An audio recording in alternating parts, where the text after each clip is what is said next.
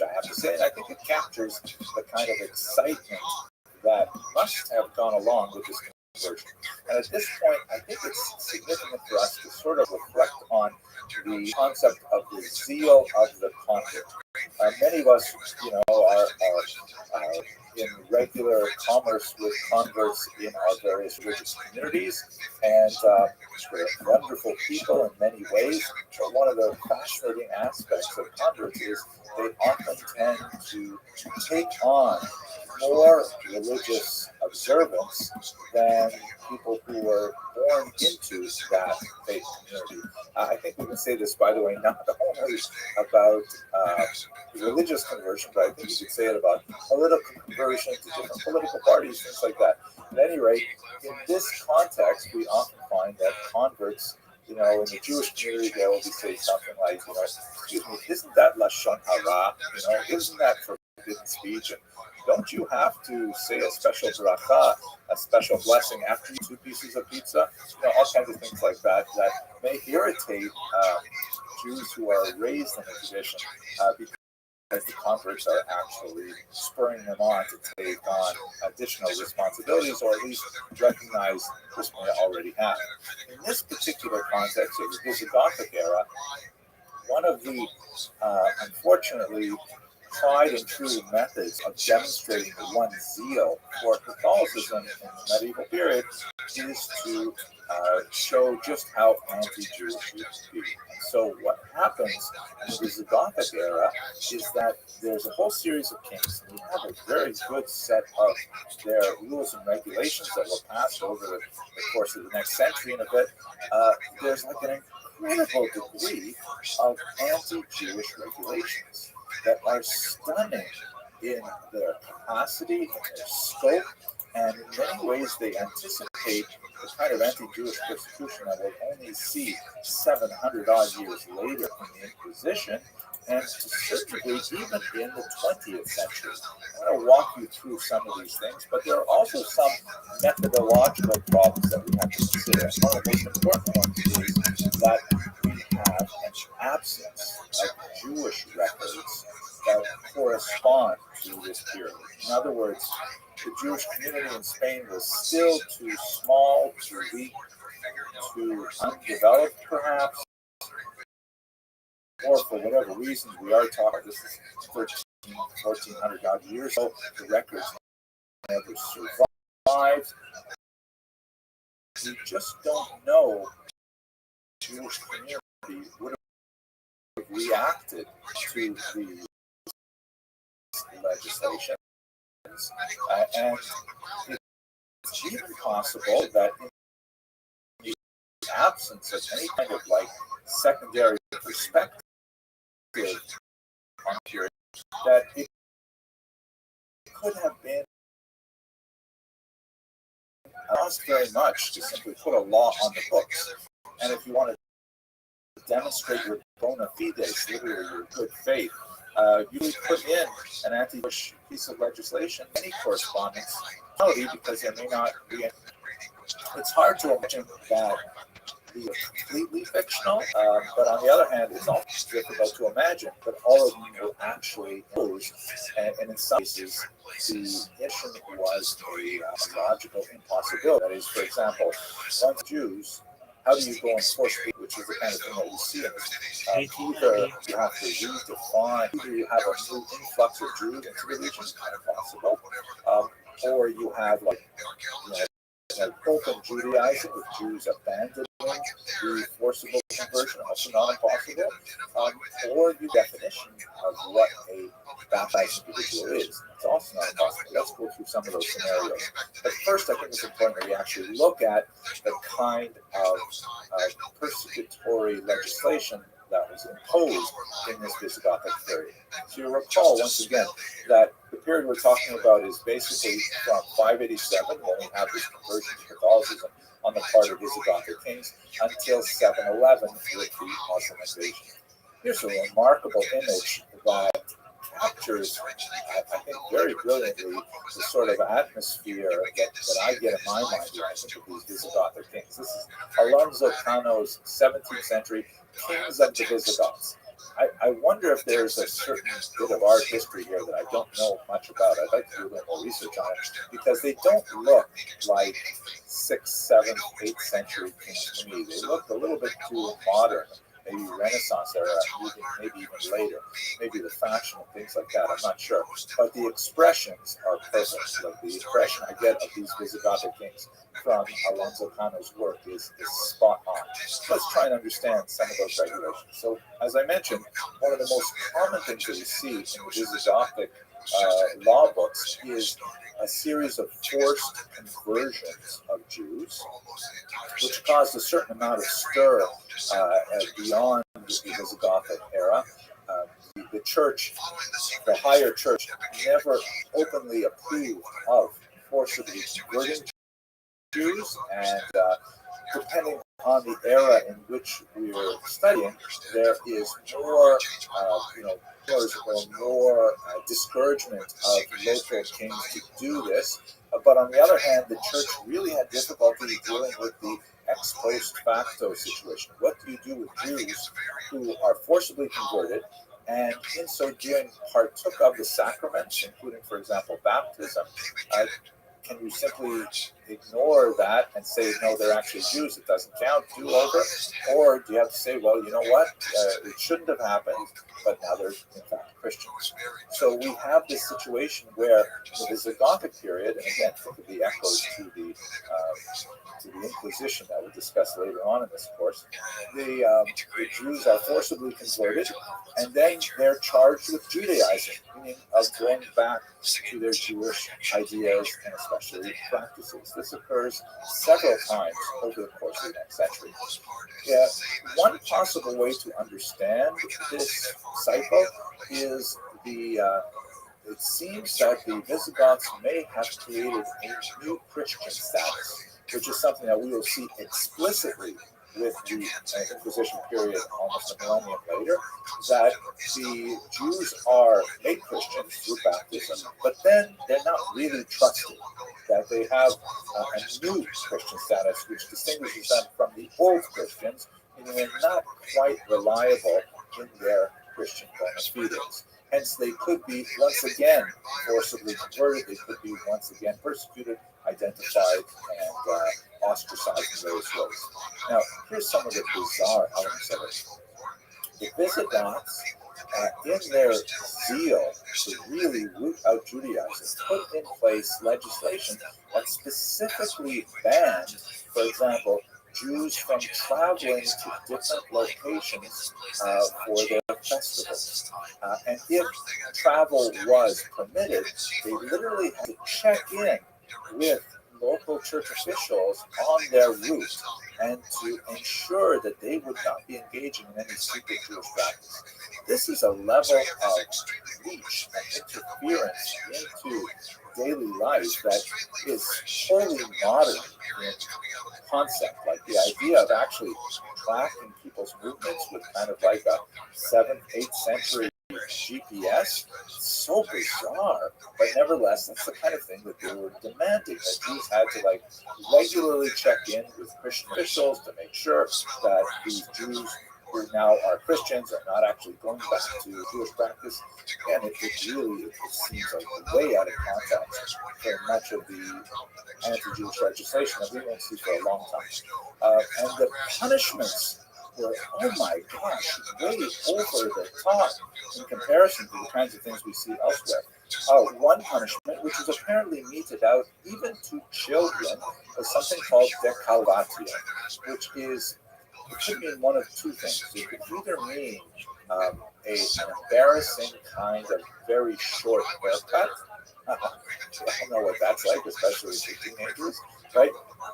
That someone who was accused of a fairly minor crime, like maybe refraining from work on Saturday, which is kind of like a passive crime in this context, and they might receive this del cavatio as like a being shorn of their hair, might be especially embarrassing for a woman, and then, to have to walk around and people would identify them that way, at least temporarily.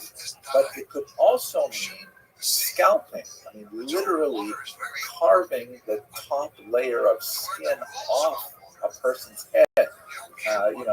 like in the American Wild West. And that would be a devastating kind of punishment, especially for children, as we mentioned. It's possible to imagine that that is in fact what they meant by decalatio, especially when you look at some of the other punishments. So one of the more serious charges was a marital relationship between a Jew and a non-Jew. Once again, remember that that term Jew might actually refer to a new Christian, perhaps, in which case the male partner would have a sexual organ amputated. Wow. And the female partner would have her nose amputated.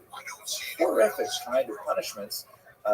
These do sound like kind of Visigothic in nature, like the Dark Ages. You had a lot of really bizarre punishments like this, but nevertheless, you see the scope and reach of these punishments is mind-boggling. Are repeated confiscations of wealth. And repeated expulsions. Like all Jews have to leave Visigothic kingdom, and then 20 years later, all Jews have to leave the Visigothic kingdom. So once again, how do you do that twice? Does that mean that there were Jews who came back to the region? We do have examples of the medieval period. France, for example, expels its Jews 3 times in the 14th century, 13th century. And then they're re-invited again. Yeah, it would be the 14th century. They're re-invited back in. So did that happen and we just don't have a record of them being invited in? Or perhaps these are just simply fictional laws that are stated in order to kind of like, show whoever reads these laws that in fact they are adequately persecuting their Jews. Again, the methodological problem is that we don't have the reaction of the Jews. If we had some documentation from Jewish communities suggesting that they were protesting, or that they were hiding, or they were dissimulating, then that would validate the laws as being something that was actually practiced. But otherwise, we only have this legal text, and we don't know how much it corresponds to reality on the ground. We do have some sense of it based on how the Jews would later react to the fall of the Visigothic Empire. Let's turn to that in a minute. First of all, I want to point out that this brief period, right, from 587 to 711, is one of those strange kind of moments in which we only have one little kind of pinprick view of history, and it is incredibly dense with text, but absent other perspectives, it's hard to know what the big picture is. But I'm hardly the only person to comment on the so-called rhyme of history, that a lot of the elements that we're seeing in the Visigothic period would later be expressed, especially in the Iberian Peninsula, especially in the era of the Inquisition. One of the more famous people who thought about this was the Baron de Montesquieu, a very important 18th century thinker, who wrote, as you see here, tous les maximes, tous les principes, et tous les vues de l'Inquisition. When he was referring to the Visigothic era, he said this is all like completely mirrored in the kind of ideas and activities of the Inquisition. It's phenomenal. But we need to go beyond this. We see elements of it like this idea of limpieza de sangre, the so-called purity of the blood, which was exactly mirrored in the Inquisition era, where Jews were forcibly converted, and then they were given this label of new Christian. Oh, yo. Kind of this coalescing Jack, of how you thought living, around the idea Pip? that the Jews were somehow racially distinct. Living the dream, dog. Every day's a holiday, everyone knows a feast. What's good in your neck of the woods? What's the point of this? World peace. I stream my life 24 hours a day, 7 days a week, 365 days a year for world peace. I've been doing so for more than 3 years. Why do you have like bots that make kick clips? Why not? I don't know. I forgot about world peace. I think that like pisses people off. Right? I saw your Q&A. You said people don't like you on kick. Oh yeah, yeah. No, they can't stand me. But I do. Yeah, I mean that's why. It's not really world peace stuff. You're pissing people off. Eh? Well, it's for awareness. I don't have another route to do this, so that's the way that I do it. So did I make a clip of you? I mean, no. just saw your clip. That's how I found the server. Okay. How is there so many channels? Like, what is there so many channels? Basically, if you build it, they will come. I've got a lot of different interests, and I know other people have similar interests, and when they come, I want them to have places to be able to speak about them.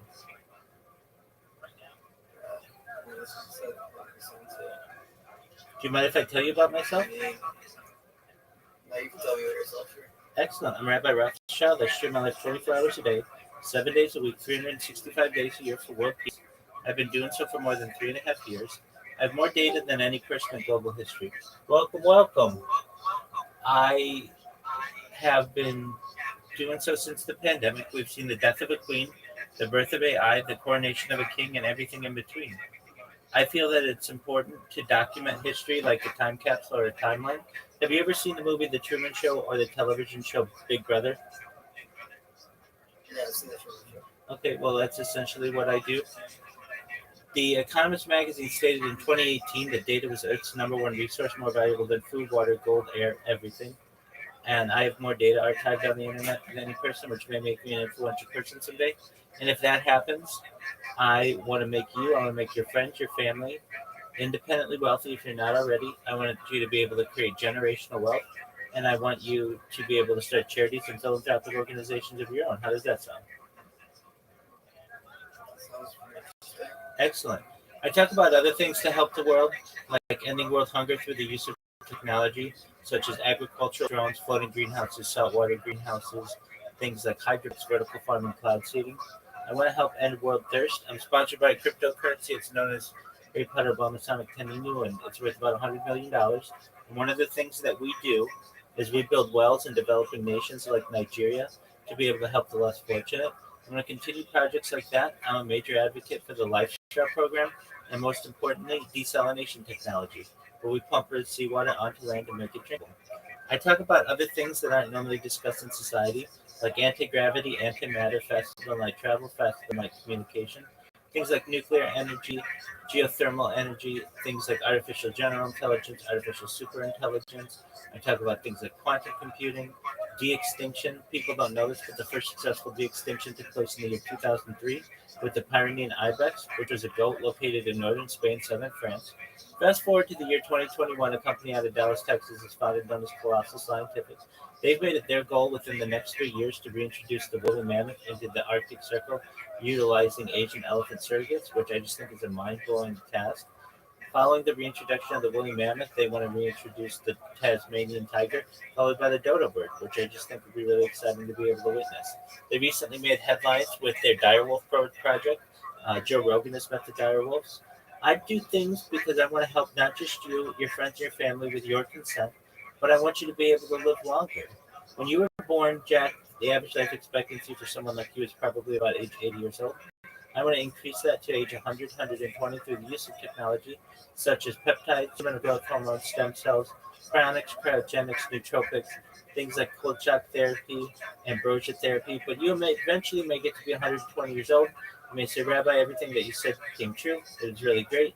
I don't want life to end. What's the next plan? Now, again, this is with your consent. If you want to die at a normal age, you can. But you may be able to utilize a type of technology known as mind-blowing technology, where we scan your brain into a computer like a CAT scan or an MRI, knowing where every atom is in your central nervous system and your peripheral nervous system, to later download as an android, an avatar, a cyborg, a cybernetic being, a clone of yourself, a robot, an ethereal being, whatever you want to be, Jack. But what I'm essentially saying to you is that you may be able to experience a digital immortality. What are your thoughts? That sounds pretty cool, but I got a question. You said you have like, because where is this all archived? You said you have like the biggest archive. Well, yeah, it's stored on servers, so generally it's on Alphabet servers, it's on Meta servers, it's on Amazon servers, and then I have a personal archive of many terabytes that have archived a lot of this.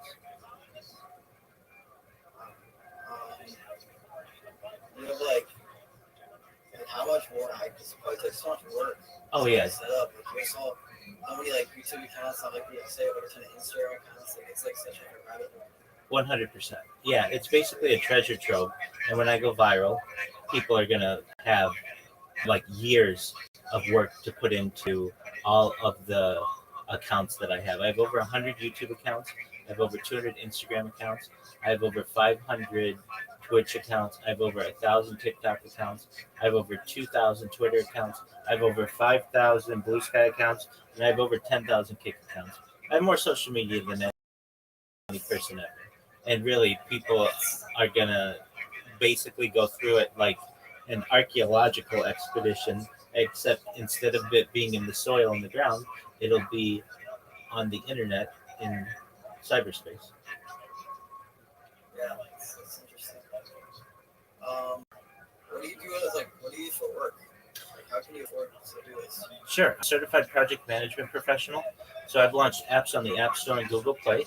Additionally, I have had very large contracts with Fortune 100 companies that have allowed me to have the financial independence that I need to do this.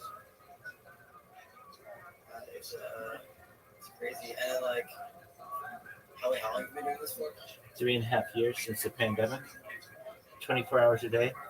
I'm live on more than 20 different YouTube streams simultaneously right now.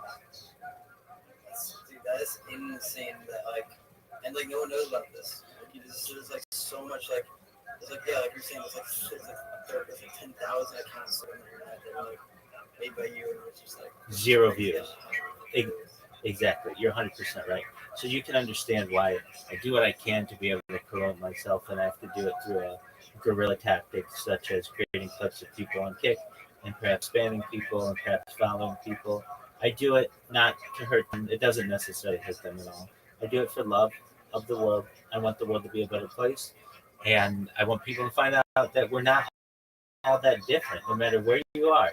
If you're in Africa, if you're in Asia, if you're in Europe, if you're in Oceania, if you're in North America, South America, wherever you are, people can watch my stream and recognize that we're all not that different. We all sleep, that we all eat, that we all laugh, that we all cry, that we all bathe, that we all dream, all of the things that a human does. And I'm essentially an example for society.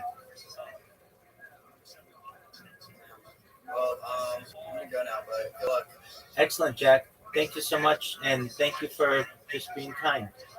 But more than anything, I just want you to know that I'm here for you if you ever need anything to be a positive person in your life. I'm here to have an optimistic view on the world, just to give people hope. So if there's anything that you ever need, I'm here for you, okay? Alright, see ya. Peace, man. Shout out to Jack for being nice.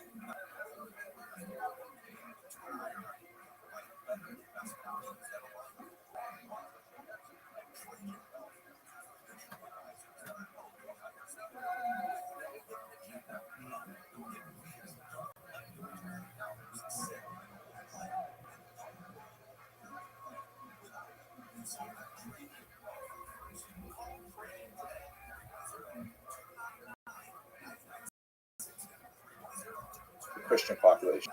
And this is out of step with a lot of medieval, in the sense that conversion was basically, that was it. Once you had converted to this new community, once you had adopted this new community identity, then you were essentially absorbed into it. Let's remember that the concept of racism really doesn't develop until the 19th century. There is color bias, to be sure, and there is, like cultural bias, linguistic bias, things like that. But generally speaking, conversion meant open doors to the new society in which one entered. So here the idea of the purity of the blood meant that you had one group of societal members based on their descent, on their ancestry, and another group who belonged to the same faith but were of a different ancestry and therefore were somehow legally shunted aside. So that's something we see in the Visigothic era, but we certainly see it in the Inquisition era. And one last thing, one of the more brilliant early scholars of the Holocaust was someone named Dr. Raoul Hilberg, who wrote this massive 3-volume work, an early work, really delving into the Nazi bureaucratic text called The Destruction of the European Jews. And he specifically looked to the Inquisition era as a straight line from the 15th century right up to the 20th century. And, when I first read that, I didn't know as much as I do now about the Inquisition era. And I thought, oh, come on, please. That's like looking at history backwards. And I really doubted it. But now I'm feeling that, you know what, there really is a lot of symmetry between some of the thinking of the Inquisition and the Holocaust, specifically the ideas I mentioned earlier, and also the incipient totalitarianism that we see in this era. The idea that the state can really reach so deeply into the private lives of citizens, something which we do not see really happening until, let's say, the 18th, 19th century at all in Europe, and especially in the 20th century, that requires modern technology, modern communication, record keeping that can be distributed over a large geographic area. These kinds of things were possible in the Visigothic era, but in fact we see them at least making the attempts in the Visigothic law codes. So it's a terrifying thing to think about this as being the roots of something that would only mature in its darkest form in the 20th century, but nevertheless I think it's worth contemplating. This all comes to a dramatic conclusion in the year 711 with the Muslim invasion of the peninsula, as you see in this map here, coming up from the south, and with remarkable speed and power, the Muslims completely dismantle the Visigothic state and begin a new era for the peninsula. Now, the Jewish reaction to the Muslim invasion is complex, but on the whole, they were definitely pleased to see the Muslims. There's a certain amount of debate, which I hope to engage in when we come back to the peninsula, as to how much Jews were involved with the early Muslim invaders.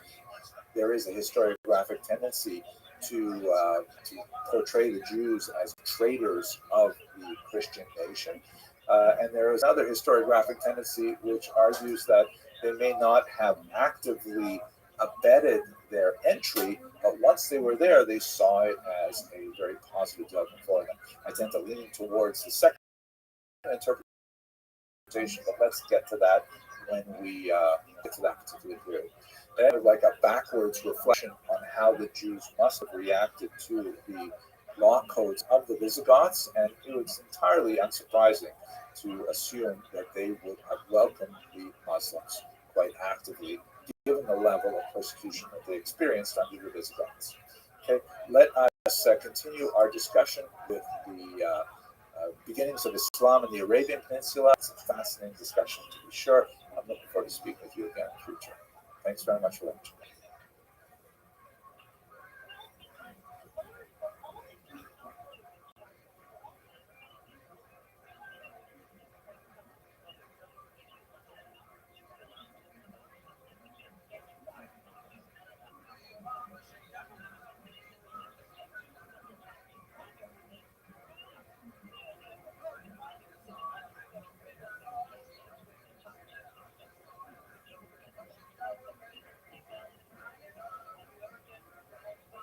Let us now turn to the Arabian Peninsula to understand some extremely consequential events in Jewish history as we look at the birth of Islam and the beginning of a major civilization within which much of Jewish history would unfold. But before we get to some of the really meaty historical elements, I'd like to begin with a prolegomena that specifically outlines the kinds of things we should bear in mind before we approach this subject. The first of which is, I'm really happy that I can use the word prolegomena. I think it sounds so cool, but it really just basically means like kind of a preface. And so this is a preface to our study of the history of Jews in Muslim lands. Here we go. Beautiful image, by the way, in the background. 13th century Spanish representation of a Jew and a Muslim playing chess, and like an iconic representation of the convivencia that we'll speak about when we get to a discussion of Allah and was the so-called coexistence period, which is in many ways considered the high point of Jewish-Muslim history, at least in the past. Let's hope there's another high point in the future.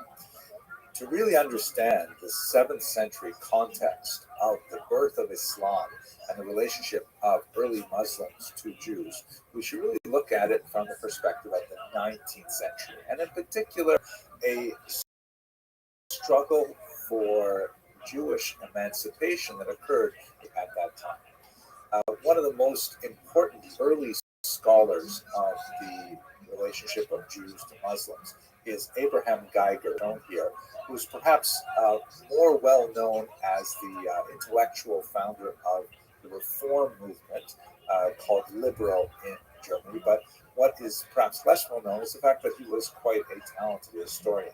And he came out with this book, Was hat Mohammed aus dem Judentum aufgenommen? What did Mohammed take from Judaism? What did he derive from Judaism? It's a very important, influential text, which sort of reoriented a lot of Jewish scholars to the close relationship between Muslims and Jews and Islam and Judaism that had pertained for much of the medieval period. And he really required historians to look at this period in a very different light. Now, this was one of those rare historical books that sort of seeps out past the narrow attention of historians to the broader Jewish world as a whole.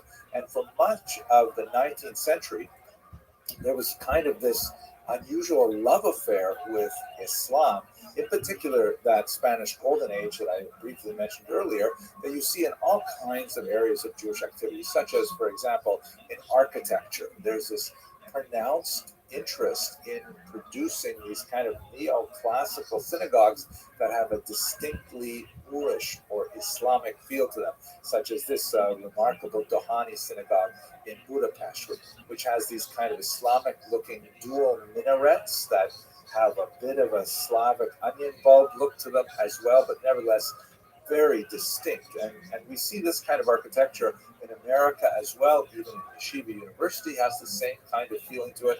It's all alluding to this kind of influence of Islam, or this kind of codependent influence of Judaism and Islam that was celebrated in the 19th century. By the way, since we're looking at this amazing synagogue, here's a picture of the interior with my colleague David Krauss of Prague. It's absolutely gorgeous, fantastic synagogue of the status quo movement. And I'm really looking forward to hopefully getting back there. As long as the pandemic subsides, then I'll be there, God willing, with an amazing institution called the Ashkenazium, which my colleague Dr. Michael Kegel is bringing together some amazing faculty from all around the world, including myself here in this cool picture, to talk about Jewish history and thought in Eastern Europe. It's going to be, God willing, my part will be, God willing, in October. So if you're in Budapest, please check it out. At any rate, why was this so significant for 19th century Germans in particular? Perhaps the best way to understand this is in the context of something which was called at the time the historian struggle. And the two main figures involved were Heinrich Gretz, the great encyclopedic historian of the Jews, who wrote this multi-volume history of the Jews that we spoke about in these classes, and this German historian, Heinrich von Treitschke, who essentially argued that the picture that Gretz was portraying of Jewish history, and especially the contrast of the experience of Jews in Islamic lands to the experience of Jews in Christian lands, was completely unfounded and unfair and must be denounced. What exactly was he arguing? So Gretz, among the kind of like many things of the era, the zeitgeist of the era, was to look back and say, wow, look at what happened to Jews under Islamic rule, especially in Spain during those few centuries when they had tremendous freedom. Look how much they produced. Look at the poetry. Look at the philosophy.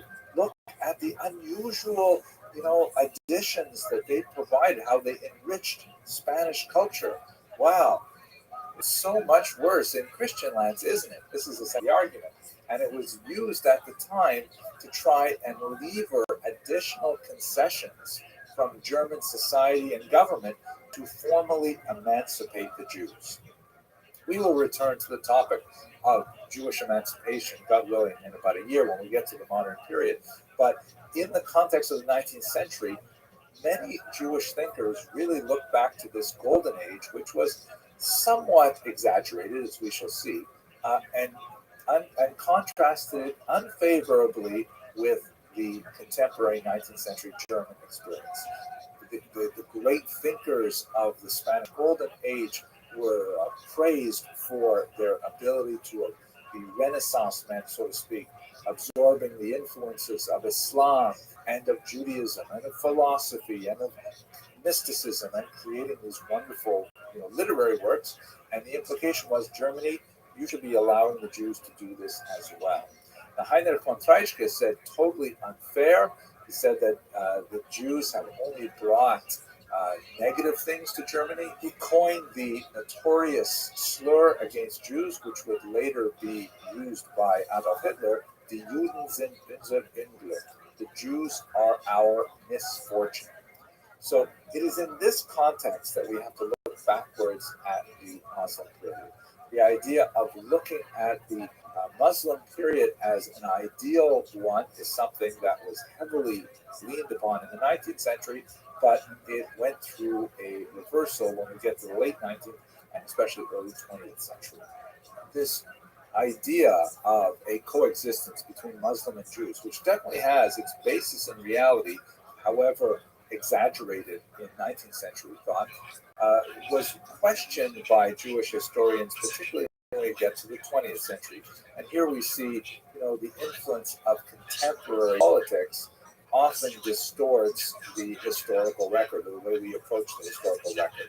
And this is undoubtedly due to the conflict that was exacerbated by the Zionist movement and the growing immigration to Israel, which to a certain degree inflamed conflict with local populations in the land of Israel and in the region as a whole. Many of these Muslim populations were just beginning to go through their national reawakening, something that had occurred in Eastern Europe 100, 200 years earlier and was now catching up to the Middle East. And they began to see these Jewish immigrants as somehow interlopers and as somehow upsetting the status quo in a very negative way. And of course, we will explore this, God willing, when we get to the modern period, but there was significant conflict between the indigenous population, Arab immigrants to the region because of increased economic activity, and the flow of Jewish immigration to the land of Israel. And so many Jewish historians began to question that 19th century model, saying, was it really so wonderful in the ancient world? Did Jews really do so better under Islam?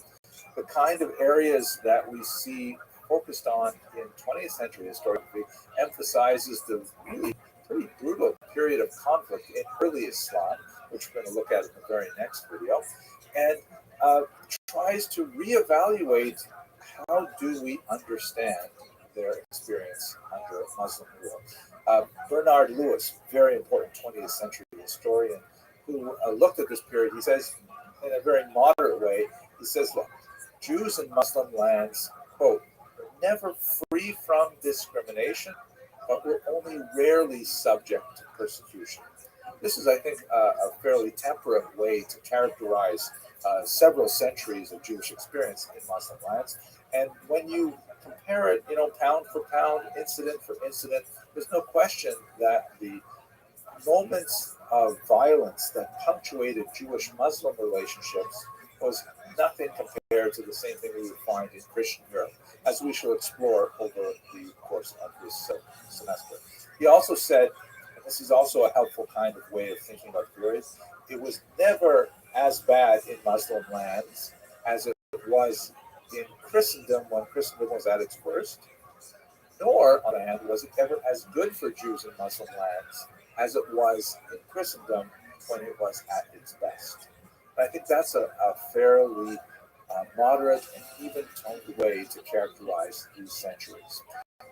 In other words, in Muslim lands, as the British historian Martin Gilbert put it, there was no Inquisition, there was no Holocaust, But at the same time, Jews never achieved the same level of full legal emancipation and broad acceptance that they would, for example, in England or in France. So this is kind of like a broad way to compare the experience of the Jews under the crescent, that is in Muslim, under the cross, that is in Christian lands. One of the greatest living historians of this period and this topic is Professor Mark Cohen, who has done a lot of really valuable work looking at the comparative experience of Jews in Muslim and Christian lands. And he proposes there are five main categories that really explain much of the difference between the experience in these two areas. And let's look at them very quickly before we go to the actual history in the next video.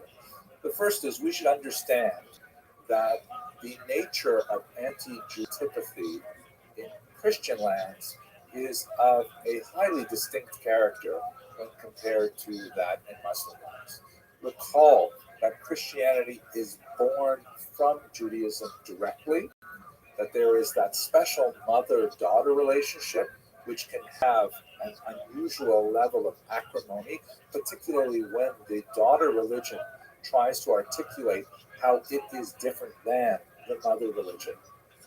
And we saw a lot of that, for example, when we looked at the work of the church fathers. Islam is kind of like a granddaughter religion. It occurs 6 centuries later, and it doesn't necessarily have the same kind of need to distance itself from Judaism that Christianity did. It's a very significant theological point that colored much of the period we're discussing. Secondly, we're talking about very different kind of socioeconomic structures. In Europe, you have a form of feudalism that has competing centers of power. The church is a very powerful center, particularly at certain periods, like the 13th century, and the king is very powerful at other periods. And sometimes the king's interests vis-a-vis the Jews do not coincide with the church's interests. And depending on which power is stronger and in which region, that can pull the Jews in one direction or another. The nobility is also very significant. Sometimes the kings do not have absolute power vis-a-vis their nobility, and so Jews can often find themselves pulled in different directions. This is not the same kind of social structure that pertains in Muslim lands, and as a result, much of that uncertainty and, for example, propensity for expelling the Jews does not exist in the same way in Muslim lands. Third, Christian lands often have special economic applied to Jews, such as exclusion from certain guilds, maintenance of particular charters that regulate what kind of economic activities Jews can engage in a particular location. These things do not necessarily pertain in Muslim lands. Fourth, there is a much higher level of social exclusion in Christian lands. Again, we're speaking in generalities here, but the barrier between Jews and Christians in the social realm seems to be much higher and more durable in Christian lands than it is in Muslim lands. And finally, in Europe, you begin to see the gradual expansion of what I'd like to call an ethnic proto-nationalism. It's too early in the medieval period to really speak about nationalism, which is essentially a modern phenomenon. But the growing sense of the strength of larger regional identities, which will ultimately find its fuller expression in nationalism, begins earlier and this affects the Jews because are they considered part of this proto-national identity? In Muslim lands, you don't necessarily have the same growth of that specific regional identity, much more of a pan-Islamic, sometimes pan-Arabic identity, and Jews are much more included within that model than they would be in the European model. So these are 5 factors that serve to distinguish the experience of Jews and Muslims from the experience of Jews in Christian lands. And as we go through the next few lectures, hopefully this will become much more apparent. The Golden Age in Spain really was a golden age. There were phenomenal things to see in that period. I'm looking forward to speaking with you about it shortly, but nevertheless, placed within the larger context, hopefully these ideas will give us a better sense of how to fairly characterize the relative experience in these two realms in Jewish history. Wow, so much talking. Okay, thank you very much for listening. Let's go now to look at the experience of Jews in the Arabian Peninsula at the time of the birth of Islam. Thank you for watching.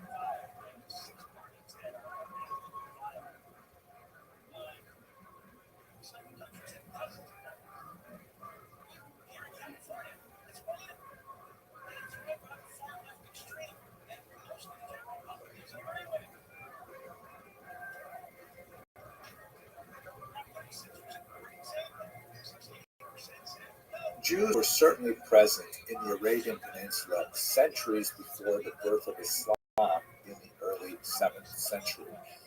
There are legends of settlement that come to us from Muslim sources that place the arrival of Jews way back in the biblical period, and there are various degrees to which we can ascribe any kind of historicity to it.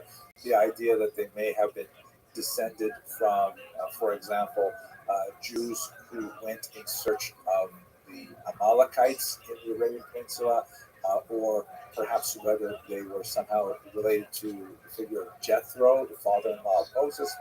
But nevertheless, we certainly are on solid ground when we get to Josephus, who speaks about 500 soldiers sent to the region in the first century.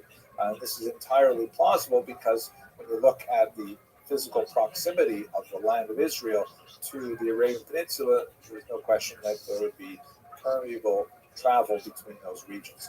We also, as we discussed in the previous lecture, noted that there was actually a Jewish kingdom in the southern part of the peninsula, in the region what we would call today Yemen, the kingdom of Himyar, which is fascinating footnote to history in this sense. To be sure, by the 6th century, when Islam was born, Muhammad himself was born in the year 570, we have a strong presence of Jews in a region called the Hejaz, which is, as you can look at and see on this map here, it's the basically the coastal region of the Red Sea, a region that is known for its agricultural output, and there are numerous noted Jewish communities that are shown here in this map with the solid dots. We should point out in particular the presence of Jews in Mecca, which will of course be the prime holy city of Islam, and also in Yathrib, which later was named Medina. Note even the Hebrew sounding term Medina, which in Hebrew basically means city or province, depending on the context. Also note here the location of Khaybar, which will be especially important in understanding the conflict between Jews and Muslims in this early period. So we've got this environment where Jews are well populated in a very important region of the Arabian Peninsula. Islam, the founder of Islam, Muhammad, has interactions with Jews, to be sure, and with Christians. And as we discussed in the previous video, there's no question that certain elements of Islam are modeled upon Jewish practice, such as the prayer multiple times a day, the dietary restrictions, and so on. So he has some familiarity with Jews and Christians, and Islam shows the impact of a lot of these ideas. But it would be unfair to say that Muhammad's Jews were positive. In fact, it would probably be more accurate to characterize his relationship with the Jews as one of armed conflict.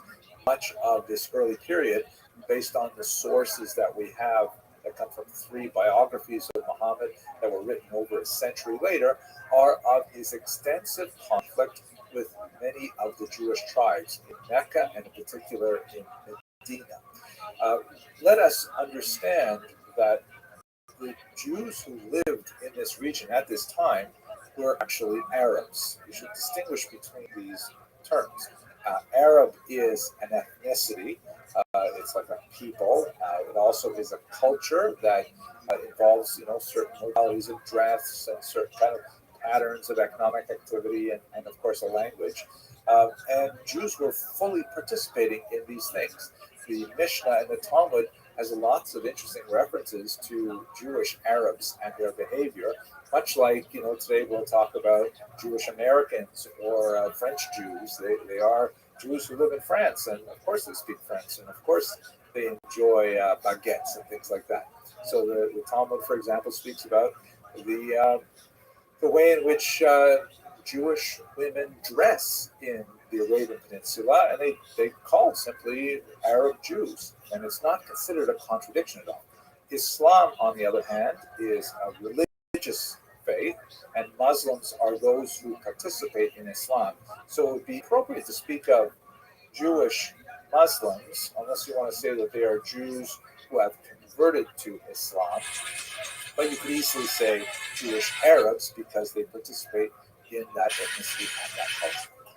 Muhammad's biographers describe a series of alliances that Muhammad attempted to form with the various Jewish tribes with varying degrees of success.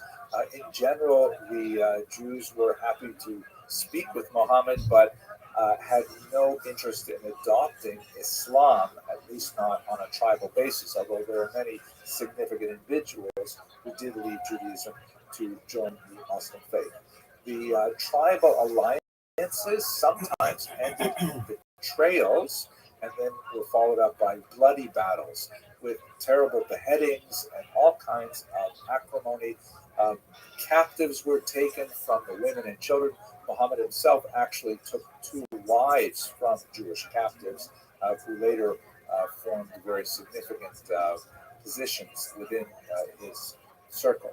One of the most notorious of the incidents of violence which followed an alliance which was betrayed was at the location of Khaybar. And in fact, ironically, for Muslims, Khaybar actually occupies a very large place in their kind of map of historical geography.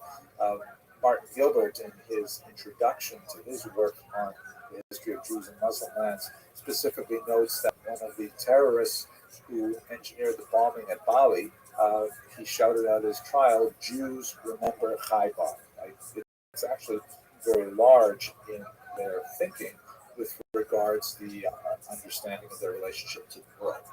But I think what's perhaps the most important takeaway of this entire period, which I have only sketched in the very broadest of terms, if you look at some of the sources that are in the notes, you can get into greater detail about what happened to whom and what precipitated certain violent episodes.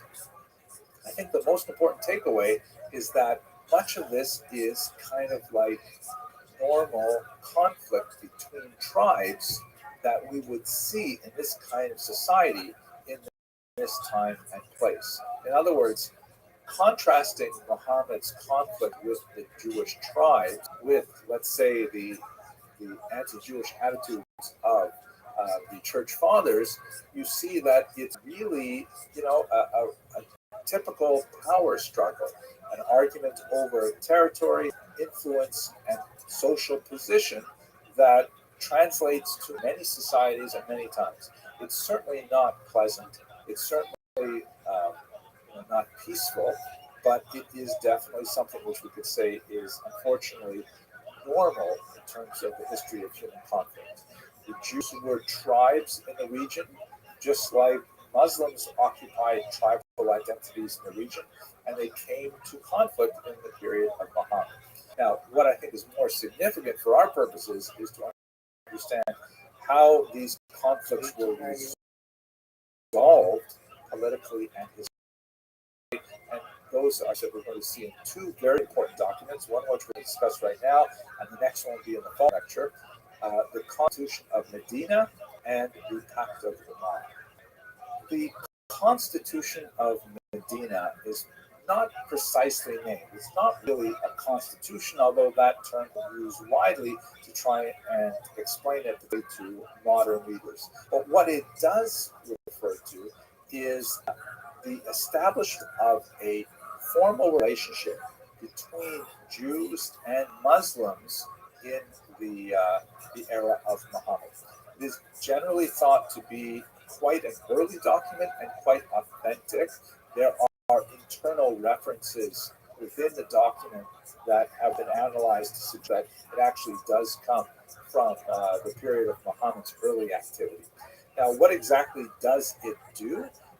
According to Dr. Moshe Gil, who is one of the well-known historians of this period, it basically demotes the Jews to a relationship of subservience to the Muslims as a people, specifically with the goal of removing their ability to negotiate independent alliances with other tribes. In other words, just like Muhammad had to go through a period of conflict with the Jewish tribes in Medina, the constitution of Medina basically says, okay, after all this is done, Jews, you will have a level of protection.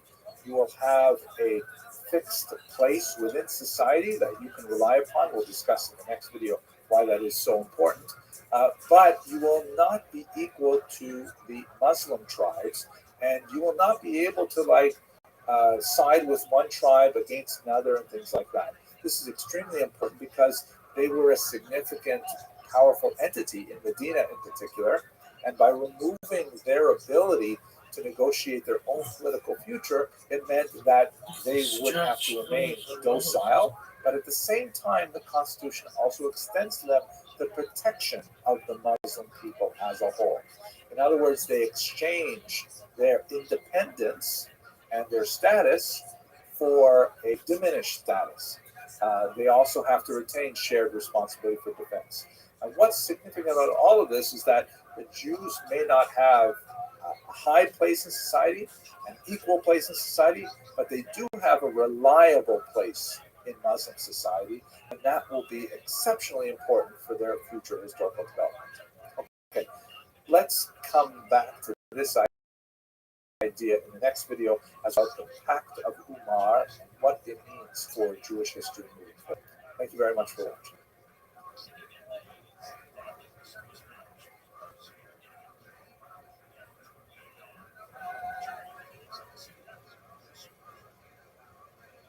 Look at this. It's like, sure that impressive. Coffee time.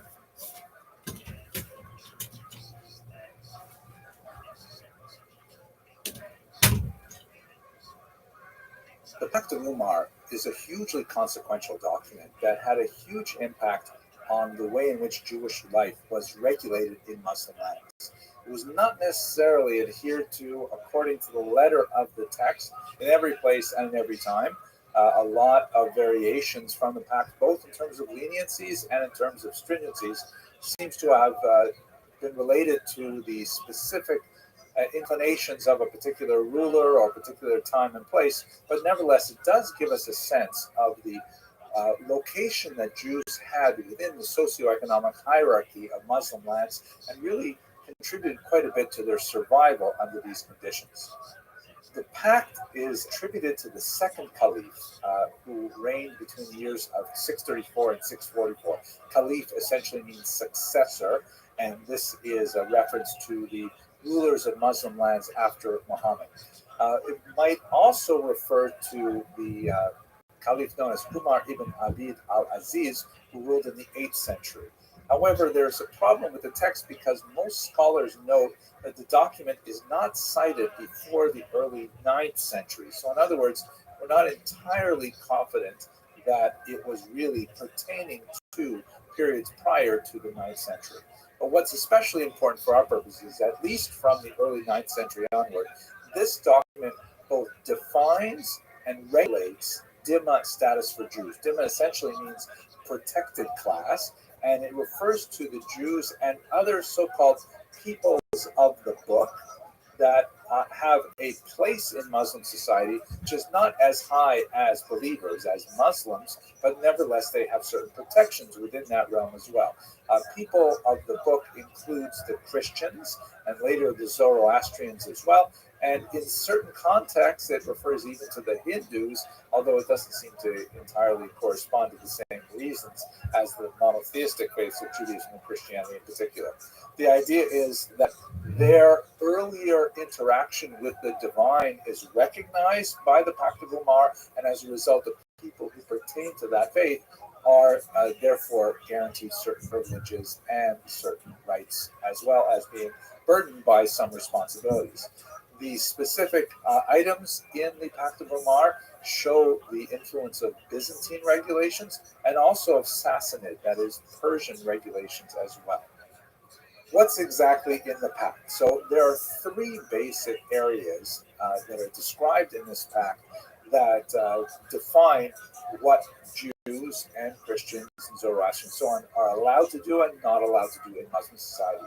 And let's look at those three areas. The first is basically they are restricted from engaging in public religious activity, especially activities that might lead to proselytism or disturb the public sensibility that this particular land is Muslim in nature. So examples of this are synagogues and churches could not be built anew. They could only be repaired. Now, of course, as I mentioned earlier, quite often this was observed in the breach, and Jews did frequently engage in building new synagogues in Muslim lands, often for an exchange of funds. But nevertheless, the idea was that Judaism was to be maintained in its status quo and not expand. Very important, I should mention that the protections that were granted to Jews were offset by a special tax called the jizya, which was frequently quite onerous, but not universally so in Muslim lands. But to continue, Jews and Christians could not engage in loud public displays of their religious activities, like outdoor parades, or the pact also refers to using noisemakers like clappers during services and so on.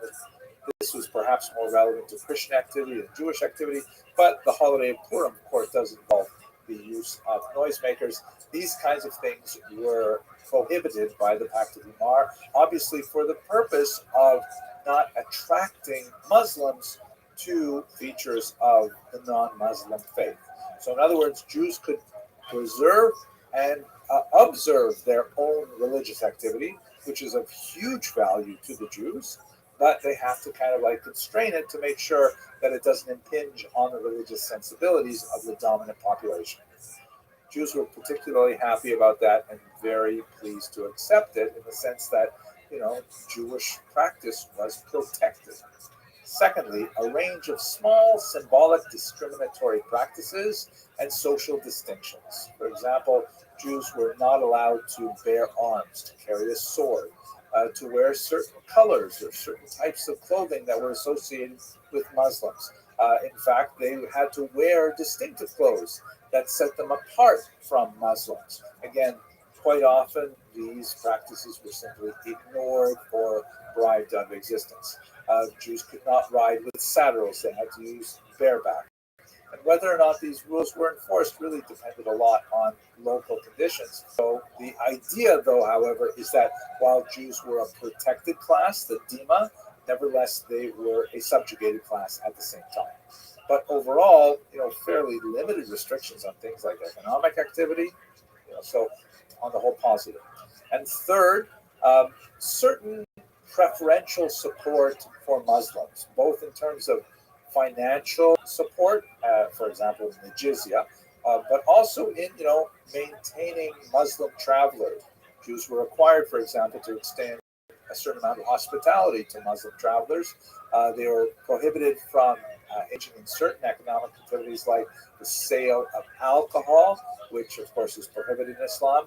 And then there were, things like they could not build their houses taller than Muslim houses. The same would apply to their religious structures as well. So it was kind of like put in place another reminder that Muslims were the dominant population and had superior rights, and Jews and Christians and so on were a subordinate population. Again, protected. This is something that Jews really appreciated. It allowed for Islamic lands to achieve the status of being a Rechtsstaat, a society governed by law, because the Pact of Umar at least defined areas where Jewish activity was protected. The implications are huge, because this meant that Jews could rely on certain structures being in place for their maintained activity. It's true that there were at least symbolic placements that kept them in a second-class status and theoretically prohibited them from expanding in size, building new synagogues, things like that. But by and large, these things were not especially strong prohibitions to their advancement. What I think is especially interesting is to contrast the Pact of Umar with the doctrine of witness that we discussed when we looked at the church fathers, because this provides us with a kind of counterpoint that illustrates the difference of Jews and Muslims as opposed to Jews and Christian lands. Jews in Muslim lands had to recognize their subordinate status, but nevertheless had a tremendous amount of freedom within those boundaries. In Christian lands, Jews were to be preserved in order to later provide testimony for the truth of Christianity, a theological purpose which posited their future existence, but at the same time kept them in that subordinate status in Christian lands as well. So ironically, the Pact of Umar is kind of like the Muslim version of the doctrine of witness, and very similar socio and economic implications. And we'll have to see in the next few lectures exactly how that played out within Muslim society. In the next lecture, however, we're going to go to the continent of Africa to look at the fascinating and not well-studied history of African Jews, and much of this takes place within the Muslim order. Thank you very much for watching. To see you guys out there appeasing each other, talking about together about the old days and the WCW. What you gonna do at working when the NWO destroys you? I'd like to now turn to the fascinating history of the Jews of Africa. And this is an extremely complex and not very well researched topic, but let's break it down into three main areas. If you have a look at this map of the continent of Africa, I think we can sort of bulk the history of the Jews of this continent into three main geographic regions. The first would be, of course, North Africa, which is the most well-known aspect of Welcome, how are you? The continent. It includes What's good, East Egypt. You can see the Nile Delta in the Enki. satellite photograph. Can you hear me, big dog? Really Enki. Can you hear me? Yo, dog. Can you hear me? Enki. Hello. How's your day going? Do you speak? Enki. Pimp. What's good, baby? Enki. Enki. Enki. Yo, dog. Can you hear me? Can you hear me? Yo. If you're trying to talk, nobody can hear you. What's up, pimp? How are you? Dog. What's good, son? What's good in the hood, baby? Can you hear me? Do you speak English? Yo, baby, what's good, man? Are you speaking to me and I'm not hearing you? All right, well, we're watching Jewish history lectures. Enjoy. important regions like Tunisia, I'm Morocco, going to see the Eagles later. long established Jewish You know who the settlements Eagles are? because Do you when know the who Jews Diana were Ross exiled is? from Israel in the first century, Bitch don't even they know followed the a Supremes are. path Bitch, that I had subscribe to already the been Supremes trod on by many YouTube. previous migrants. The pattern of Jewish settlement in the ancient period basically extends across the coast of North Africa up into Spain, and then later across the Pyrenees into Europe. I don't even think but it I'm also includes subscribed to the simultaneously Supremes on settlement YouTube. of the Italian So Peninsula, don't feel the bad Greek about it. Peninsula, and so on. But the coast You of just North here to Africa chill? is a fairly well-known That's tight. area for I'm watching Jewish history We've lectures already and treated podcasts it a on few Genghis times in Khan. previous lectures, and we'll come back to it again in Genghis. future lectures. So I'm not necessarily going to break out a special lecture just for North Africa, because I'm much also of the history slanging of dick Jews like it's going out of really is style, but integrated with everybody other things knows that are that. going on, particularly in the Muslim world, and so we will return to those later. Then there is the fascinating story of the Jews of Ethiopia. And that's so unusual that I'm going to devote at least 2 lectures to Ethiopia. The next lecture in the series will start with the Ethiopian Jews and take them up to the late 19th century. And then later on, when we get to the spring semester, hopefully we'll return to look at them in the 20th century. And then finally, in the Deep South, you have the major population of Jews in South Africa. Most of those are migrants who come from Eastern Europe in the 19th century, however. And so it's better for us to treat them later on in the semester, a little bit like, I used to live in Miami for quite some time. And South Florida is way north of North Florida in terms of American culture. So South Africa is way more European, even though it is at the southern tip of the African continent. There are also many other populations, some fascinating ones like the Lemba, who are also primarily concentrated in the south, that have more features in common with the history of the Jews of Ethiopia.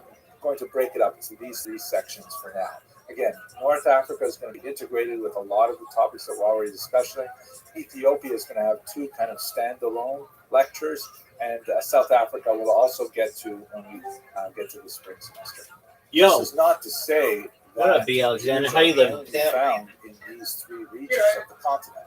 On the contrary, many of the regions have experienced Jewish settlement, and there are a significant number of indigenous African peoples who have claimed Jewish descent. The so-called Falasha or Beta Yisrael, which we'll speak about in the next lecture, are hardly the only African tribes that have been associated either by themselves or by others with the Jews. But in the interest of the scope of this particular series of lectures, I'm just going to concentrate on the areas I've identified here.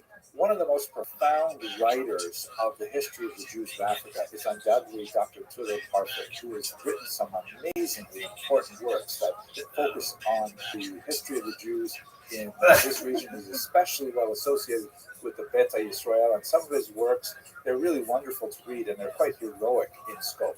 But he identifies something which I think is extremely important for us to understand, and that is the misapplication of the so-called Hamitic myth. The story, which you may recall, goes back to the book of Genesis. Here it is represented in the 15th century Nuremberg Chronicle, where Noah, after successfully, braving the waters of the flood, he lands his boat and he immediately plants a vineyard. Once he discovers the intoxicating qualities of the fruit of the vine, he falls asleep in his drunkenness, and naked, his 3 sons, Shem, Ham, and Yafet, shown here, all find him drunk and passed out like this. And Shem and Yafet, not exactly as portrayed here, but Shem and Ham elect to cover him up to receive dignity, and Ham does not. So when Noah wakes up, he finds out what has happened, and he is especially angry at Ham. And reasons which we'll have to left aside for now, he actually curses Ham's son, Canaan, or Canaan. And this curse, for much of Western history, has been associated with slavery. It has been used as a justification for slavery of Africans in particular, because the descendants of Ham are especially associated with the settlement of Africa. In kind of a fanciful association, the word Ham in Hebrew means hot. It's related to the word, one of the words for sun. And the medieval argument is that Africans receive darker because of their exposure on the equator to more sunlight and so on. So there's this idea called the Hamitic myth after Ham. It really should be after Canaan, but you can have a look at Dr. Perfect's work to understand a little bit more about that. But how it's been used is fascinating. It's been used as a kind of a justification for some of the achievements of Africans in order to say that it's really not possible for indigenous Africans to have come up with these remarkable discoveries, such as, for example, Great Zimbabwe, which is one of the most important of the archaeological sites found in the southern region of Africa, And 19th century European explorers said there's no way that local Africans could have built this. It's simply too fast. It must be that there were Semites somehow involved because the local population are descended from Canaan, from Ham, and have to be held at a lower cultural level. Even though later researchers have pretty conclusively identified that this was indigenous African culture. But from this Hamitic myth, you have a long series of attempts throughout African culture to make distinctions between the so-called pure descendants of Ham and the intermixture of Semites who may have, come into the continent at one point or another, intermarried with local populations, and so on. This sort of intellectual exercise is engaged in not only by the European powers in Africa, who wish to make distinctions between many, many different peoples of Africa, and they use this Hamitic myth to elevate one at the expense of others. It's also sometimes used by Africans themselves, who choose to identify with an earlier Israelite origin, perhaps the most famous of which is Olaudah Equiana of the Igbo tribe. And there have been some interesting associations. He, of course, went on to write a remarkable book about his experience as a slave, which had a tremendous impact on the abolitionist movement. But he wrote about childhood memories of associations with Jewish practices because of his presumed tribal affiliation with an original Israelite origin. The accuracy of these claims to Semitic or Israelite origins, of course, is really all over the board. Some are quite significant. The Lemba tribe has, for example, demonstrated through DNA studies that there is definitely a linkage with Semitic people living in the Middle East. But in other cases, it's purely fanciful and was served primarily to bolster claims of superiority of one people over another for whatever reason we might have at the time. Now, one last comment before we look at Ethiopia, which will give us our first look at real Jewish history in Africa. We should understand that there are many different populations that use the words Black or Hebrew or Israelite or Jew or African in many different contexts. So let me just clarify that in this particular series of lectures, right now I'm really focusing on the distant historical experience of Jews in Africa. And specifically, we're going to look at the Jews of Ethiopia in the next lecture. But I am not speaking about many other peoples who claim similar origins, especially when they're living here in the United States of America. That's an entirely different phenomenon that is definitely deserving of study, but not necessarily historically linked to the populations that I'm going to discuss here. There are movements in America that call themselves Black Hebrews or Black Israelites because they identify with the ancient Hebrews or Israelites, sometimes with a bit of animus to people who identify as Jews who do not necessarily have African origins. There seems to be a certain amount of hostility to Caucasian Jews, for example, with the claim that somehow Caucasian Jews have supplanted the true identity or true erasures of Jews by portraying themselves as Jews, whereas the real Jews would have been of a darker skin hue. I am not going to evaluate those claims in this particular lecture. We may come back to it in the future later, but right now we're just going to focus on the Jews of Africa. It's also important to note that there are many Jews who are of African origin for whatever reasons, including conversion. There are some tremendous individuals who have converted to Judaism because it is effectively colorblind. The state of one's skin color does not have a reflection or bearing on their candidacy for conversion to Judaism, although it is less common. But they and their children remain Jewish, and we have significant populations of Jews of color throughout the world. Okay, enough background information. Let's have a closer look at the Jews of Ethiopia, which I find absolutely fascinating in the next video. Thank you for watching this brief introduction.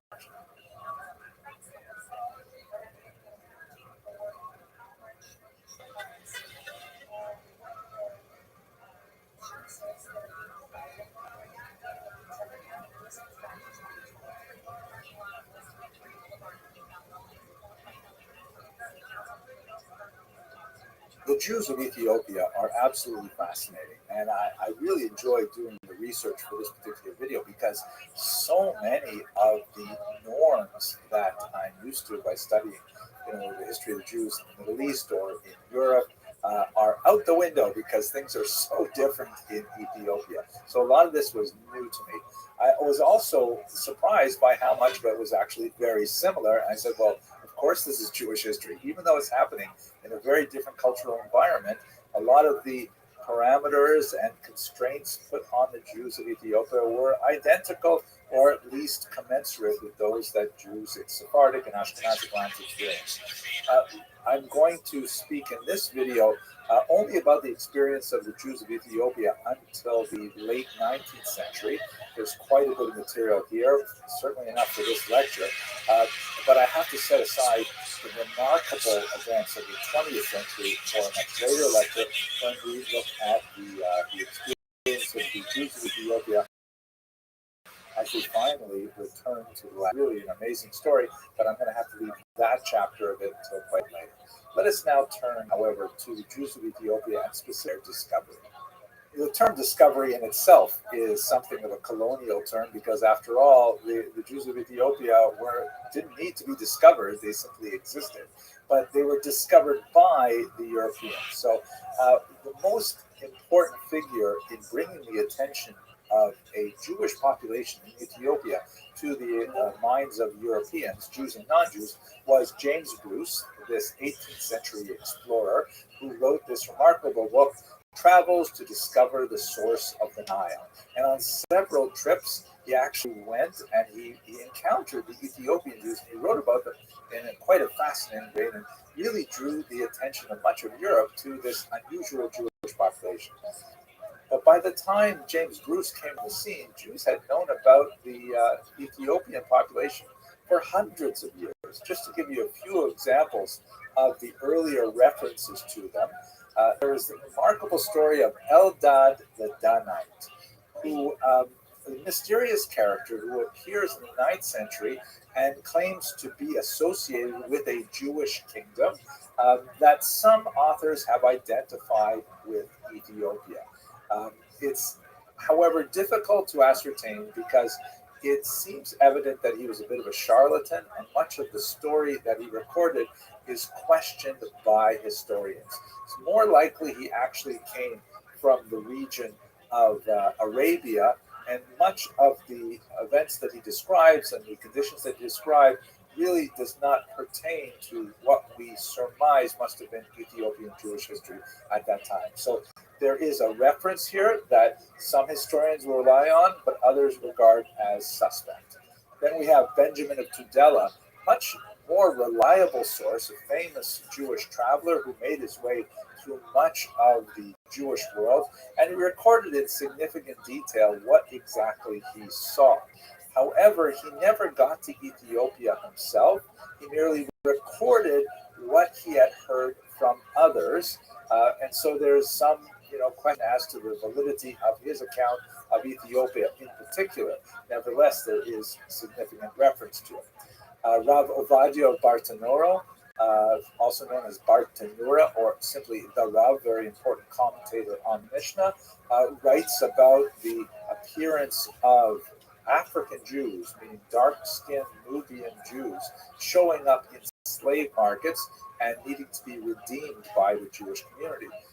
Much more interesting kind of reliable source, which is certainly confirmed by the extensive writings of Rabbi David ben Abi Zimra, known as the Radbaz, an abbreviation of his name, in the 16th century. He was the preeminent rabbi of North Africa. He was very active in Cairo in particular, and he dealt with specific cases regarding these people from Ethiopia, and he absolutely confirmed that they were Jews from the tribe of Dan. In particular, he dealt with the question of whether a slave woman coming from this region and claiming to be Jewish could be redeemed and then married, meaning could they buy her out of slavery, and then was it possible for a Jew to marry her? And in fact, he ruled in the positive and was very supportive of the Jewish identity story of the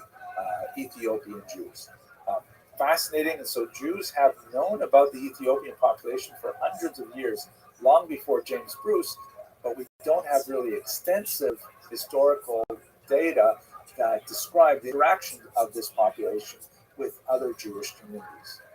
Here's a map that shows you precisely where the majority of the Jews of Ethiopia were located, around Lake Tana. And as you can see, the proximity to Saudi Arabia and Yemen is very significant. They're about 4,000 miles south of Israel, however. And I think we should turn now to the discussion of like, where did they come from? How do you get Jews in Ethiopia? They don't seem to be fitting into any other patterns of migration that we know of Jews from Israel. According to the Kebra Nagast, which is a medieval account of the history of Ethiopia, the entire Ethiopian royalty comes from Israel. Echoing the account in the Hebrew scriptures, the Queen of Sheba, which is located just to the east of Ethiopia across the Red Sea, traveled to Israel and met King Solomon. Then she returned, and this time to Ethiopia, and she was expecting a son by King Solomon who was named Menelik, and he formed the beginning of the Ethiopian royalty. So ironically, Ethiopians regard themselves as Israelites, particularly because of this particular royal connection. In the oral tradition of Ethiopian Jewry, this is one of the several stories that account for their existence there. There is, however, no other data to support this other than the oral tradition. There are similar oral traditions that suggest that perhaps the Ethiopian Jews were a break-off from those Jews who left Egypt during the Exodus, or perhaps the tribe of Dan from northern Israel who successfully evaded the Assyrian invasion in the 8th century before the Common Era and made their way to Ethiopia.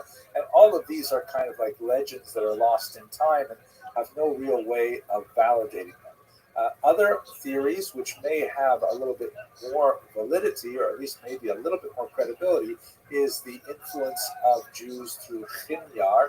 You'll recall we spoke about them a few weeks ago. This is the kingdom in South Arabia that converted to Judaism sometime around the 4th, 5th century. And they had significant conflict with the kingdom of Aksum, which was based in what would be today called Ethiopia.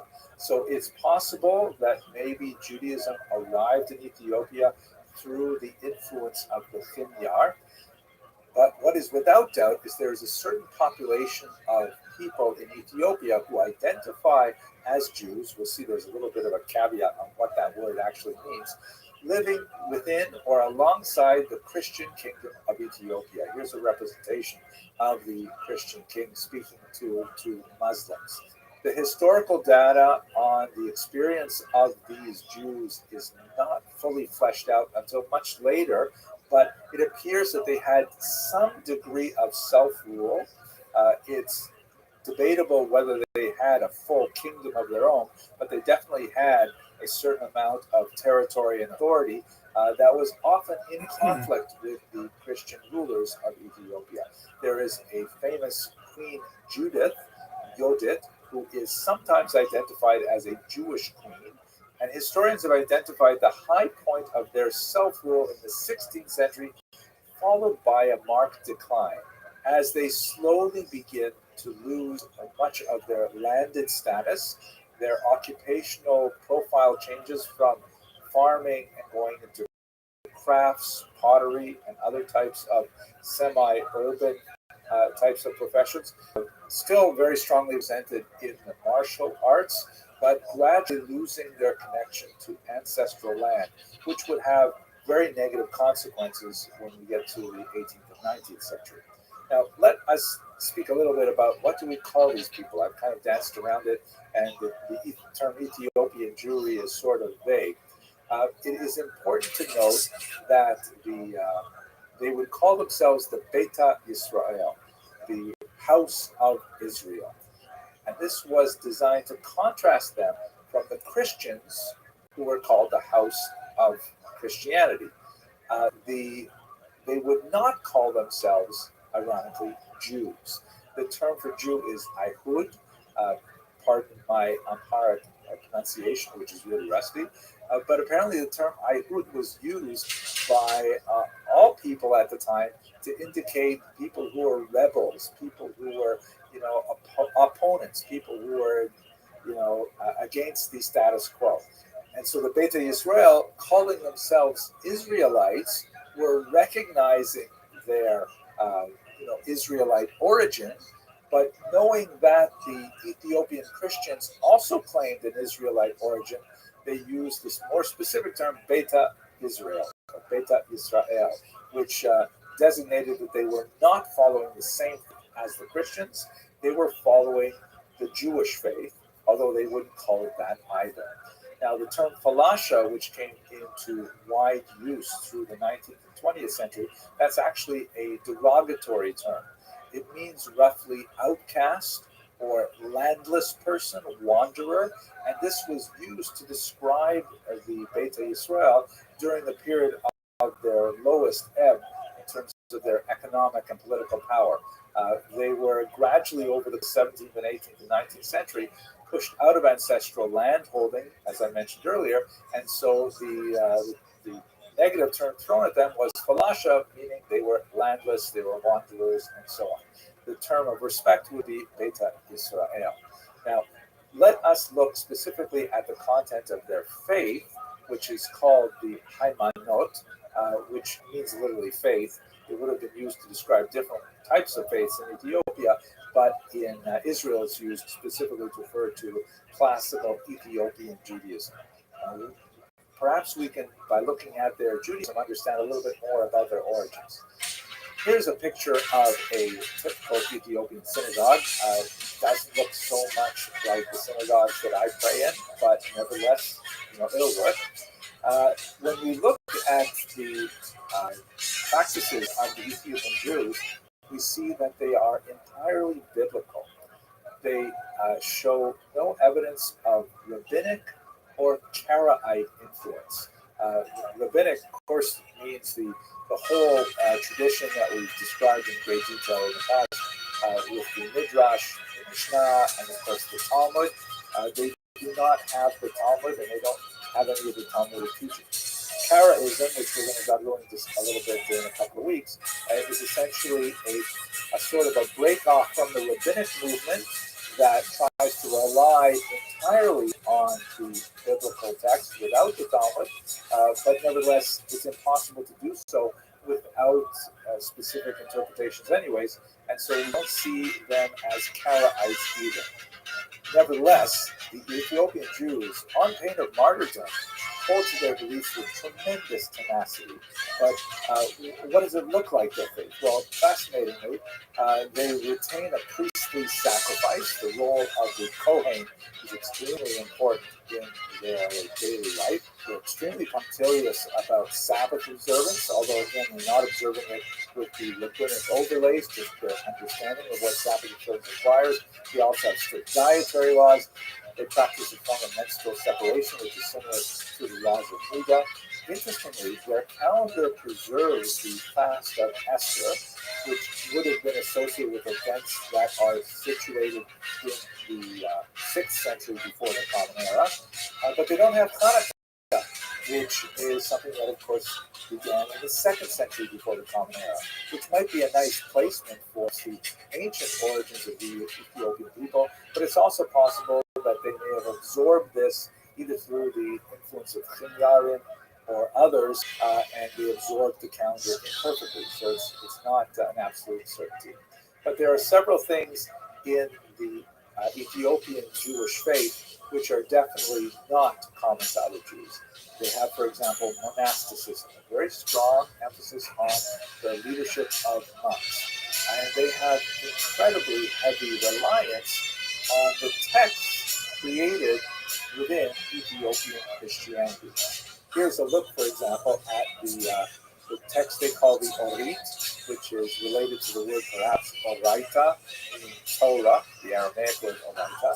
You can see it's written Ge'ez, which is the ancient scriptural language of Ethiopian Christianity and also of the Ethiopian Jews. And it appears that they simply took the Ge'ez translations of text, probably taken from the Greek, and they use those as their central religious text.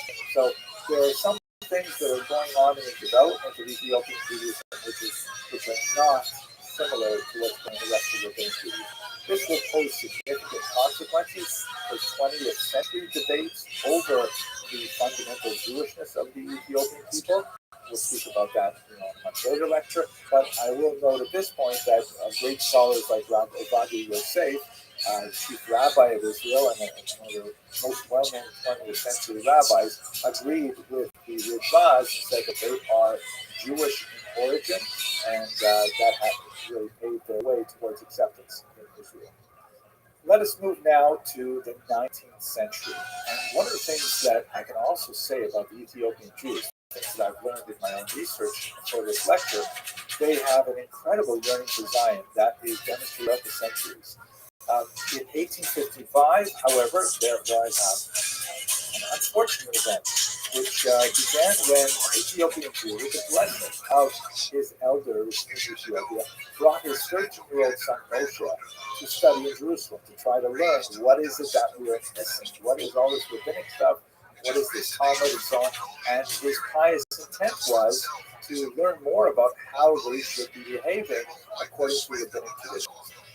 Moshe stayed behind. He was left with a group of rabbis to study, but then he disappeared shortly thereafter, only to turn up again under the influence of an Anglican missionary named Samuel Gabak. And this is one of the rather unfortunate aspects of the Ethiopian experience, that once their presence became known to the outside world, the Christian world in particular, there was a dedicated effort to convert this tiny pocket of Ethiopian Jews to Christianity, and was the subject of a significant effort by Protestant Christians in particular, as we shall see. However, the disappearance of Moshe ben Daniel was an unfortunate event, because one of the first people to really raise questions about the Jewish status of the Ethiopian Jews was one of these rabbis, Rabbi Joseph Schwartz, who was assigned to study with Moshe initially. But let us return to the difficult aspect of this story, which relates to their targeting by Protestant missionaries. Perhaps the most significant of which is Henry Aaron Stern, a Jew who was converted to Protestant Christianity and made it his career essentially to preach to the so-called Falasha, as you see here, an illustration from one of his many books of the time. Much of the actual teaching was not done by Stern directly. He actually spent remarkably little time in Ethiopia, and the time he spent there was not well served, because at one point he was arrested by the emperor.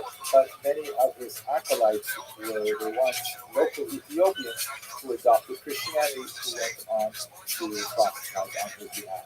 Now, in 1862, a crisis occurred when a young man named Tundi Fanta converted to Christianity through this mission, and he was excommunicated by the village elders.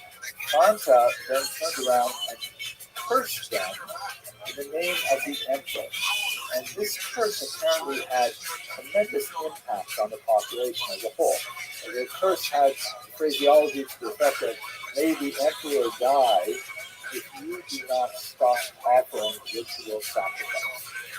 Now, the Beit Israel took this very seriously. I think this is part of the culture and milieu of Ethiopia, with which I'm not that familiar. They took this very seriously, saying, "Oh my gosh, this curse must have some impact.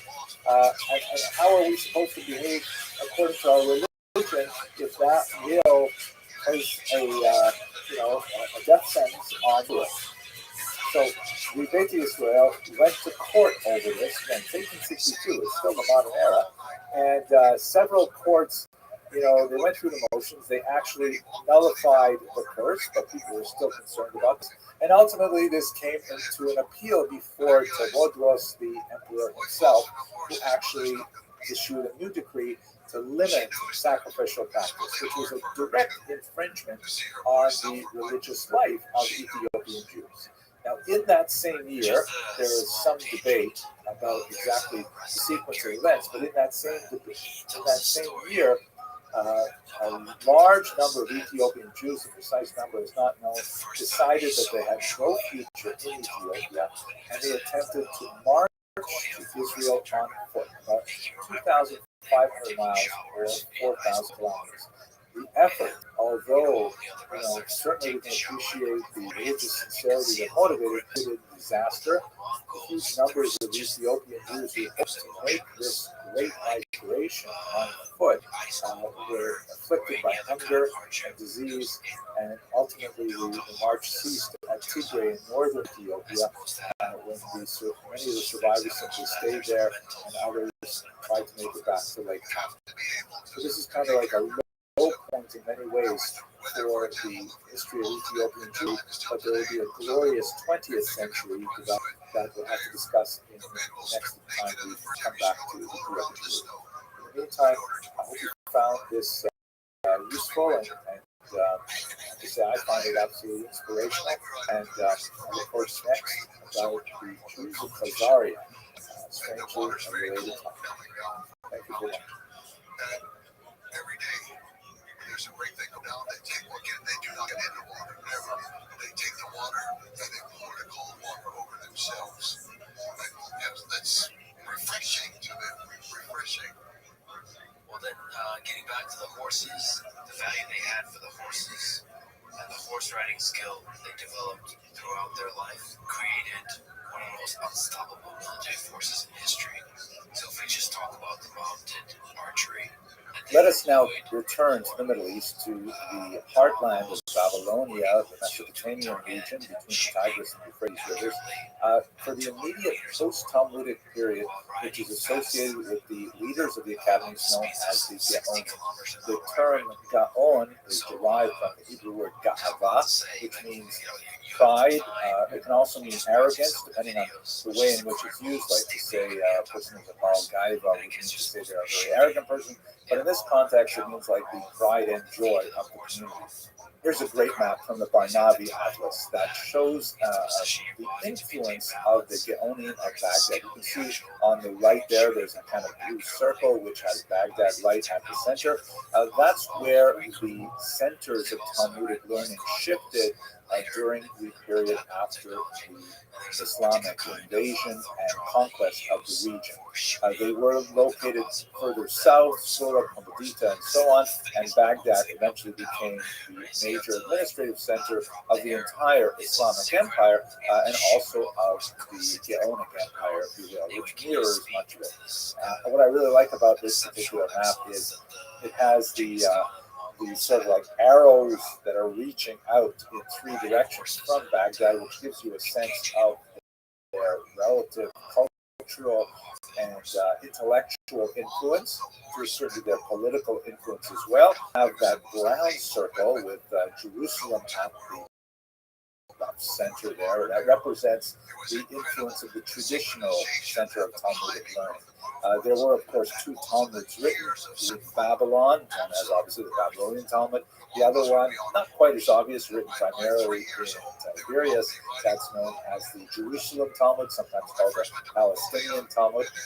And the relative strength of the expositors of those two Talmuds, they definitely were linked with each other, had a lot of communication with each other, began to change as we get past the Islamic conquest of the region.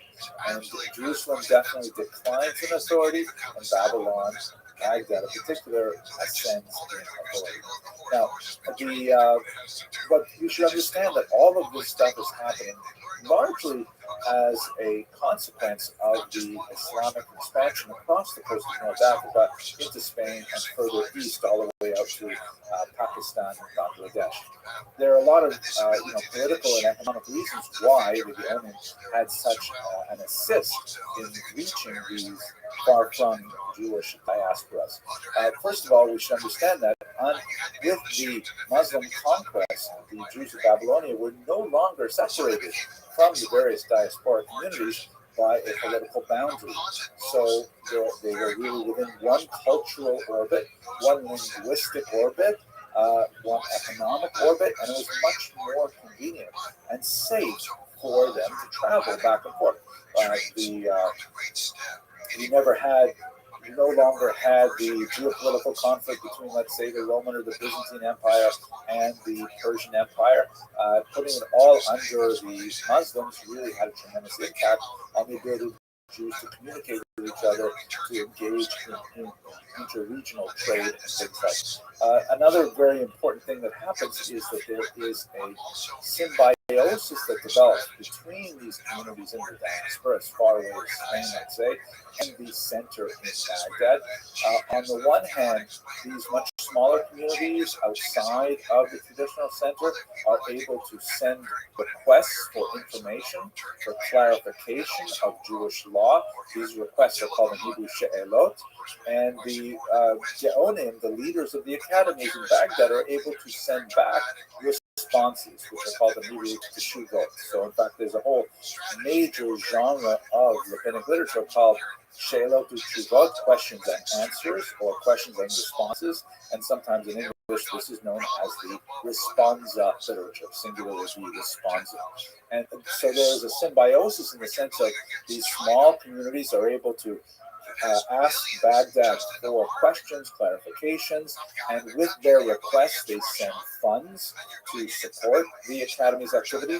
And at the same time, besides providing intellectual and spiritual guidance for these communities, Baghdad can also confer official confirmation of the municipal leadership of these Jewish communities by indicating a specific addressee as a figure of importance in the community that ipso facto renders that person much more significant in terms of the municipal leadership of the community. We'll speak a little later about how the communities were structured.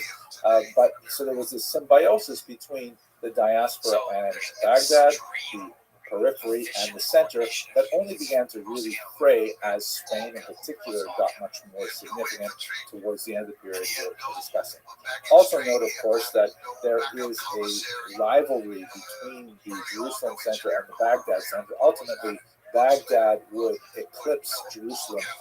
Let's also think for a second, too, about the impact of language, because by incorporating this entire territory under Islamic rule, Arabic as a language really begins to act as a much more effective lingua franca for the entire region. And this has significant impact not only for the political and economic reasons that I described earlier, but also in terms of the way Jews thought about their own language. The Arabs regarded Arabic as a holy language, as a language that had phenomenal aesthetic appeal, both in terms of its structure, its grammar, its vocabulary, and its calligraphy. And Jews had a similar kind of cognate feeling about Hebrew. And so this idea of, and of course Hebrew and Arabic are very closely related languages, so there was a lot of cultural give and take of the absorption of Arabic as an important language. Jews began, of course, writing in Arabic with Hebrew letters at this time. This was called Judaic, and it was a very widely used language among Jews. Another important element that's going on at this time is the very significant shift towards urbanization.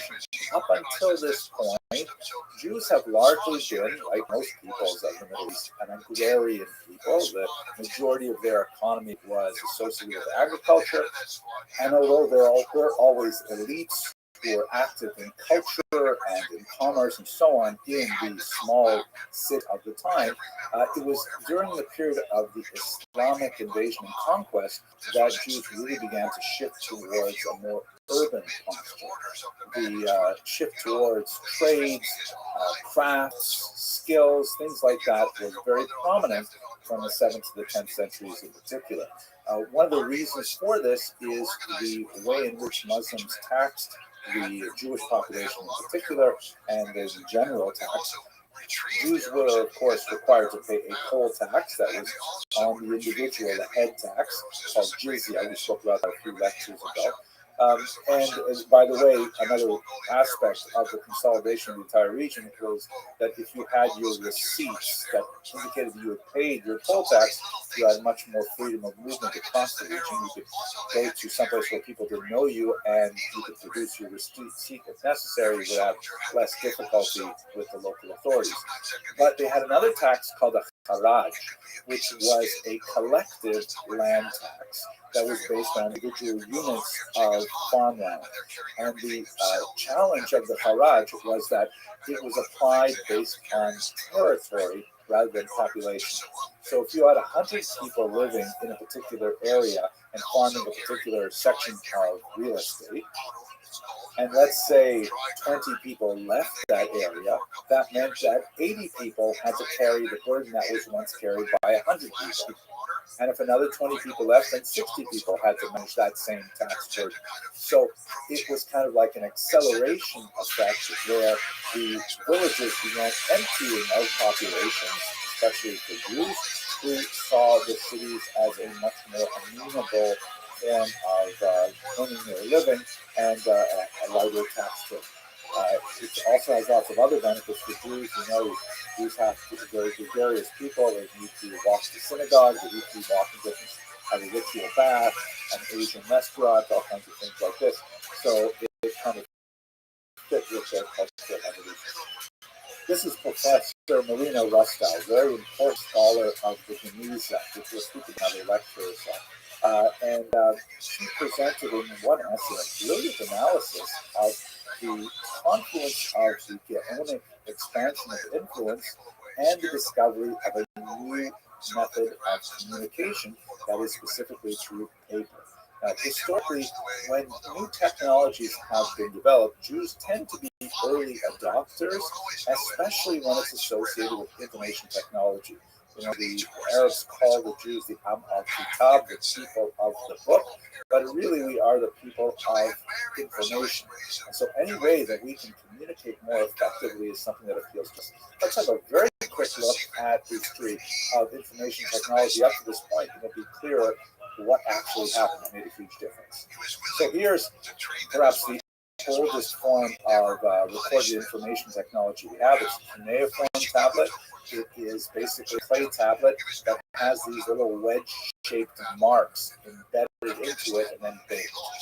Great for durability. I mean, this is a piece of clay. It lasts a long, long time. It's really hard to destroy it. You can break, piece it together. Really handy archaeologists, but heavy to carry around, awkward to store, difficult to read, you know, all kinds of things that make this not such a great choice. The next evolution information technology at this time was parchment, which of course is very widely adopted by Jews. Torah scrolls are written on parchment, and this is essentially treated animal skins. Much more convenient to record and store and carry than cuneiform. And parchment has another kind of interesting feature that we don't recall that often with our contemporary methods of communication. It can be reused in a kind of a blunt way. Specifically, once you write on parchment, then if you want to use that text again, you can take some kind of like flat, hard object, like let's say a type of ruler, a stick, and you can rub it really hard, and that doesn't erase the letters, but it sort of fades them significantly. It breaks down the ink that's held by the animal skin such that it becomes less prominent. And then you can just go and write on top of it. This is called a palimpsest, and you can see here from the Geniza, there is in the back, the original text is a Greek text, and then written on top of it is very beautiful by contemporary standards, but it is rather useful that way. If you're familiar with the Mishnah in Pirkei Avot, where Elisha ben Abuya says, someone who learns in old age or learns as an adult, to what may this be compared?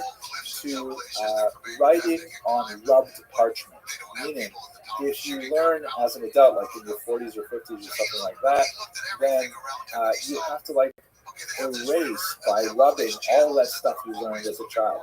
But it never really goes away. What you learn as a child, as an adolescent, it's stuck in your brain in a very systemic manner. And you have to write on top of it, which is not ideal, but nevertheless you can do it. On the other hand, Elisha ben Abuya says, now if you learn things when you're a child, then that is much better. It's like writing on fresh parchment, nice and fresh high contrast and so on. Anyways, this is parchment. Jews adopted parchment in a big way. The other big development, again, in the ancient world was papyrus, which is a plant product, and the most famous place for producing papyrus is in Egypt. Used lots of reeds along the Nile River, and as you can see from this Egyptian document, holds color well, it can be very beautiful, and in fact, it can be made into a book form, unlike parchment, which works really well with scrolls. The papyrus can be cut up into like square slices and then bound on one side into what's called a codex, a book. This was actually very much used by writers in the first century, and so it was adopted by the burgeoning Christian movement as a major form of information technology. You know, of course, the early Christian movement is, of course, also Jewish, and so Jews adopted this technology. However, when the split between Christians and Jews grew wider in the second and third century and onward, many rabbinic Jews eschewed the use of the papyrus codex because it was so heavily associated with the Christian. It also has some technological weaknesses. Papyri tend to fray at the edges because it is a fibrous product, and so it tends to be a little bit more fragile in terms of codex. The next big invention is where we are in our Babylonian period, which is, of course, paper. Paper had been around for several hundred years. The China developed it significantly, but it was this period of the Islamic conquest in the Middle East when the Babylonians began to see the great value of paper and use it extensively. Paper is cheaper than papyrus. It can be locally produced. It's much more durable than papyrus, and of course, paper lasted for an extremely long time. And so, in the period of the Gaonim, the rapid expansion of the use of paper as a mode of communication among Jews across the entire diaspora in the Islamic world represented an opportunity for the Gaonim to really accelerate their influence. A lot more correspondence is happening back and forth, both religious and spiritual, and also, of course, economic and personal. A lot more writings are being produced and are being copied out. Because, think about it. In order to produce a reasonable sized book, that might take 300 animals to create enough parchment. But with paper, it's way cheaper to produce these things and much more efficient to ship them off to various places. So this is a period of a great expansion and consolidation of a more unified viewpoint about how to interpret the Torah that the Gaonim really are able to capitalize on with the communication methods made possible by paper. At this moment, if you don't mind, I'm just going to take a personal meditation and think about how this affected my life, not as a historian, but as a regular person. I have to say that when I was preparing this lecture, I had one of those flashes of momentary inspiration where I sensed in my own biography the great arc of history. I felt like I was riding a big wave of a historical moment. Let me share this with you. So have a look at this picture here. This is actually a photograph I took a few years ago of one of my sons sitting on a rock outcropping just outside my hometown in northern Canada. And this is a place where I, as a child, used to hike out to and sit and think about life, the universe, and everything. And as you can see, I've labeled a couple of places. On the left, on the Abitibi River, is the paper that sustained this town. It was established at the beginning of the 20th century, and there was no one here at this point. This is actually quite a remote part of northern Canada, but they took advantage of the old growth forest and the river network to create a paper mill that would serve the burgeoning interest of newsprint readers. A town gathered around this paper mill, which included my grandfather, Olav Shalom, named Alex Abramson, who had immigrated from Lithuania to avoid the Japanese in the 1905 Russo-Japanese War and thought he would make a living as a farmer. Unfortunately, the frozen permafrost of the area made this an unusually bad choice for farming. And so after a few years of trying that, he said, well, that's it. I'm going to become the Yiddish Ashmata dealer, which means a clothing store owner. And he established, you can see on the right, Alex Abramson and Son. It's not the big roof building, it's a smaller one right in the back there, which was the ancestral home of him and his children, and my father, who is the son of the Alex Abramson, and of course then my mother and I, we lived in a little apartment on top of the store there. And so just for a second here, I thought about how the Babylonians expanded the use of paper to popularize the Talmud, and paper just got more and more popular over the next 1,000 years until my own lifetime, in which the paper mill declined precipitously because we use papers anymore. And so the demand for paper has dropped so much. And my father, all of a sudden, understood in a very prescient way that the future in Iroquois Falls was looking dim because it was a single industry town. And so he ensured that I would be able to go to the big city, Toronto, where ultimately I would study Talmud that was popularized by the Gaonian on pages on paper. But now I work primarily in the material, which is entirely digital. This is your engagement today. What we're doing in studying history right now is very, very far from where there's no way to actually capture this on paper. So we have really come to a brand new cycle in information technology transfer. I'm very excited to be at this cusp of this great new moment for the popularization of Talmud and Jewish history in general. Okay, sorry for that little sort of tangent. Let's go back to our material. The Gaonim, of course, are the leaders of the academies now based in Baghdad. And we actually know a fair bit about them because of a really interesting letter that was written by the heads of one of these academies, Rav Sharira Gaon. Gaon is not a surname, it's a title. And he is asked by a community in North Africa, hey, can you explain to us, of course, a much more formal language, how exactly did the Talmud come to be?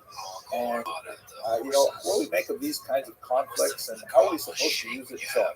And he writes a kind of a pamphlet length or small book length letter responding, explaining a lot about the evolution of the Talmud as a manuscript, and he goes beyond the period of the closing the Talmud, which would be around the year 500, to describe the next 500 years of Jewish history in Babylonia, which in particular describes the institution of the Gaonate and a sister institution called the Exilarchate. Now, we have had opportunity in previous lectures to speak a little bit about the earlier period.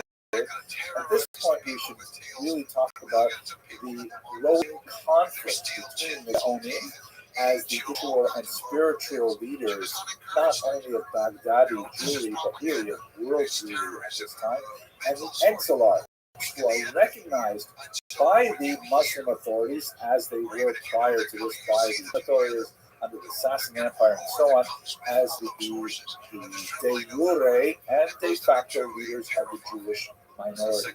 The term exilarch in Aramaic is Reish Galuta, and there's actually a prayer that's recited for the position even today in most synagogues. There's a prayer in the Orthodox liturgy that is still recited today here on Saturday mornings for the health and welfare of the exilarch. The term, of course, exilarch means leader of the exile. But that's not to say that the Gaonim and the exilarchs always saw eye to eye with one another. The Gaonim, of course, the person who reached the height of being the leader of the academy had to be very proficient in Jewish law and had to be, a superior administrator and so on. Whereas the exilarch was a descendant of the house of David. That was a very important thing. And there's a lot of politics involved in maintaining that particular position. So what you see frequently in the Talmud is kind of like the occasional moments of friction. There were exilarchs who were much more pious, much more learned, but it seems that they were the exception to the rule. And perhaps one of the clearest examples of this and the awkwardness that this created was regarding an exilarch named Bustanai. He was alive at the time of the Muslim test, and when the Persian was defeated, the Muslim conqueror took some of his daughters, that is the Persian king's daughters, the princesses. He took one of them for himself as a bride, and he gave the other one to the Jewish exilarch Bustanai. Now, Bustanai married her. He had a number of sons with her, who later went on to become exilarchs as well. And this created kind of an awkward moment because it doesn't sound like such an kosher type of wedding. I mean, first of all, she's not Jewish. Second of all, she's taken captive in war. Thirdly, it looks a little bit like a kind of shotgun marriage where the new Muslim ruler says, here, this is your wife. And so the rabbis and the Gaonim had difficulty dealing with this particular situation. Ultimately, they found sort of like a halachic way to accept it. Specifically, they argued that although we don't know the details, but it's hard to believe that someone as important as the exilarch would not actually have his wife converted, and so she must have converted to Judaism, and so that kind of like assuaged concerns, but there was always kind of like a lingering doubt. Rav Shrira Gaon, for example, is very careful to point out that he says that even though I am also descended from exilarchs, I'm not from the Bustanai exilarch part of the family. Like it's kind of like an arm's length relationship to it. And so you frequently see conflict between the Gaonim and the exilarchs over a whole host of activities. In this context, we have to mention one of the most important of the Gaonim ever, this very unusual and creative figure named Rav Saadia Gaon, who lived in the late 9th and early 10th century. He was a brilliant scholar. He wrote very Hebrew linguistic commentary on the Torah. He engaged in very heavy polemic. We'll discuss it in just a moment. And he actually was not afraid of picking a fight over his interpretation of the Torah. One of the most significant elements was a conflict he had with the leaders of Jerusalem who disagreed on something as the calendar. Specifically, when would Yom Kippur fall in a particular year? And Rav Saadia Gaon strongly argued for a different date than that in Jerusalem. Ultimately, he won that particular debate, and that really demonstrated the primacy of Babylonia over Jerusalem. He himself was not a Babylonian. He was from Egypt, and in fact, one of the big surprises was when the exilarch actually appointed him to lead the Academy of Surah, and they later on, the exilarch had a conflict with Rav Saadia Gaon, even though he had originally hired him for the position. They had a major conflict. They were eventually able to patch it up. But this is the kind of environment in which there is a religious, intellectual, academic head to the community, and at the same time a political head to the community that may be associated with wealthier powers. They frequently come into conflict with one another. But it is the Gaonate that really has the longest impression on Jewish history because of their intellectual leadership. I alluded a moment ago to one of the activities of Saadia Gaon, and that is his conflict with the Karaites. Karaites are a fascinating population that I hope to return to later on in the series, but it is in the period when they really begin to see significant growth. Unlike the mainstream Jewish community, which are called the Rabbinites, who follow the interpretive tradition that includes the Talmud as a major source of how to negotiate the text of the Torah. The Karaites reject that interpretive tradition and argue that the original biblical text has to be observed much more stringently. There are many occasions in which the Talmud discusses the ambiguities of the original text of the Torah and argues that it should not be understood on a face value. This is inevitable. There are so many passages in the Torah which admit of ambiguity. Sometimes there are passages in the Torah which appear to be contradictory to one another, and the only way to negotiate these kinds of difficulties is to have an interpretive tradition. So a figure in the 8th century named Hanan ben David posed a rejection of the Talmud as a whole. There's a lot more interesting story about why exactly this happened. We have really only polemical accounts to describe his disagreement with the community as a whole. It appears that he was, for example, in line to become an exilarch. 1894, bitch. And some The have West argued that Side. this was part of the The reason West for Side. his 1894, bitch. interpretive tradition. But at any rate, he didn't form what were called at the time Dude, that's so Karaites, many but people. later That's like Karaites absorbed his legacy. that's as like their more than primary 1893. impetus Well, for the Oh, Karaite that's the movement, best. however, expanded 1890 significantly throughout the Wait, centuries, 1892, despite not the long-term 1894. conflict with How the many do I Rabbinites. have? And here you can see in this map the many centers that they 1894, established bitch. themselves in, and of course they exist. That's big time. No face When you TV. look at Karaite Hate history, me. for hundreds of years, I would hate me. historians have Oh, been forced to this is the evaluate worst. this movement from This is within the worst context person of the ever. highly polemical religious literature that exists on the Really? topic. That is, I would be like, Rabbinites like Harav Saadia Gaon in the history of criticizing humankind, Karaites, and Karaites there has never been a criticizing worse Saadia person Gaon and others. to ever It's get very on the difficult to internet get a than sense this of motherfucker. how Karaism was actually Hit me lived with it, baby.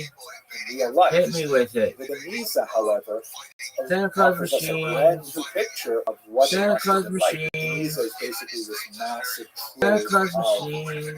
documents which would Santa have Claus been thrown machine. away except for an Santa unusual Claus habit machine. that the Jews near Cairo had of preserving everything. I love with characters. So it's not just religious books or prayer books, Oh, or that is so things like fucking funny. but also bills of sale, marriage contracts, personal correspondence, children's doodles. They're all just trying kinds to of have a amazing normal things are conversation, recorded and I'm like, in this massive trove, which only became available to scholars in the late 19th century, and in fact is still being deciphered your game to this very day. At any rate, when you look at the Geniza documents, which give us a really good picture of hundreds of years of Jewish civilization as it was lived in the Mediterranean, we see that surprisingly, Rabbinic Jews and Karaite Jews get along pretty well for the most part. We're not talking about the religious elite that have strong antipathy toward one another, but in most communities, you see that Rabbinite Jews and Karaite Jews live side by side without too much difficulty.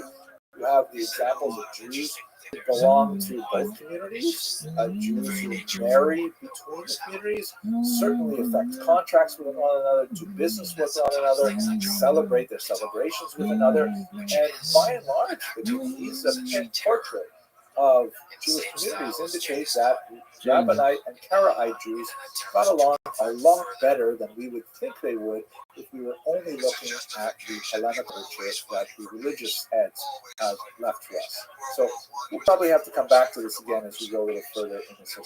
But for the time being, I hope you enjoyed this very quick overview of some of the religious, social, economic, how you doing, Omni? technological aspects of the 7th through 11th century. Excellent. I hope you had a great day. Thank you very much for that. Me too. Thanks, baby. Thanks, baby. But I try to be a realist that all nations kill. It happens everywhere.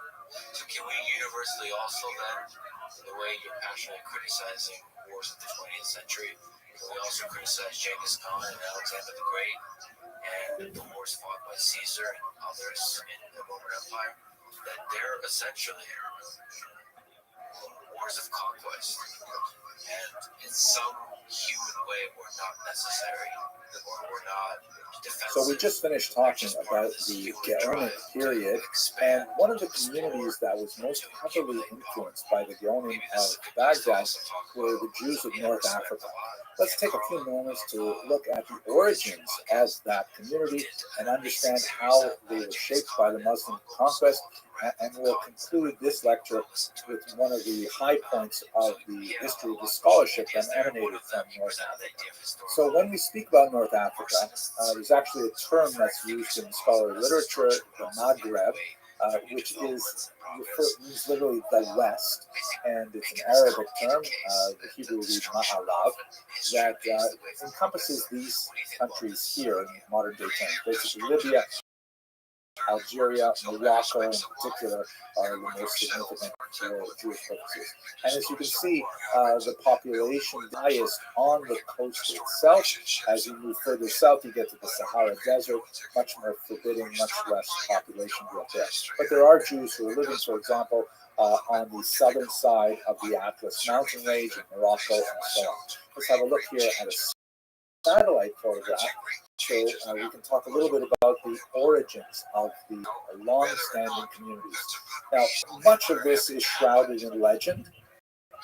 There is definitely, however, a significant Semitic influence in North Africa from the first before the Common Era, like let's say 900 BCE. But it's not necessarily Jewish, it is Phoenician. Thus, Phoenicians are a maritime civilization that, of course, were involved in Israel as well, and they have settled many places along the coast.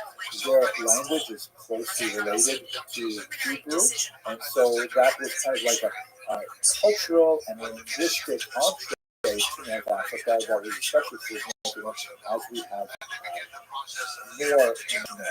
Now, one of the most famous cities is Carthage, which would be in Tunisia today. The legends of the earliest Semitic settlements suggest that some of the earliest populations to settle there after the Phoenicians were some of the early Canaanite people. Josephus suggests that some of Abraham's children who did not form, let's say, the Mosaic Israelite Jewish branch, that is, Abraham's children by Keturah, his second wife.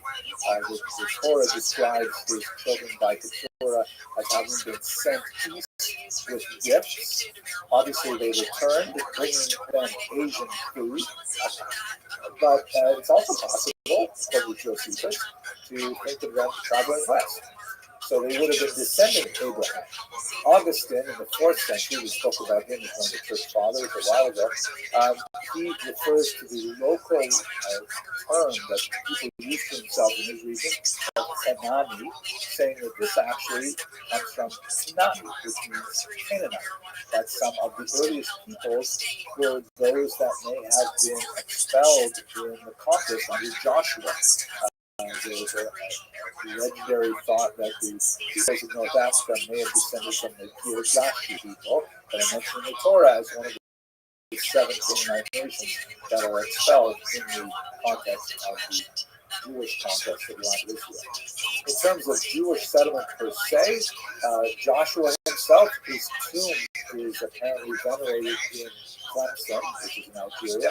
Unlikely that Joshua actually moved to the west, but nevertheless, this is kind of like part of the lore of the region. But the fact that there were Hebrew speakers in the region, not Aramaic speakers, suggests that it is not at all impossible to imagine migration there from the 6th century BCE onward. That is, after the destruction of Jerusalem under Nebuchadnezzar and the expulsion of Jews to Babylonia, it is in that Persian period that we begin to develop Aramaic as the lingua franca of Jews, having Hebrew as the spoken language would suggest that, yeah, in fact, these people were quite a bit earlier. But at any rate, whatever you make of these various legendary possibilities, there's no question that we have strong populations there in the 1st and 2nd centuries, lots of documentation of boatloads of captive Jews, the first Roman Jewish war being sent throughout the Mediterranean. You have migration after Bar Kokhba rebellion. You know of Jews, for example, in Cyrenaica, that Cyrene, that actually had a revolt against the Romans in the year 117, the Kitos rebellion, which we spoke about a while ago. So there's no question there's lots of Jews living here around the turn of the millennia. There's some interesting archaeological discoveries, such as a mosaic that was originally thought to be a church that was discovered in Tunisia. But looking at it a little bit more closely, you can see it says right there in the middle of the text, Sancta Synagoga. It says Holy Synagogue. And in the little medallions on either side of the text, there is the very classic Jewish representation of the menorah, which makes this a prime candidate, of course, for first century Jewish settlement in the region. The Muslim conquest in the 7th century is especially interesting because there's a lot more historical treatment of the discovery of Jewish tribes living in North Africa. A Muslim historian, Ibn Khaldun, says they came across these Berber tribes. Now, the term Berber is acceptable in English, although it is originally a derogatory term that was applied by the Greeks to the indigenous peoples of North Africa. Lacking, respect for their local terminology, they refer to their language as being kind of like a gibberish. They would say bar, and hence we get the term in English barbarian. But ultimately the term was transvalued and it was used to refer to these peoples without necessarily having a negative connotation. Now, among these multiple tribes, several of them were actually practicing Judaism, and the Muslims were surprised to see significant Jewish populations among these peoples. The earlier Semitic context, the earlier migration of Jews, no doubt had an impact on the local populations. The conversion to Judaism was especially pronounced among the nomadic forms of the Berber civilization, the so-called Berber branch, that were less sedentary, and actually quite warlike, which is fascinating to see. Particularly, you see there's a lot of legends regarding Queen Athena of a tribe called Jirawa that is associated with Judaism. In fact, the term Jirawa may be related to the Hebrew term ger. Ger means convert. Although there are lots of questions surrounding Queen Athena and trying to understand whether or not she was actually Jewish, if the Jirawa were actually Jewish at this time, but she is nevertheless in a major part of 7th century history for ferocious defense of her tribe from the Muslim invaders. She actually fell in battle herself, but it is significant in terms of describing the extent to which Judaism had penetrated the local populations. Now, just thinking about North Africa in terms of these kind of exotic warrior clans is a bit of a distortion of what else is going on in North Africa as well. A lot of scholarship developed, especially on the coast, as you have more and more scholars coming together in the welcoming environment of Islam to engage in religious studies. Perhaps the most famous is Rabbeinu Hananel ben Fushiel, who was an 11th century commentator who actually wrote the first full commentary on the Talmud. If you study Talmud today in the traditional printing, you will see Rabbeinu Hananel right on the side, the outside margin of every page of Talmud, which is prime real estate for commentaries. He actually wrote his commentary before Rashi, which gives you an indication of the antiquity of his work. Now, he may have been originally from Rome, and that just indicates how important the community of Qairouan, which is not the same as Cairo. Qairouan is located in Tunisia today, but that the community was strong enough to attract a scholar of his standard. Even more famous than Rabbeinu Hananel, it's impossible to talk about medieval North African Jewry without referring to Rabbi Yitzchak ben Yaakov al-Fassi. Al-Fassi means the one from Fez. Fez is in Morocco. And he wrote a brilliant and very widely used Talmudic commentary that is still incredibly essential to studying the Talmud. Rabbi Al-Fassi's commentary is interesting in that, as we've discussed in previous lectures, the Talmud is a very unusual document in which there's a lot of discussion of halakhic practice, how one should behave as a Jew, and a back and forth of debate, looking at the ambiguities of the text and arguing different positions and sometimes, but certainly not all the time, coming to a clear and resolved conclusion. But the Talmud also includes a tremendous amount of material which seems really quite tangential in nature, that goes off and talks about metaphysics or biographies or recipes or observations from the natural universe, all kinds of things which are kind of a miscellany that are attached with very, very thin connections to the previous material. I think it makes the Talmud absolutely fascinating to read. But the Alfasi said, wait a second, let's really get to the bottom line, how we should behave here. So he went through the entire Talmud and he removed all of that other stuff called the Gadata, which I personally find that much more appealing in many ways, but it's just me. He removed all that stuff and he recorded the debate in the Talmud back and forth, inserting his comment as necessary in the narrative, sometimes with clearer conclusions, and he made a much more strapped down, pragmatic. This is how the Talmud derives the final legislation that eventually became law in the entire firmament of Jewish law. Hugely influential text that is usually printed at the back of every tractate in traditional printings today. I should mention, before we leave this, that another author, about 500 years later, and people go, you know what? All that other stuff is so good. So whereas the Alfasi removed all of the Agadata and kept only the Habib, Habib said, I'm going to do the opposite. I'm going to keep all of the Agadata in a separate book, which is published under the title Ein Yaakov. He and then later his son read the work. And that was a widely studied text for many hundreds of years. It is somewhat faded in recent centuries of renewed attention because it is an absolute fascinating. Okay, so that's a very quick look at the Jews of North Africa. I hope you enjoyed this brief video. They fight over religion. So he made the law. This was very interesting. Talk about religious freedom. Religious freedom comes in many forms. One form is to allow institutions to do what they want.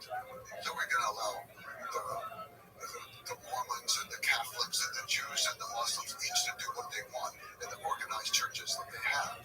One of the most fascinating periods, I think, in Jewish history is a brief period of about 2 centuries that existed in medieval Spain. It's sometimes called the Golden Age because of the phenomenal personalities that animated the cultural, especially the literary, poetic life of the Iberian Peninsula between about the 10th and the 12th century.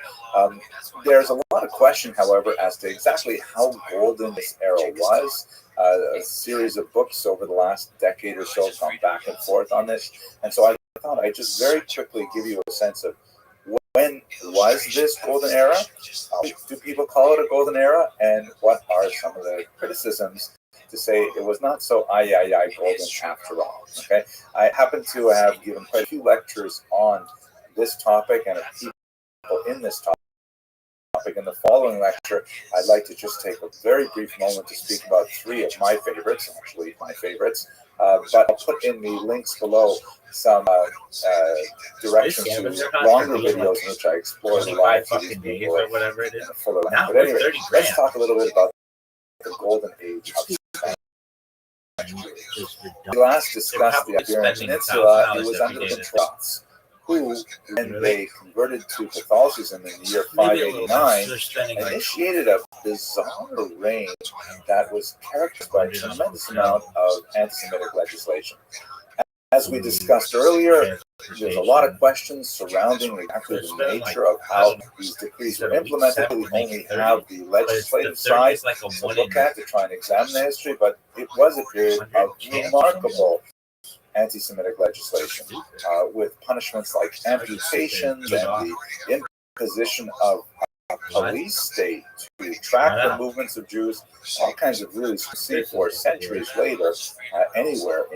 At any rate, it was a very, very nasty period. We have to assume between the years 589 and 711, which is when the Muslims entered the peninsula and conquered it in very short order, along with their rapid expanse across the southern part of the Mediterranean and into southern Europe as well.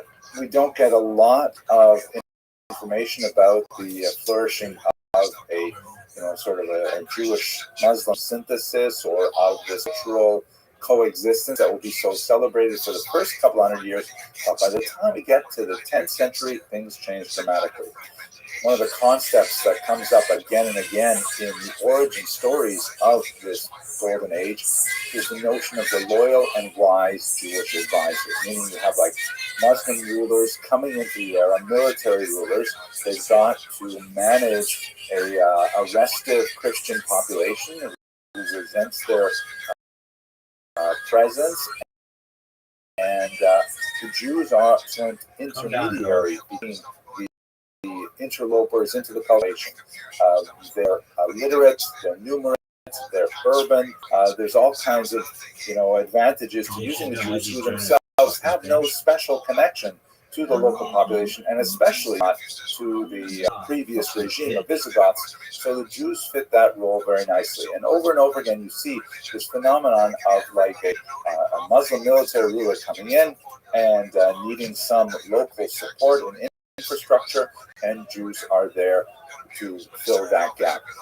It's not here at all that, as some 19th century historians have argued, that Jews somehow betrayed the Iberian Peninsula to the Muslims, but it is not at all outside of the realm of possibility that their military advance required them to go further and further north, and they had to leave behind a thinner and thinner layer of administration.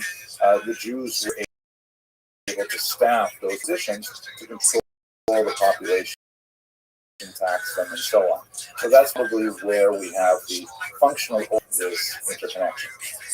Jumping ahead a little bit, of course, this is reversed over the next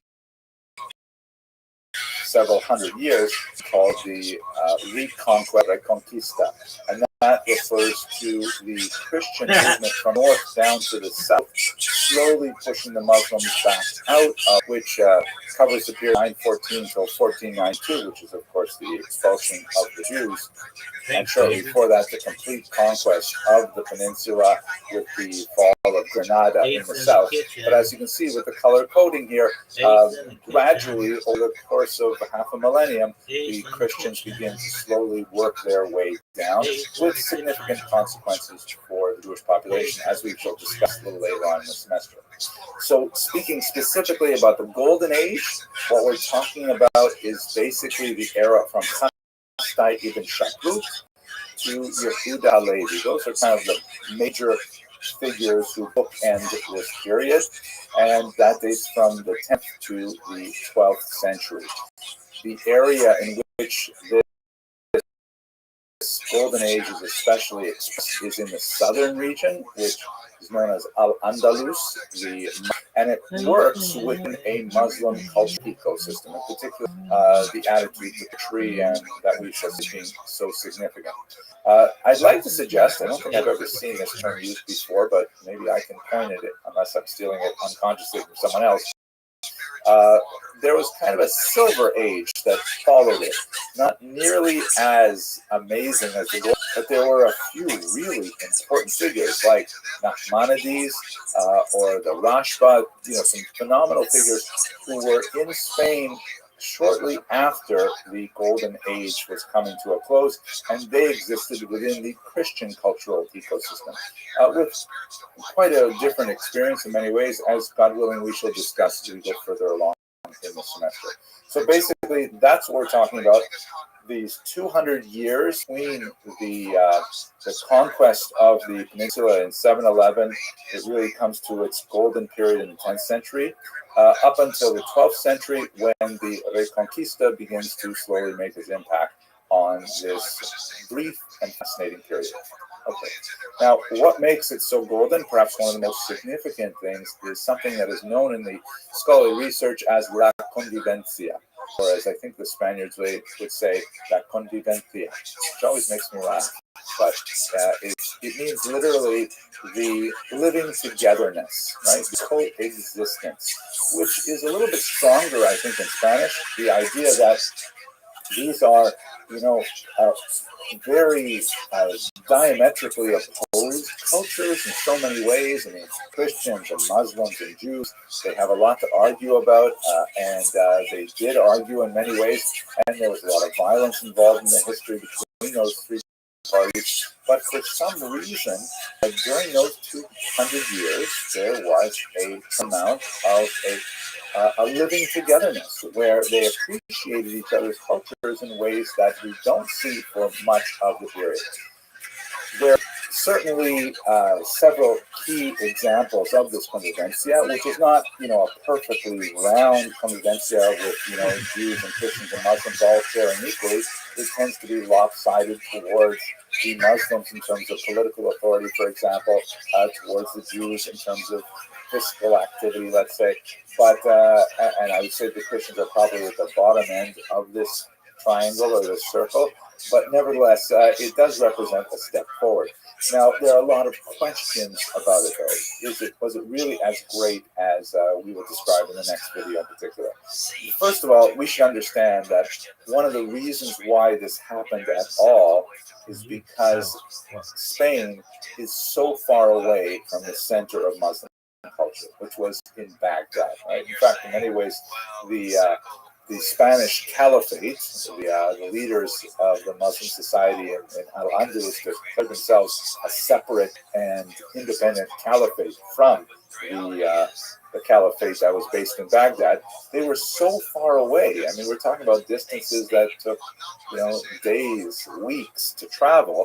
And so it was kind of like being in Vegas, and what happens in Vegas stays in Vegas.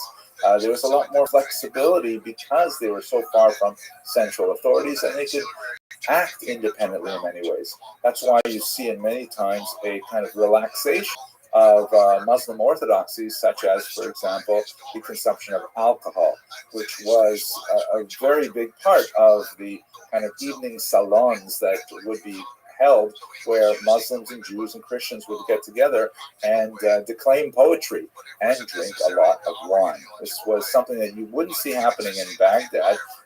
There would be some elements of this in the Ottoman Empire, but centuries and centuries later. So the supervisory control of Orthodox Islam did not have the same kind of impact on Spain have in the center.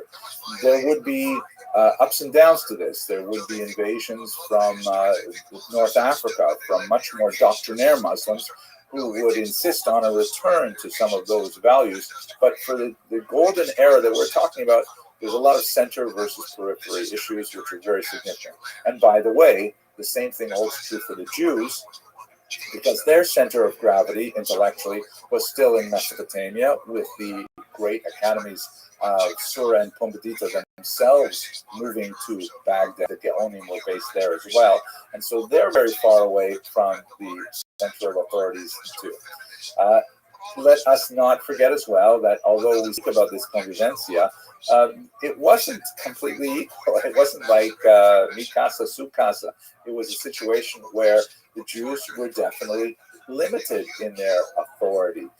There were some phenomenal figures who reached great heights, but always subordinate to the Muslim rulers. There was no question that somehow there could be an independent Jewish state or anything like that. And so there were similar kind of boundaries on Jews and on Christians within their community. Nevertheless, placed within the larger context of what Jews and Christians were allowed to do in Muslim lands elsewhere, or what Jews or Muslims were allowed to do in Christian lands elsewhere, this was really a period of great liberalism and flourishing of cultural activity. There were also moments of violence during this period. Let's not think that this was one of uniform peace and happiness. There was a rather remarkable pogrom in the southern region in 1066 after the death of very important figure named Shmuel HaNagid that we'll discuss, God willing, in the next video. His son, who succeeded him, was unable to live up to expectations of the larger population, and there was literally a popular attack on him and on the Jewish community that resulted in the loss of life. This was definitely not a convivencia kind of thing to do, but it just serves to illustrate that we can't view this period entirely through rose-colored glasses. And finally, one of the most striking examples, perhaps, is the flight of Maimonides. He is often considered, since he was a native of southern Spain, he's often considered one of the great exemplars of Laxia. But in reality, the vast majority of his work, his scholarship, his activity as a Jewish leader occurred in Egypt as an adult and as an older individual. His period in Spain was fairly brief. His family fled when he was still a young man, primarily because of Muslim persecution from those North African invasions that occurred at the time. So this is just kind of like caveats to the overall idea of convivencia. In the next video, we're going to look at several figures who embody the ideas of convivencia. Finally, I'd like to give you just a little bit of a historiographic perspective on the reason why we get to this whole concept of the Golden Age in the first place. A lot of it has to do not so much with the 10th through the 12th centuries, but with the 19th century, specifically Germany in the middle to late 19th century. This is a period when Jews were arguing quite strenuously for equal rights, for what's called emancipation, a major theme that we'll go and speak about much more in next semester. One of the important historians of that era was this man, Heinrich Goetz, who wrote one of the first encyclopedic histories of the Jews that has been translated incidentally into a beautiful 6-volume edition at the turn of the 20th century, and it was the bar mitzvah present par excellence for decades. At any rate, in that context, if you go to Europe in the 19th century, you see that Jews have been emancipated in France already 50 years prior in the late 18th century. They've made tremendous strides similarly in England and even in Austria. There, the tolerance patent was out, and all kinds of things were indicating that Jews were getting more and more rights. Germany was not yet unified, and so there was a patchwork approach to how Jews should be treated. And there was also that brief-lived revolution of 1848 that for a moment swept away disabilities and then it slammed them back down again. So Jews in Germany were trying very hard to make the case that they should be emancipated as well, granted equal rights, equal access to colleges and universities, equal access to professions and things like that. And one of the things that was part of their overall intellectual strategy was look at Spain from the 10th to the 12th centuries, at what happens when a society gives its Jews more freedom. Those Jews suddenly are able to make phenomenal contributions back to the society. They're able to express themselves culturally. They're able to express themselves in literature, in science, in diplomacy, in military arts, all kinds of areas where, Jews are this untapped human resource that are going to waste because of these artificial political disabilities that are placed on them. Sort of elevating the Spanish Golden Age and this global Sephardic ideal, the 19th century historians really tried to create an image of this perfect society as a model for 19th century Germany to follow. The historical reality has a lot to say in support of that model, but as I've tried to outline here, there are some major caveats that take away from it. But at any rate, now that we have a sense of why it was considered such a golden age, in the next video, let's look at 3 figures, 3.5 really, that exemplify the ideals of the period, and maybe you'll see why it really was so fantastic. Thank you very much for watching. There's never been a year without contact between these things. It was permanent. Once he created it, it was permanent. I don't think it's possible to measure the positive impact of that. because it wasn't just trade of goods, it was also exchange, explicit or implicit along the way, exchange of ideas, whether that's exchange of technologies, exchange of like philosophical ideas, scientific ideas, technical mathematical ideas, all of this spread throughout. In the previous video, we talked a little bit about the structural features that made the Golden Age so golden, and we talked about some of the questions about exactly how golden was it. In this video, let's look at actually three and a half, or if you want, 4 figures who exemplify the Golden Age and give us some sense of really what was so fantastic about it. Let's start first with Hastai ibn Shaprut, whose years are approximately 910 to 970. He was really an example of the wise and loyal servant that we saw a little bit in the previous video. There's a fascinating story that actually you see in a couple of these figures where he is drawn to political authority because of literary ability. He was, like many other Jewish figures of this period, a doctor. There is, of course, a long historical association of Jews with medicine. A lot of reasons for that. It is a field that demands literacy. It's a field that is it's a portable profession. You can be a doctor anywhere. It's not tied to land, which sometimes has the disadvantages of restrictions on land ownership in some places, and then the fear of expulsions that would lead to losing all this land, things like that. So Jews have been associated with medicine for many, many centuries, and the multilingual qualities of Jews in the Middle Ages, being conversant with Hebrew, frequently with Arabic, and with Latin, several other languages, means that they're able to access many different things. And so being a doctor was something we see among many prominent Jews at this time. Although that's not where he was especially famous, it was one of the areas he excelled. He was even invited to treat the prince of a neighboring Christian country for weight loss. He apparently was quite overweight, and Hasai ibn Shaprut was one of the earliest diet doctors.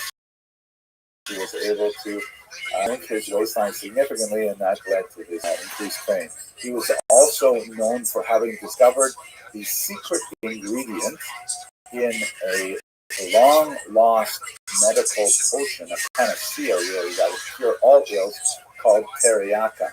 It's been lost since then. There was this idea that if you could just make one perfect medicine, it would cure everything, kind of like aspirin for everything. I always think it's kind of interesting that the term teriyaka sounds a lot like teriyaki, and that connects us to Asian food, which, as you know, is something that I think a lot about. At any rate, he's drawn to political centers primarily because of his literary qualities. The story goes, and again, there are a few different versions of this, and it applies to several figures, but a servant girl, a local government authority, of course, is illiterate. She goes to Hastai ibn Shaprut, who's running kind of an apothecary shop, and she asks him to write letters for her. She dictates to him the kind of ideas that she wants these letters to say, and he writes them in beautiful, poetic Arabic for her. Later, her boss finds out about these letters and says, wow, these are beautiful letters, such turn of phrase and such beautiful calligraphy. I want to meet this person. So he's brought in, and then he's promoted and promoted. And the end, what happens is he is essentially made the minister of trade, which makes him essentially the foreign minister of a southern chunk of the peninsula. And he ends up, for the purposes of international trade, communicating with kings far and wide. His multiple languages help him. His ability to compose a literate message helps him tremendously. And his authority just expands and expands in this context. He never loses sight, however, of his responsibilities to the Jewish people. And frequently, he uses his position specifically to defend embattled populations, writing strong letters to Constantinople, for example, writing, as we saw in a previous video, letters to inquire inquire about the Jewish kingdom of Khazaria that he's quite interested in. He's using his position and his skills really as a leader of world Jewry at the same time as he is representing Muslim leaders in southern Spain. Now, another thing that makes him especially well connected to the Golden Age is his establishment of a scholarly basis for the Spanish Jewish community. He redeems a shipwrecked rabbi named Moshe ben Chanoch, and when he finds out that Moshe ben Chanoch, I should say redeemed, because often you have this situation where Jews are taken captive, kidnapped, and of course if they're shipwrecked and they have no papers and things like that, they can be taken by slavers and then they're sold in the slave market. It was a very large phenomenon of Jews pooling their money and redeeming co-religionists from slavery. So Rabbi Moshe ben Chanoch is redeemed by Chasdai ibn Shaprut, and when he finds out that Moshe ben Chanoch is quite learned, he's an Italian rabbi, he says to him, you know what, why don't you stay here and establish a yeshiva here? This yeshiva was incredibly successful, and the establishment of this yeshiva set in motion a Spanish Jewish scholarly tradition that would eventually become the pinnacle of scholarship in Europe, particularly in areas of maintaining very fine texts, because Talmudic manuscripts, of course, they're being copied by hand, and quite often there are errors, and there are multiple versions circulating because of these errors that get repeated by scribe after scribe. But the Spaniards were especially dedicated to the concept of getting the text precisely correct. That required a lot more of their investment in Hebrew grammar and things like that. By the way, I'm sorry about the image here. Those of you who were born before, let's say, 1970 will recognize it and the connection to the shipwreck. I'm sorry, I just couldn't help it. At any rate, let's go on. Another example of the activity of the Spanish Golden Age that I find especially perfect in the lifetime of Chasdai ibn Shaprut is the massive poetry battle between the traditionalist Menachem ben Zaruk and the interloper Dunash ibn Labrat. So the story goes like this. Everyone's big supporter of poetry here. There's a strong Arabic tradition that values poetry very highly. Spanish Jewry is heavily influenced by this as well, and there is a massive industry created for poetry. Poets are called in for hire to compose original poems for weddings, for funerals in particular. You have these gatherings, frequently of Muslims, Christians, and Jews, who will sit around a table together and drink wine and will, recite poetry that they have composed, sometimes on the spot, sometimes in terms of competitions, whose poems are the best. Really saturated with poetry in their society. So Menachem ben Zaruk would compose poetry in Hebrew based on biblical norms, and very beautiful, powerful Hebrew. We know from one of his letters to Chasdai ibn Shaprut that he was engaged in this kind of poetry for hire life. However, the comer arrives, having been influenced in Baghdad by some of this newfangled Arabic poetry, and he says, you know what, if we just recalculate the metric value of Hebrew vowels, and this is a huge discussion about what's going on here on a grammatical level, but basically Hebrew is written without vowels traditionally. The vowels are added later, and in fact it's typically printed without any vowels whatsoever. You have to literally memorize which vowels go with each word. So that's just to make Hebrew easier to learn. But there are certain vowels, like the shva, for example, that can be pronounced two different ways, and that alters the way in which a line of poetry could be read. So Dunash ibn Labrat said, you know what, if we just apply the Arabic rules of grammar to Hebrew vowels, we can make the Hebrew language much more melodic and fit with poetry much better. So there was a huge uproar that literally led to riots in the streets of Grenada. Literally, Jews fighting each other physically, fistfights, over whether we should stick with the classical poetry of Menachem ben Zaruk or whether we should go with this rock and roll version that this newcomer, this Elvis Presley type, has brought to our society by, contaminating Hebrew poetry with Arabic meter. In the end, of course, Dunash ibn Labrat wins, hands down. He colors the next 1,000 years of Hebrew poetry. Most of the poetry that Jews love today, songs like Dror Yikra, which is recited at the table on Shabbat and so on, these are, the Arabic inflected Dunash ibn Labrat versions that had such a huge impact. And even Chastai ibn Shaprut abandoned his Menachem ben Sarur in favor of this new poetry. But you get a sense here of how cultural the society was and how literature played such a huge role, and particularly in the last 1,000 years since then. Let us move on to another figure who will certainly share in the poetic legacy, but has a much more military trend. Shmuel HaNagid, whose years are 993 to 1055, so he just slightly overlaps with Chastai ibn Shaprut and moves on into the 11th century. His claim to fame is that he was a military genius, and get this is phenomenal. He served as a Jewish general leading a Muslim army for 16 years. Incredible. Where would you hear of such a thing, that you have Muslim soldiers following the orders of a Jewish general? And this was right to the end of his life. I mean, he died as a general. He was never forced out. He never retired. He was a phenomenal individual. And he was a ferocious general, tremendously successful. We know this because he wrote a lot of war poems, of course. And the poems are so surprising in the sense that they express such a range of the human experience that you won't find in typical religious poetry at all. He has poems that describe the heat of battle, that harken back in many ways to King David's poetry in the Bible. And in fact, he referred to himself, Shmuel HaNagid, referred to himself as the David of his age.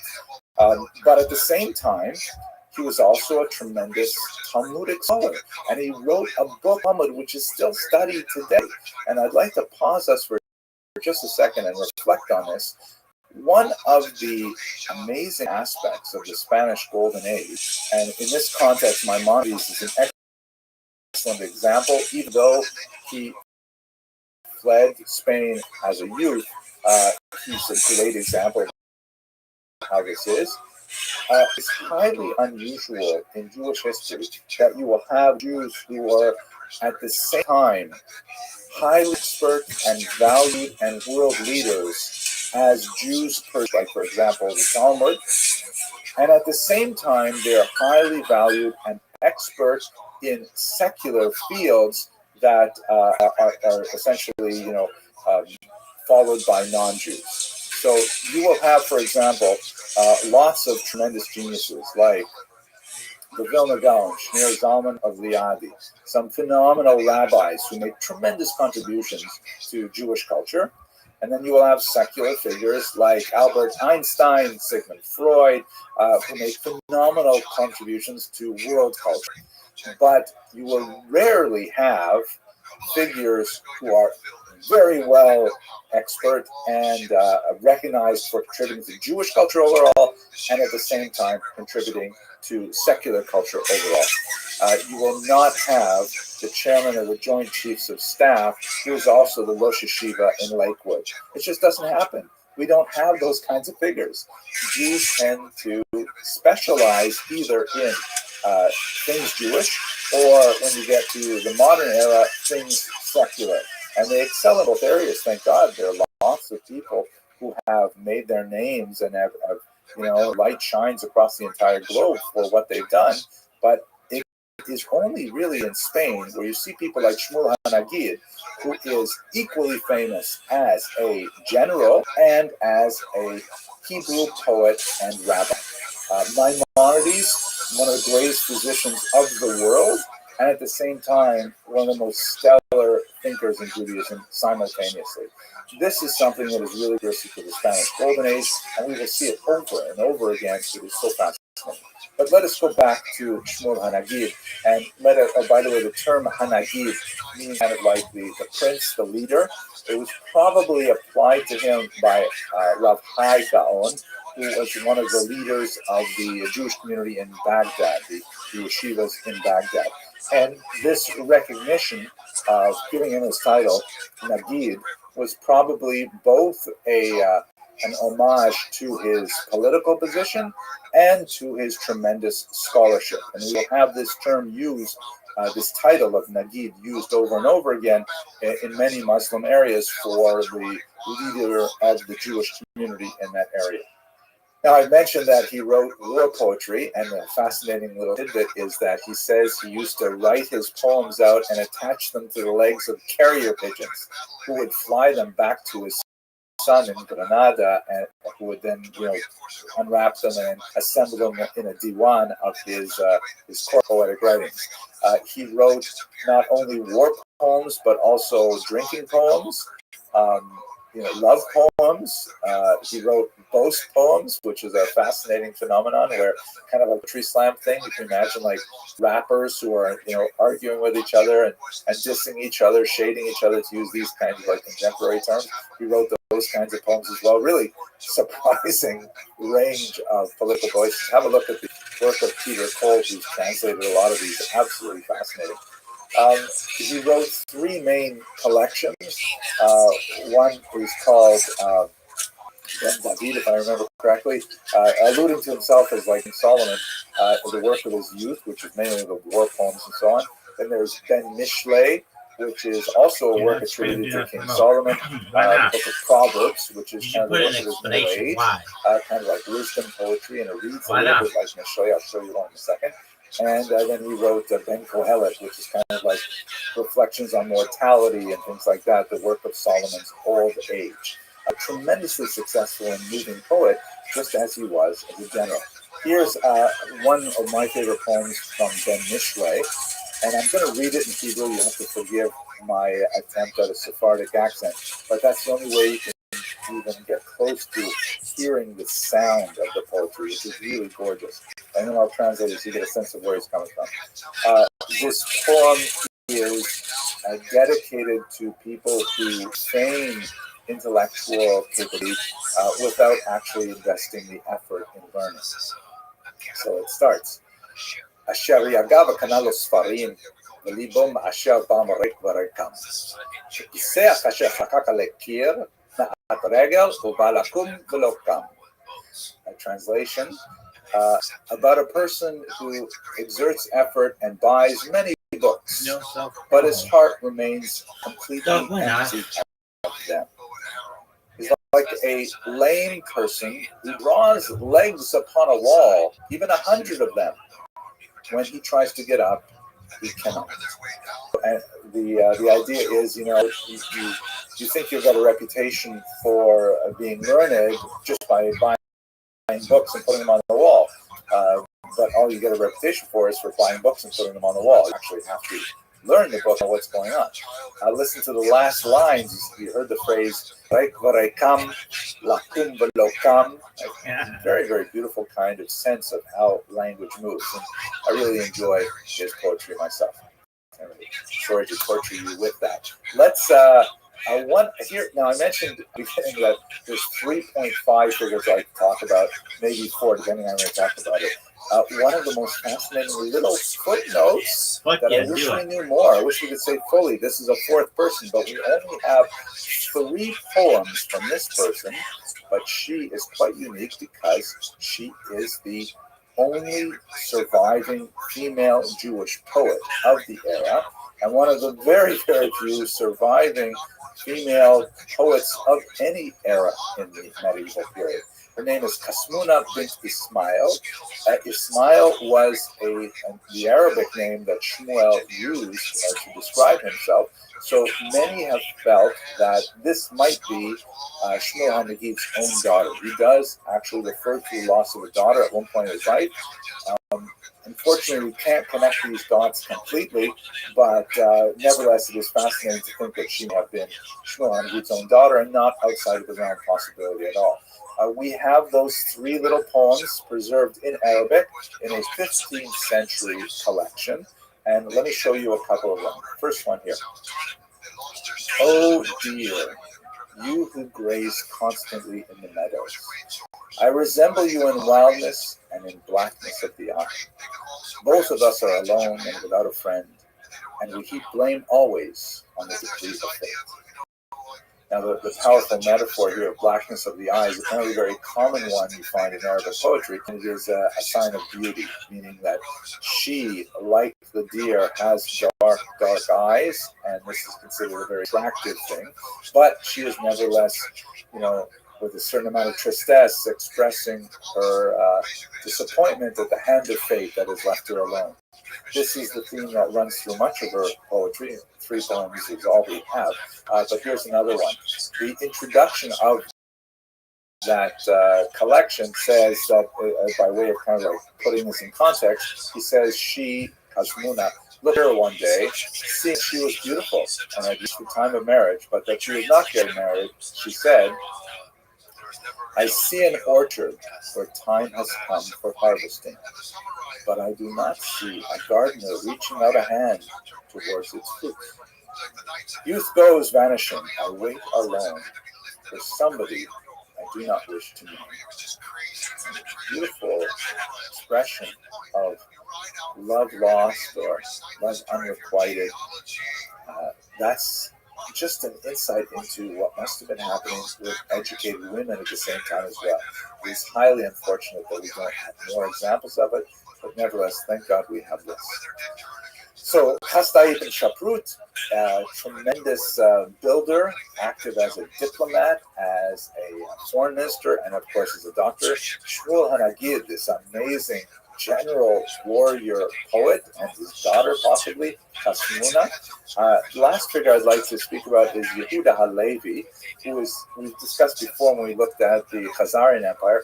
He is, of course, famous for his really bold work, the Kuzari, which frames the 3 great monotheistic religions that are competing to some degree in the Iberian Peninsula as a 3-way debate. This is something you could not imagine being written in Christian Europe. It would have just been completely, beyond the realm of tolerance. Whereas in Muslim lands, in Spain in particular, as a result of La Convivencia, perhaps that's why he could get away with writing it. So anyway, he wrote it late in his life, and to be fair, he did leave Spain to make Aliyah to Israel. But at any rate, did write this phenomenal work, which is indicative of the freedoms that Jews had at the time. Like Hastai ibn Shaprut, he was also a medical doctor. It was something that he didn't really intend to do, but you know what? He was not put together a living as a poet for hire, and so probably at the insistence of his mother, he became a doctor, and he earned a living primarily through that. And he had many tragedies in his personal life that, if you're curious, please have a look at the links in the information box, see a longer video on his life and works. But I'd like to also close by just giving you a look at some of his amazing poetry as well. This is a eulogy that was likely recited at the grave of a young girl. We know that he lost a daughter, just like Shmuel Hanagid did, and it's written with such power that it's not hard to imagine that he wrote this for his own daughter. Unfortunately, sources don't claim one way or the other, but let's have a look at the first stanza. The translation is from Hillel Halkin's remarkable work, phenomenal biography of Yehuda Halevi. Actually, this comes from an online version of just of some of his poems. Have a look on the web and you'll find these. These are great. So just the first stanza, listen to the sound, please.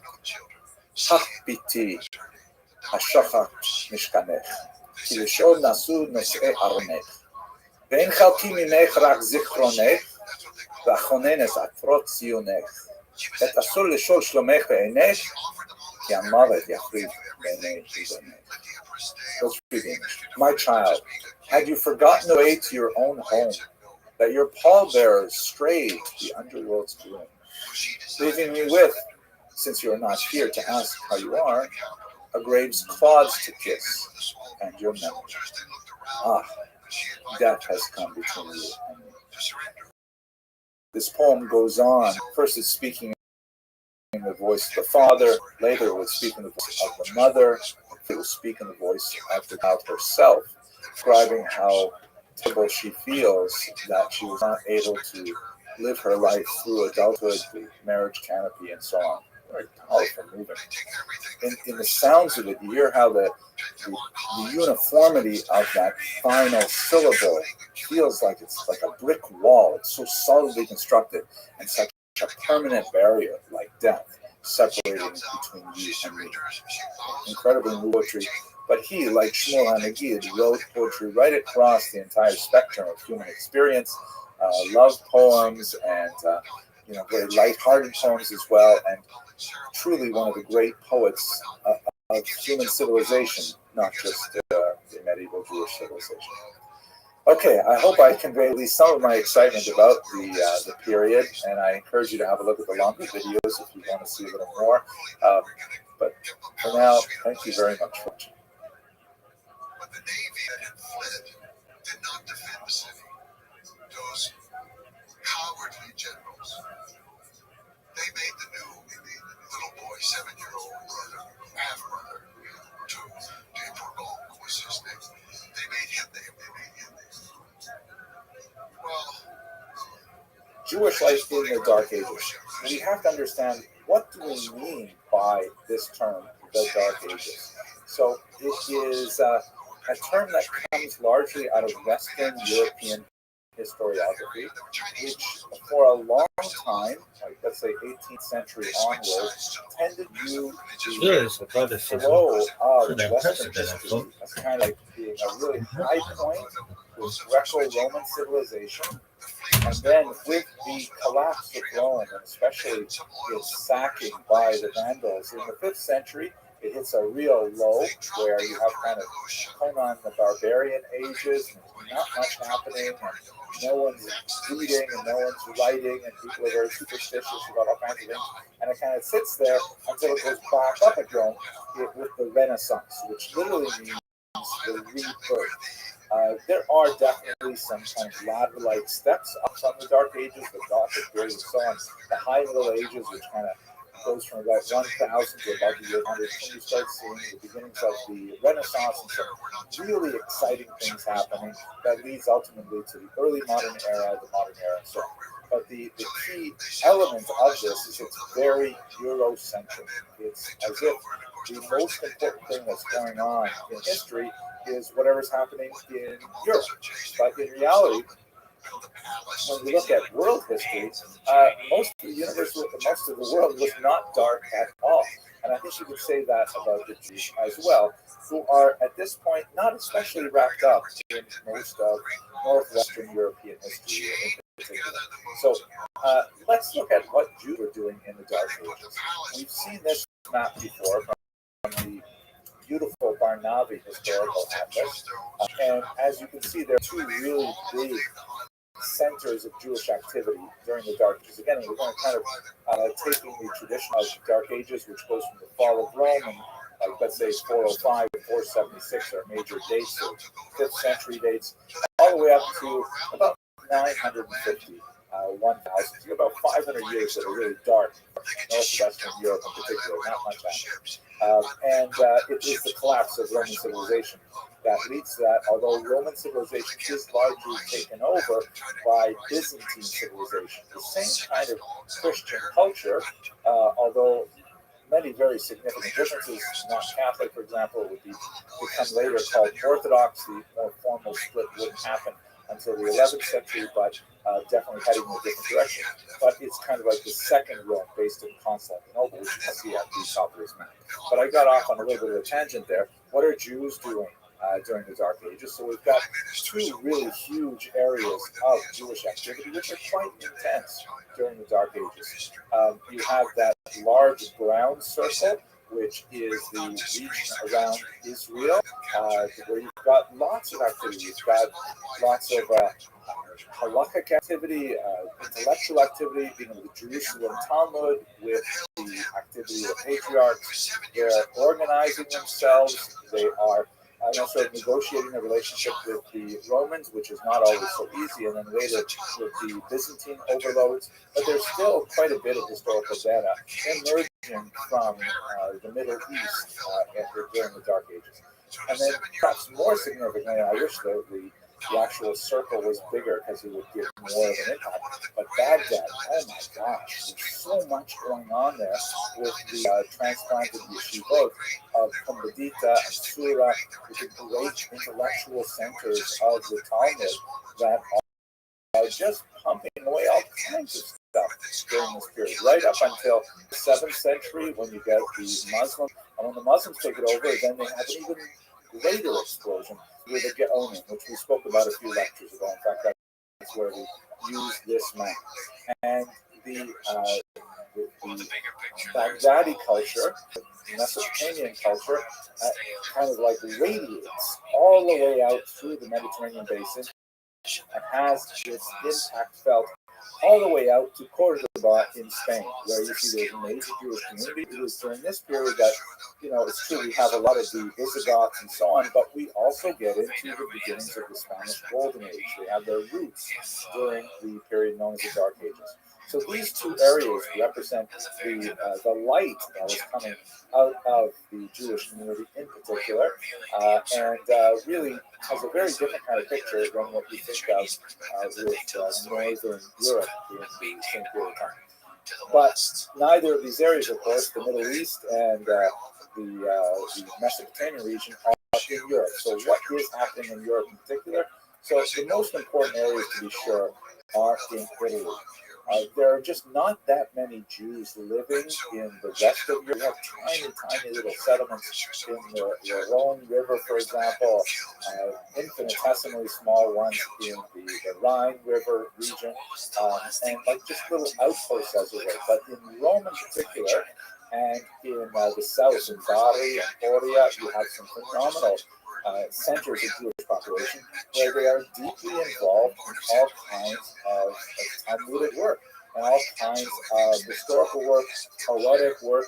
We have some beautiful remains of Jewish catacombs in Rome in particular. It gives a sense of the extent of their civilization, and they're really doing a lot. In many ways, as we saw earlier with the tracing of Ashkenazi culture from Israel proper through the Italian Peninsula and then into Northern Europe, this is the period where there is a lot of culture going on in this area here. I think some of my favorite expressions of Roman Jewish culture, extending towards the end of this period of the Dark Ages, is the remarkable work, the Aruch, which was written by Natan of Rome. And this is essentially the first dictionary of the Talmud ever. And it was a brilliant dictionary because, of course, don't forget, you're working in many different vernaculars. They're working in Latin, they're working in Greek, but the texts are in Aramaic and also in Hebrew.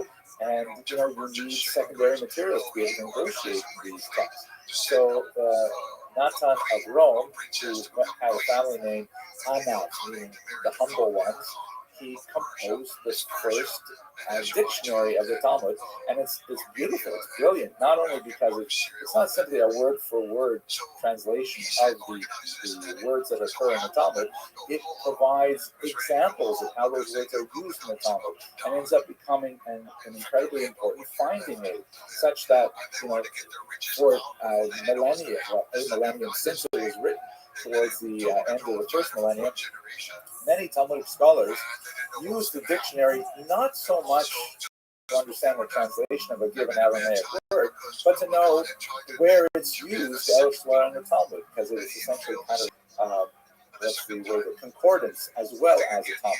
Great, really amazing work. So there's lots of scholars who are here in Rome and in southern Italy Many of them would later be transplanted to Northern Europe, Ashkenaz, where they would essentially become the nucleus of the Jewish community there. And we'll speak about them, God willing, a lot more next week.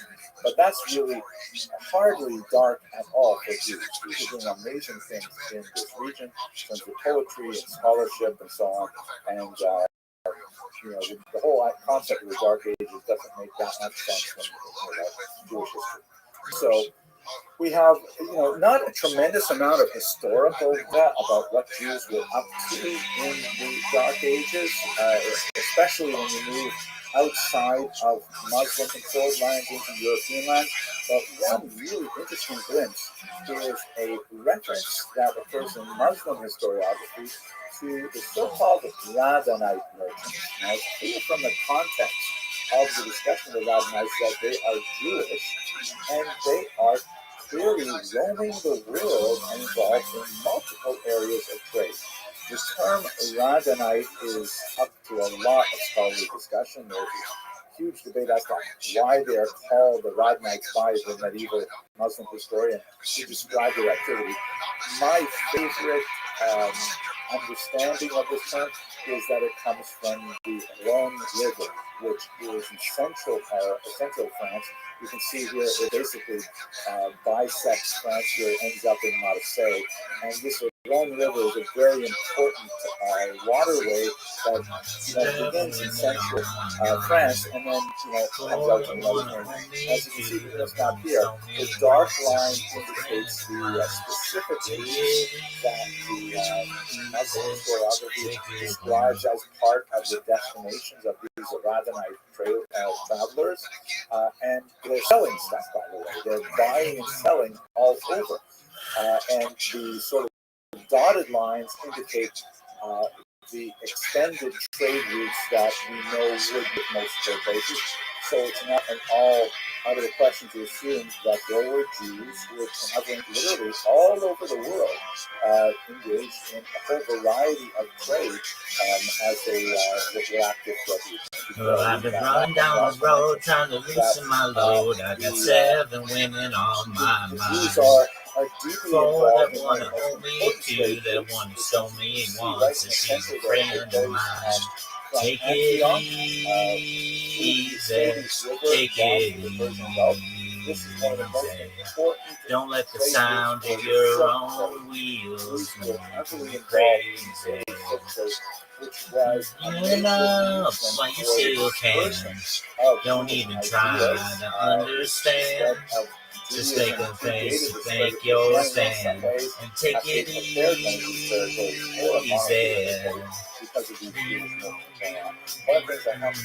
Well, I'm standing on a corner of Winslow, Arizona. Such a fine sight to see. It's a girl, my lord, in a flatbed pole, slowing down to take a look at me. Come on, baby, don't say maybe.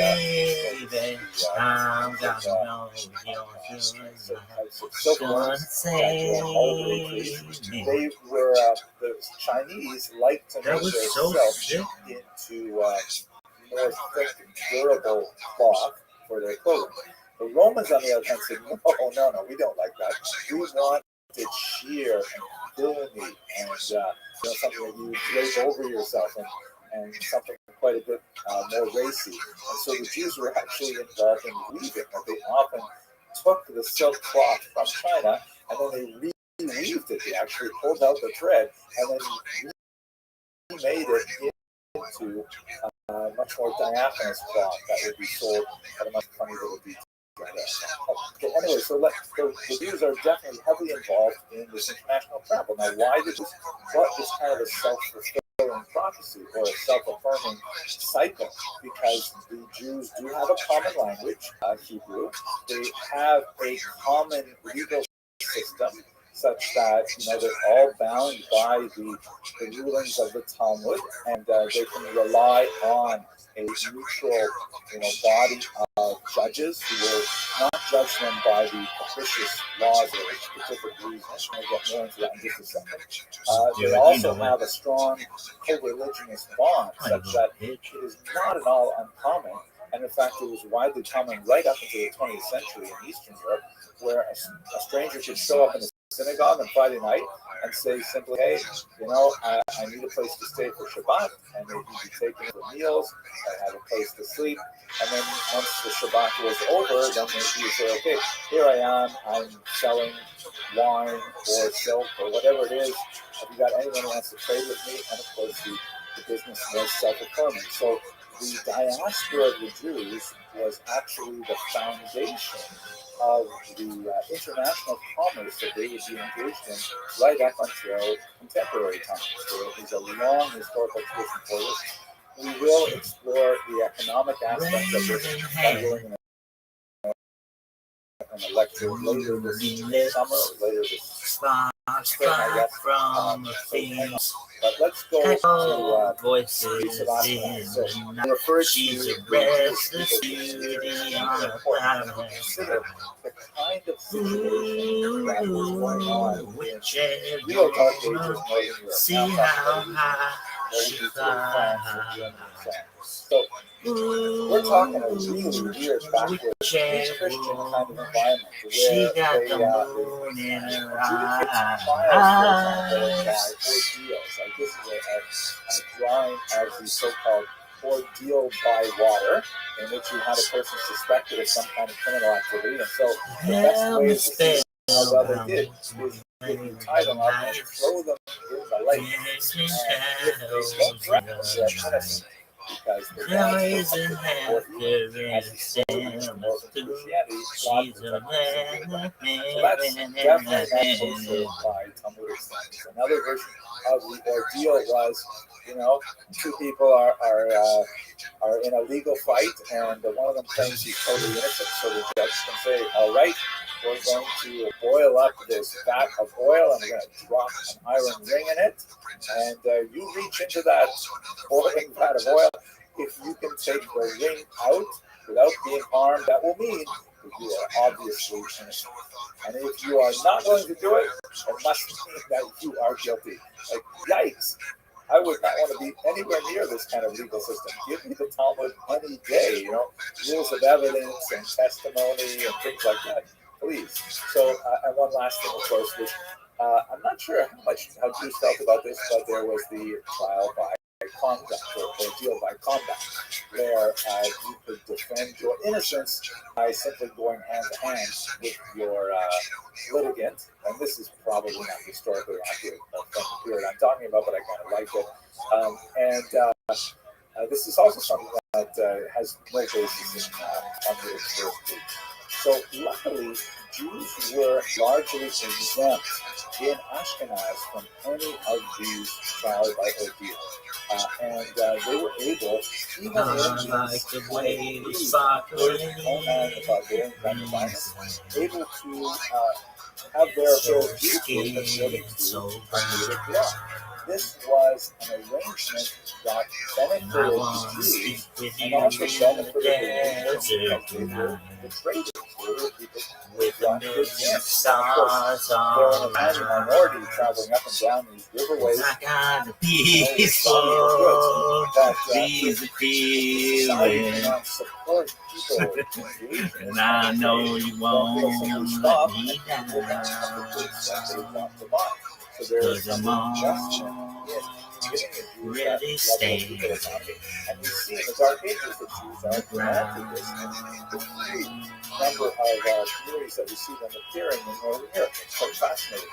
At this point, I found out a long time ago what a woman do to your soul. No, she can make you anyway. Very strongly I know although it how definitely to has go. similarities to what was going I on. got a peaceful, easy For themselves, a small feeling, state within a state, at least at the and I know you level. won't Later on, let when me we get to the 16th century, we see that down. it stands really Cause I'm all Chicago and Poland, ready where standing. municipalities under Richard connect with these moments. But essentially, these are these tiny little struggling communities, we're talking about less than 1,000 people in any of them, are granted the right to govern themselves. They're granted certain protections in order to largely benefit the trade, and later, as we shall see, benefit the tax structure and the tax revenue of the crown. Again, I'm sorry to be talking about this now because we're going to spend at least one of these videos talking about using the legal economy, and this is crucial. But what it gives us for now is the possibility of Jewish social independence, that they are through the Kehillah structure, through their legal autonomy, able to run their own affairs and create their own social safety net.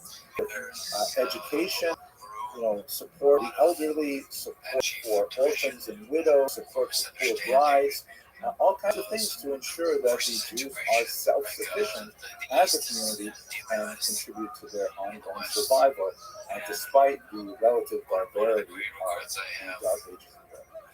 So that's just by way of introduction. I want to give you that kind of background coloring as we go on to speak now about the Rishonim, and I think the contrast is going to be absolutely politics, reading a few books, but like the way you've understood and felt the Mongolian steppe, I can understand the Chinese people in that way, because it does feel like, from that understanding, I totally know. My work self-classifying as Chinese history, which I think is ironic, because for me it's always Mongolian history.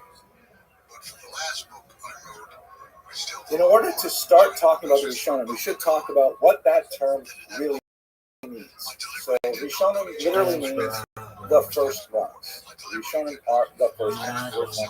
You have to go backwards a little bit and learn a little bit of Jewish theology. So this concept in Jewish theology that actually is quite important for understanding how Talmudic Judaism works.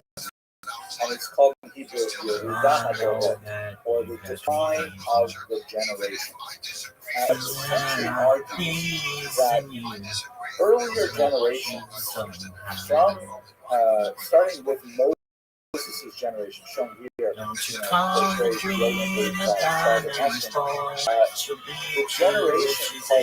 generation of knowledge that actually heard the first two of the commandments spoken by God.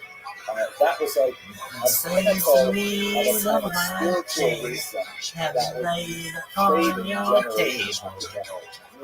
Because they had all had, I'm not going to go into the material here, but it's important for us to understand the generation of the Exodus had achieved such a closeness to God from that moment at Sinai that every subsequent generation invariably represents a decline.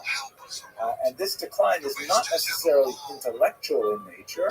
So, for example, when Talmudists are trying to determine a specific law, the rule is not to go to the earlier authorities, but go to later authorities because they tend to have more facts at their disposal. Like, for example, if you wanted to know is a microwave kosher for cooking, you would not ask some rabbi who wrote about things in the 19th century because he wouldn't have those kinds of facts at his disposal.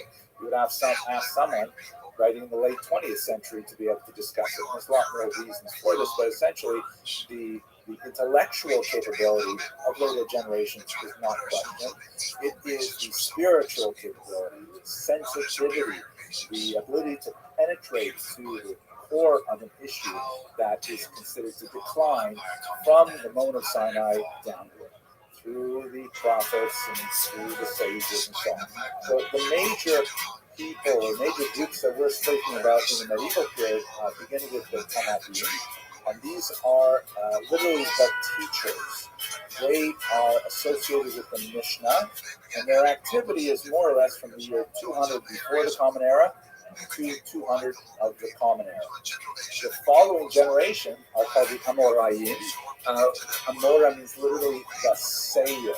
And what this refers to, or the speaker if you want, what this refers to is that this is already a term used in Babylonia in particular, where the vernacular was Aramaic and the texts of the Tanaim were in Hebrew. So you would have a teacher, a rabbi, who would give the lecture, and then a professional human microphone or loudspeaker would then repeat it in Aramaic translation so the population could understand. And the sage of this generation, in humility, they refer to themselves simply as the repeaters, the speakers, the Amerai. So these are the sages associated with the Talmud, from about the year 200 of Hanukkah to about the year 500. An Amora may not override a Tana. An Amora does not have the same authority as the Tana because of the idea of this Tana. However, if there are two Tanaim who disagree, and an Amora can bring support for his argument with another Amora by quoting one of those Tanaim, then the Amora has support for his argument. So they go from earlier times to prove later arguments. I know it's complicated, but we have to talk a lot more about Talmud.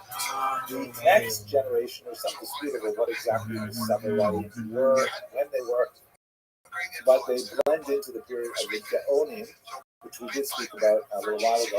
And these are post-Talmudic authorities, primarily based in Mesopotamia, up until about the year 1000. We get to our protagonists, the Rishonim. They are called now the first ones. They're clearly not first when you consider them within the scope of the prior authorities, but they represent a distinct chunk of intellectuals who are writing particular kinds of things, roughly during the period 1000 to 1500. I've rounded these numbers off, obviously, but this is the era of the Rishonim.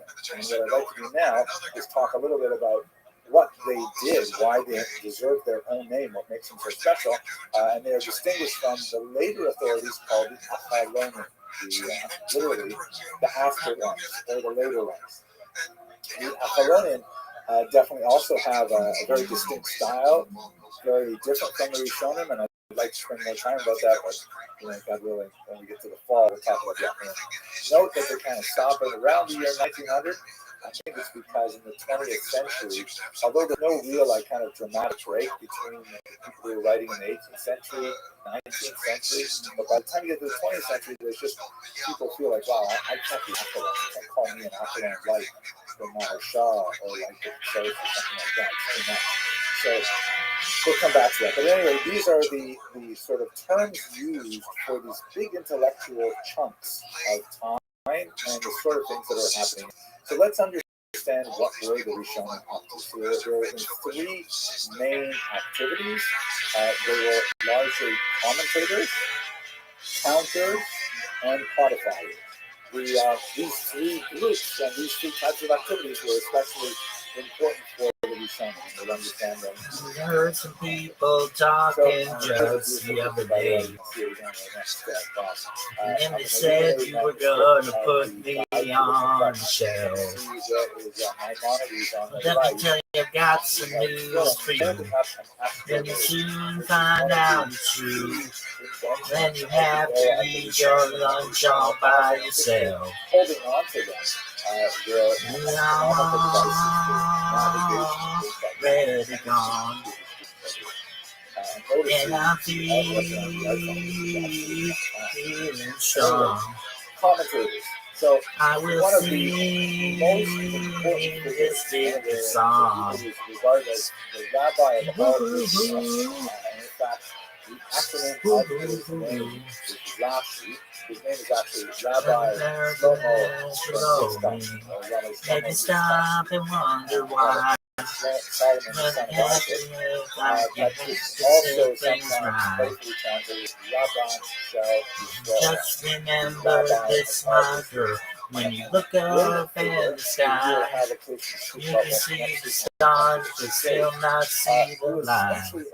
That's right. On a massive suite of Jewish literature, a tour de force, providing very pithy, short but incisive and deeply clarifying comments on the entire Torah, the entire Tanakh, the entire Talmud.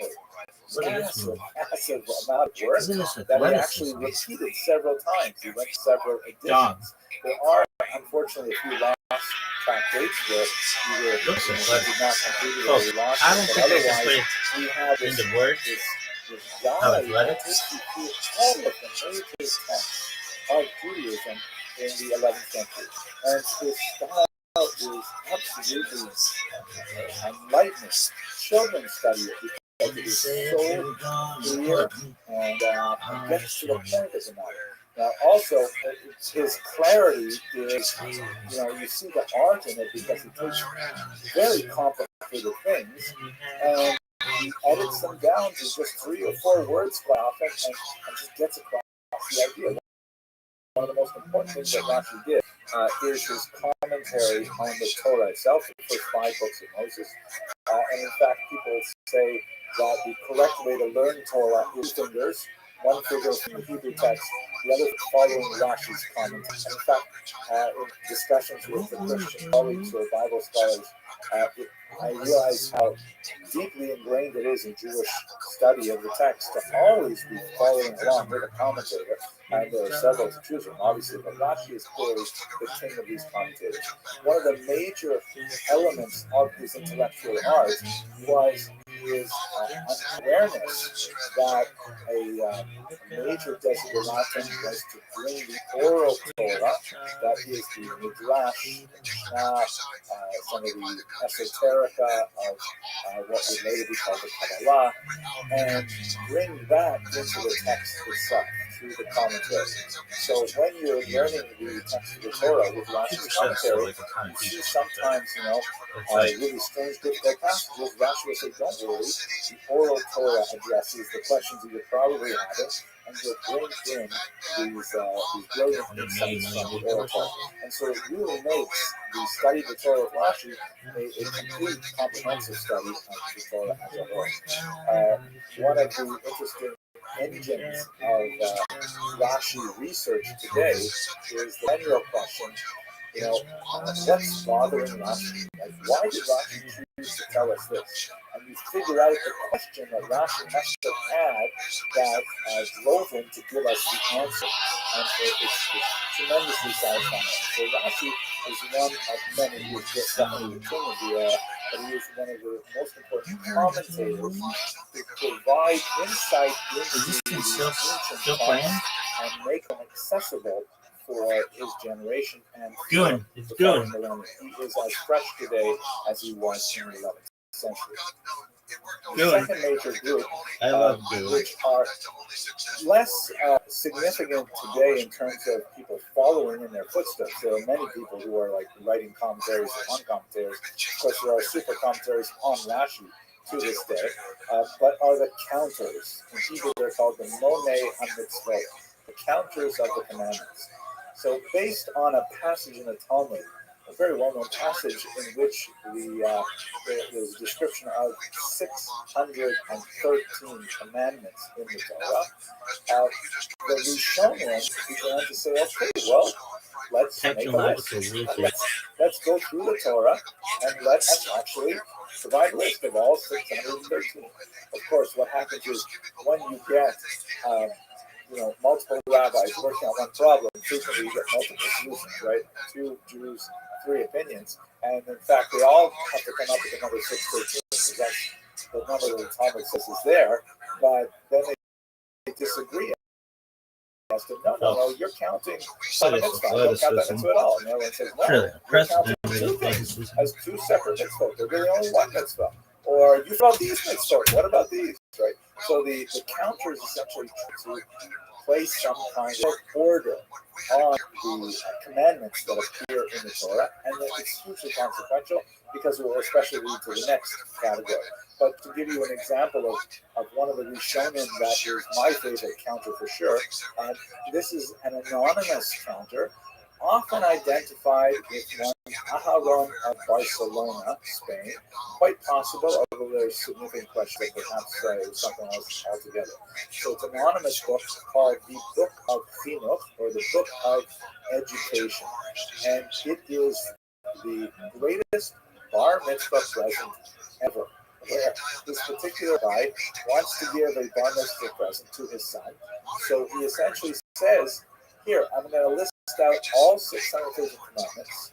I'm going to list them in the sequence in which they appear in the Torah. So when you go to synagogue every week and hear the Torah read, you'll be able to review all of the mitzvot that occur in that week's parsha. And that's brilliant. That's great. Really helpful just in itself, isn't it? But what he does after that is so much more amazing. First of all, This motherfucker might be one of the most effective motherfuckers we've ever seen. The English translation Let us see is some. wisely today is a 3-volume set. And then he tells you a little bit about how the mitzvah is performed. And then he tells you a You ever little get bit about spam, this son? is amazing and not so common as you would think. He tells us why we have this commandment. And that's like so valuable because many of the other authorities from the Talmud on really don't think about that. Or if they do think about it, they don't write a lot about it. There's this sort of religious approach to the text saying, here is the commandment, and it is incumbent upon us to observe it. Kasher tzivanu Hashem Elokai, as the Lord God commanded us, right? He didn't tell us to think about it. He told us to do it. I'm generalizing. There are a lot of people who say, no, we have an obligation to think about it too. At any rate, the Chinuch provides the why to a lot of these commandments, to all of them actually. We don't necessarily, not all of the Rishonim agree with his response. You think you get to 1900 high with bar mitzvah present ever. We know that it was a bar mitzvah present, and we know a little bit about him and his son because he speaks to his son directly in the text. It's really very sweet and engaging. We know, for example, that they were Levites because he says, "My son, pay attention to this mitzvah because you're a Levi. You're going to have to keep this particular mitzvah." Brilliant and highly enjoyable. And then finally, most significantly, because it flows directly from the counters, are the codifiers. And this is hugely because essentially these are the people. One of the most important on our list here is Rabbi Yaakov ben Asher, known as the Rosh, or the head, who go through these commandments and they say, okay, thank you, for example, anonymous author of the Chinuch, for laying them out how they appear in the text. But if we're actually going to work with these in a functional way and organize a society around them, we've got to have them organized by topics. We've got to have all the laws of keeping kosher in one place, all the laws of keeping Shabbat in the other place, all the laws of, civil, criminal law place, and things like that. Codifiers begin to say, all right, organize this here, this is the mitzvah here, this is the mitzvah here, and remember that there's significant debate about what exactly is the mitzvah and how does it apply and under what circumstances is one exempt from it. All of these things are really important. So the codifiers who create, for example, the Rosh created a very important commentary called the Arba Turim, the 4 columns or the 4 pillars, which correspond to 4 different aspects of human life. They end up becoming these source of tremendous dispute and commentaries on the codes. But nevertheless, they are hugely important. The most important of them for contemporary usage is undoubtedly the Shulchan Aruch. We'll speak about them better later on this class as well. So these are the 3 main areas that give the Rishonim their distinctive sort of functions. They're really involved in these things, and with the limited exception of counters, all the Achronim afterwards are kind of following in their footsteps. Now, at the same time, what's really fascinating to me as well is that the Rishonim are not all uniform at all. They are highly individualized and idiosyncratic. The Rashba and the Litva and the Rambam, totally different people, different approaches, different personalities, and sometimes they pose questions and provide answers which are shockingly modern, and you say, like, what is going on here? Where did this idea come from? And how come I don't see it in the traditional codes and so on? So among those kind of outliers are brilliant figures like Rabbi Abraham Tibbet Ezra, who was not only a commentator of note, he was also a tremendous poet in Arabic and Hebrew, and a scientist. There's a crater on the moon named after him. He is the subject, by the way, of some poetry in the English language as well. Here he is holding up some astrolabe in his left hand and the compass in right, which alludes to his kind of early scientific nature. He lived a very poor, difficult life, traveled out of his poverty. He would, again, this is before printing, so he would literally write out his manuscripts, and then because he was so poor, he would sell his manuscripts, his only copies sometimes, and then have to rewrite them entirely from memory to sell them again. The things he wrote about his poverty are plainly biting, but it also gives you a sense of, wow, this is like so unlike Rashi, so unlike others. You see also Gersonides, also a Rishon who is not widely studied today, but brilliant, very cutting against the grain kind of commentaries on all kinds of issues which are extremely relevant today. And when you study some of these Rishon and you say, this is like alternate history, like what would have happened to Jewish civilization if we decided that the halacha, the law, followed Gersonides and not, let's say, the Rosh? Very, very different kind of possibilities. Fascinating for our purposes. We're going to come back to both Gersonides and Ibn Ezra, I think, when we talk about the scientific revolution and Jews involved in it. But this gives you just a sense of the idea that there are many outliers among the Rishonim. It's hardly a monolithic, singularly orthodox way of looking at the world. Rishonim had a tremendous scope and spectrum of activity and interest. Okay, I said I got a little bit too excited there and I spoke too long about some of these things. So let's look at Maimonides specifically. And he is really special because, among other things, he is the greatest of the outliers. I mean, he is so amazing unto himself as a scholar, as someone who is active in all of these areas and many more, but at the same time, he was the most vilified during his lifetime, and especially shortly after his lifetime, so much so that Jews actually were responsible for burning Maimonides' books, if you can believe that. Get to that story. He's in the kitchen. Was a heavy drinker. Tagadi was very rigid about the law of the Mongols and all, but he thought he seemed to favor judges a more reasonable, good warrior would be the person. They called up Jutsu when my son speak. Tagadi, the second one, believed the Mongol law was supposed to Next one, Junior. And he said, this is when Here's a sort of modernized, detailed version of the iconic image of Maimonides that we have today. We have no idea if he looked anything like this, but it's sort of like when you see that picture, say, oh, Maimonides. That is his signature up on top, though, which was taken from the Chinese archives. His dates are 1138 to 1204. He was born in Cordoba, Spain. Spoke about it a little bit in the beginning of the Golden Age, but he had to flee Spain as a youth because of the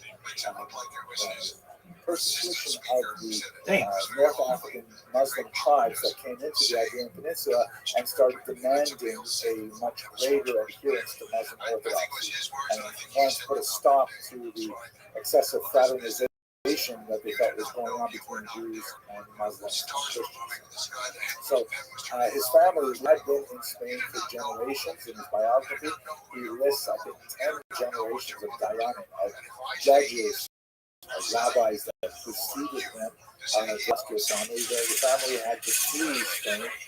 And over the course of teenage years, they made their way across the coast of North Africa, from one place to another, along the way from Spain to Egypt, where he ultimately he received a significant secular education.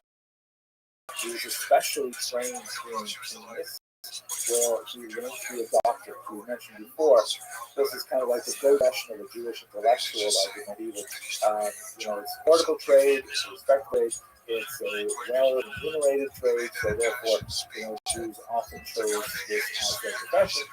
Although he dedicated himself during these years of his youth exclusively to study.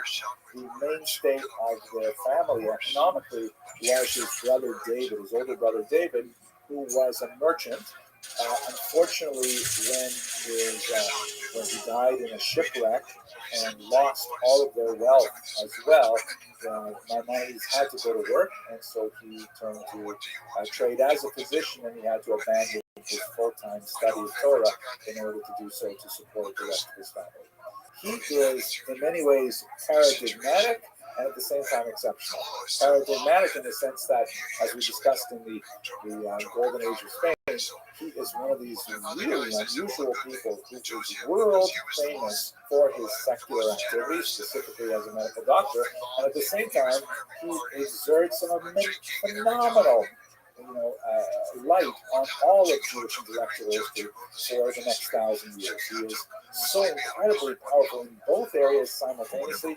That's what makes him sort of like the ideal of the Spanish Golden Age. And that's why I think so many schools are named after him, because you want to tell your parent body that if you send your kid to our school, he's going to be like Maimonides, a great scholar of Torah and a great winner in the secular field and so on. I think that's what kind of the image that we're trying to get across with that. Because, as I mentioned, when we talked about the Rishonim, his opinion in halakha is frequently ignored by later commentators. I should say ignored. I should say it was overruled. They'll say, okay, Maimonides thinks this, but, two other major figures, the Rif and the Rosh, they disagree with Maimonides, so we're going to go with majority rule, and Maimonides will lose out. He does things that, he approves of things that the rabbis later would disagree with. And so, although he has an impact on Jewish history and Jewish thought, many of his ideas were outright rejected. Just to give you one interesting example, he felt very strongly, based on his long-standing experience in his family, that a person should not receive a check for serving as a rabbi. I know I'm going to get in trouble after saying this. Rabbis, if you're watching this, Sephardic congregations sometimes continue this practice. It's more exceptional in the Ashkenazic way. And there are lots of ways to justify it. Like, for example, if a rabbi does not receive a paycheck, or also teachers, who teach Torah, you should not get paid to teach Torah. Wow, that would essentially sink the business model of so many Jews. That would be terrible. But there are lots of halakhic exceptions. The most important one being that if a rabbi does not have another source of wealth or income, then he would have to leave off being a rabbi in order to be, a plumber or an accountant or something like that. So there is kind of like permission given to pay your rabbis and your teachers so that they are able to rabbi and to teach. But that's kind of an unpopular opinion that Maimonides pulls out of the Talmud and really emphasizes. By the way, I should mention that he is known popularly among Jews as Rambam, or the Rambam, which is an acronym of his name, Rabbi Moses ben Maimon. The Greek term Maimonides means son of Maimon, that would be his father. Okay, so he's paradigmatic for being kind of that Spanish Golden Age ideal, even though the bulk of his career was not in and he's exceptional because he's frequently disagreed with, very heavily criticized in his own life and beyond. So he's very unusual with that. Now, what did he write in Irish? This is a beautiful manuscript, illuminating manuscript of Yeah. Let's break it down to several categories. First of all, In his youth, he composed a very important Word, Joe. commentary on the Mishnah, which You're has a welcome. lot of the qualities welcome. that we see in Rashi's work. So, made him really much appreciated by his audience, and it is standard printing. Even to this day, the standard printing in the Mishnah includes the commentary of the Rambam. No one does What's a little right bit more different about the Rambam is his very extensive, for example, medical writings in Arabic. He was like the go-to doctor of the age. He performed medical services for the royal house of Egypt. He describes in some of his writings how he gets up early in the morning.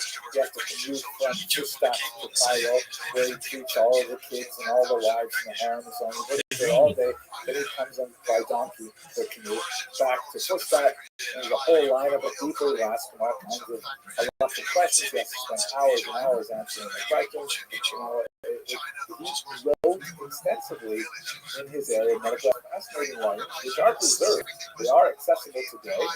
And he writes on things like depression and anxiety, sleep disorders, family intimacy, all kinds of issues regarding the use of herbs and various medicinal products and so on. Extremely important medical writing still that we use to this day. He also wrote extensive letters. We have quite a bit of his correspondence to far-flung Jewish communities. Since he was unofficially considered the leader of all the Jews of Egypt and surrounding regions, they would frequently write to him for guidance and support. And some of these letters, in which he's addressing a specific problem, I'm thinking in particular of one of the letters that he writes to a convert who feels that he's being maltreated by the community in which he lives. And one of these writes such a passionate, strong defense of the convert's position that it shows his personality and shows how he stood up for the lonely. He stood up for the less fortunate, and so on. Another passage that occurs to me in the Mishnah Torah, very important passage in which he says that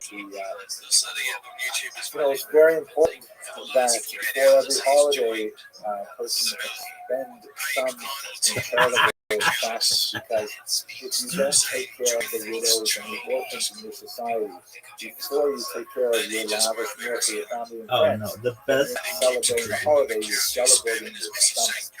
Really powerful, incisive kind of direction. So this gives you a sense of why not? global leadership. But what got him to a lot of trouble were two other groups of writings, and these are the ones that are most widely studied today. The first are his philosophical writings, of which the most famous is undoubtedly the Moreh Nevuchim, translated as the Guide.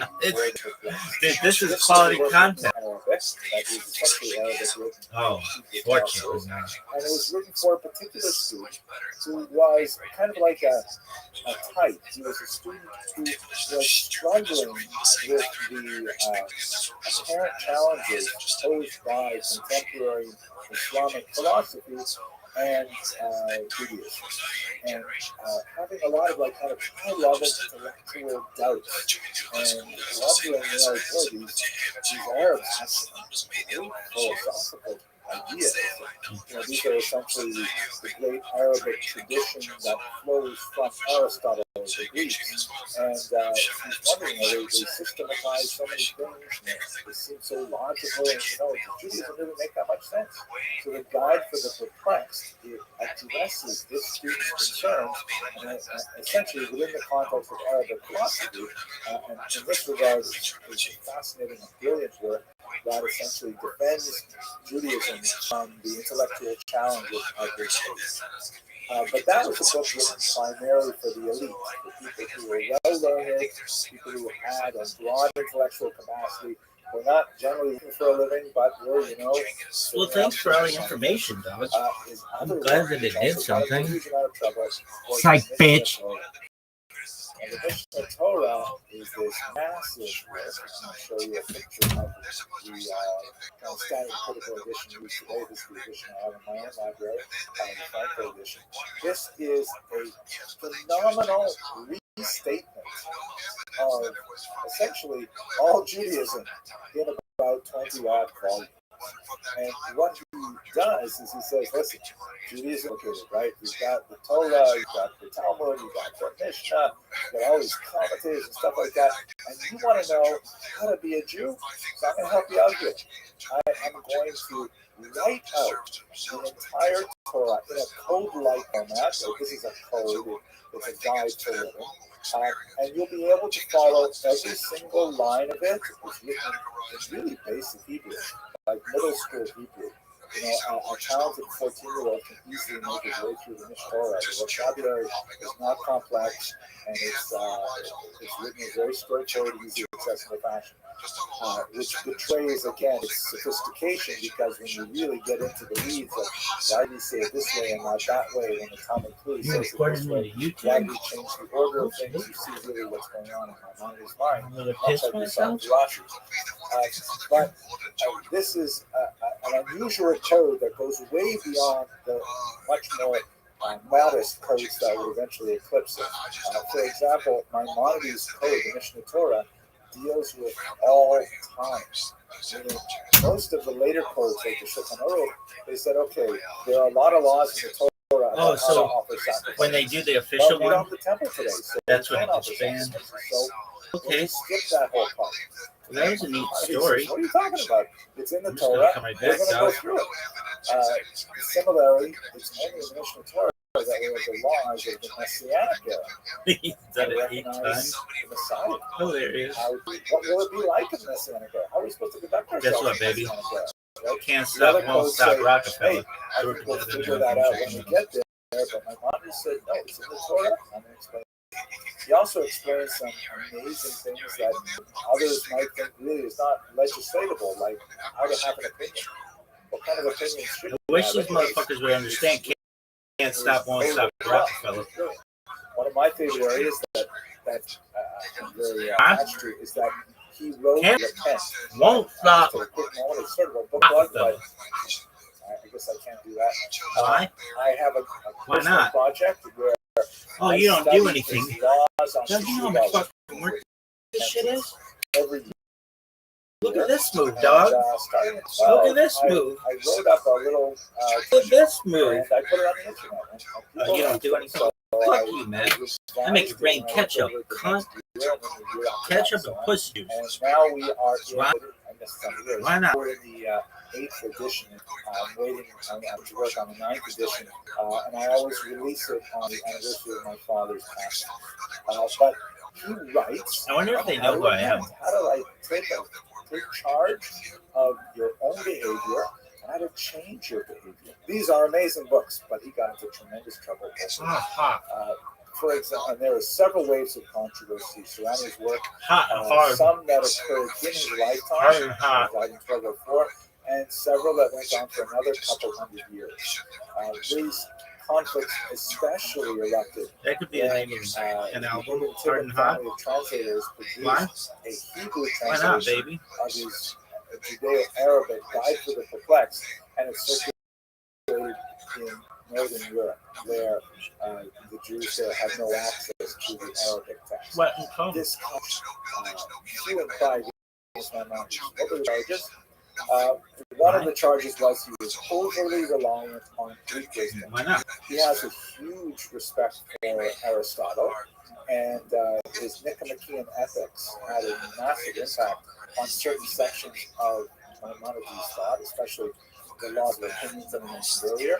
He disagrees with Aristotle in some key areas, but otherwise he openly calls them philosophe, their philosopher. And his synthesis of Greek thought and Jewish thought is brilliant. But a lot of the Northern European rabbis said, this is great, this is not kosher. You can't build a Jewish philosophy with such heavy reliance on non-Jews like Aristotle. Another major charge was that the Mishnah Torah doesn't have any footnotes.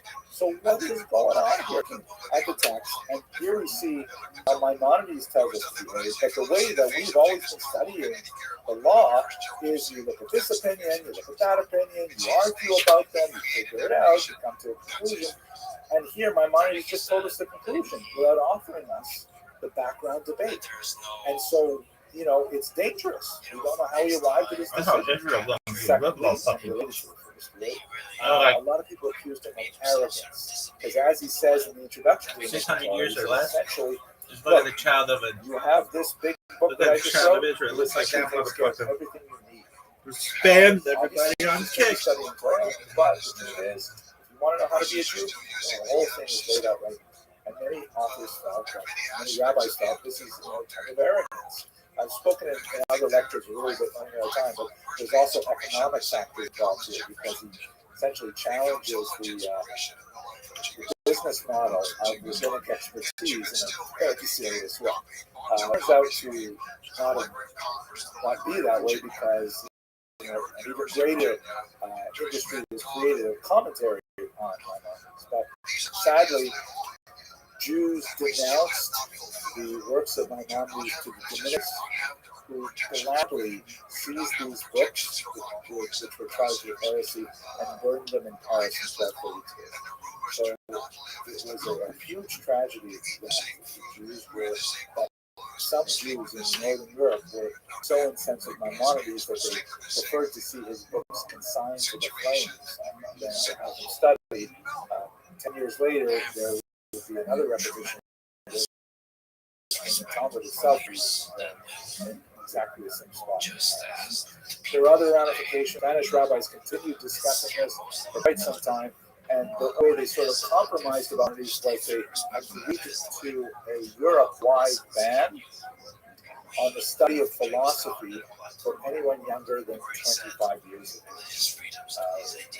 That was supposed to say essentially that Maimonides has a lot of useful things to say, and he is kind of dangerous, so we want students to achieve a certain level of maturity before they look at something like the Godhead of sex and so on. So that's basically how he remains controversial, but ultimately his overpowering legacy and makes him one of the most towering figures of the Rishonim and of future generations to look for. Out of pure greed and self-interest.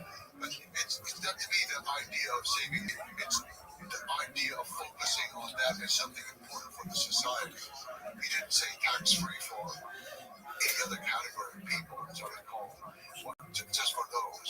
And then he's highlighting the health of the people, the education of the people, and the spirit of the people, the spiritual. That's very important. That's a profound approach to life. And so these are policies. Before we discuss the experience of Jews in Ashkenaz, I'd like to take a little bit of a broader approach for a moment to speak about the structure of the Jewish community. What I'm going to describe is something that pertains really to much of the 2,000 years of diaspora history that we've been looking at. There's certainly wide variation between the various communities that we'll be looking at, but by and large, the structure that I'm going to describe to you now held for most of Jewish communities as far as I can tell, both Ashkenazic and Sephardic, really right from the beginnings of the diaspora, right up until the 18th century, as we'll discuss today. And so while there are differences in terminology, to be sure, and sometimes differences in the relative level of authority invested in particular structures within the community, nevertheless, speaking in broad strokes, this is a major element of the survival of the Jewish people over the 2,000 years in diaspora. And it's rather remarkable that, in my humble opinion, they've managed to figure a way to survive after it was largely destroyed in the last couple of centuries. But let's try to understand it writ large and understand there will be specific differences when we go to particular towns and particular communities. The name for this community varies again from Sephardic and Ashkenazic lands, but one of the most common terms is the Kehillah, which means literally congregation, in the sense of to congregate. The Hebrew word kahal, which is also used sometimes to describe the Tehillah, is really a reference to the bringing together of people. And so this is one of the terms that is used particularly in Ashkenazic lands to describe the community. Now I think at its foundation, one of the most important elements of the Tehillah is the fact that it is based on a system of taxation. That everything takes money to run, and the Tehillah developed early on a form of taxation of Jews living in a particular municipality, and then was able to generate those funds more or less efficiently into a rather remarkable self-government. We're going to be talking today primarily about what we would call it, say, municipal self-government that would be located to a specific town, in some cases a village or a city even. When you get to the modern period, you begin to see cities supporting more than one Tehillah, separating a single Tehillah associated with a city into several Tehillah was something that was fraught with controversy, and we'll speak about that when we get to the 19th century in particular. But right now, we're really speaking about how the Jews would organize themselves within a fairly small geographic area associated with one particular town. Okay, let's look at the org chart of the village. We should begin with the institution known as the Tuvei Hadir, which literally means the good people of the city. By good people, that basically means people who are, that's probably the most important criterion to be in this key group, which is essentially kind of like a board of directors of the organization, like a board of directors of the synagogue. And by the way, the contemporary structure of synagogues today is based very heavily on the design of the Tehillah as well. So the Tuvei would typically wealthy people, almost always they're universally male.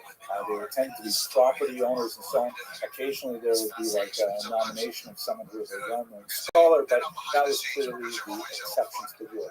The Tuvei had this unusual kind of responsibility of on the one hand, they received the honor of being in this august group and recognition for their leadership efforts and so on. But at the same time, they were also responsible for coming up with shortfalls. The taxation system did not generate enough funds from the impoverished people of the city. So it was a responsibility of leadership that good people took on in order to support the community, and the honor that was bestowed on them was really a recognition of the time and energy and finances that they would also devote to keep the city. They would typically take from their group one member who would be the Parnas, and by the way, both of these institutions were democratic the Tuvei typically for a multi-year contract, which was not remunerated. This was an unpaid position, but there would be these regular elections, and not everyone could necessarily stand for election. But we're talking about small groups of people, right? When you get to the later period, when you might have several thousand people in a community, it's a little bit more complicated. That in small Tehillah, which were the bulk of the medieval period, we're talking about 500,000, 2,000 people at most, so it's not a huge organization. The Parnas, or literally the president, you can see there might be even a relationship between the Hebrew and the English word, was essentially the chief executive officer of the Tehillah.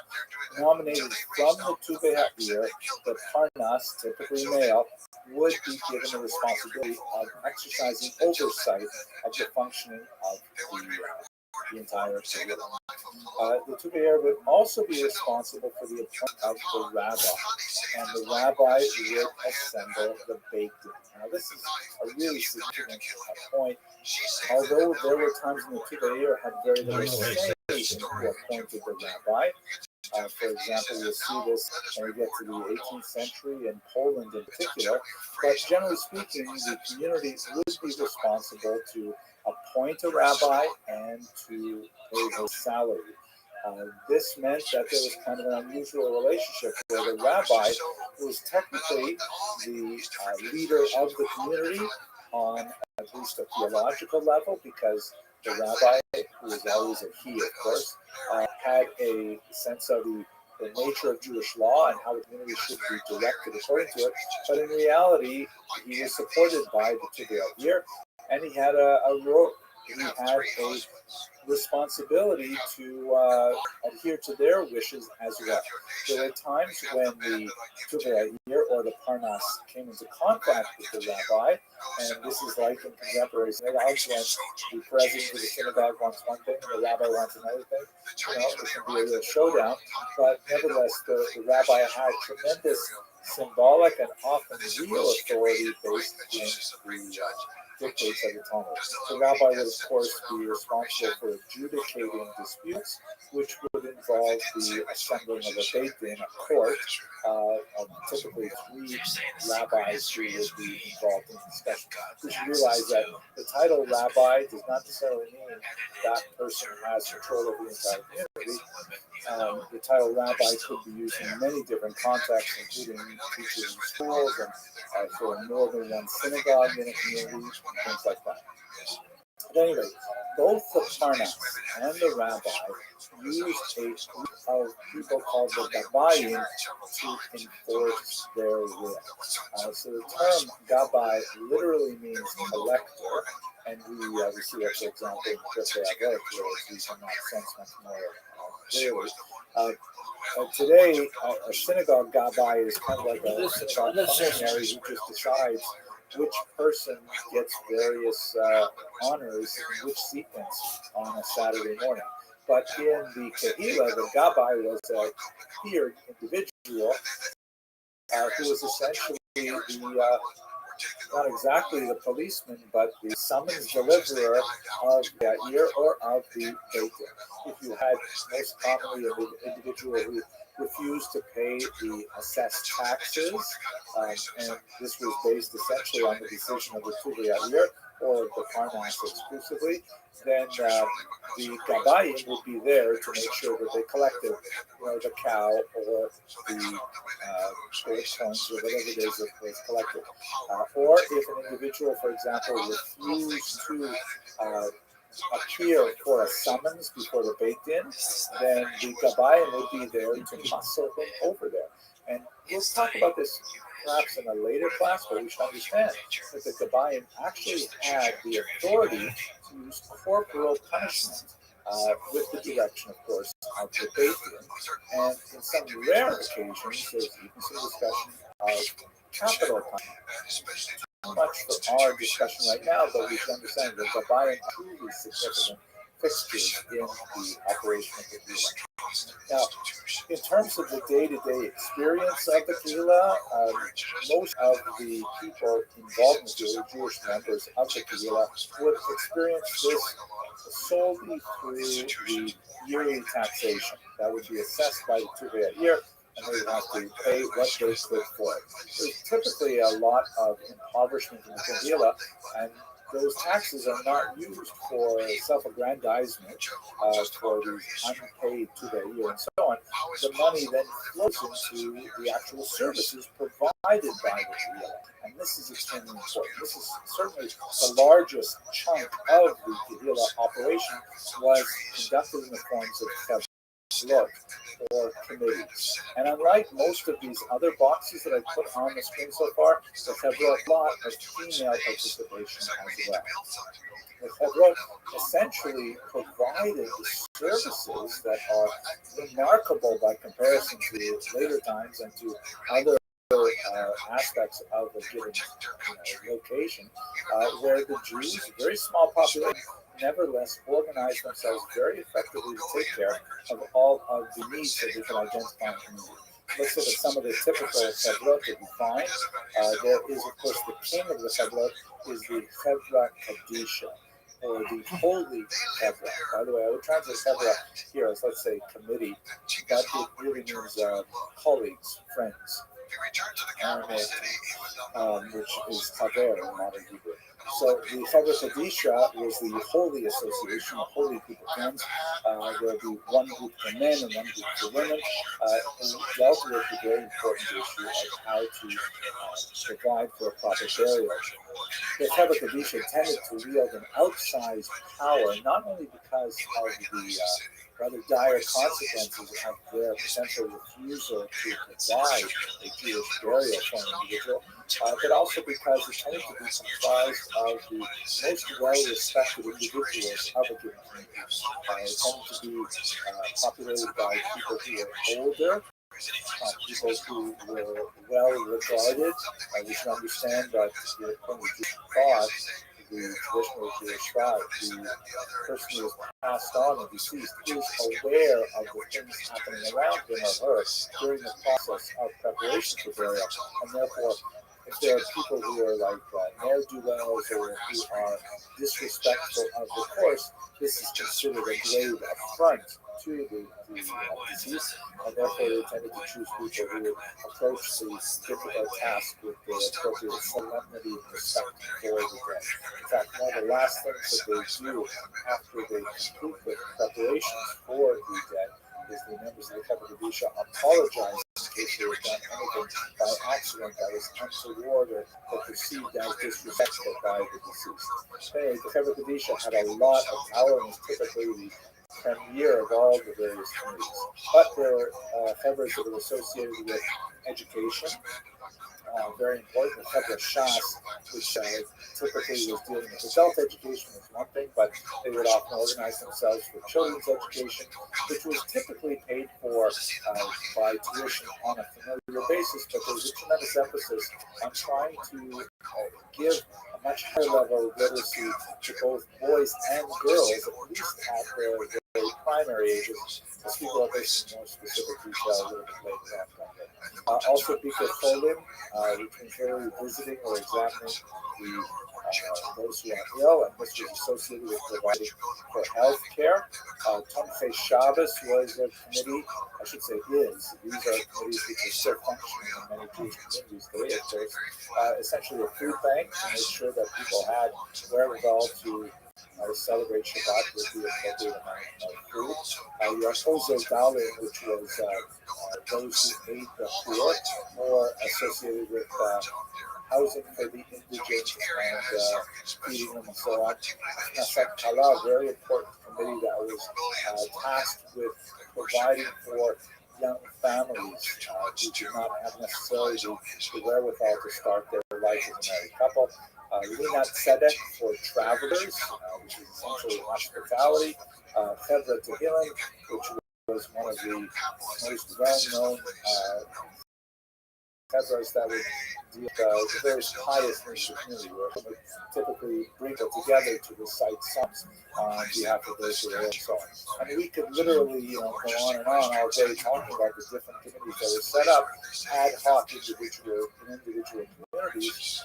But this is just a sampling of some of the many associations that we set up by men and especially by women in order to meet the needs of the community in their everyday life. It's really rather impressive, I think, when we look at the overall structure of the community that was mirrored over and over again in so many different municipalities. And then we look a little bit further down the road at the Polish Commonwealth, we see actually a high point in Jewish self-government when all of the individual communities joined together in literally a state within the state, so that we could actually have kind of like a government to pass legislation that affected all Kehilot simultaneously. We'll have to talk about how that worked out later on, but nevertheless, it's a really impressive achievement, I think, in Jewish self-government, and it says a lot about what allowed the Jews to survive through the modern era. Speaking about the modern era, we should understand, like, wow, this is so great, why isn't it happening anymore? Well, we have to understand that the pre-modern Jewish communal structure is very much predicated on a level of coercion.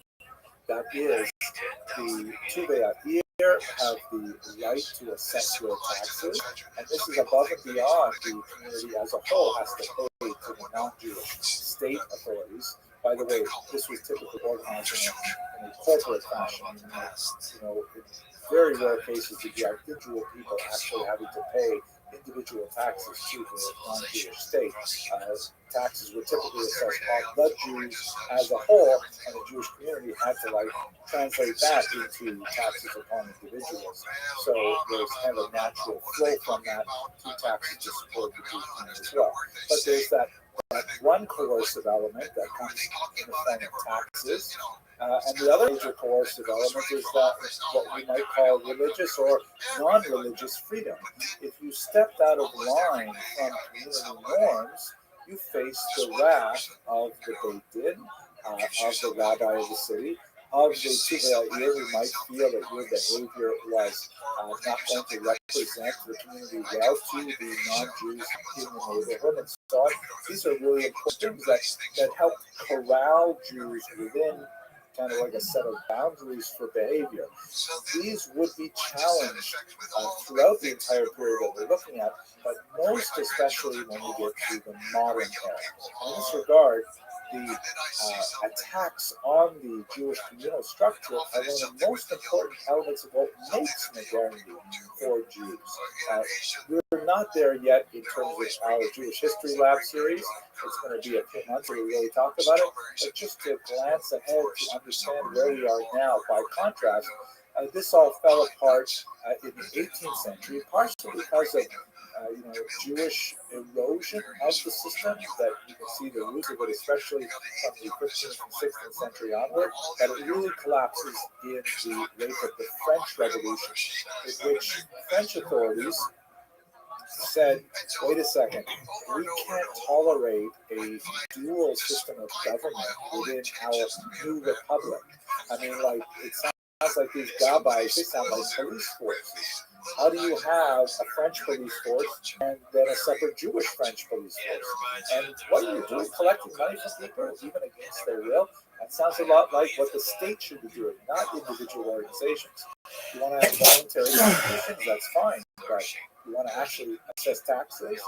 No way. So the French Revolution essentially gave everything to Jews, gave rights to Jews as individuals, but nothing to Jews as communities. And that meant that the Kira structure, which had the benefit of Jews from assimilating outright for much of the medieval period, came crashing to a halt. Now, Napoleon restored some elements of that. Here you see a rather remarkable image of Napoleon from 1806, restoring the dignity of the fallen Jewish woman, holding on to the Ten Commandments there.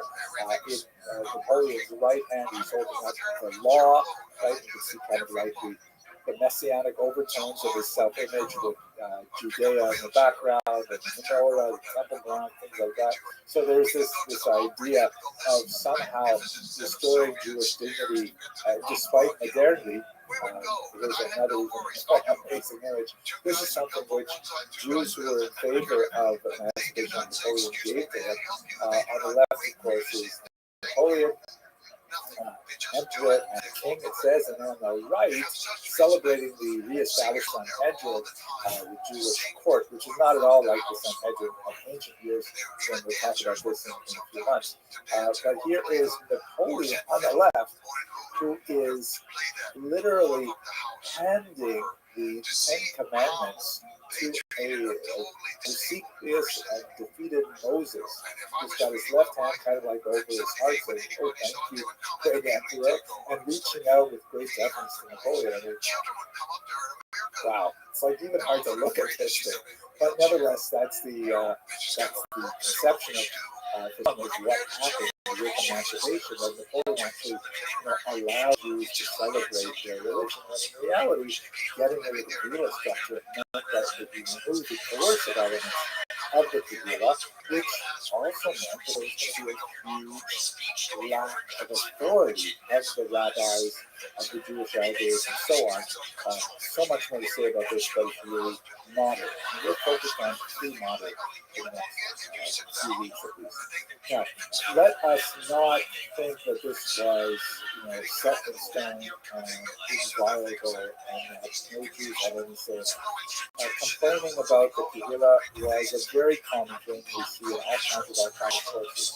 And there were avenues of appeal. I mean, if you didn't like what the Kehillah taxed you, you could go to the Beit Din and lodge a protest, and there would be some adjudication of it. Yes, it's true that the rabbi is essentially paid by those taxes, and you are now protesting, but on the other hand, the rabbi has the great authority of the Torah behind him, and so those values of money versus Torah have to somehow sort themselves out. And there were also ways in which even people who did not have the wherewithal to easily initiate these kinds of legal challenges could nevertheless make their voices heard, especially women. There were various disruptive behaviors that people could engage in, women in particular.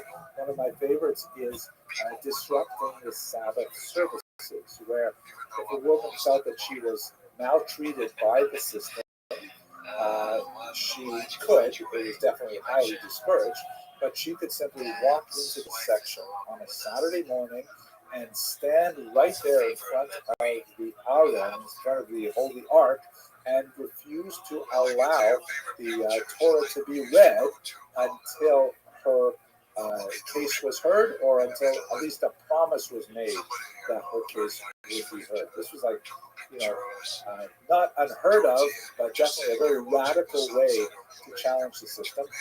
The voices of women could be heard, albeit in extremis, but nevertheless, we do have examples of this disruptive behavior that allow the voices of less powerful people to be heard, even despite the very strong authority of the Tuvei and the Beit. Okay, that's it for a very quick look at the structure of the Jewish community before the modern era and some sense of its power base. Let's go on to talk about the First Crusade and its impact on Jewish communities in the world. Thank you very much for watching. My wife, she's the one who gave me a life. The truth is very odd. People don't believe something. I failed English in college. I barely got in college. Nobody in my family, growing up with my grandparents was the countryside, they had third grade education. My father had seventh grade. What were the Crusades? We have to understand the idea of the Crusade, which is, of course, in today's parlance, we use the word crusade like some kind of grand venture to improve something. Like you can have a crusade for the environment, or you can have a crusade for, literacy or something like that. The term, of course, comes from the word cross, it's related to the word crux, and because the crusaders themselves were traveling under the sign of the cross on the way to Jerusalem. The history is basically this. In the year 1095, Israel was under the control of the Muslims, and there was a significant conflict between the Muslim Empire and the Byzantine Empire in Constantinople. And the Byzantine Empire, of course, was Christian. And although there was a significant split between the Western Christians, who became Roman Catholics, and the Byzantine Christians, the leader of the Byzantine Christians in Constantinople, now called Istanbul, reached out to the Pope in Rome, shown here Urban II, and said, "Can you help us out? We are finding that we cannot make our way to the holy sites in Jerusalem on our pilgrimages." And so Urban II, when he was in France, he called together a council, and in 1095 he proclaimed a grand Europe-wide crusade, a gathering of military forces to march all the way to Jerusalem and to take it from the infidel, the non-believer, meaning the Muslim in this case. It was an audacious goal. We're talking about highly fractionated communities. Christians were already arguing with each other. There was a grand ecumenical motive behind it, because here were the Orthodox Christians calling out to the Catholic Christians. They were going to cooperate in this grand adventure. There are also lots of economic and political advantages to doing this. They actually had at the time a glut of young knights at a particular run in the feudal ladder that needed to have some kind of activity to occupy them. I'm not kidding you, there's a lot of this going on. But at any rate, the enterprise caught fire. People loved the idea.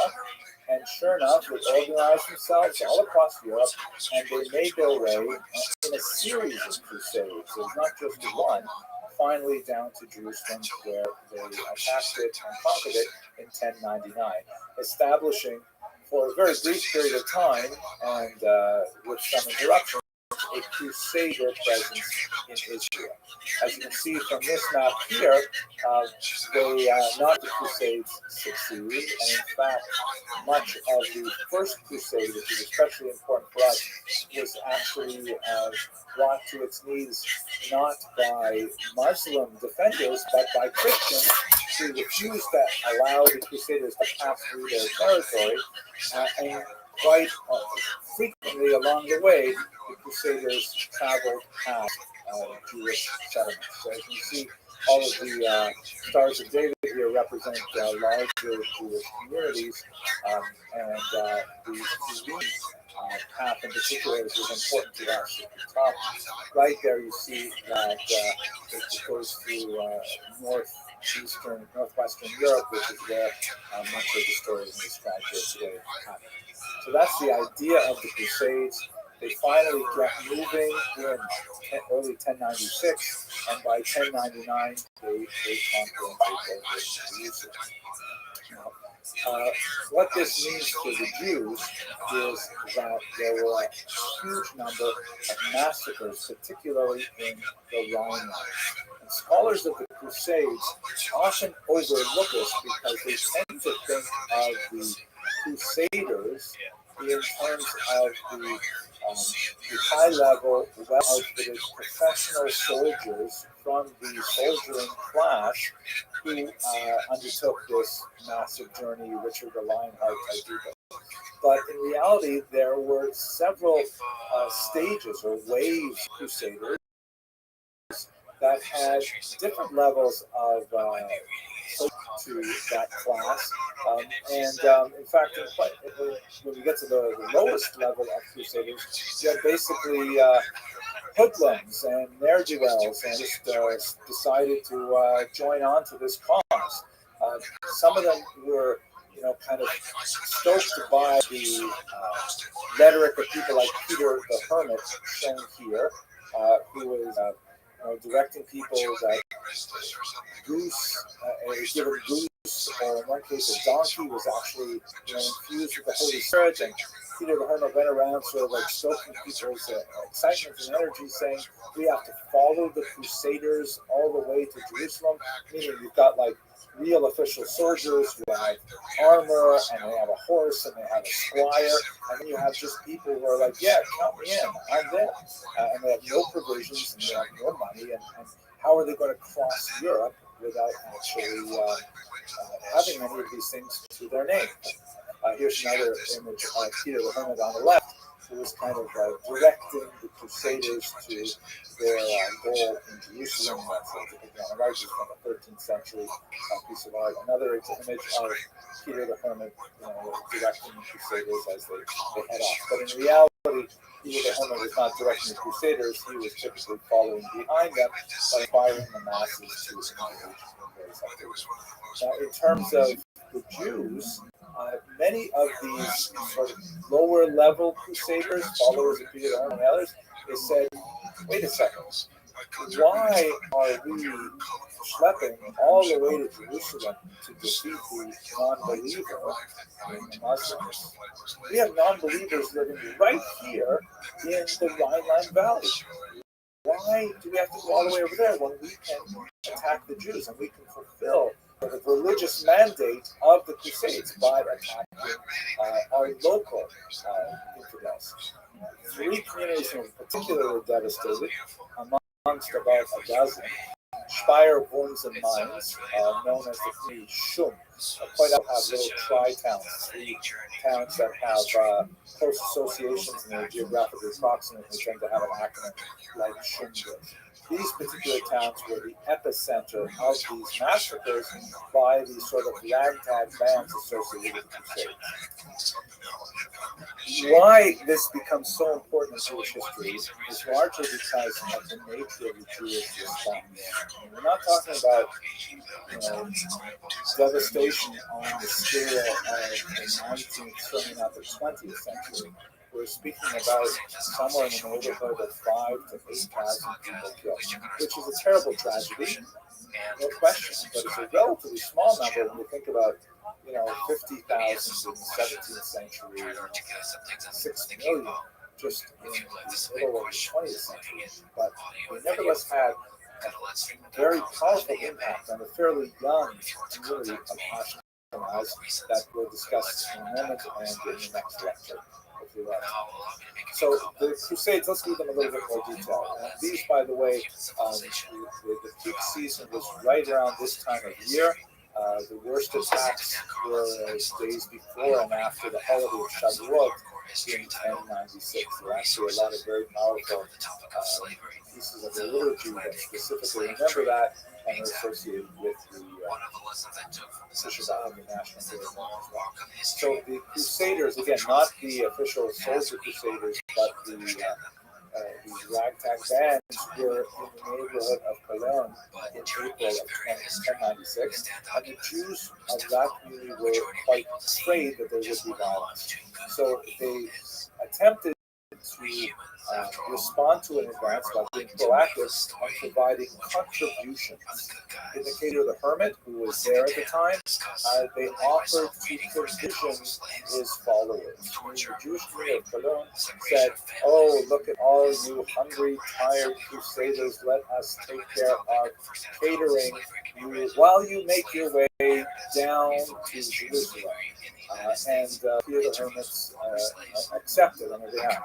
Another one of the more official crusaders, Geoffrey de Bouillon, he accepted a contribution of 500 gold pieces to maintain his troops as well. So contributions, quote unquote, as a kind of a bribe to hopefully avert disaster.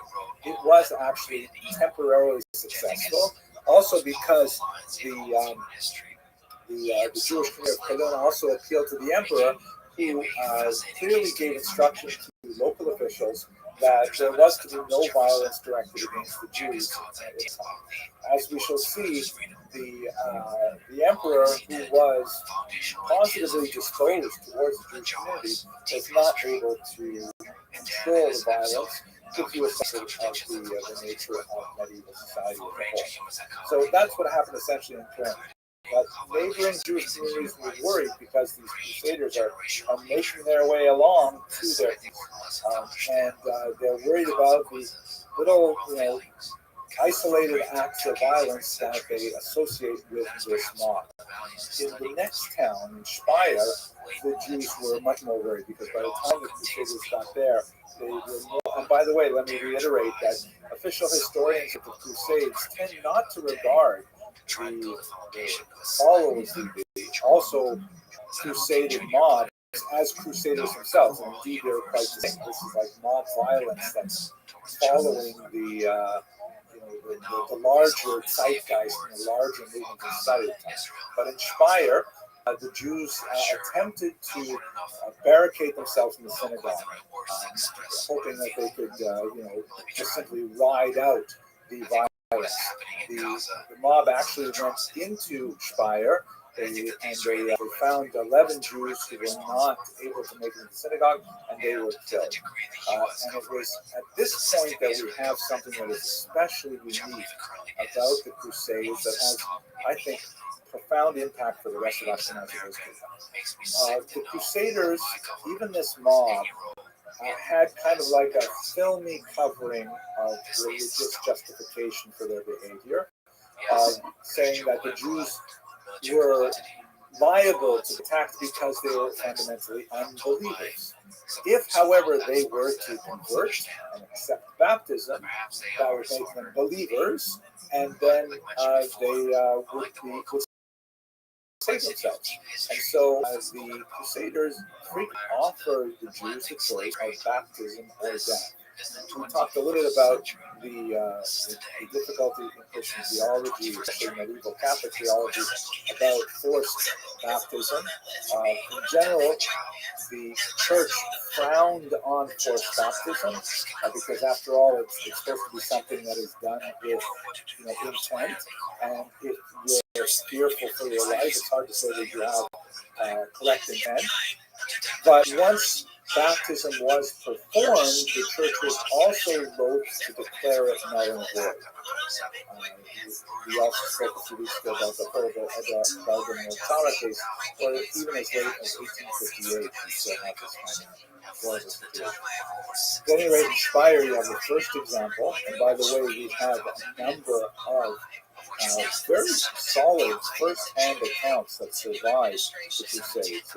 There's about half a dozen significant narratives from both the Jewish and the non-Jewish perspective on how these events unfolded. So we actually have a lot of good material to base this history on. I will refer you to the works of Robert Chazen, who's written extensively on this. It was inspired the first known case of a woman given the choice of baptism or death, decided to choose death. Martyrdom, or as it's called in Hebrew, Kiddush Hashem, the sanctification of the name. And this is a phenomenon that would be associated indelibly with the Crusades and in much larger numbers. When they got to Worms, which was again one of those trial towns, the Jews sought refuge with the bishop. And this is something we see over and over again in the Crusades. The church was not the enemy at all here. Church was, in fact, against the violence, and although they definitely approved of the larger goal of the Crusades, attacking the local Jews was not something that the church officially sanctioned at all. It was more of a mass movement that came from strengthers like Peter the Great, Peter the Hermit. So the Jews sought refuge in the bishop's compound, and in fact, the Crusaders broke into the bishop's palace themselves and massacred the Jews in his home. Quite a large number, about 800 Jews died this way.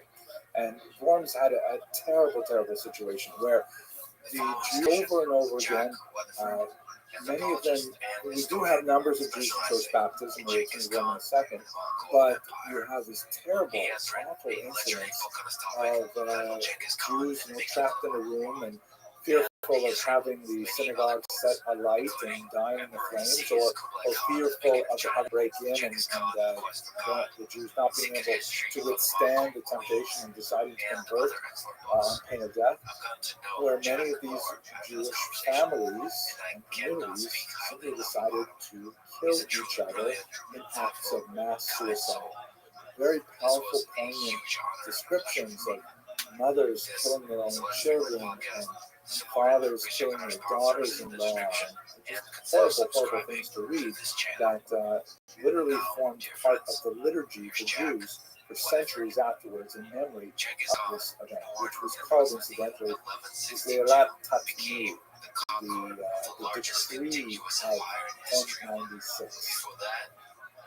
In Mainz, the bishop attempted to help, but he did not have the wherewithal to do so, and you had an incredible number there of massacres. Perhaps the most powerful examples of massacres and suicides were in Mainz. The rough estimate of the number of deaths is about 5,000, and when you include the surrounding communities, it might go up a little bit more. Another one of these figures who was kind of like Peter the Hermit is Count Amico. He went on, it was his troops who were later destroyed by the Hungarians. And one last detail that's quite significant. After this horrible summer of 1096, the emperor actually officially allowed any baptized Jews to simply ignore their forced baptism and return to the Jewish community. There was a papal conflict at this time, and the so-called anti-Pope Clement III was very upset with the emperor, but at this point, the church did not have the authority to challenge him, especially not a disputed pope, and so therefore the Jews were allowed to return to their faith by secular law. Also interesting to note is that the Jewish community had to deal with this question of, are these baptized Jews allowed to come back to Judaism? Rashi and others, of course, answered in the affirmative that they were welcome back, but it was a subject of debate, and there's just a new monograph that came out recently, I believe, by Professor Hannaford, and I'm looking forward to reading that and knowing a little bit more about the story. But at any rate, it was like this massive wave of violence that swept over the Rhineland in association with the Crusades, and it had a very distinct impact on the Jews. Before we spend a little more time looking at the impact on Ashkenaz, let's just follow the Crusaders down to Jerusalem, where they finally put siege to the Holy City in the summer, in June of 1099. The Jewish community actually defended Jerusalem side by side with the dominant Muslim population, but after a brutal siege, the walls were breached, and the Jews in Jerusalem were massacred. Many were actually sold into slavery and redeemed when the slave ships brought them off of Italy, and the Jewish community there was able to take them out of slavery. Absolutely horrific massacre. Now, obviously, there's huge geopolitical implications to the Crusades, because this was a major point in the cleaving of Europe between the Christian North and the Muslim South. The separation politically and culturally and intellectually of Christians and Muslims continues right up until the present day. In fact, one of the, I'm told, one of the slang derogatory terms for Americans in Iraq is crusader. That the Muslims definitely have the Crusades as a very important part of their historical memory, and it's not a complimentary one to the Iraq. You will never see this man again. He was right. That was the moment when Genghis Khan's mother and father met. That's the beginning of his story in this kidnapping. And it's going to reverberate every detail of it. Will come back again and again, not only throughout the story of the life of Genghis Khan, it's going to continue on with the feuds and the issues caused by it. Okay, so what happened in Ashkenaz after this brief but powerful punctuation of violence that erupted in 1096? There are a couple of really important cultural, socioeconomic, and religious responses that you see over the next century or so. And I think they kind of charted a vector for Ashkenazic Jews to follow that we still see the impact of them today. First is a movement called the Hasidei Ashkenaz. The term Hasid, of course, is used with regard to Hasidim of the 18th century and onward, like the Chabad Hasidim, Vishnitz and Satmar and so on. These are not the same Hasidim. They use the same term, but it's a separate movement. The Ashkenaz, the word Hasid means pious one. The Hasidi Ashkenaz were a movement that gained strength in the 50 years following the Crusades, primarily in Mainz. One of the most important literary figures is Yehuda Hasid. It's a multi-generational family commitment to this particular movement, and he wrote the book called Sefer Hasid. What is fascinating about this brief-lived movement in Jewish intellectual history is that, unlike anything since we saw in the Dead Sea Scrolls community, maybe some elements we'll see later when we get to Tzfat and the Kabbalists there, but they emphasized Themes of self-denial, lots of fasting, literal, rolling in snow to repent for things, an elevation of the concept of martyrdom. Not surprising when you're talking about a community that's only a few decades away from this explosion of violence in the end of the 11th century. But the movement simply did not catch on after a couple hundred years, and it sort of died out naturally, with the big exception of this particular book, Sefer Hasidim, which is an amazing book. It's kind of complicated, probably put together from different pieces, maybe not all by Yehuda Chassid, but I will mention one passage that you may be familiar with. It is widely reprinted. I have a modern printing in my own today. Yehuda Chassid left a fairly extensive will, an ethical will for his descendants that lists all kinds of very special practices that they are to engage in. One of my favorite ones, which you've probably heard of, is Rabbi Yehuda Chassid says famously to his son that none of them should marry a woman as their mother. Right? And this is something that, for whatever reason, is so widespread in the Jewish world that, if a man meets a young woman and his mother's name is Hannah and her name is Hannah, so she will add a name like Hannah Sarah. She'll change her name, so it's not exactly the same as his mother.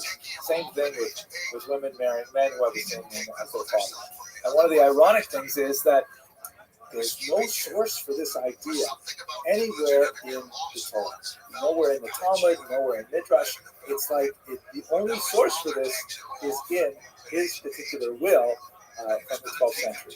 And the famous Kotzker Rebbe, a Hasidic rabbi in the 19th century with an incredibly assertive wit, he once said that if Yehuda Chassid had known how strictly people would adhere to the instructions in his will, he would have included the 10 Commandments in there too.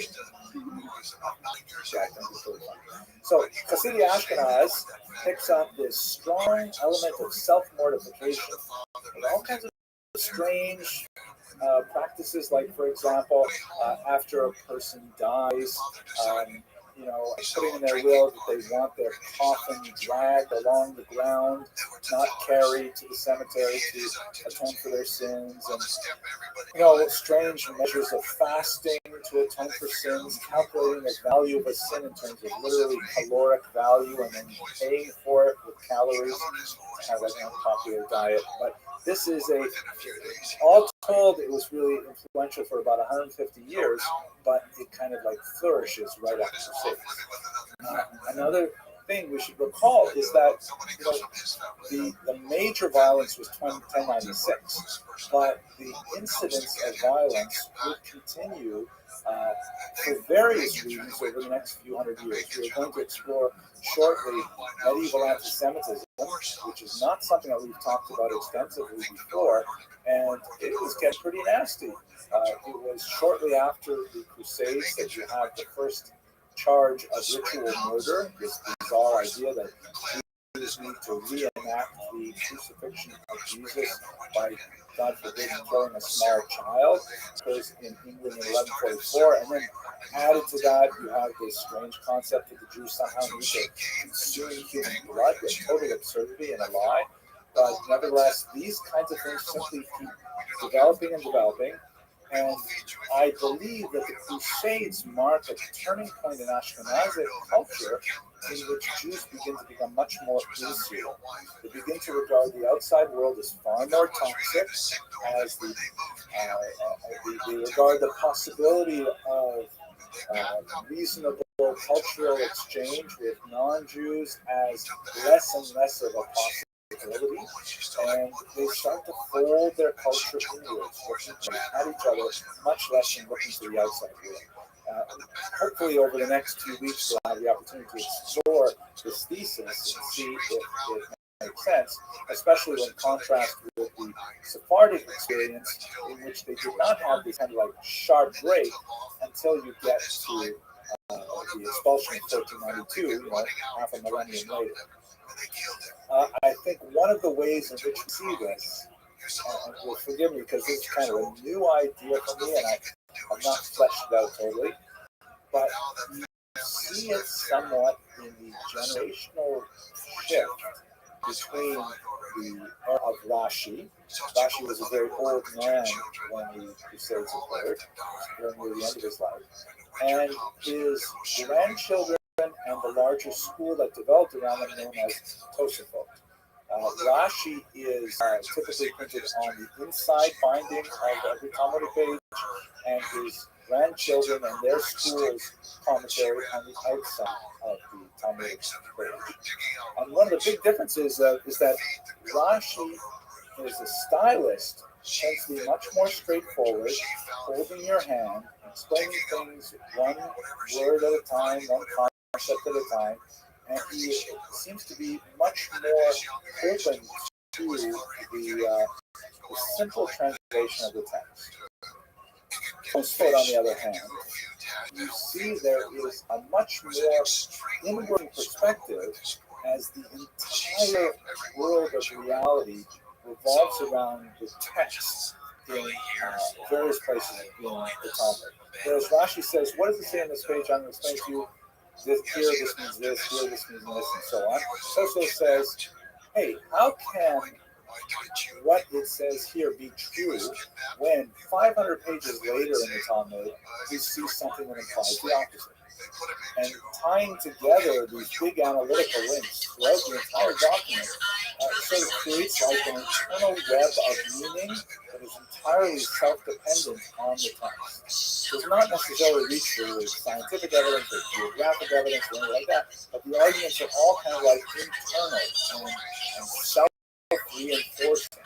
And I would like to argue that the European Tosafot represents a very example, an intellectual example of that turn inward that you see in Ashkenazi culture.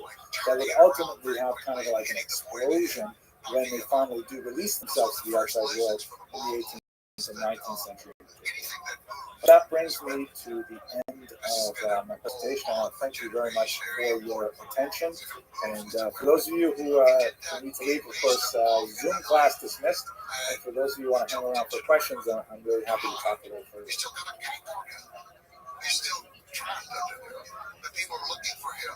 They come out and up and down the river, and he's hiding underneath the water. Yo, how are you, Jeff? But it's dark and this protects him a little bit. What's up, pimp? Oh, you're not Jeff. We're going to start with a discussion of Jews in the medieval Hey, how you doing, and it's going to be a little bit more broadly focused than some of the other talks, especially the more biographic. I like your guy with the hat. That we've done before. And they're going to really focus I in said on hello. a couple of aspects of Peace. the Jews in the medieval. What's up, dog? Specifically commerce. Don't you and talk? Finance. So these three short Dog. talks will give you a sense, however, about the nature of the Jewish economy in the medieval period, particularly around the High Middle Ages Dog. in particular. So let's start by If you weren't aware, about agriculture, which is I'm about to take a not one of mean the ass areas in nap. which Jews were especially active during the medieval period.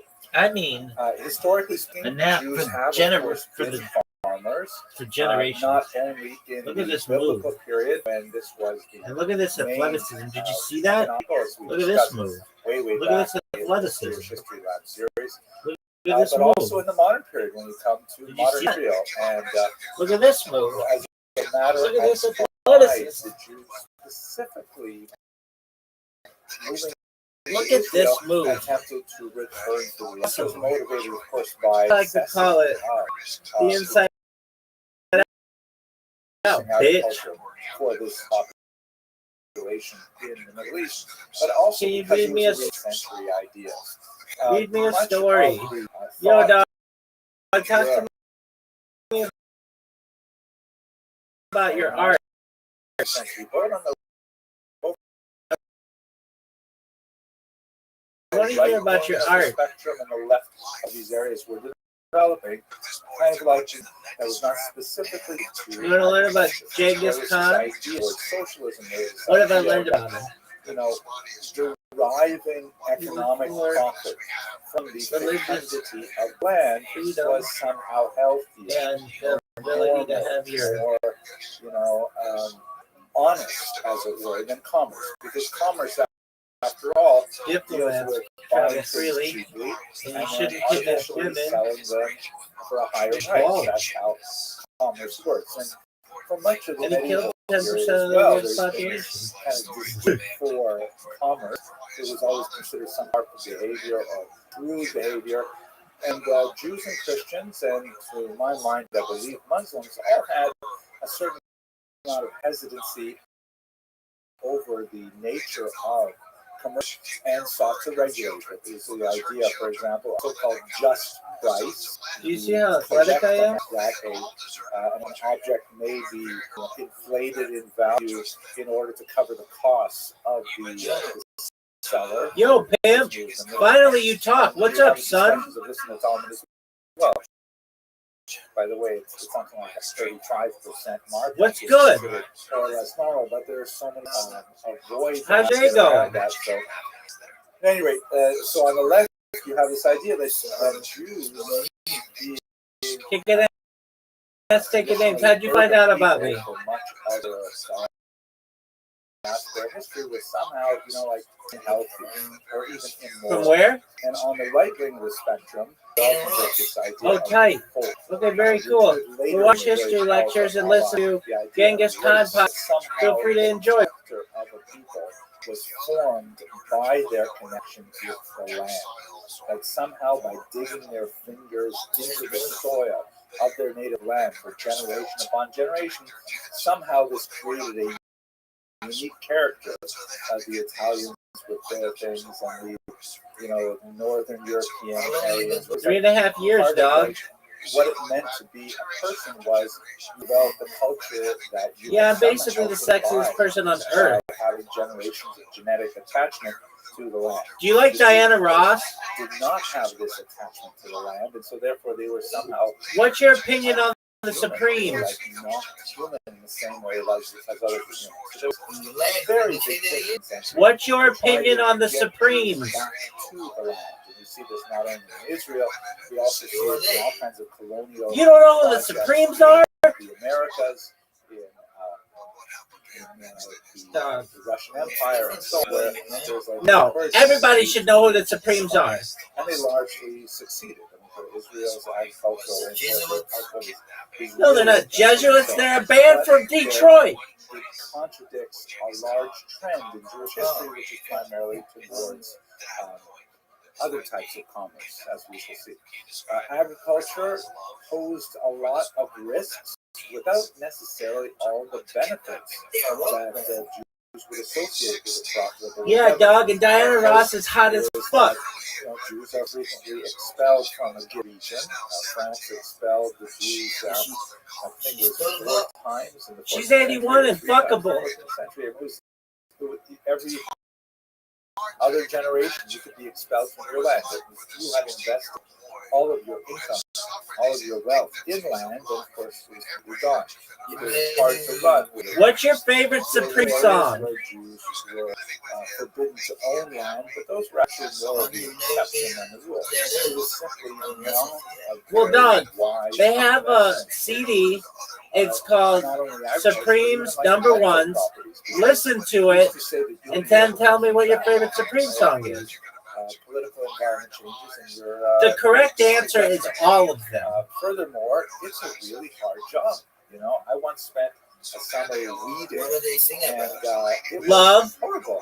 Your beds over in the sun, and Tenement with those slums. trees, they're picking carrots apart from each other, so they all grow the best way. Love. I mean, Stopping. They talk about stopping a lot. Doing that by hand, really hard work. Basically, like, love.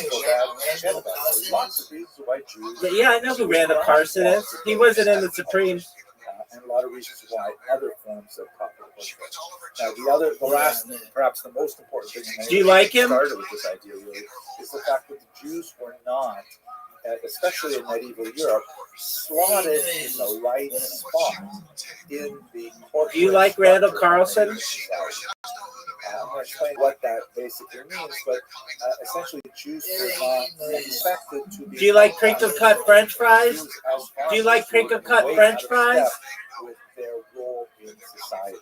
And when I say role, I can do so for the medieval period because the way much. Yeah, I like curly fries more, but I can't get them in 5-pound increments. People occupied roles in society not so much by their individual identities, as we would, let's say, for example, in Western Europe or America. I do. By their class, and in the case of Jews, by their religion. They occupied a different box. I'm telling you, I'm the tippy top of the pyramid. Not really as extreme, but in that same family, where they weren't supposed to be doing any farming. That wasn't.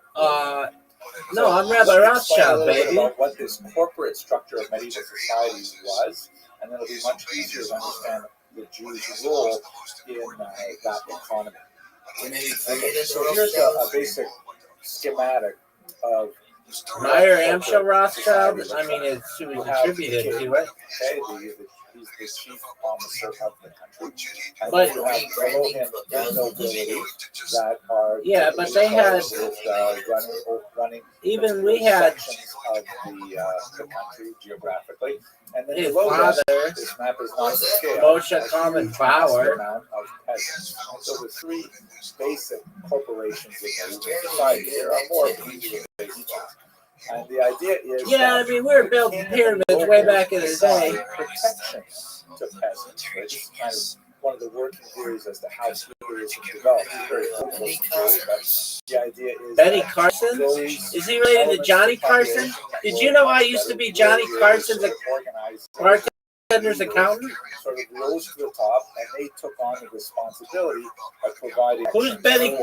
Those Oh, you don't know who Johnny Carson is? And in return for that, because after all, they could not be farming. And have you ever heard of the Tonight Show? So the peasants, and to a certain degree, the nobles, Dog. Have you ever heard of the Tonight Show? The money flows upward and the protection goes downward. So it sounds a little bit like a protection. Yeah, because it sucks now. But with Johnny Carson, it was the biggest fucking thing in late night. Nevertheless, that's the sort of working idea of how feudalism is supposed to work. No, when Johnny Carson was on, it was the best. Classes, not precisely the right word, but close, owed fealty to higher classes would return had to protect them. That was kind of like the compact that held it all together. This was who's Benny Carson? In the church. You had the Pope, and we're specifically now thinking. No one knows who Benny Carson is. Everybody knows who Johnny Carson is. Broadly, generally true for the Eastern world as well. Do you sling dick like it's going out of style?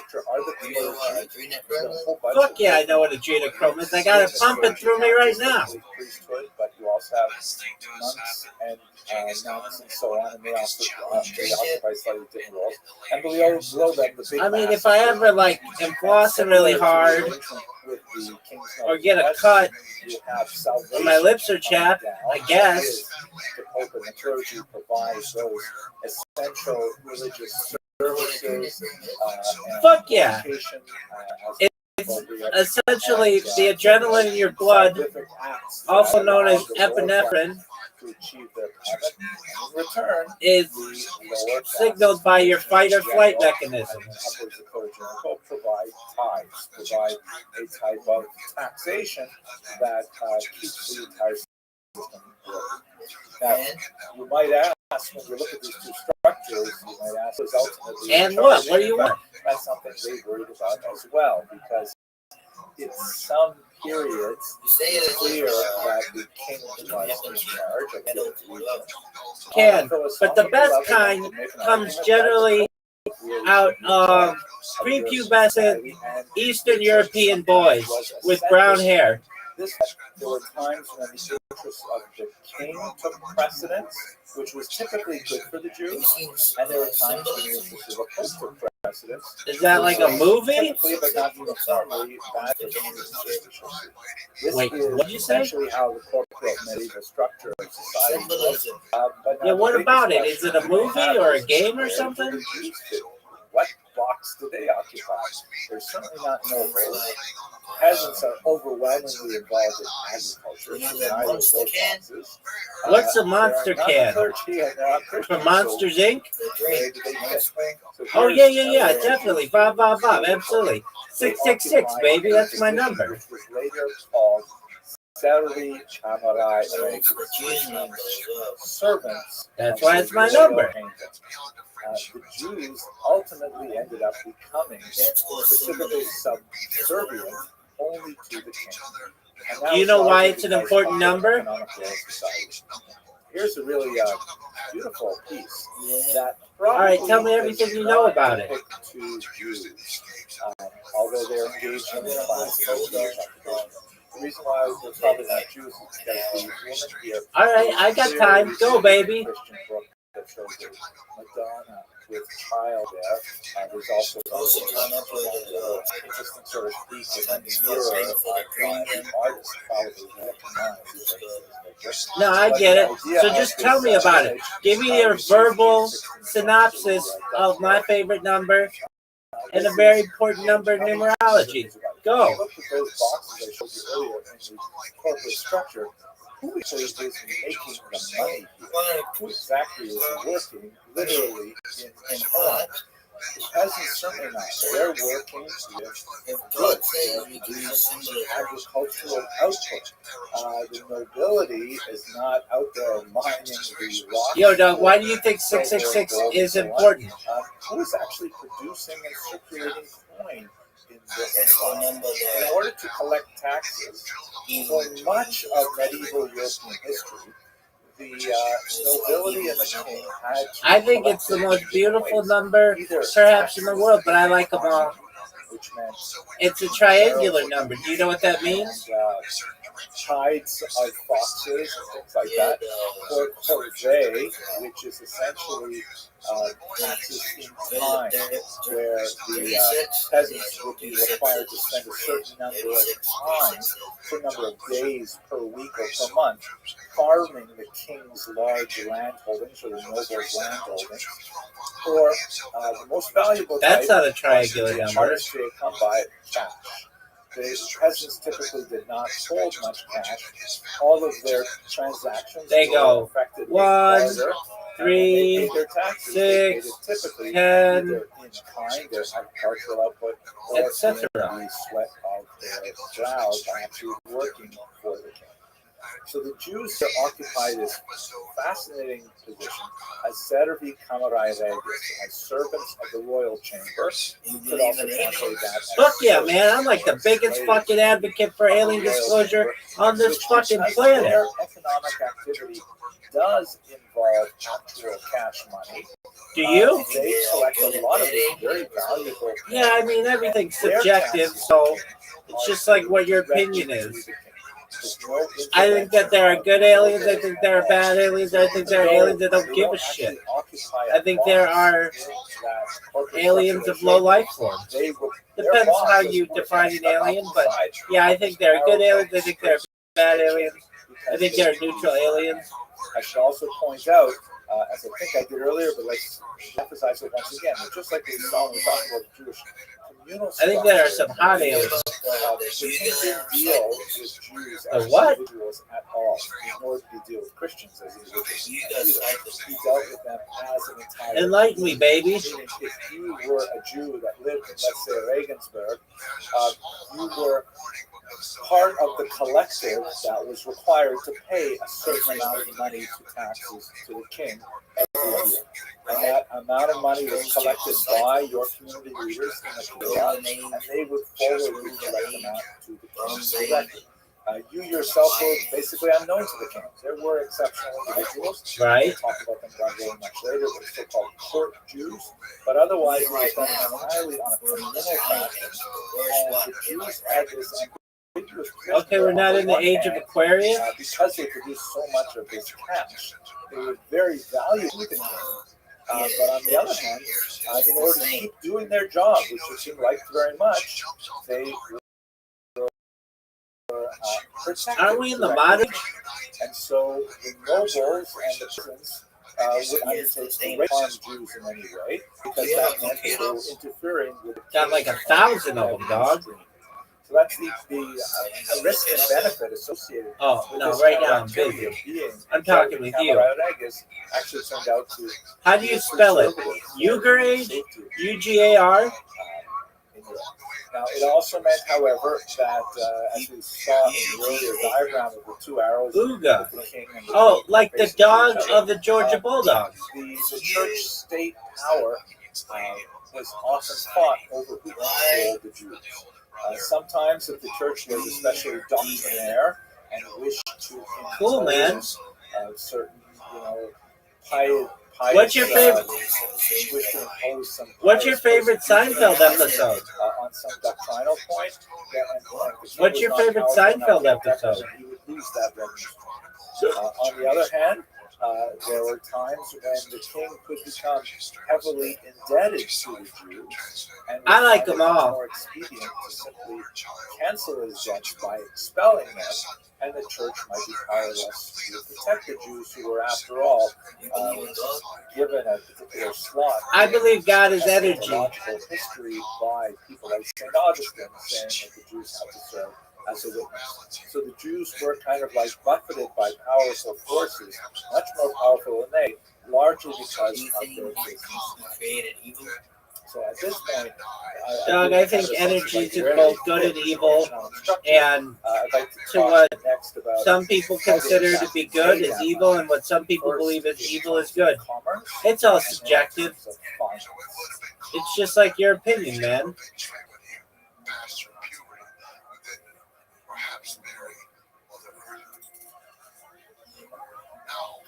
You gonna help? I personally do not.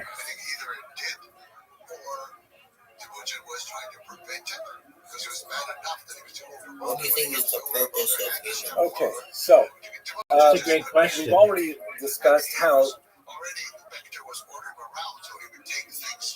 the Jews are not especially so attracted to Islam. Perhaps to Not procreate. such a great profession for Jews. But one of the areas where Jews chose to excel and have a very, very long history is in commerce. We've also looked in Have more children. You're talking about an individual. I would probably say is to gain knowledge of the good. And international commercial agents of the 9th century, it's described by Muslim historiography. This particular Meaning to be a philosopher king and slang dick like it's going out of style. But it airs a little bit on the side of expansion, but the blue leaves are the ones that are associated Fuck yeah, I with do. the Ladinites, and the pink ones are the ones that connect to it. But it gives you a sense of how the Fuck yeah, I do. Ladinites was probably based in southern France on the Rhone River. Nevertheless, had an amazing trade network. It calcifies.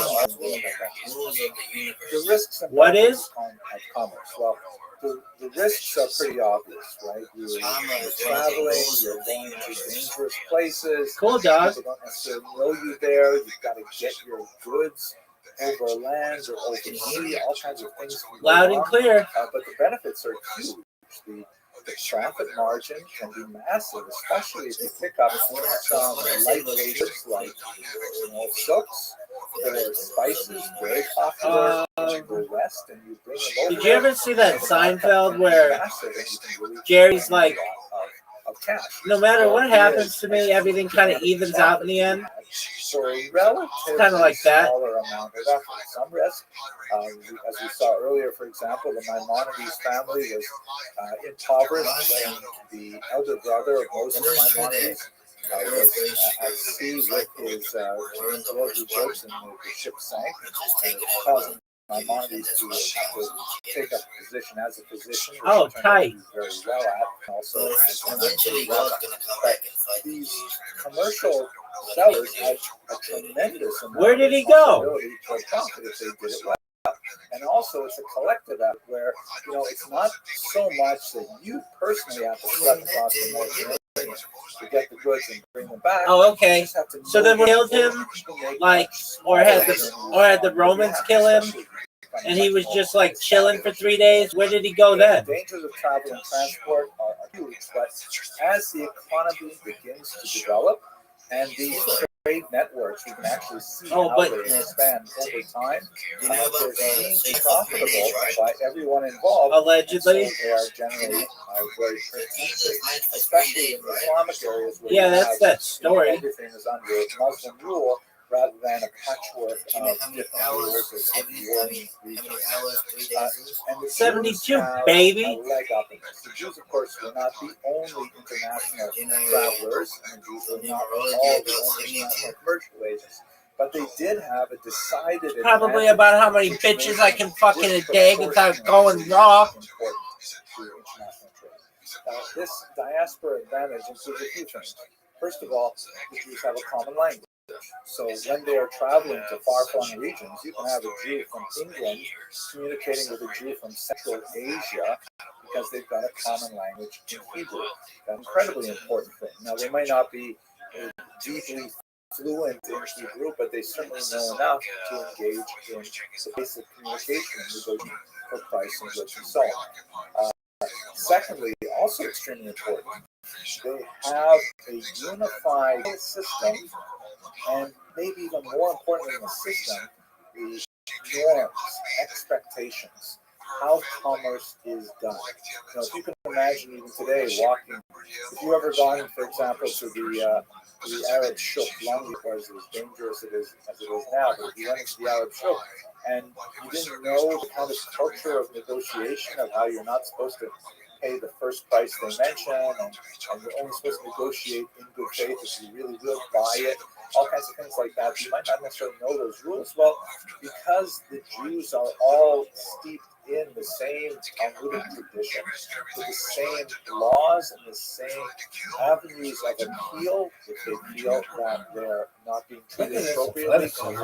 That was a really good story. You have a I like system, it. I like talking with that guy about fucking you numbers. can imagine a Christian traveling deep in Muslim territory, let's say in Look at this athleticism. contemporary Iraq, he would feel extremely out of place, Motherfucker especially after doesn't even the know who the Crusades. Oh my Supremes gosh, are. be extremely unwelcome. He would not have the built-in support system there that would be able to take him in and be able to provide food and lodgings for him at a reasonable price, protection from being robbed and so on, to allow him to do business.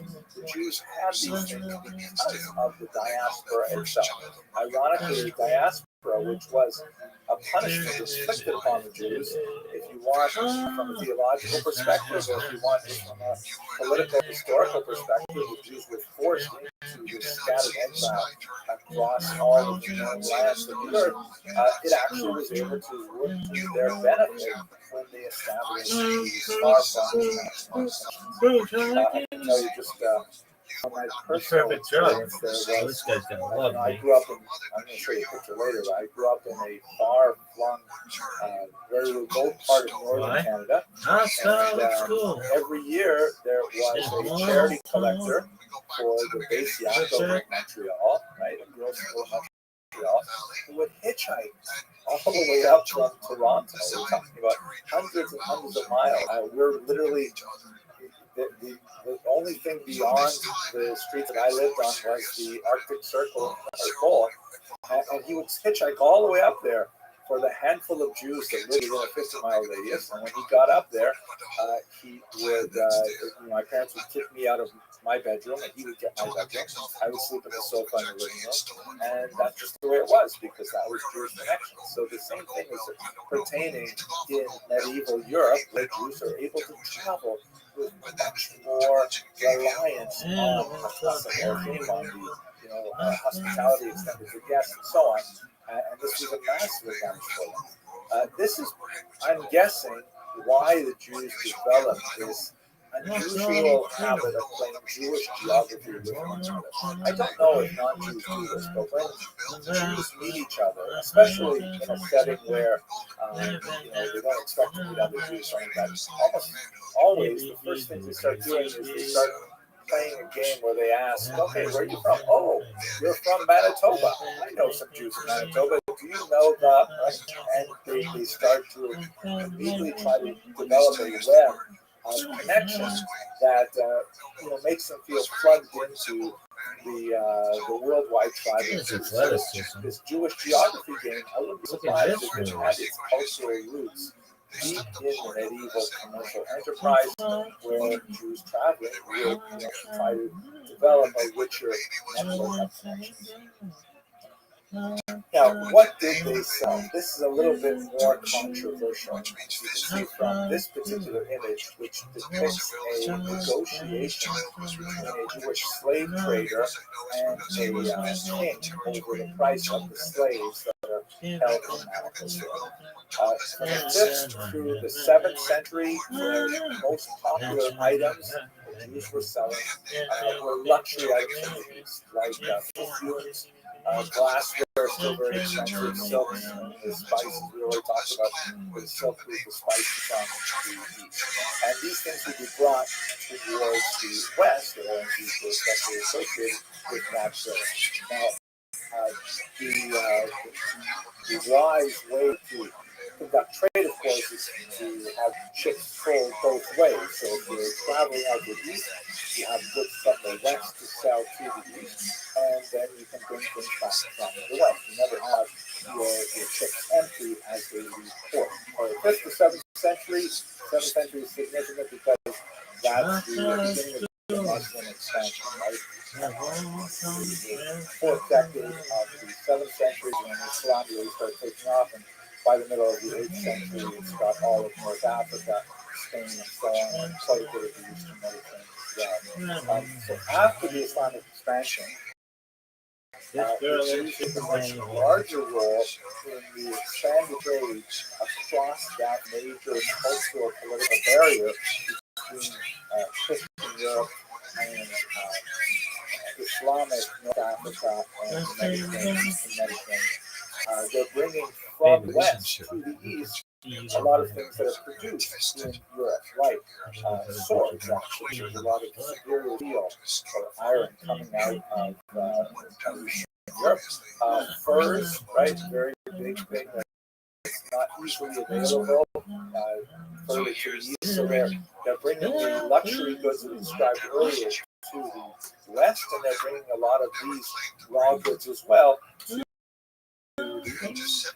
Here's where in the year 854, a church council banned the trade in Christian slaves. And this is something that we've seen all the way back from the Synod of Elvira in the 4th century and so on, that Christianity may have problems with slavery in general, but it really has a problem with Jews owning slaves. So there's a lot of bans frequently in medieval history that emphasize the fact that Jews are not allowed to own slaves, and Jews are certainly not allowed to trade in slaves. So when there is ban on trade in Christian slaves, not only by Jews but by non-Jews as well, so now the Jews become much more important in the slave trade because the slaves are largely traded in Iberian markets under Muslim rule. That is the south part of the Spanish, Portuguese peninsula, in places like Granada and so on. So the actual proportion of the Jews involved in the slave trade is very small, right? Only a small number of Jews were engaged in international commerce, and only a small section of the overall commerce was in slaves, but Jews were disproportionately Christians. Maybe. You think spamming your chat is against TOS by creating 10,000 fucking accounts isn't? Maybe. By Christians and by Muslims. Look at this athleticism, folks. On a per capita basis, Look at this. Just like Folks, in other goods, I am perhaps the sexiest person in the history of the world. Slaying a dick like it's going out of style, baby. Look at this athleticism. Look at this burp. Like burp. See what's trending. Dog. If I were trending on Prime Video, I wouldn't want to watch it at this point. Bitch, are you done? slavery This as shit a whole. sucks. And we should bear in Worst mind that stream this was in the ever. context of the morality and the accepted mental practices of Look at this athleticism. as offensive as it may seem to Participants us in the with a 21st video century. record It was not considered especially offensive in the 8th, 9th, 10th century, with the Look at one this exception athleticism. that Christians would not allow the trade of other Christians. When Eastern Europe, which was the main source of slaves at this time, in fact, there are some theoreticians that say that the word Slav is related to esclav or slave.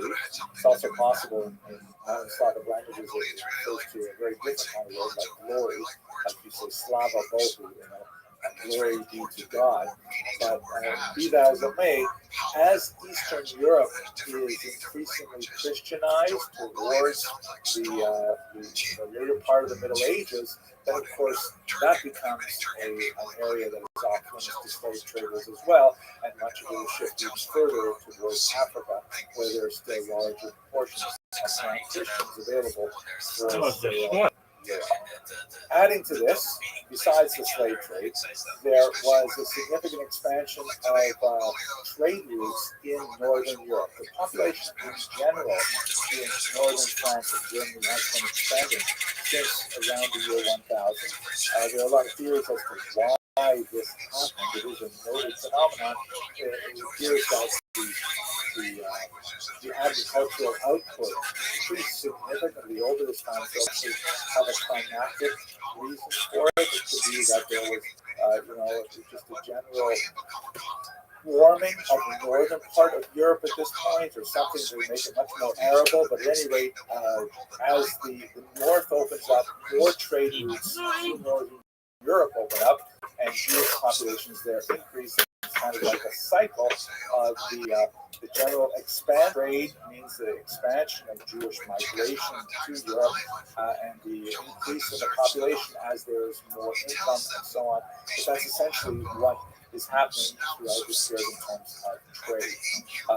But once the slave trade becomes much more difficult to maintain, particularly in Northern Europe, and as there are increasing levels of anti-Semitic restriction on Jewish trade, which we're going to talk about a little bit more next week in particular, so Jewish trade begins to largely decrease from the huge international scale and become much smaller and become much more focused on retail and on local sales.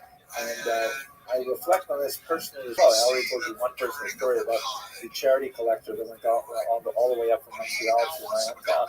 But in many ways, this is really my own family story. It was my father, Allah Shalom, and the rest in peace, standing in front of the family store in 1957, way up in northern Ontario.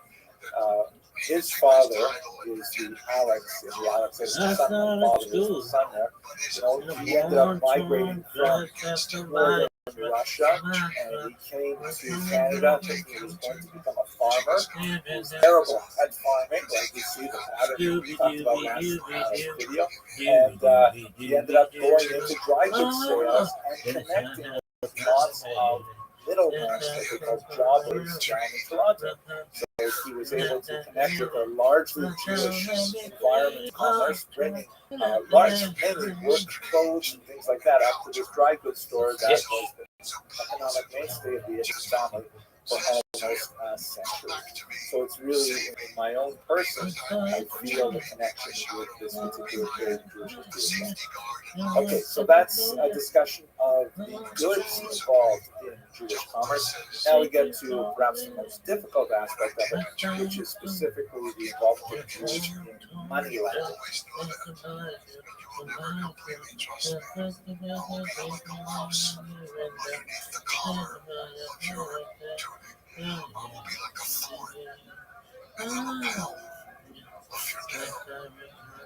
Kill me without shedding my blood. Okay, let's go on to the last part, which is the most difficult part of this section, talking about money lending. Money lending and the medieval church. Shylock, of course, is the the image. Shylock is the Merchant of Venice, and Shakespeare's famous play here, appropriately indicated with a red hat, which was the badge that Jews were required to wear in Venice at the time of the setting of this particular play. So the idea of money lending is heavily discouraged by the church, specifically one Christian to another, and charging interest. If you look at Deuteronomy chapter 23, verses 20-21, it says very clearly, do not lend on interest to your brother, interest of food or money or anything on which interest can be charged. You may charge interest to a foreigner, but not to your brother. Now, there's a lot more to say about this in terms of Jewish thought, but basically, the way the rabbis understood this for centuries is that fellow Jews are brothers, and non-Jews are not brothers. They are in the category of foreigners. Again, there are some interesting exceptions where there were some Jewish thinkers who argued that that Christians were brothers as well because they believed in the God of the Jews. But for the most part, this is the way it was understood, that a Jew was allowed to charge interest to a non-Jew. Now, given that Jews basically lived in a kind of binary society where there was only Christians and Jews, there were very, very few minorities from any other religious denomination. So the only people who would be able to technically lend money on interest to Christians, if Christians aren't doing to each other, is the Jews. So they had kind of like a monopoly on the entire possibility of money lending. The church tried to deal with this in some ways. A 4th century thinker, Ambrose, argued that it's a very beautiful thing for Christians to lend money and not charge interest to each other, kind of like a Gemach kind of free loan society. But it was hard to encourage this because, after all, there's no profit. I mean, you have to be independently wealthy and willing to risk your money to lend money without charging interest. So it just was not happening. And so money lending, especially as the economy became warm, it became much more necessary to have the institution of credit flowing in society. This is especially true if you have an agricultural society where you have farmers who are cash poor. They're not actually bringing in coin, but they've got to buy seed, like wait a long time until they can harvest. So sometimes credit is the only way to bridge that period where they will not have anything to pay for their goods services. Ultimately, however, the church decreed in the 12th century the so-called Decretum Gratiani, also known as the Law of Gratian. Here's another, on the left, by the way, you see an illuminated manuscript that illustrates one of the many laws discussed in the Decretum Gratiani. Actually has to do with who may marry whom in terms of blood relations. But the law of Gratian said, full stop, Christians, you can't charge each other interest. Which means, effectively, Jews are the only source of credit in medieval Europe. And so Jews started engaging in money lending. Again, when we think about all the things we talked about in the last 2 segments, about the risks of agriculture, the risks of commerce, money lending has a lot to speak about. Guild membership was a hotly contested element, and frequently when Jews would establish themselves in particular municipalities, they had to negotiate the rights that they would have when they moved there. And some cities really negotiated in advance a law in non tolerantes Judaeus, that Jews were not allowed to settle there. More likely because the nobility tended to have a vested interest in having Jewish people live there, they would negotiate that, okay, fine, Jews can move here, but no shoemakers, okay? Jews cannot sell shoes.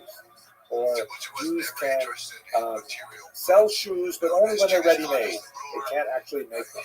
So guilds and various types of trade unions, primitive trade unions, often restricted the tasks that Jews could be involved in.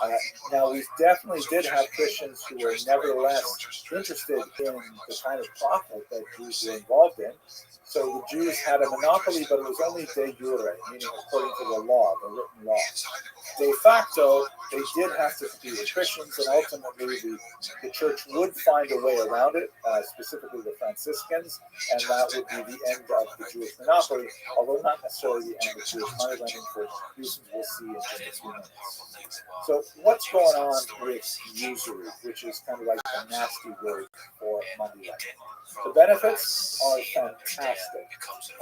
It involves a high rate of profit. The rate of interest charged was anywhere from 30% to 200%. We're talking about loan shark rates. It was very, very expensive to borrow money, and so that meant that people who could afford to lend the money could make a massive amount of profit. It was an urban profession, and Jews, as we have seen over and over again in the diaspora, they have gravitated to urban settings. So this is, something that makes a lot of sense. If you're living just like you can have banker's hours, you can simply say when you're going to open, 10 to 3, and then you just let the customers come to you. I mean, it's a fantastic possibility. And it is portable. It's the kind of thing where if you're dealing in cash, especially when you have lots of contacts through commercial ventures, you can deposit money for safekeeping, you can exchange letters of credit and so on, and it requires fairly minimal effort. Moreover, the Jews were actually quite well prepared for this because they were literate, they were numerate, they had this relationship with the king, right? The Servi Camerai Regis, where if they're making money through money lending, that means there's really great flow of currency to the king directly. Later on, when we get to 18th century Poland, the king would realize if it's so easy for the Jews to make money, then we want a bigger part of it, and ultimately they would take apart the very structure they held together, but that's hundreds of years later the period we're talking about. Now, the risks, however, are also commensurate. The biggest risk, of course, is resentment, because we all have credit cards, and nobody likes getting a credit card bill. And when you look at the statement and you see, okay, I bought this, and what? Interest charge? Wow, you feel really bad about it, especially if you can't pay off the balance down to zero every month. You see that interest charge, and every month you say, wow, I'm paying so many dollars for nothing. The stuff I bought a long time ago and already gone. So there's a great deal of resentment. This can come from the peasants when they may borrow small sums, but they carry an oppressive debt load. And when peasants get too upset, then what happens is pogroms. You have popular uprisings, often against the will of the king, who is happy to see the Jews engage in usury and then bring in more funds back to them. But if it's too much, then the king, he can't control peasants anymore. The clergy are often resentful of this because it represents like a legal fictional go-around or loophole to the law of gratia, because the law of gratia clearly allows Jews to charge interest, but who wants this kind of thing happening in society, even though it is economically necessary. And the nobility and even the king, however, can show resentment, because it was not at all that uncommon for nobles and even kings to end up borrowing large sums of money from the Jewish populations. And then when things don't go their way, like trying to finance a border war or an expansion of some sort, then it becomes much more expedient to simply expel the Jews and cancel their debts. We see this happening frequently in medieval Europe. England, for example, expelled their Jews in 1290 over basically this issue, where it was simply easier to simply say, okay, do over. And as we saw in France, as we will see in France, the Jews will then be invited back a generation later, because when they expel the Jews, then they have no more source of credit. They need credit to keep their economy growing. So then they invite the Jews back. They end up borrowing a lot of money. It becomes too much. They expel the Jews, and they enter into this cycle again. So this is the kind of danger that is associated with money lending in this period. So the relative wealth and power that are accumulated through money lending can be quite ephemeral because of the large-scale resentment that can be built up in the population. Later on, when we get to Eastern Europe, in the next semester of the classes, some of the elements of this become even greater when alcohol is involved. Because in Eastern Europe, Jews frequently had monopoly on the production of alcohol, something called propaganda, and so people could drink on a tab and then end up having, a huge bill plus an interest charge on top of that.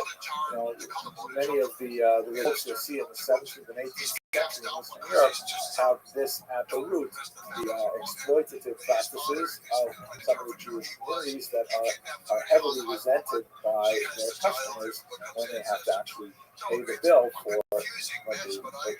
It's a very difficult period. Now, how does this all come to end? Largely, the Italians wake up and say they've got to get involved in this. So in Italy, in the middle of the 15th century, you have this institution developed by the Franciscan order of monks called the Monte di Pieta, which means the mountains of piety. And essentially what they do is they create their own loan societies, which operate a lot like modern credit unions or banks. In fact, this is where credit unions and banks begin to get their ideas and started. They charge interest, but it's small interest, between 4 and 15%, which is much more manageable. And the purpose of this interest is largely to cover the overhead of hiring staff to manage the funds and so on. And they lend to Christians at a very low rate of interest, but it is approved by the church. First, temporarily, and then towards the end of the 15th century, formally approved by the church, because the overhead costs are not interest for a profit-bearing idea. They're really there to just keep the system flowing. Now, the demand for credit far outstrips the supply that the Monte di Pieta are able to service, but it still means that the Jewish monopoly has been pierced. But there is now that the church has officially shown this type of thinking, there is no reason why one would still have to go. But the fact that demand is still so high, far more than the amount of cash in the Monte Pieta are able to maintain, it meant that Jewish money lending still continued up until really the modern era. But it tended to be on a much smaller scale. Like instead of lending to nobles, you're more likely to lend to local peasants so they could buy skins and things like that.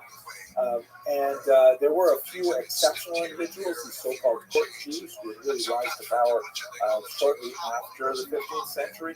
But for the most part, Jewish money lending was a much smaller affair at this point and much more local. If you were a typical Christian, say in the Italian peninsula, chances are you would be more likely to do business with a Jew who is much more local and have much less strenuous demands for collateral. But you did have the option, especially if you were borrowing larger sums, like the Monte Pieta, which makes more sense for you. So this is essentially how the monopoly was eliminated by the Italian banks.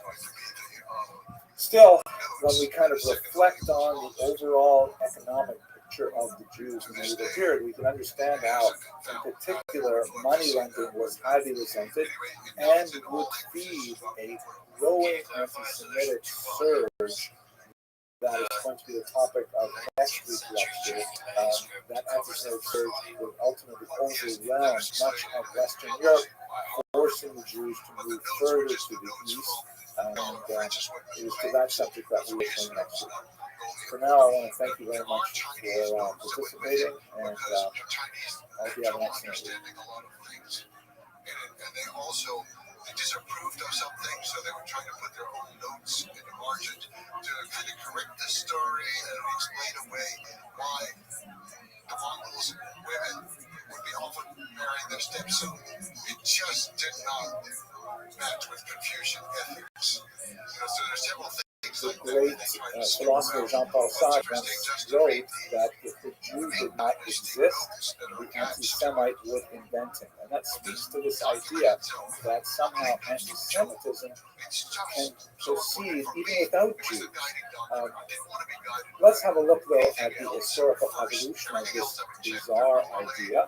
And we're going to specifically look at the medieval period, and then in the next two lectures, we look at the two major charges that developed in the medieval period, the blood libel and the desecration of the host. But first of all, let's just take one moment to talk about terminology. I'm going to use the term anti-Semitism, and strictly speaking, that is an anachronism.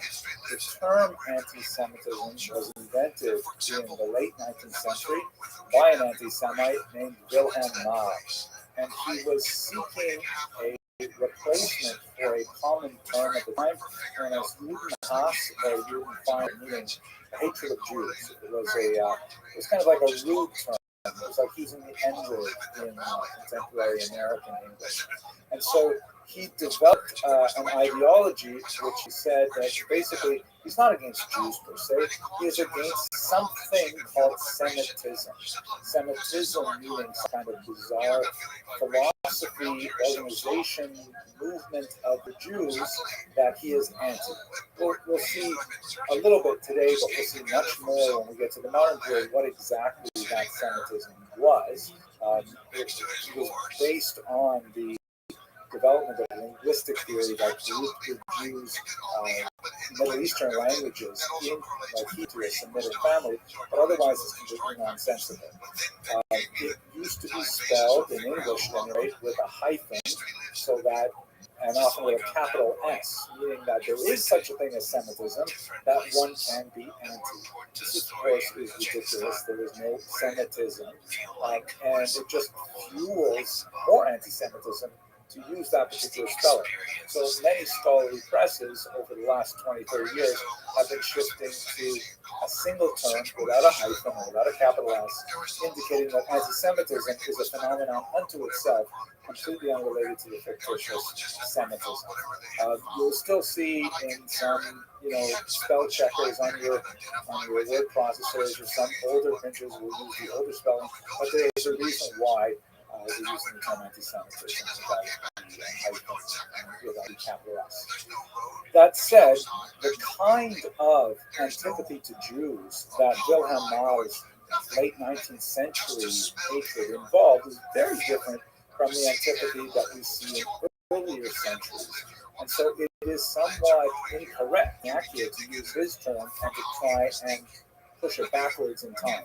I will do it anyways. Going to speak about anti-Semitism, even though more strictly speaking, are four distinct stages of this bias against Jews that historians have identified, and the use of the term anti-Semitism is really not correct when you're trying to put it like that. But let's quickly look at those four levels, because I want to put them on the medieval period focus for today. The first of the four broad stages is what I call ancient xenophobia. Xenophobia, of course, simply means fear of the stranger, fear of that which is different. And much of the Greco-Roman period can be placed within that kind of rubric, because the Romans, many of the writers had some interesting things to say about Jews. They seem to be kind of like cultural misunderstandings or a lack of charity towards a different set of practices or beliefs and things like that. They certainly didn't acquire the kind of bizarre quality that we'll be looking at in lectures in particular. It's more like a, if you will, a norm hatred, just like, the South Koreans might dislike the Chinese, or the Inuit might dislike the Apache. It's kind of the condition that we frequently develop fear or even dislike of those who look from us or behave differently and so on. So kind of like, it's not nice, but it's more normal. We get to the early Christian period, so we're talking now about the first century and onward. You have a specifically theological antipathy to Jews that we discussed a little bit in the lecture on Versus Judaeus, which arises specifically out early church emerges and defines itself against the background of Judaism. There are some writers who will disparage the mother religion in order to create more distance, more contrast between Judaism and Christianity. So also not very nice, but also within the realm of understanding, because as religious movements split apart and morph into something new, they will opt back with a little bit of anger at their predecessor. Those of you who participate in synagogue forums will know that when you have a so-called breakaway minyan, right? You have a large synagogue, and then a small group of people are disgruntled with the rabbi or with the Kiddush policy or whatever. They break off to form another synagogue. Certainly a very normal kind of satellite thing to do. And sometimes they'll look back at the old synagogue and say, "Oh, that was so terrible. They wouldn't let us have Kiddush club," things like that. So that's a different type of antipathy to Jews that's really rooted within the theological conflict between these two groups. The third period is what we're going to talk about today, medieval Jew hatred. And I use this term hatred on purpose because, wow, it is so awful and nasty and so totally different from what we see in the earlier two stages. Modern anti-Semitism, which is where we get that term today. Again, I'm going to kick down the road the can of discussing anti-Semitism until we talk about the modern period, but in reality it involves two basic ideas. The introduction of race thinking, the idea that the Jews constitute a separate race rather than a different religious group. That's really a modern phenomenon. And secondly, the idea of the conspiracy theory, the idea that the Jewish race are somehow all involved in this diabolical plot to overturn the war. There are elements of this in the medieval period, but they are really quite minor. And note that modern anti-Semitism, unlike early Christian anti-Judaism and unlike medieval Jew hatred, does not need any religious mooring to hold it in place. It doesn't need to have any kind of belief system that is connected with Christianity or any other religion. It can be totally secular. And this is a great example of how anti-Semitism can survive massive cultural challenges, such as, for example, the decline in religion that occurs from the 18th century onward. Religion doesn't do so well, but anti-Semitism survives. So those are the four main periods, and we're going to focus on the medieval period. So what are the basic characteristics of medieval Jew hatred? So the first and most obvious element of medieval Jew hatred is ascriptions of Jewish misanthropy. I mean, this phrase just popped in my head because it is so clear. Misanthropy, of course, means hatred of people, like hatred of other beings, right?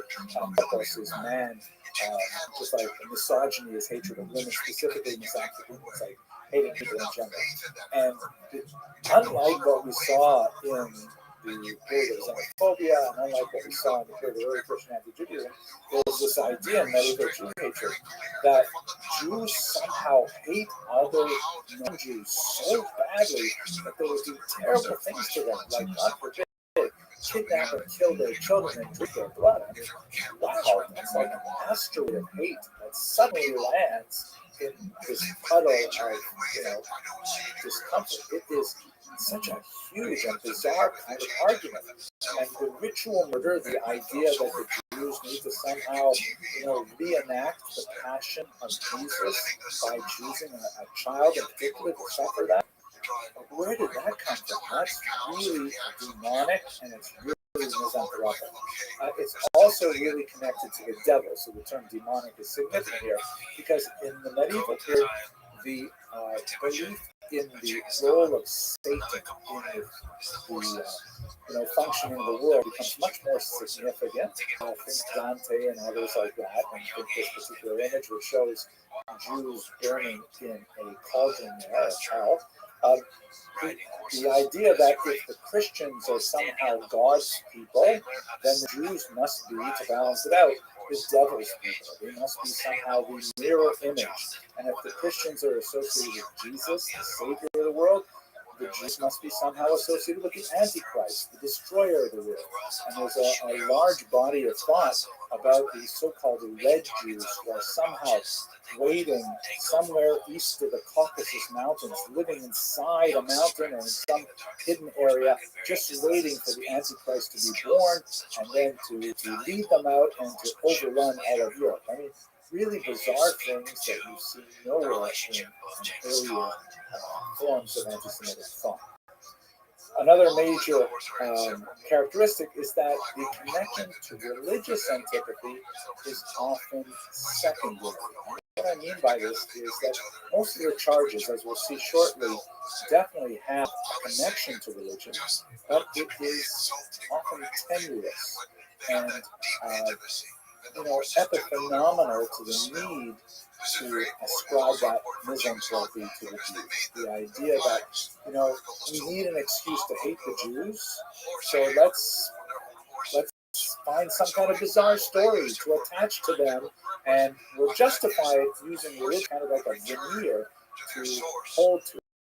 And where you see that in some really interesting sort of ironic places is that the higher levels of the church were often quite opposed to popular movements of Jew hatred, like the dual motive charges. And they're saying, we're really glad you're all fired up about Jesus and everything, and we want you to think about the passion, but the Jews are not killing Christian children to reenact it. The church finds itself in an uncomfortable position quite often, defending the Jews from violence because the mob has been kind of whipped up by this surging belief that the Jews somehow engage in these terrible activities.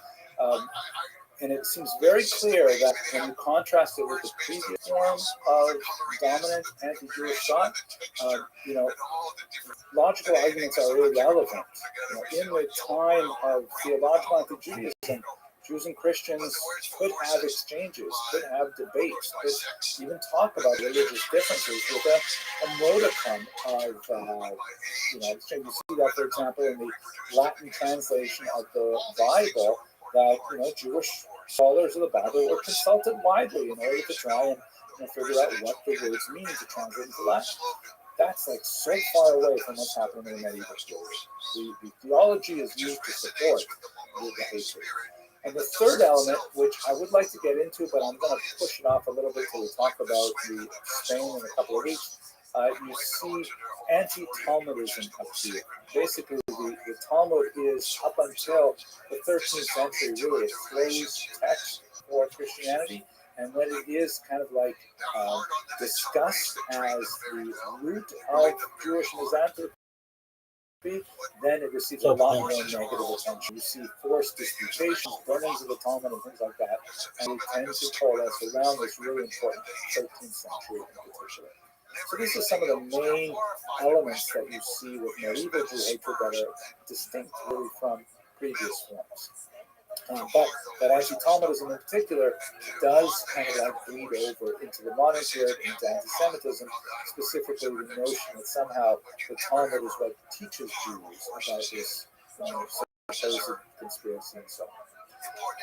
Now, there are many, many other factors that feed into the growth of these noxious ideologies. One of the elements is the change in the sensibility that begins to be evident, especially in the 13th century.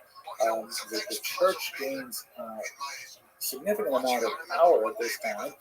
And you recall when we talked about the communal center, when we talked about the communal structure of the Jewish people and the medieval economy last week, the kings often protected the Jews because of their value as generators of cash income, and the church had ideological reasons to try to hold them down.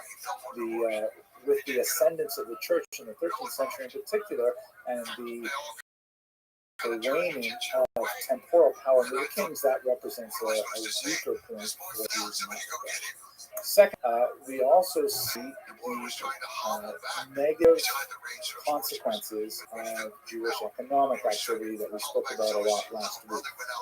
Jewish money lending, hugely important for the medieval economy, but also something that can be deeply resented, both by the small line customers of Jews who might be borrowing money just to get through a harvest season, and also for the more powerful nobility who might be borrowing money to wage a war or something like that. So it's not unreal to imagine that a lot of the antipathy to Jews is born out of this resentment over the exploitative practices of Jewish moneylenders. That's not to say in any way that legal behavior somehow allows for violence. It does speak to the inegalities of the economy, and it's something that people should certainly be aware of, even for our own times. But nevertheless, it's hard to imagine that this is in part emotional makeup of those who would hate you. Finally, one other element which I find very fascinating, and maybe we'll have time to discuss in a little more detail at the end of tonight's talk, but the technological advances of information technology in particular, the development of woodcut technology, the printing press, the circulation of secular propaganda, which begins to increase after the year 1000. What I mean by secular is that it's not specifically church-sponsored. Recall that for medieval people, art was something incredibly precious. We live in an image-saturated time where we're constantly bombarded with images, and not only that, with video, but in the medieval period, people would look at something that we would be very primitive in terms of art, and they would wonder on it. And even the wealthy people who could own art would not just display it, they would keep it inside cabinets, and only for important things would open it up and allow people to gaze on a literature piece of art. So the cheap distribution of woodcut prints really has a significant element, I would argue, on social media spread of these ideas. The valley where I live, all the wrestlers come there to train in the summertime for the competition. It's very cold coming down from the mountain. And every day, when there's a break, they go down, they take, again, they do not get in the water, never. But they take the water and they pour the cold water over themselves. I feel constrained to say this to everybody, even though it should be absolutely obvious, the charges of ritual murder and the related blood libel are entirely false. There is no basis to the idea that the organizers, for whatever bizarre reason, actually kidnap children and have used and murdered them and then consumed their blood. This is an entire fabrication of the twisted medieval mind, and sadly it has been an enduring myth that has continued up until the present day all around the world. And despite being disproved so many times, it nevertheless has that kind of staying power that gives it an unusual lease on life. It represents a dramatic escalation in the violent tenor of anti-Semitic rhetoric, and it remains so to this very day. Here's a map that shows you how the blood libel spread throughout Europe. Let me clarify for a second. The term ritual murder emerges out of the very first one of these charges, which occurred in 1944 in Norwich, England. And in that particular story, in which a young child was found murdered and Jews were blamed for it, there was no suggestion of the consumption of blood. There was rather the idea that the reason he was murdered was because the Jews wanted to reenact the Passion of Jesus. They wanted to go through the crucifixion once again. Later, other elements were added to these stories, and most specifically and most powerfully, the idea that part of that ritual murder was that the Jews needed to drain the blood from this child, which then they would use for nefarious purposes. So they're often lumped together, ritual murder and the blood libel or the blood accusation. Here you can see in this very useful map, which comes from Encyclopedia Judaica, the number indicates the century. So Norwich there has the first in 1144. Lines underneath the digit indicate that multiple charges were laid in that century. So there were, in London there was one in the 12th and two in the 13th century. And then from England, it's exported to the continent. And in particular, in Germany and North Italy, you see a lot of it happening over the 13th, 14th, 15th century. And then it moves even further east out through Poland in particular, the Czech lands, Hungary, and all the way out into Russia and Ukraine. And as you can see, the round numbers indicate 19th and 20th century blood libels that continue to even our own time.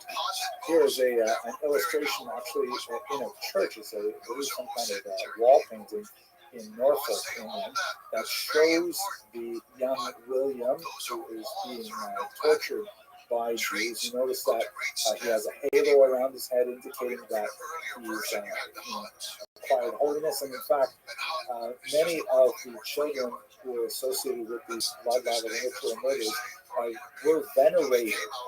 The relics were preserved and were the site of quite a bit of religious pilgrimage and so on, and as we shall see, sometimes even beatified. And you can see the Jew wearing the red hat on the right is piercing the side of the child, which is an obvious echo of Jesus' wounds as well. What is definitely not correct in this representation is that when William Norfolk's body, who was 12 years old, was found murdered and strangled, specific reference is that he was found wearing a jacket and shoes. And some scholars who have studied this very first ritual murder accusation suggest that the specific reference to the jacket and shoes suggests that he was not wearing pants, that he was in fact sexually assaulted and then strangled thereafter. To the degree to which we are able to reconstruct what happened, it appears that this unfortunate young child was accosted by a pedophile who abused him and then murdered him. And then after the body was found, a hue and cry rose up of legitimate righteous anger for this horrible crime against this child. And people were looking for a scapegoat, and the Jews, who had only been in Norwich for about 9 years when this occurred, they were the most likely people to be blamed.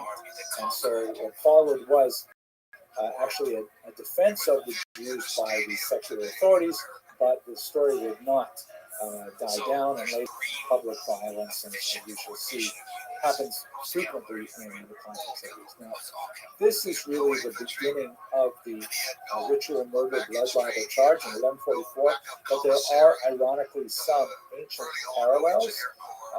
The historian Josephus rebuts an argument by an early anti-Semite named Appian, who suggested that Jews kidnap and murder a Greek child, right, as in a Hellenistic period, a Greek child as part of their religion, and kill him and so on. But there seems to be no connection between what Appian had to say back then and what happens 1,000 years later. We also see, ironically, that early Christians were accused of killing children for religious purposes. Tertullian, one of the church fathers in the 2nd century, complains about the way in which Christians are being abused with this slander. And this is, of course, before Christianity becomes a state religion or has any power to speak of. So it's a bizarre kind of thing. There are even examples of this in other cultures, but nothing with the kind of enduring imaginary power that the ritual murder and blood rabbit charges have been for Jews. William of Norwich is where we start our story. Now, what are the basic elements? As I've already mentioned, there's typically a child involved who is unfortunately murdered, and then a story regarding the cause of his death involving the Jews circulates in society. This is a famous woodcut depicting the martyrdom of a young boy named Simon in the city of Trent. And as you can see, I've actually omitted the bottom part, which has kind of like the text that explains what's going on in the images, but all of the Jews here are clearly marked with the ruel, with the round symbol that was used to identify them as Jews. Very useful thing in our history.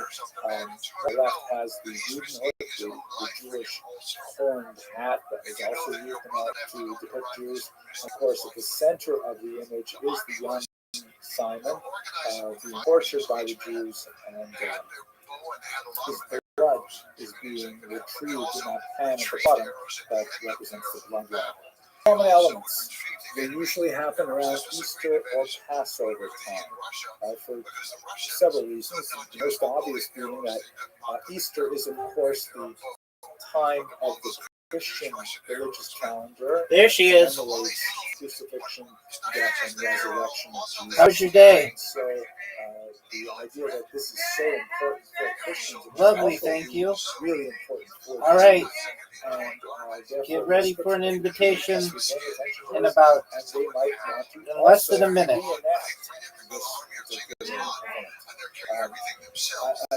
Remember also that Easter typically falls around the same time as Passover. Actually, up until the 4th century, it was exactly the same time. But the Jews are engaged in all kinds of unusual behavior during Passover, right? Because it has this massive house cleaning time where you have to get rid of all leavened products. You have to bake fresh, ritual foods, the matzah in particular.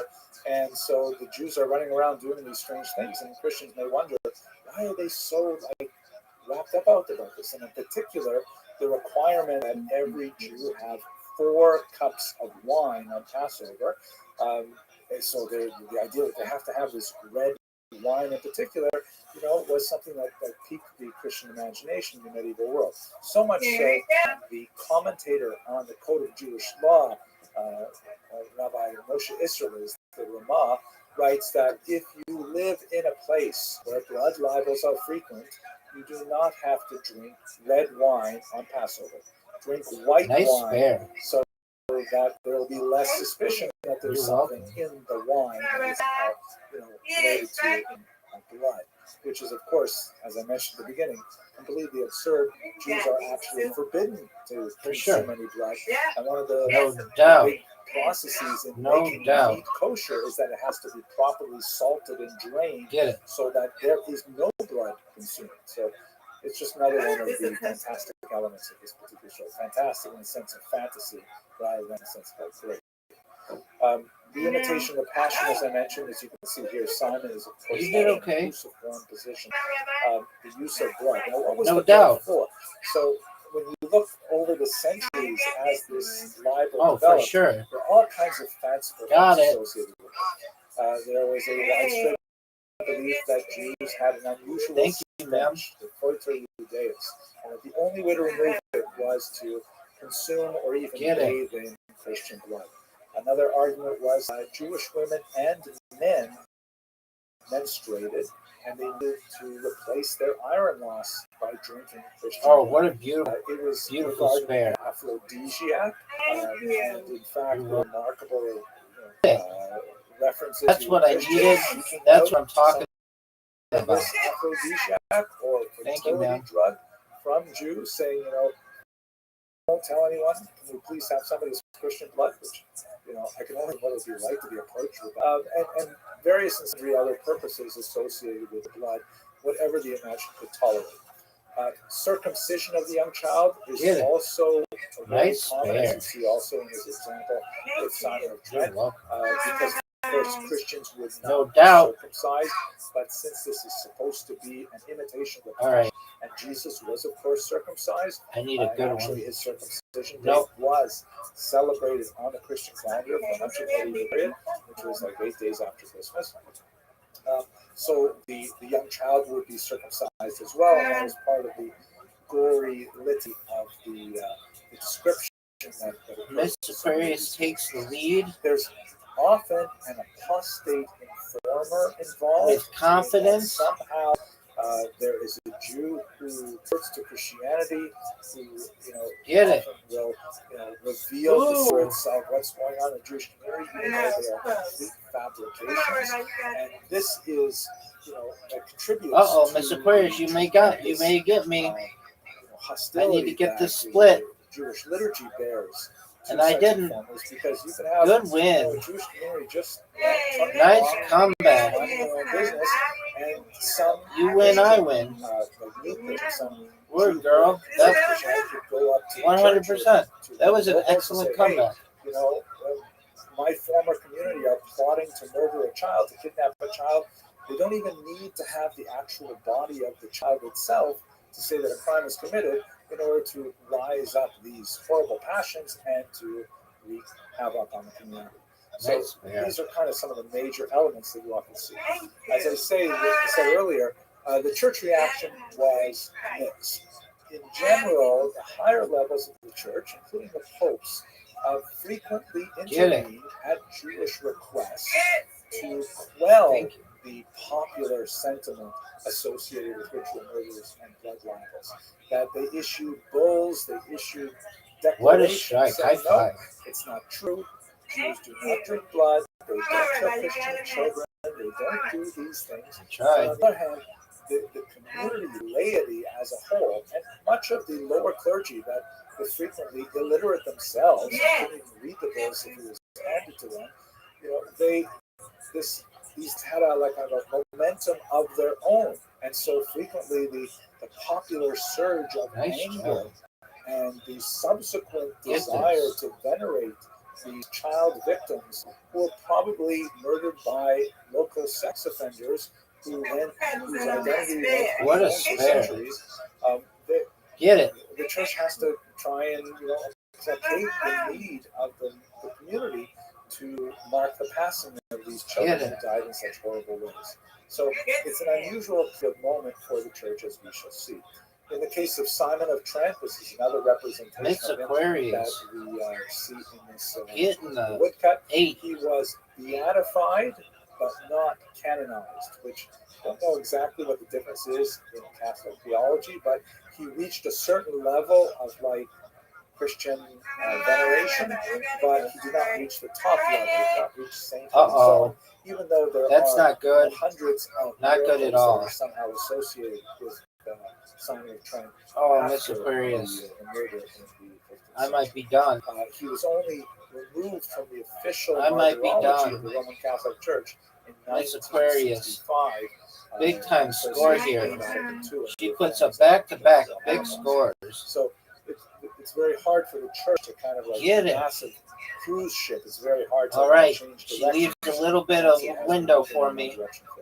Now, regarding the persistence of this very noxious myth, we've already seen how it has spread all across Europe and from west to east. Nice job, Miss Aquarius. Dramatic 20th 2 century. for 2.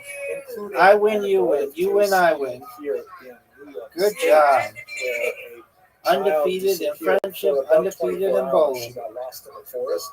And she found her way out, but the 100%. in the 1920s actually Absolutely not. Great games. Good job. Saying, did you guys kidnap this child for ritual murder purposes? Right? I see that. Well, it's important. New York, Great job. United States of America, And I look forward to playing you tomorrow, God willing. Stay in power with the modern imagination. Fortunately, Good night. the child found her way out of the forest, and the whole thing blew over, and the rabbi registered his deep dissatisfaction with the police department that they would even think that they should go to the rabbi and say, Where's the Yo. child you kidnapped? At any rate, one of the more famous blood Audie, libel how you cases been, in girl? 1911, the Russian. I was just thinking about you. How are you doing? What'd you say? Okay. Do you want to play a game? All right. I'm going to send you. Yeah, you do? All right. I'll send you an invite. Russian government prosecuted one Endo Bayless. This is a drawing from the trial for the murder of a young child. And after 2 years of an internationally watched trial, because this is the 20th century, and all other governments in the Western world had clearly distanced themselves from these medieval beliefs. They watched with incredulity that this modern empire would actually prosecute this guy for such a ridiculous charge. In the end, after 2 years of deliberation and argument, they were not able to convince a jury of Ukrainian peasants that Bayless was guilty of the crime, and he was released. More You have an significantly, invitation. however, the Nazis, of course, No, you don't. made great use It's of Aquarius the X ritual on the murder guy charge. because This is I hit the wrong one. You are Gail Settle. Okay, now you have an invitation. Big red letters here in this 1934 edition, the Jewish murder plan against non-Jews, and so on. And you can see the picture here with all these children hung upside down, and these demonic-looking Jews catching the bowl, catching the blood in the pan, very much like on the Trent. So the Nazis definitely were very reliant on the blood. And finally, most disturbingly, this is a painting by a very talented Italian realist painter named Gianni Gasparo, who literally in 2020, this 21st century, painted this modern impression of murder of Simon of Trent, who we've seen a couple of times so far, with his anti-Semitic icon. And this is in our very own time. Absolutely astounding that we are still here. It's incredible. But there it is.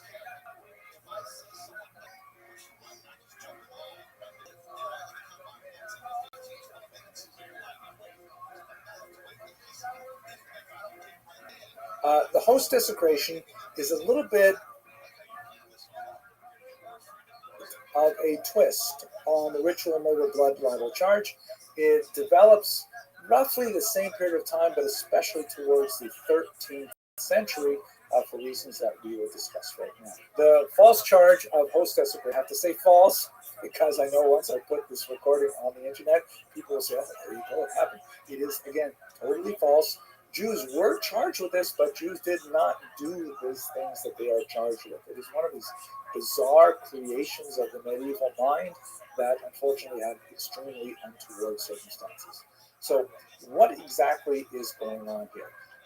In Catholic ritual, and I certainly can't claim to be an expert of this, in the ritual known as communion, believing Catholics under certain circumstances are invited to partake in eating a small wafer in the Eastern Church. It's like a cube of bread that represents, on a level which is considered higher than symbolic, the actual body of Jesus. The wafer, which is called the host, represents Jesus in a very important way, particularly after the Fourth Lateran Council of 1215, which confirmed this idea known as transubstantiation, that somehow the wafer adheres the body of Jesus in a mysterious way, which is beyond the scope of our discussion. But what's important for us is, in the Christian mind, in the Catholic mind of the 13th century and onward in particular, the idea is that eating this wafer represents a holy act because the wafer itself is the body of Jesus. So the logic of the host desecration charge is that if Jews are misanthropic and want to, reenact the passion, then certainly they would want to kidnap the actual body of Christ, which is inherent in this host wafer. And so this expansive charge of host wafer desecration spreads across Europe. I'm going to show you one kind of like cartoon broadsheet that shows the whole story of a typical host desecration that is fairly accurate. This is actually from Passau in the 15th century. And the elements behind it are very similar one to the other. There's typically, in this case, a Christian accomplice. You'll recall with blood libel, there's often a Jewish informer involved. So now we have a Christian who is a traitor. And you can see him here on the left. He's gone into the church and repetitiously scoops the wafers, which are like those round things on the table there, into his bag as he looks over his shoulder to see if anyone's watching him. So he steals the host from the church, and on the right panel, he goes to the Jews who are so marked by the ruel. You can see that they're clearly identified by the artist as Jews, who offer him money in exchange for these wafers. Then the Jews take the wafers back to their synagogue in a box, and they torture them in the synagogue. You see there, they've got kind of like the shulchan, the ritual table upon which the Torah is read in the typical synagogue. And the artist is clearly Christian, or at least Hebrew illiterate, because the Ten Commandments in the background there, it's clearly not Hebrew, that's just gibberish, but meant to sort of evoke a vaguely Hebraic look. While they stab the host with knives, the host miraculously bleeds, supporting the notion that it is somehow actually the body of Jesus. Then there is a knock at the door when the authorities say, "Hey, what's going on in there?" And so the Jews scoop up the wafers and they try to get rid of the evidence on the right panel by throwing the wafers into the furnace. Inside the flame, a miraculous image of a child appears, and doves fly out of the smoke where they are caught by waiting. It's like all of these stories of miraculous events associated with the wafer really buttress belief in transubstantiation, and that represents another variable with regards to the church's ambiguity towards these stories. The Jews are discovered. The authorities come in. They cut heads off the Jews. They set them on fire, and they take away the Christian accomplice to be tortured as well. And then the synagogue is rededicated as a church. So these last couple of panels, unfortunately, have a lot more historical basis and historicity than the previous panel, but that's essentially the typical story of a host desecration as it is charged in the population. Of course, the Jews have negative motivation to do any of these things. They want to stay far away from the host for the fear that this kind of violence would erupt. Now, in terms of the relationship of the church to the host desecrations, you can see here this map also taken from the Encyclopedia Judaica, which depicts the spread of the host desecration charge. It's interesting because, on the one hand, in many Catholic areas, the host desecration story really lends a kind of backward, strange support to the whole doctrine of transubstantiation, which was met with some skepticism in Europe. France and especially Italy, however, seem to have largely escaped post-desecration stories, and many scholars point to the specific intervention of the popes who tried to put a lid on these kind of violent eruptions that could easily spin out of control. These kind of popular upsurges of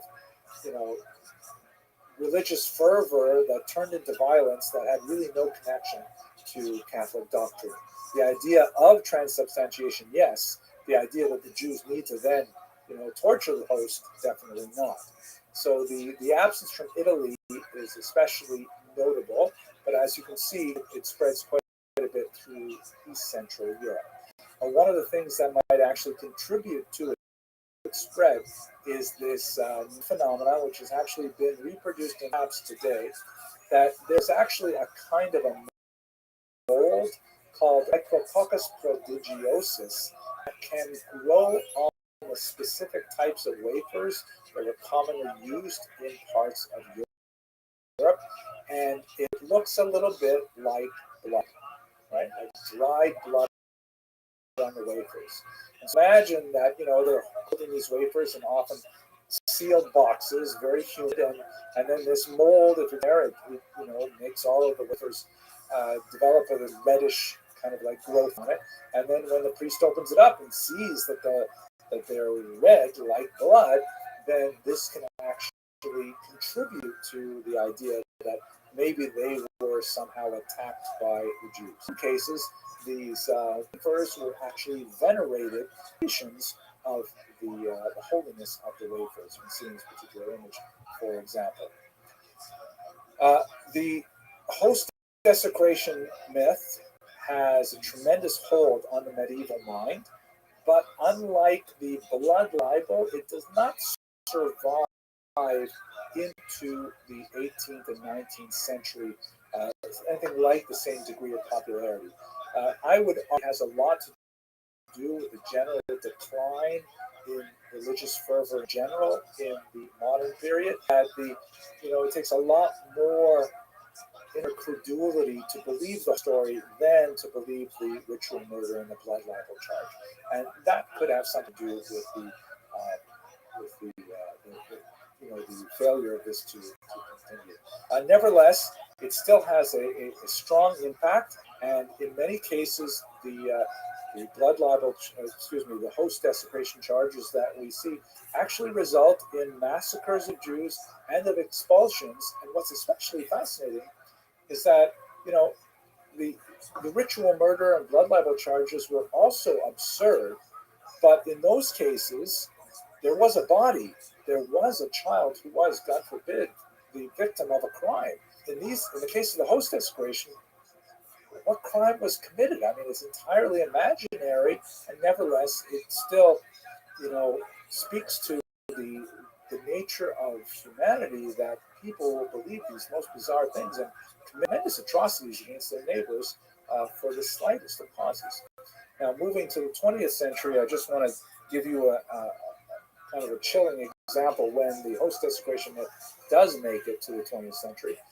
This is a banknote that was issued in the 1920s. I believe it was 1922 in Germany. At that time, Germany was suffering from incredible hyperinflation as a result of the crises following World War I, the economic crises. And so they issued local municipal currency, which was called at the time Notgeld, or necessity currency. And if you can imagine, let's say God forbid, the American dollar failed and lost its value, so New York City might issue its own currency so that it would, hopefully keep inflation at a reasonable level, and Los Angeles would have a different currency, and so on. So that's what Notgeld was intended for. We actually have lots and lots of examples of this in the early 1920s. Frequently, they have anti-Semitic artwork on their currency.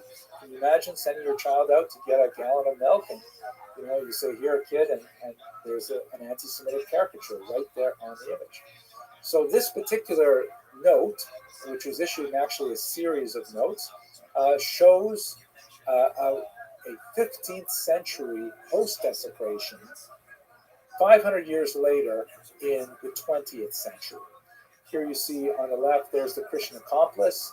In this case, he appears to be some kind of monk who is selling the host, which is glowing, to the Jews there with very ugly physiognomy.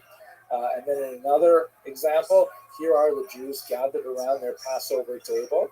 And on one side, they're eating the Seder. On the other side, they are torturing the host, right? Causing it to bleed. And then, of course, the element that is inevitable when you have these host desecrations, the Jews are then burned alive in this grotesque and horrible manner. It just shows you the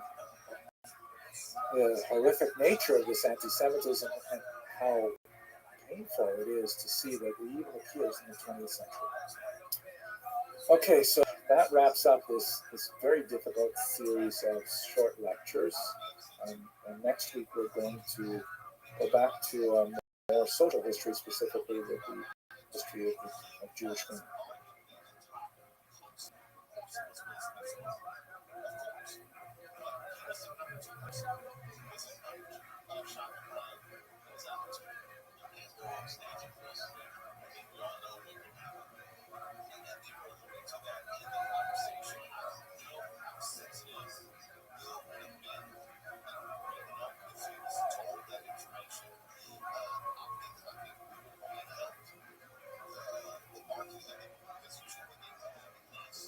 Jewish women in the medieval period.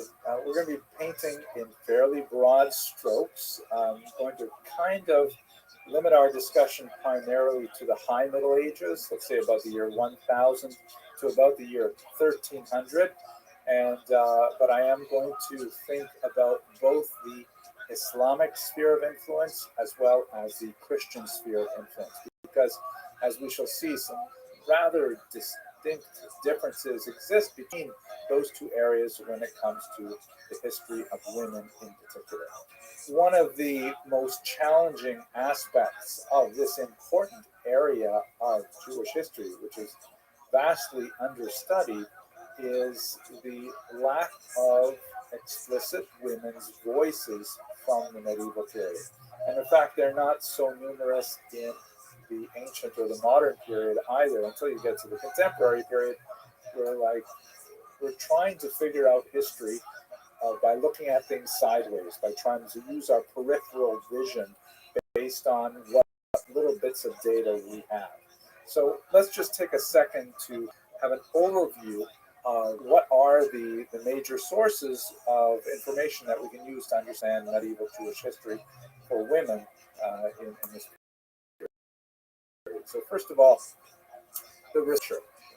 As you will recall when we were discussing the centers and earlier, one of the major areas of Jewish legal activity is the so-called She'elot U'Tshuvot literature, literally questions and answers, where there will be some legal question, often a real brain teaser, a difficult one, and it will be set to writing typically and sent to a great rabbi to answer. In some cases, it will be delivered orally, but the rabbi will later compose and answer. So it's really teshuvot literature, because the answer is the part that is mainly preserved in the historical record.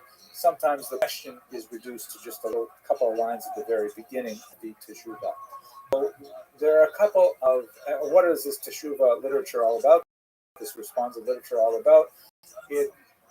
Anything dealing with the scope of human experience that have implications in Jewish law. A person wants to know, is this kind of chicken kosher? Can I do this on the Sabbath?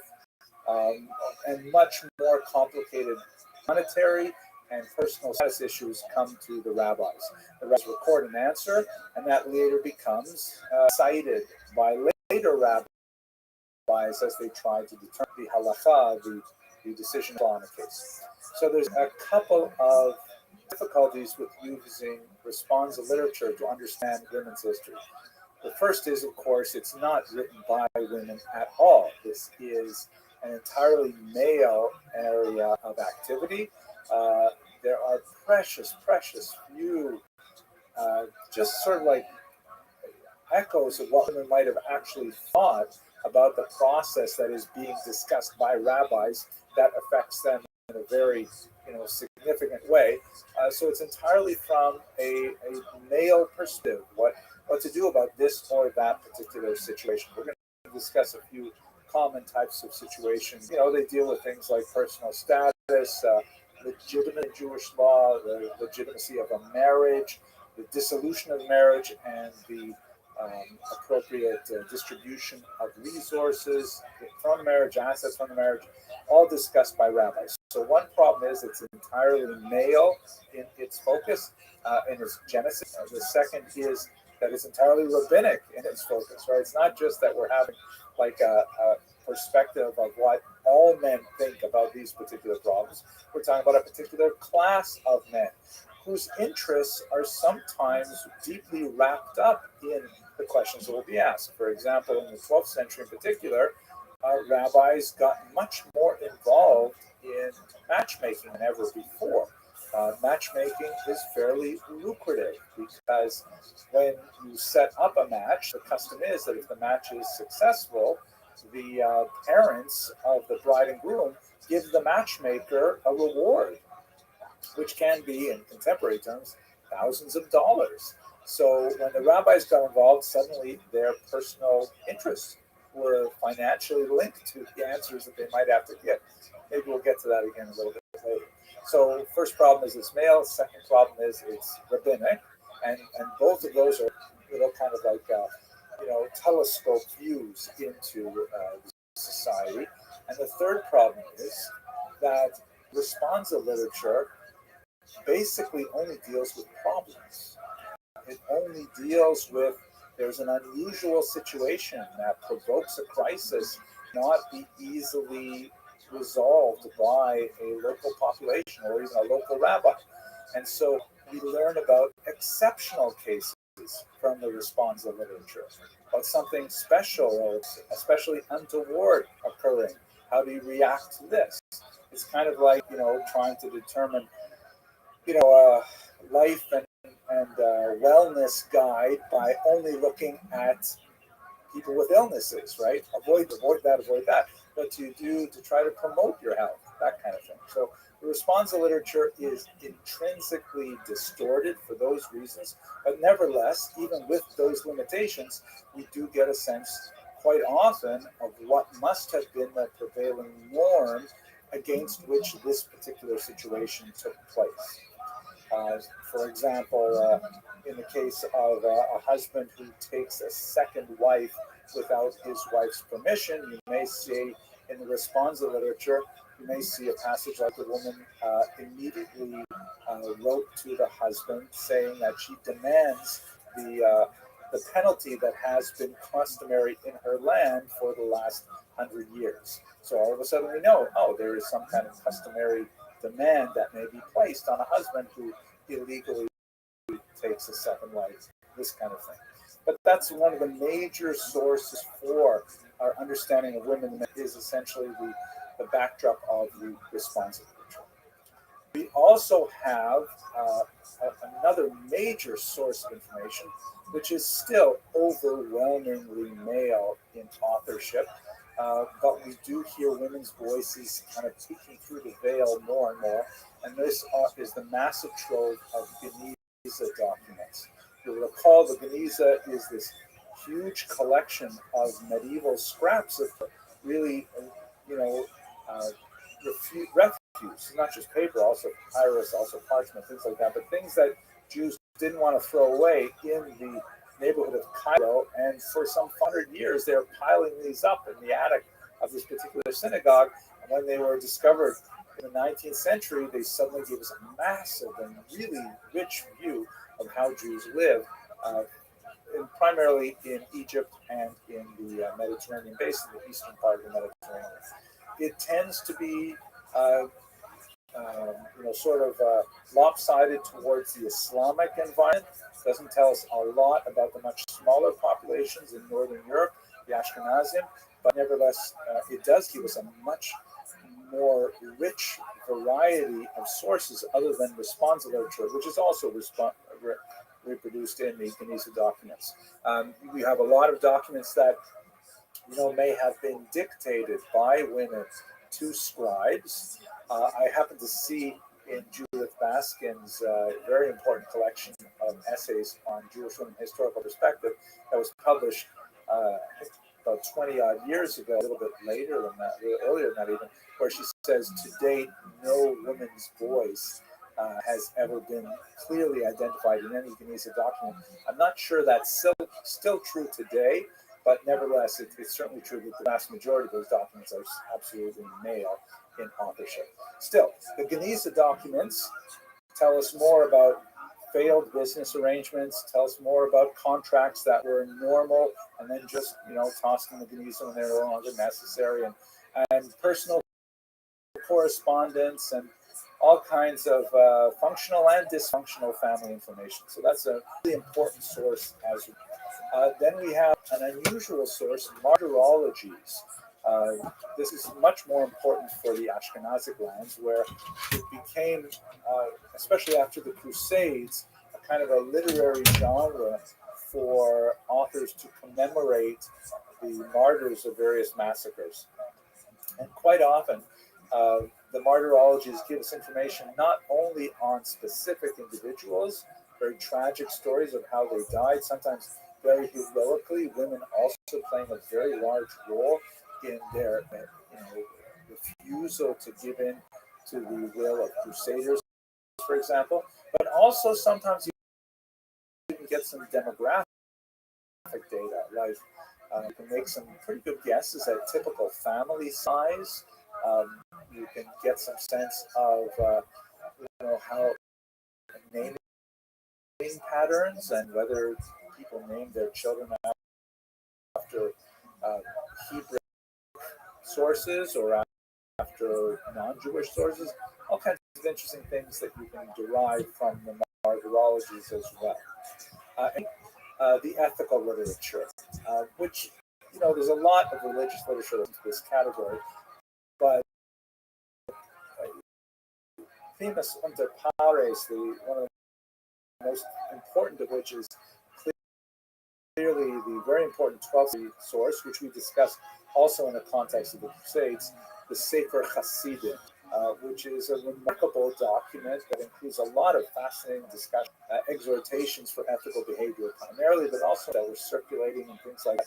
And there's a lot of discussion of women in the women are part and parcel of many of the and other passages widely studied in this era, and seeing how they were written, or sometimes how they're not written, also some insight into how women were viewed and their role in society in the medieval period. We will talk a little bit later about Rashi, who is especially fascinating, not only for what he said about women, which we'll get to, God willing, but by what he did not say about women. It is fascinating to note that in his commentary on the Bible, very widely read, one of the major functions of Rashi is he connects the text of the written Torah, the actual 5 books of Moses, to the much larger oral Torah, the Midrash in particular, the Talmud, and so on. And he will frequently cite Midrashim that refer to women, but he tends to not cite and not include in his commentary Midrashim that may have read as derogatory to women in any way. So his editing tells us a little bit about his personality, which is confirmed in many ways by some of the things that he actively wrote rather than his editing. He was, of course, famously the daughter of 3, perhaps 4 daughters who married very well. His sons-in-law were all scholars and so on. And, more about that later. So we don't have like autobiographies of women from the medieval period until we get to the 17th century with the remarkable Gukul of Ammon. We really don't have, a definitive and substantive account of a woman's life by a woman. But we have all of these other kind of ancillary peripheral things that give us some sense of how we can construct the woman's experience of the world in the medieval period. So let's think for just a second of legal status. And much of this is informed by the earlier Talmudic tradition, where you do have texts that form the basis of Jewish law, of halakha, from the ancient period. But we do see from time to time sort of like adaptations of these texts, the Mishnah and the Talmud in particular, for specific reasons or particular places and times, and those areas of tension between contemporary practice or desire and the halakha, seeing how those are resolved is often quite fascinating. think one of the most important areas which is relevant to our study of Jewish women is the writings of Rabbeinu Gershon, who was a very important Ashkenazic rabbi known as Meor HaGola, the light of the exile. And his years are roughly 960 to 1040. There is quite a bit of scholarly dispute over how widely accepted his bans were, or the takanot, so to speak, decrees of Rabbeinu Gershom, and how quickly they were adopted. But that area of discussion of what was his level of authority, it becomes moot, because by the time you get to the 13th and 14th century, it's widely understood in Ashkenazic lands as being the law of the land. Everybody behaves according to the laws of Rabbeinu Gershom. Less so in Islamic culture. But what exactly did he have to say, and why was it so important for women? Among the many takanot that he enacted was a ban on polygamy. Polygamy, of course, is the very common biblical practice of men marrying more than one woman, singular. Men marrying more than one woman. You look at the patriarchs, Abraham with Sarah and Hagar, and of course Yaakov marrying two wives, two handmaidens, and one. And this was widespread practice, particularly in Muslim lands, right up until the 11th century and beyond, in fact. In Christian lands, however, there is a decided tendency to restrict Jews' behavior to monogamy. And Jews seem to have sort of self-censored their behavior in that regard as well. So one of the scholarly debates is, was Rabbeinu Gershom initiating a big change, or rather kind of confirming a change that had already taken place? One of the areas where we see this play out in real time is in Spain in the 11th and especially the 12th century, where even the areas that are now Christian, as per the Reconquista, there are some hesitancies to accept the ban on polygamy that Rabbeinu Gershom and Hagola had put in place. Nevertheless, there's no question that the Ashkenazic lands in Europe under Christian culture are steadily moving in the direction of exclusive monogamy, whereas in the Muslim lands in the southern Mediterranean, the Geniza documents indicate very commonly that there is no such strong movement towards monogamy, and polygamy is still very, very common. There are lots of economic attachments to polygamy, such as the need to set up two separate households. It can only really be effected with a man of means, and the occasion for polygamy becomes rather restricted to a specific class of individuals, and we're going to discuss them in the next few moments. Rabbeinu Gershom also put in place, incidentally, a lot of other bans, which are not as widely appreciated, but I think quite fascinating. One that I really should say, really important before I talk about the minor ones. Besides the ban on polygamy, he strengthened a lot of the protections for women in divorce law. As, for example, he instituted a ban on divorcing a woman. She had to ultimately consent to the marriage, to the divorce, just as she had consented to the marriage. And part of the reason for this scholars dispute, but have to do with some of the contingencies of long distance travel. And I'm going to push that off to the next slide as well.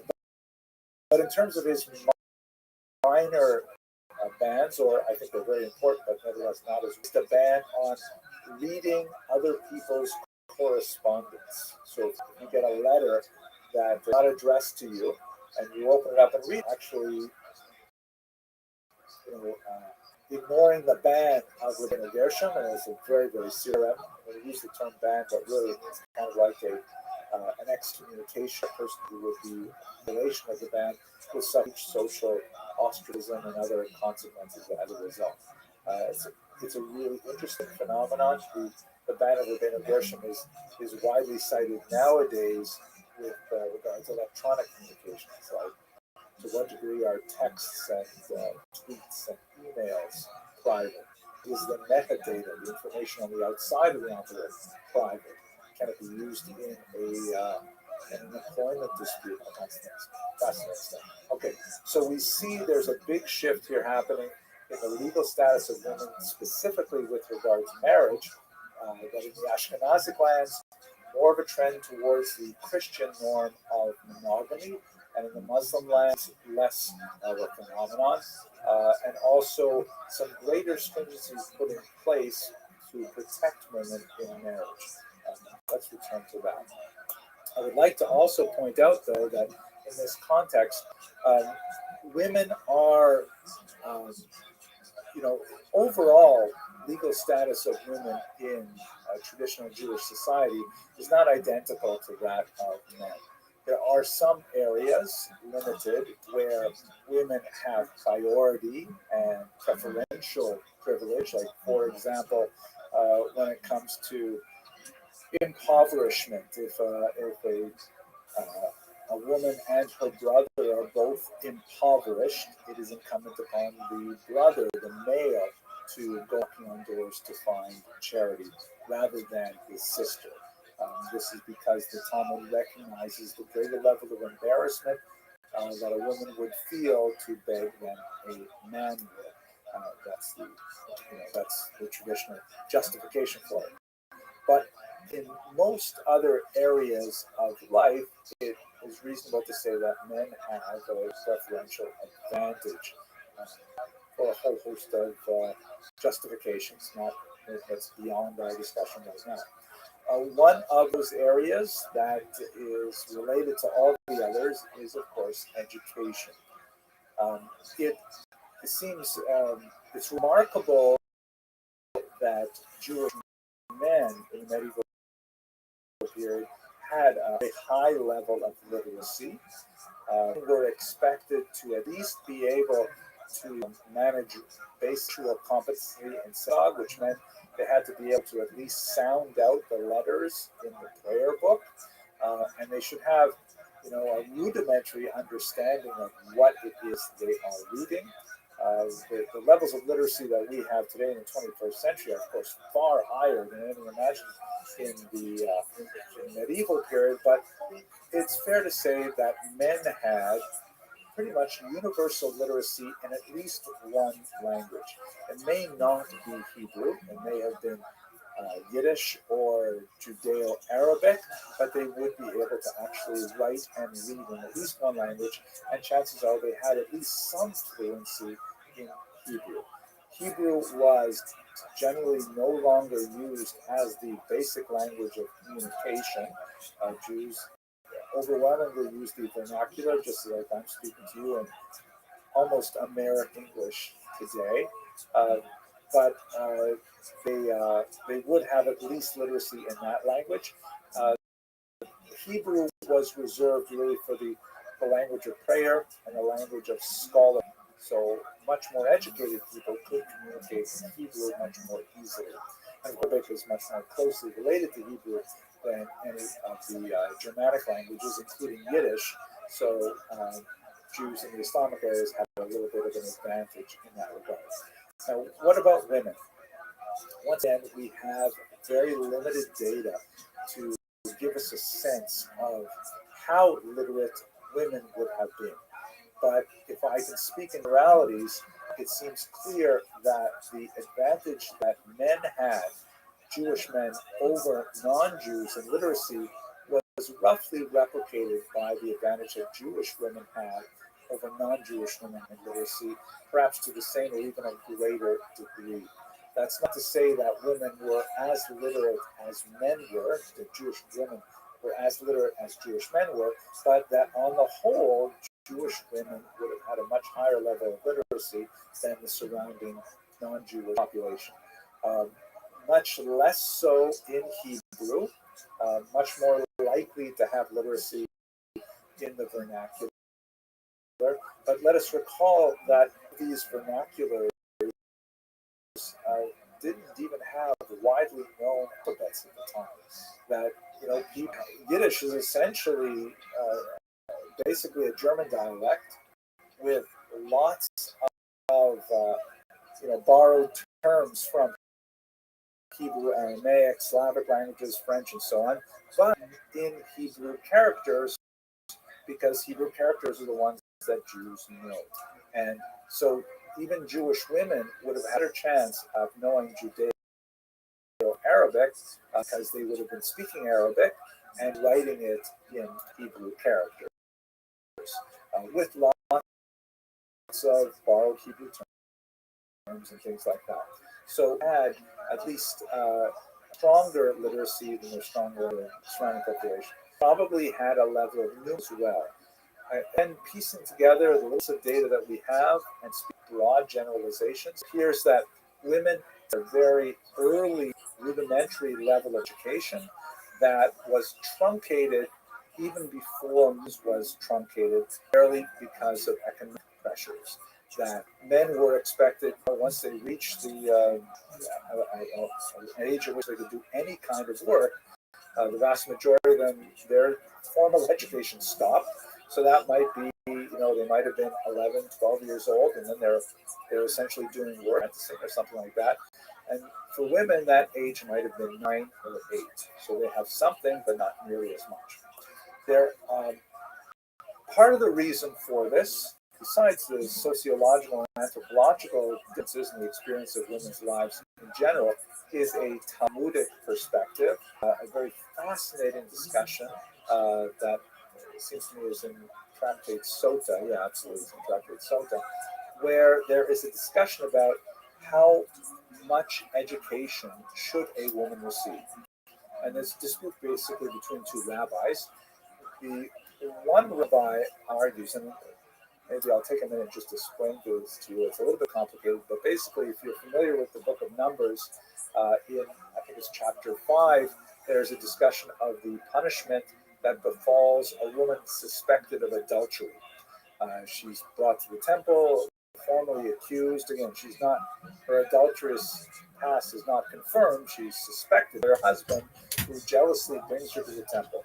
And she has kind of like a challenge at the temple. If she maintains her innocence, then she drinks this special potion, which consists of some special water drawn from a particular source, and it has a bit of the name of God from a parchment ground up into it. And she does potion, the Mei Sota, and if she is innocent, then she gets all kinds of additional protections and blessings and so on, and her husband is censured for putting her through this. And on the other hand, if she is guilty, then she dies a horrible death. Now, the Talmud says that horrible death part doesn't happen right then and there. It happens after all of her merits are used up. They're expunged, as it were. So let's say, for example, she volunteered at the Sisterhood bake sale, so she would get an extra 6 months before the horrible death caught up with her. And the more good deeds that she did, the longer she would stretch out her lifespan. So one of the rabbis in the Talmud, getting back to the track, says, so there you go. So we should therefore teach our daughters Torah because that will extend their lives if they're ever accused by their husbands falsely of adulterous behavior. Another rabbi says, are you crazy? You are teaching young women, kind of like an end around the whole system. You're teaching them Torah in order to allow them to be suspected of adulterous behavior. Why are they getting in that situation at all? And the bulk of the rabbinic opinion for much of the Middle Ages lean towards the second opinion, which looked with disfavor on formal education of women in Torah.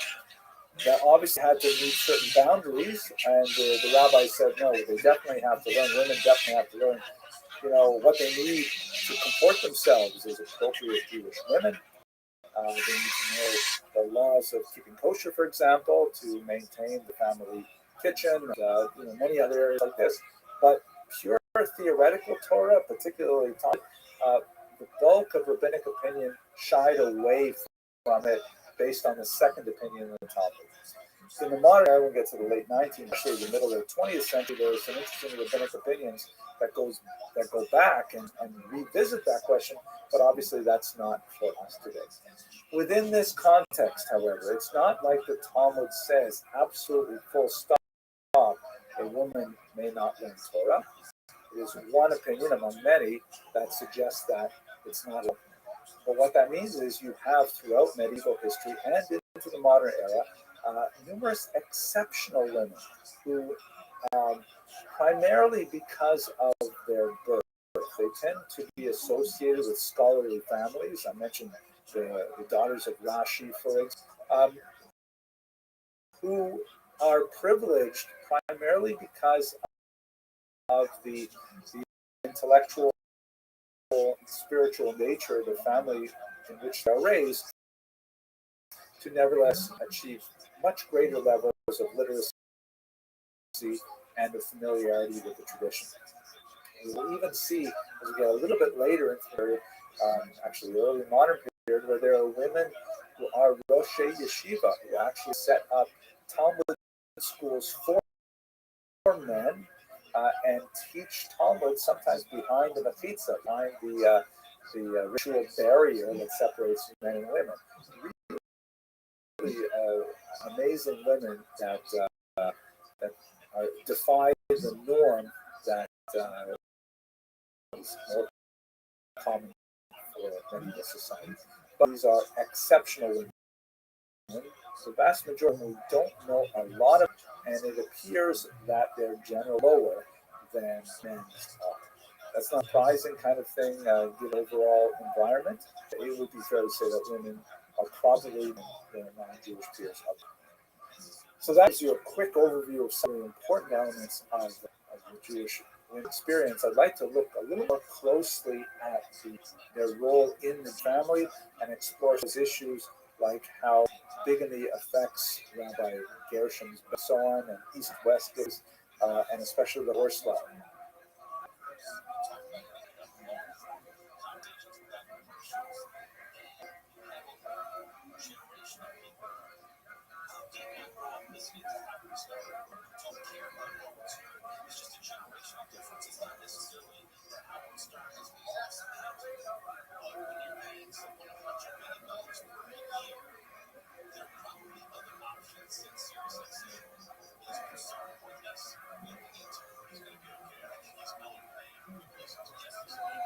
One of the most unusual aspects of the medieval Jewish experience, in many ways was replicated right up until like the 18th century, was in Ashkenazic lands a really young age of marriage. According to the Talmud, a woman may not be married against her will, and that means she has to reach the age of majority, which is basically 12 years old. And that is in itself a ridiculously young age by 21st century standards, but not at all in the medieval period. It is associated, of course, with puberty and the possibility of starting a family and so on. But there is a pronounced tendency that we seem to see in Ashkenazic lands in particular to marry girls off even younger than them. Sometimes married to men who are not older than they. Islamic lands sometimes quite a bit older than they. There's a lot of interesting scholarship on why this may have been the case. Part of the reason seems to be competition. Let us not forget that Ashkenazic lands in the High Middle Ages still had really small populations. We're talking about communities that might have had 40 families, 50 families, sometimes even less in some of the larger communities. So seeking an appropriate marriage partner, and by appropriate, I'm talking about uh, class and wealth and family background in general, it can be a very challenging thing. And so the competition for spouses was so intense that the age of marriage tended to drop. And by the way, it tended to drop from the limited evidence we have, it tended to drop in the higher classes more than in the lower classes. This could be because the higher classes were more focused on the idea of finding a match of their same social class with a desire to try and contain resources within the family. So rather than marrying a wealthy boy to a poor girl and then essentially dissipating the family wealth, marrying a wealthy boy to a wealthy girl meant that they can consolidate their wealth, keep it within the family. Whereas less wealthy families might have actually needed the work product of the young man, the young woman, a little bit longer than they could to take them off at a younger age. It's also important to note how that actual marriage ceremony in Judaism technically consists of two distinct phases, what we might call betrothal or engagement, which, as the Talmud puts it, is fully binding on both parties and is completely marriage, with the exception that they do not live together. And then somewhere you would have the actual marriage ceremony celebrated under the tent and so on. In Talmudic times, there was a gap between those two ceremonies, which was usually attributed to things like the necessity of pulling together the dowry, which is a very expensive endeavor to provide a young woman with a dowry to be able to essentially set up a home was a potentially crippling economic event for a family. On the husband's side was not at all the same thing. It was a much more moderate affair to give the so-called bride price, so it was not equivalent terms. So the Talmud says that these two events were traditionally separated by time to allow families to accumulate the assets to be able to support the young couple. But there are other reasons as well that are adduced by historians. Fear of mortality, for example. Mortality is very high, child mortality very high in the Middle Ages. I'm concerned that, if we don't get them married off, what's going to be later? So a desire to use the Yiddish term chaparine, to carpe diem, take advantage of the moment. But I also want to mention that ultimately, over the course of the Middle Ages and into the early modern period, those two events, the betrothal and the actual marriage, were collapsed, and they are now customarily celebrated one immediately after the other on the same day. Because given that the betrothal constitutes actual marriage itself, even though they're not able to live together, the society was aware of so many tragic situations where you have these young individuals and they're separated from their intended and they meet someone else, and all kinds of things can happen that really are disastrous for the marriage. So it became much more practice to put these two acts together. Once they were married, and especially once they started menstruating, they would begin a very important area of Jewish law, known as the laws of family tree. This is essentially a euphemism for which a woman would immerse in a ritual bath called a mikvah. We've talked about this in the past, how this is one of the most important elements of a Jewish community is the establishment of a formal ritual bath. It doesn't necessarily have to be like a building, but the water cannot be drawn normally from a well or something like that. A river could be used under certain circumstances, or the ocean, or rainwater can be collected in a cistern, things like that, spring water. but it can't simply be like a bathtub sort of thing. So the presence of mikvaot is very much associated with these early communities. Um, Not to go into this in great detail, but this is a very ancient practice in which um, the husband and wife would separate from each other during the period of menstruation and a certain amount of time afterwards as well. And then once that is concluded, then the woman would go to the mikveh, ritually immerse, and then regular relations would resume as well.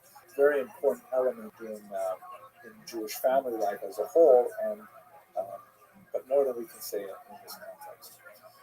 Now, it's to return to a topic we looked at a little while ago on polygamy.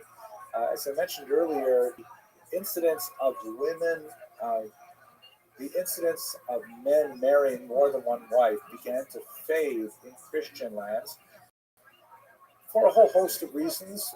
Perhaps one of the most important, however, is the prevailing custom of the non-Jewish society. It is a truism that the way in which the surrounding society behaves is ultimately the way in which the Jewish population living there will also behave. The Yiddish expression is something like "es christelt sich, es jiddelt sich," which is hard to translate exactly. Something like "as one Christianizes, when they essentially the same thing."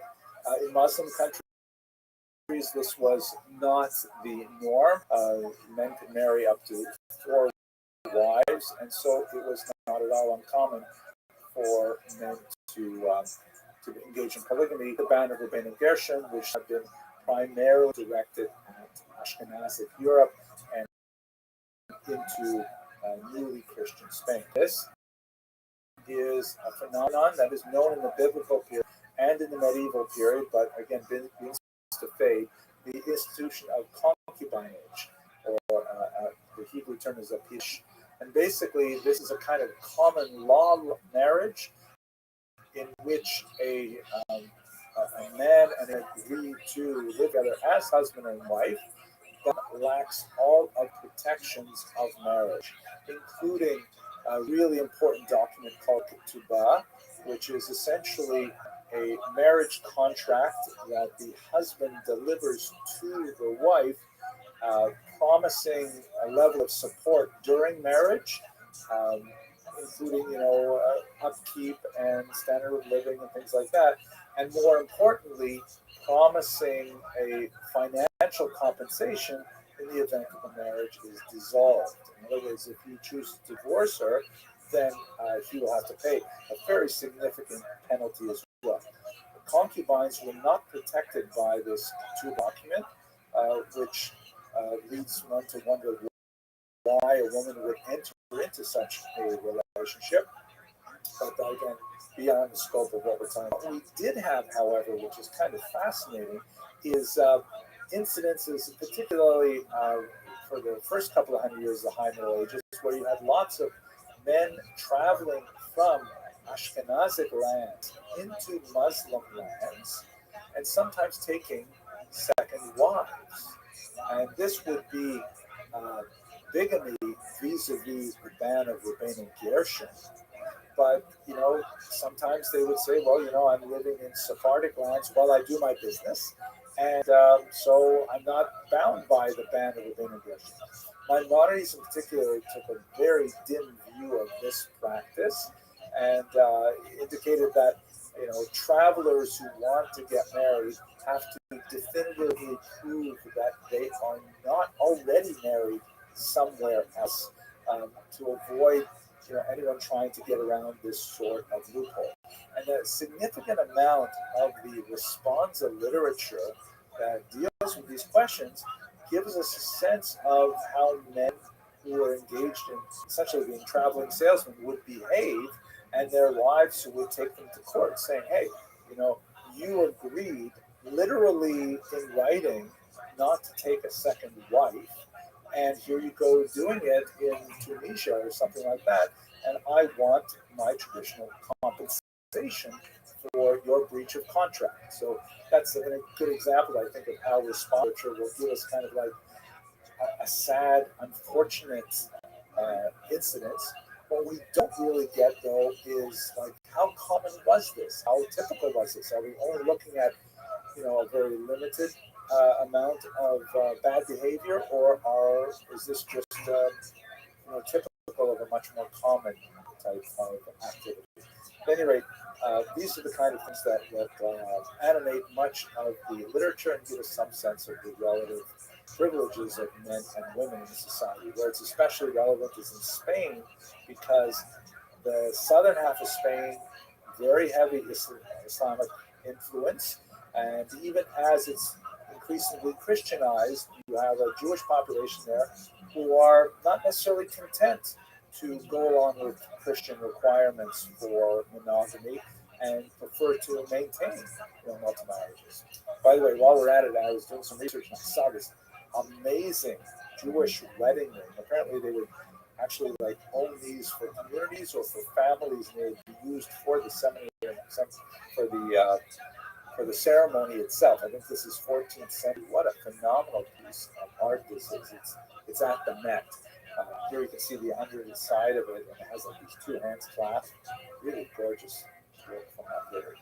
Now, connected to that, of course, after marriage is, God willing, motherhood. And I don't want to go too in depth into the history of motherhood and childhood in particular, because I don't know enough about it. It's a really fascinating area of research that I've just kind of scratched the surface of, and I don't know enough to talk about it.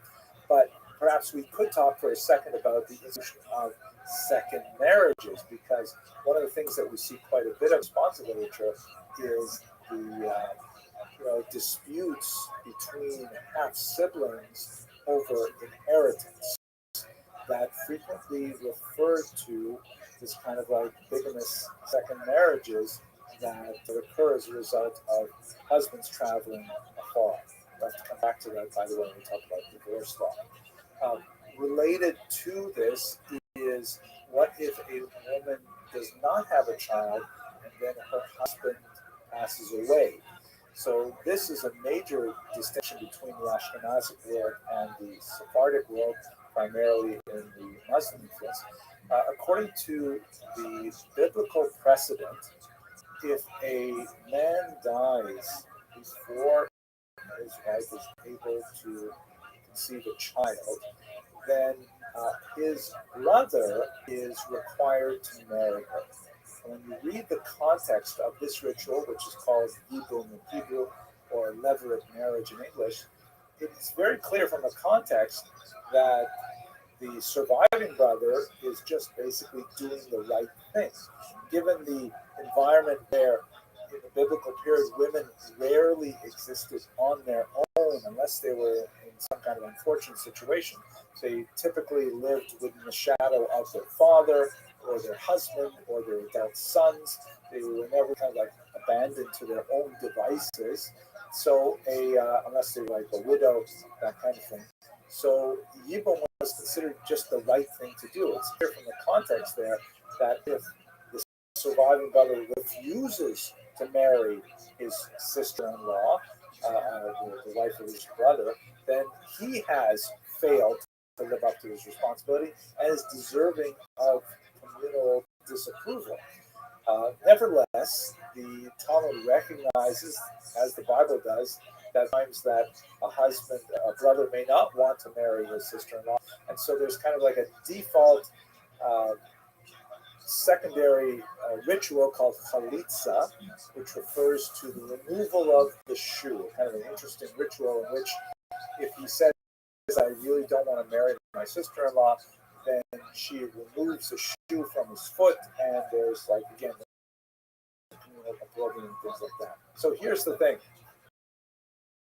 Yibum is clearly favored as the ideal case, but the Talmud already in the Babylonian period is going back and forth over how appropriate this is for every situation.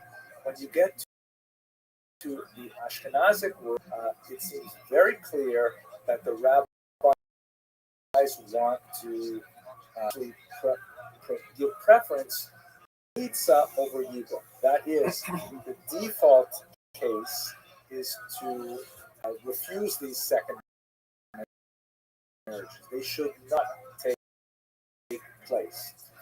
This is not the case, and Jews living in Muslim environments frequently have husbands, their sister-in-law after their brothers pass away. But in Ashkenazic lands, the default becomes chalitza. It's interesting to note that she, among Rashi, by the way, as discussed recently, be really pro-woman for his time. A lot of fascinating things that indicate he's separate from a lot of the other thinkers of his generation. He even valorized the opinion with regards to wants to marry her daughter, something which is debated in the Talmud and for the most part dismissed in those social circles. But Rashi, thinking in the heavily environment of northern, saying, wait a second, the wife made a lot of problem marrying her husband, and he finds Talmudic precedent to give her the privilege of refusing refusing Yibum instead. A lot of fascinating things to say here. I really want to save some time for perhaps the most important element of the period, which is divorce.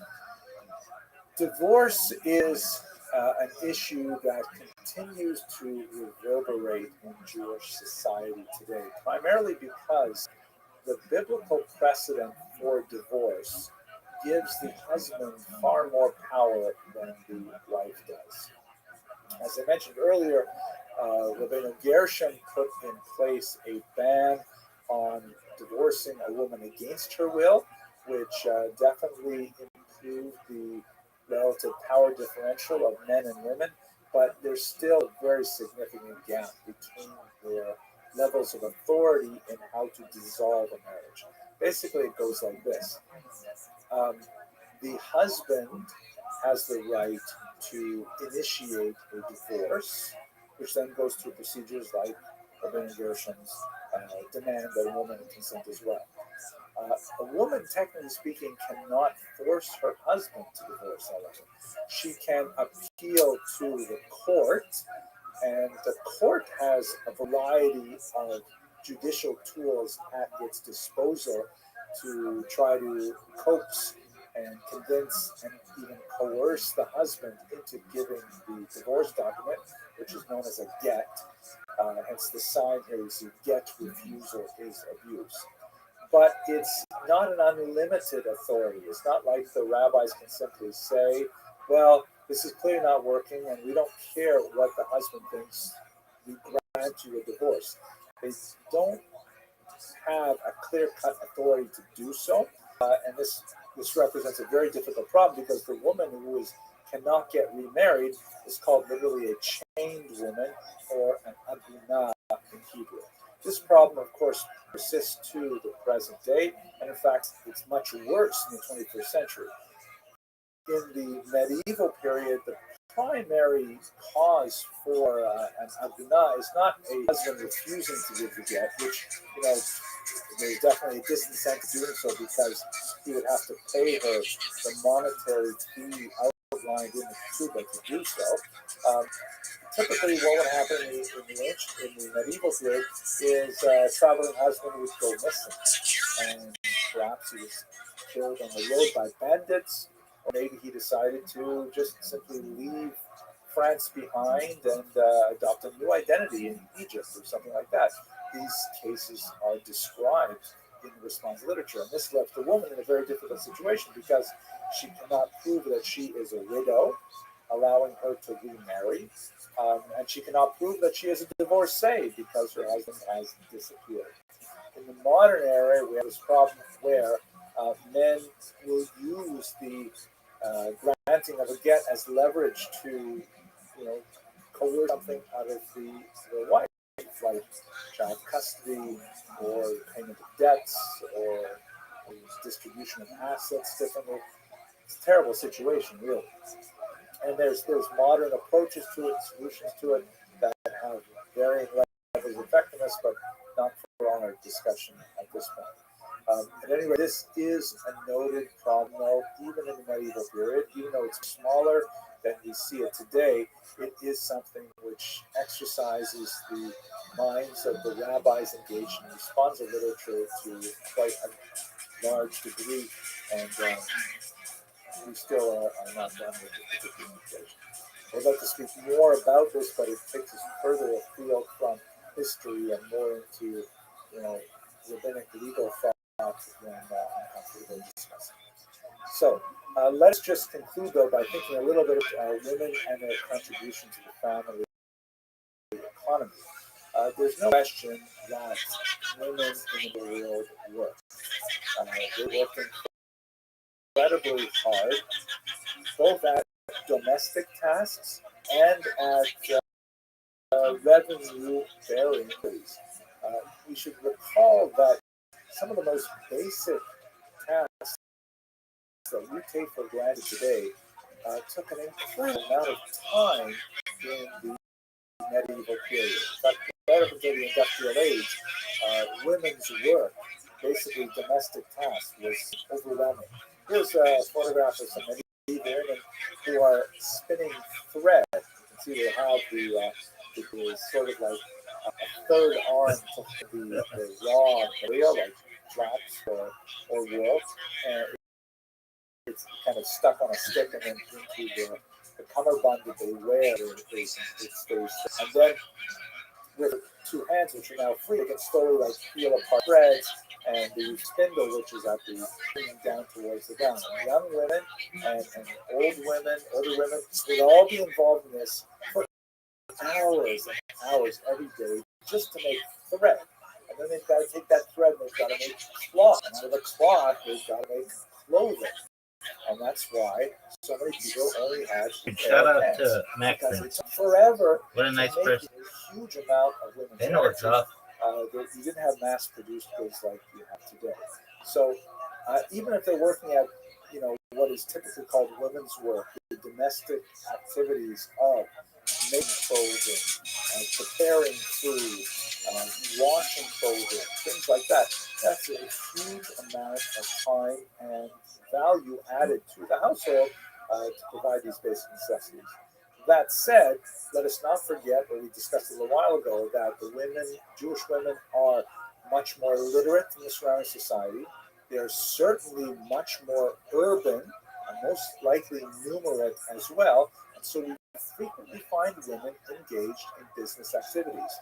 We especially see this in the Geniza, where women are involved in all kinds of business. And sometimes, with tremendous success, like, for example, the remarkable Wusha the broker, who's described in the Geniza archives. And as after her marriage is dissolved, she keeps her business running and defies communal standards to insist on having, her way. She is repudiated by the synagogue for some unrelated activities, but she nevertheless, supports the synagogue with massive donations on Yom Kippur and things like that. Some fascinating women who are really significant businesswomen described in the Geniza. We also have significant evidence that they're involved in the same economic activities that men are, like we discussed when we looked at finance and trade and so on.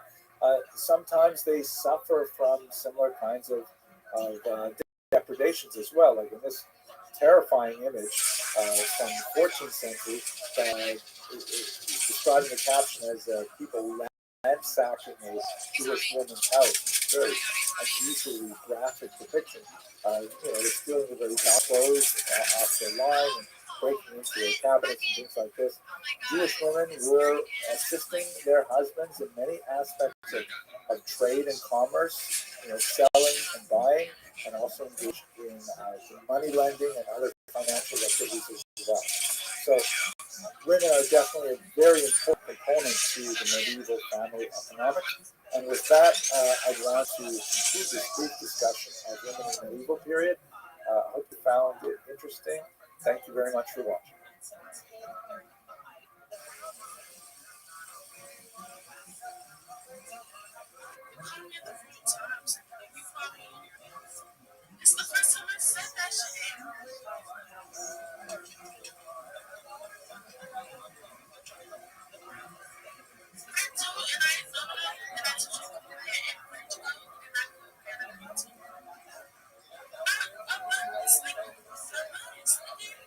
Yeah, I've spent a fair amount of time in the southern half of the peninsula looking at the Arab Jewish or the Muslim Jewish period of coexistence, the famous La Convivencia, right? Um, and now we're going to look at the northern half and at the later part of the Middle Ages, specifically the 12th to the 15th century, which will unfortunately culminate in the Inquisition and the expulsion of the Jews from Spain. This is going to be kind of like the seam of medieval Jewish history for this course. It's not an uncommon place to sort of draw a line and indicate that before this event of 1492, things were one way, and then after 1492, they were rather different. You can say the same thing in the 20th century about the Holocaust and state of Israel. Things were certainly different before those two events, so closely related in time, and then after those two events. So that's why we're going to construct of the next semester on the post-expulsion era. So here's a map that will give you a sense of what we're talking about. This is the Reconquista, the reconquest. You recall that the Muslims come up from North Africa and they take over the peninsula primarily in the southern region, and they make it pretty much to the very top of the peninsula. But then it doesn't take long before the northern area starts to recede back into Christian lands, and slowly the Christians are able to penetrate downward, and eventually they will ultimately expel the Jews and the Muslims from the entire peninsula. But we're going to focus on the regions of Leon, Castilla, Aragon, Navarre over the course of the next hour. Now, what really interesting phenomena that are going on at this time? First, this is the era of the greatest of the Spanish court Jews. This is an institution which you'll see examples of it throughout Europe, but Spain in many ways has some of the greatest examples. Court Jews, it's hard to really translate that appropriately. It's related to the idea of being in the king's court, like a courtier, sometimes you see that word. It's something like a lobbyist or sometimes a government official, typically associated with some kind of fiscal activity. They often don't have any specific role in the court, but they're very much part of the ruling circle, advising kings, very frequently underwriting the king's activities, and exercising a tremendous amount of power. Quite often, these courtiers are also the titular heads of the Jewish community, so chosen because they are so close to the levers of power and are able to protect the community appropriately in that way. But quite often they are heavily resented by the larger non-Jewish population, and sometimes they suffer terrible falls from grace because they're intimately associated with the king that they serve. We see this, for example, with great Don Isaac Abarbanel, or Abravanel, who of course was exiled from Portugal, and then later he was exiled from Castile, from Spain as a whole, and spent the last few years wandering around. What up, girl? And it's really amazing that he accomplished so much literary material when he was in exile from these places. But he's a good example of a Spanish court Jew. And the Spanish Jewish communities in Catholic northern Spain actually had phenomenal levels of authority, partially because of the tremendous strength of their courtiers. Where in Castile and in Aragon, the Jewish leadership was very much involved in an institute called tax farming, which we have discussed briefly in the classes, but let us just quickly recall what we're talking about here. Tax farming is typical medieval institution where the king is every individual donor or certainly not as his kingdom. So what does he deals with entire communities as a whole, typically whole classes of people in particular regions, and he hires out sort of middlemen to take care of the actual collection of taxes. These are called tax farmers, because if the king assesses, for example, that from one region he can acquire, let's say, 100 gold coins, then he will appoint a middleman, who is typically a Jew, who will go out there and, using a network of employees, typically also Jewish, they will be in charge of doing the actual collection of the taxes, the assessing of the properties, the assessing of the agricultural output, the placing of tolls on bridges and various small taxes with the authority of the king. And the tax farmer will collect maybe 1,200 gold coins. The 1,000 will be remitted to the king, and the 200 will be the profit for engaging in tax farming. So an extremely important venture that the king values very highly. And the kings, as we shall see, tended to protect the Jewish population primarily because they were very valuable kind of way to derive funds from the population. One historian has put it as kind of like the Jews are like a sponge that the king puts on a stick and dips into the ocean of the peasantry and then draws it out, and is able to squeeze liquid out of the sponge. And so the Jews were often placed in that position. Naturally, Jews are involved in all kinds of other activities in Spain. They are landowners. Again, there's this widespread misconception that Jews were not allowed to own land. That is something that is true in some places and times, but typically not true. Jews were able to own land. It was just not necessarily a wise thing for Jews to own land, because if there was an expulsion, then you lost all of your wealth. Jews were also involved in various trades and various crafts. Silversmithing and goldsmithing was very common. They often faced competition from local guilds, however, particularly in Northern Europe, and they often were not able to join monopolies in given towns. So things like axe farming and money lending tended to be the economic backbone of these Jewish communities, but not at all the exclusive source of income. But when you combine their role as powerful courtiers and as being extremely important in the collection of taxes, they actually become fairly secure, apparently, for that time and place.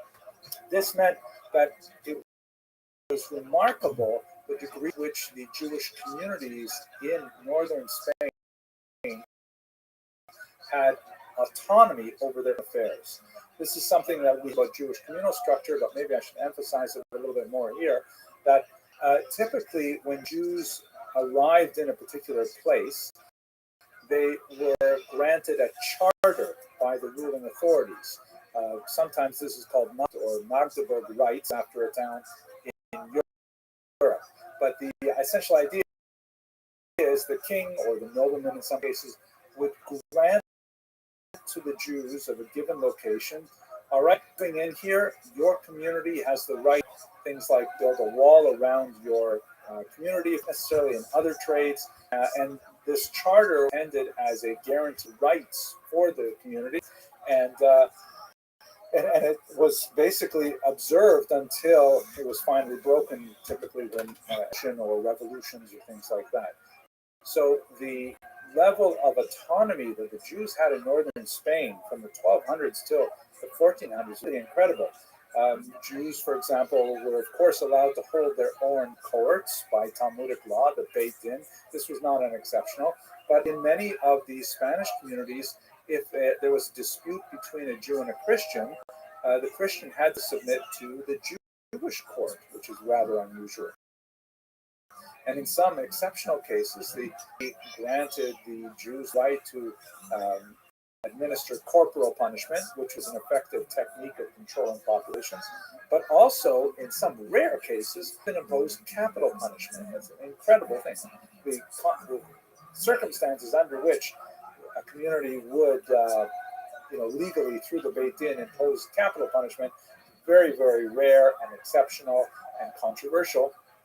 But nevertheless, this gives you a sense of the very high degree of autonomy that the Jews had in Catholic Spain from 1200 till about 1400. It was really it's not a golden era in the same way that the southern part of the peninsula was regarded as a golden era. You don't have quite the same kind of like cultural synthesis that you see between Arabic and Hebraic culture, but nevertheless, it was a period of tremendous power for the Jewish community and general wealth. This is especially true during the reign of James I of Aragon, shown here, who was a remarkably strong protector of the Jews, even when some of the elements of their economic might began to wane. And I'm going to explain how that happened shortly. But we'll return to James I in just a moment. We're on a disputation, which is right now.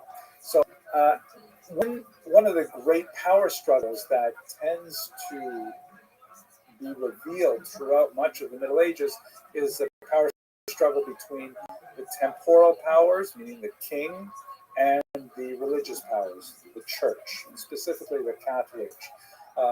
As we discussed when we looked on Jewish structure, like who really should be in charge? And philosophically, you would think maybe the religious spiritual authority should be in charge, but on the other hand, there's a lot of nasty business involved in governing. There's a lot of patronage, and nepotism, for example, is a word actually that comes from the medieval church. It means nephew, because you would promote, a pope would promote his nephew, quote unquote, even though it was actually his son.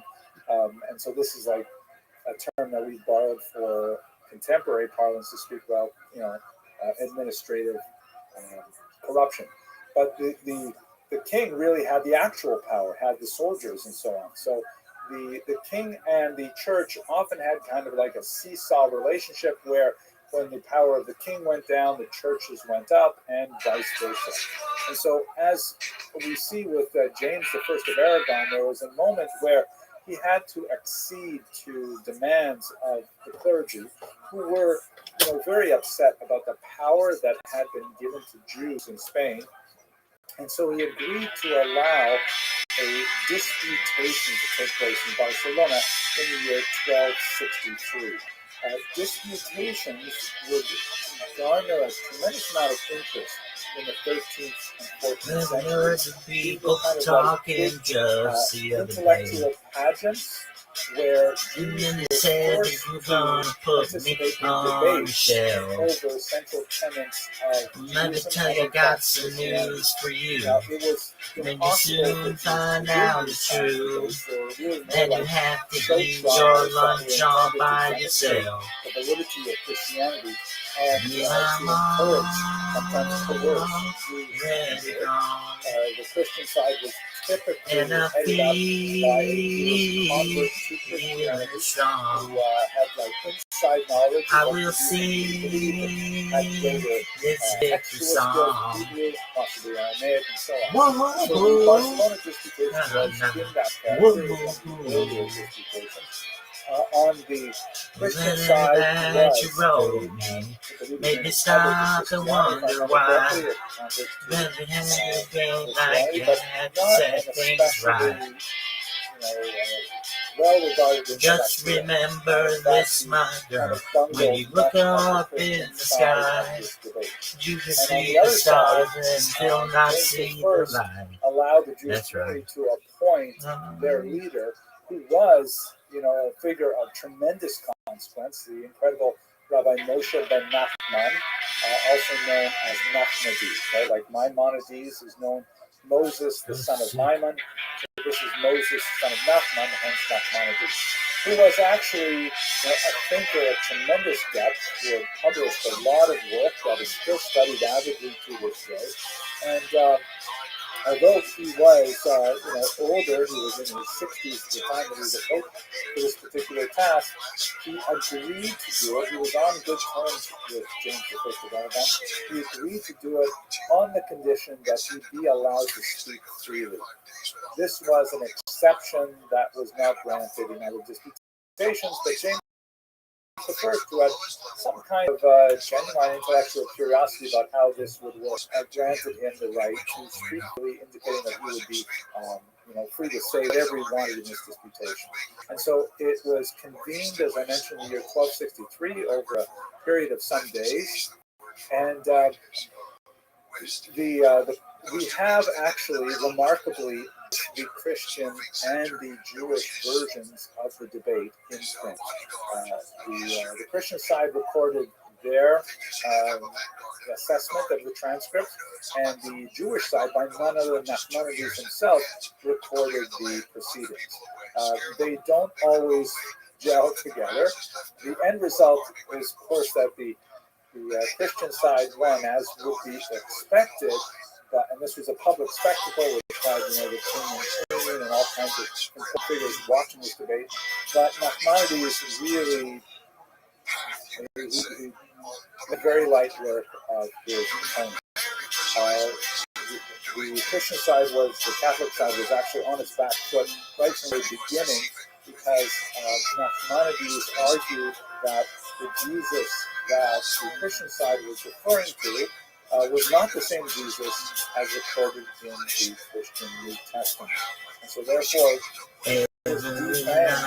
all of the most pointed arguments that the Christianity could bring into discussion. This rather brilliant thing that made much of the rest of the things that we say. There is, by the way, Islamic integration of this YouTube that you see from that was made working with the transcripts. Analysis often is really but nevertheless, at the end of this debate, even though Nachmanides officially lost, the church was very upset with how well he performed, and so James the Paragon rewarded Nachmanides with 300 gold coins, and then said to him, "I believe you faces without empty places, don't get the way they live." Waning years, Nachmanides made a very arduous trip all the way to Israel, where he found a tiny surviving Jewish community, but he was able in his last years to rebuild it in many ways. But this gives you a sense of, on the one hand, some of the strengths of the Jewish community in Catholic Spain, and also its structural weaknesses. We should also mention two other things before we move on to the story of the conversion, and that is the influence of Spanish Jews, particularly from the northern region, was quite profound throughout Europe and the Mediterranean. Two areas in particular, especially. The first is the widespread studies of the Kabbalah, which had some incredible proponents in the Iberian Peninsula. We haven't had much opportunity in previous classes to talk about the Kabbalah. It is fascinating, and I hope to return to it when we come back next semester and we talk about Sfat, because they had an explosion of Kabbalistic study there. But many of the central doctrines and, in fact, texts of the Kabbalah emanated from Spain in this place and time. The Kabbalah itself, what exactly is it? The word Kabbalah means reception or tradition. The Hebrew word lekabel means to receive, and the idea that you receive an inherited tradition and then you pass it on, relay life. So there are ancient Kabbalistic texts that really go back many, many centuries, Sefer Bahir and so on, and there are definitely passages in the Old Testament, the Hebrew Bible, that are deeply Kabbalah nature, very mystical. But one of the most central texts of Kabbalah is believed to have originated in Spain in the 13th century, and that is the famous Zohar, or the Book of Splendor. Zahar means like to emanate and glow kind of thing. There is a significant amount of controversy in some circles about the actual dating of the Zohar, because it is attributed to Rabbi Shimon Bar Yochai, very important Tana of the 2nd century. But most academic scholars looking at the Sefer Zohar believe that it was actually authored in the 13th century. There are internal literary clues as to that, ritual man for this period by others, and the fact that its attribution to this period was placed in doubt almost immediately after it began circulating. Although there are some who believe that is in fact nevertheless, regardless of Every where they come form from, or of where they get, refuge it is a has work its of great pride. genius, phenomenal insight into Music so and high, it was deeply think of inspirational love for the is entire only. nation. So that was one Never very do strong a man element with of pain Simon's as intellectual cold as exploits. ice. Another area where the Because then she must go out for the was evening. their tremendous skill at translation, The especially eternal in the friend Luzon, which is not too far away from Spain, just a little bit up the coast, he the south knows of where France. she's There was a very going, unusual where Jewish she's community. leaving. We've spoken about it in different lectures. She's heading And one for of the most exciting the things cheap that's happening there inside is a town. lot of You Hebrew can't classics, I should say, a lot hide of your Judeo-Arabic lying classics like the work of Maimonides, for and example, your was translated smile into Hebrew by is a people like the thin Tibbet family of disguise. translators. So they're bringing a Thought lot by of Arabic now Jewish you'd wisdom realize recorded in an Arabic language to a Hebrew speaking there ain't no way to population hide of Jews, your generating a lot of cultural ferment. Last thing, science. The coast of North Africa is filled with Arabic-speaking scientists. That was Many so of whom are sick. Jews, and the No. primary conduit of all of that scientific That was so information sick. happened through those One of the sickest things I've ever seen. To Southern Europe in particular, Italy as well. Abraham ibn Ezra is perhaps one of the most famous of these people coming from Spain, who brought his astrolabe with him everywhere in order to explain these technologies of navigation by the stars that had a phenomenal impact on Europe afterwards. So these are the kind of things that are happening in northern Spain at this time. Really dramatic and exciting, but unfortunately they would have a very tragic denouement that we're going to continue with. But with that, I want to thank you very much for your attention and your endurance, and I look forward to speaking to you soon. It's used to riding the open step. So you can do all kinds of dynamic movements and circling of place. And also, one of the other famous things is the famed retreat, which is used continuously.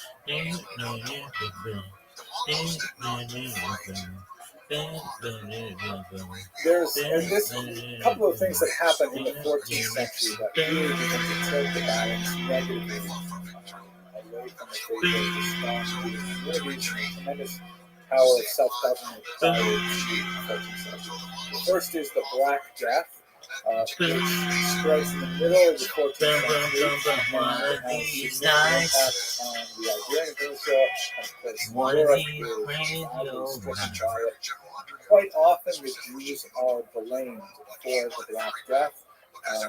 There's a widespread belief that somehow Jews have formed a pact with lepers to take their diseased body parts and then somehow make a potion and dump it in the wells of Europe to poison the aquifers of Europe and spread the plague. Of course, this is all nonsense, but nevertheless, we do have some very nasty attacks, mob uprisings, attacks on Jews and public burning Jews and things like that. One of these nights, Spain is not as bad. one of these great, the peninsula can as a find whole out to survive.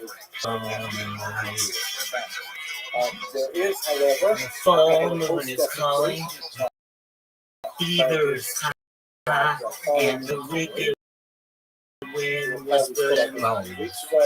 You got desire, but I got a few of my own. Torture them somehow. Ooh, but you'll be calling to win the down and rocking the night. Trials that somehow find the Jews. Ooh, coming right behind you, so I'm gonna find you. Barcelona, One of these nights, these dreams. That result. One of these nights, but there's no. That was so sick when you were like, la la. When King That was so the sick. Fourth of Aragon passes away, like James I, he was actually fairly well disposed toward the Jews. They lose a major supporter, and perhaps this is kind of like the wisdom that we see in Pirkei Avot, that says, do not draw too close to the government because they really only care about themselves. And when the government changes, all of a sudden they've forgotten all about what you've done before. Just like Pharaoh forgot about Joseph, that kind of idea. So after the passing of Herod IV, there were a few major changes that affected Jewish life in Spain. One is the institution of something called the censal, which was a dramatic, direct blow at Jewish activity in money lending. As we've discussed before, money lending was a very significant part of the Jewish economy, and it was regarded as a relatively noxious thing for Jews to be involved in. The population, on the one hand, deeply resented the Jews' involvement in money lending because the interest rates were incredibly high. 30% would have been a relatively minor amount, and it quite often went up much higher than that. So, but that didn't mean that credit was not necessary in a largely agrarian economy. So Jews were still involved in money lending, and Christians still needed money lenders, as we discussed before. They had really no alternative because the church had outlawed Christian money lending. Go back and have a look at those lectures on Jews and finance if you want more details.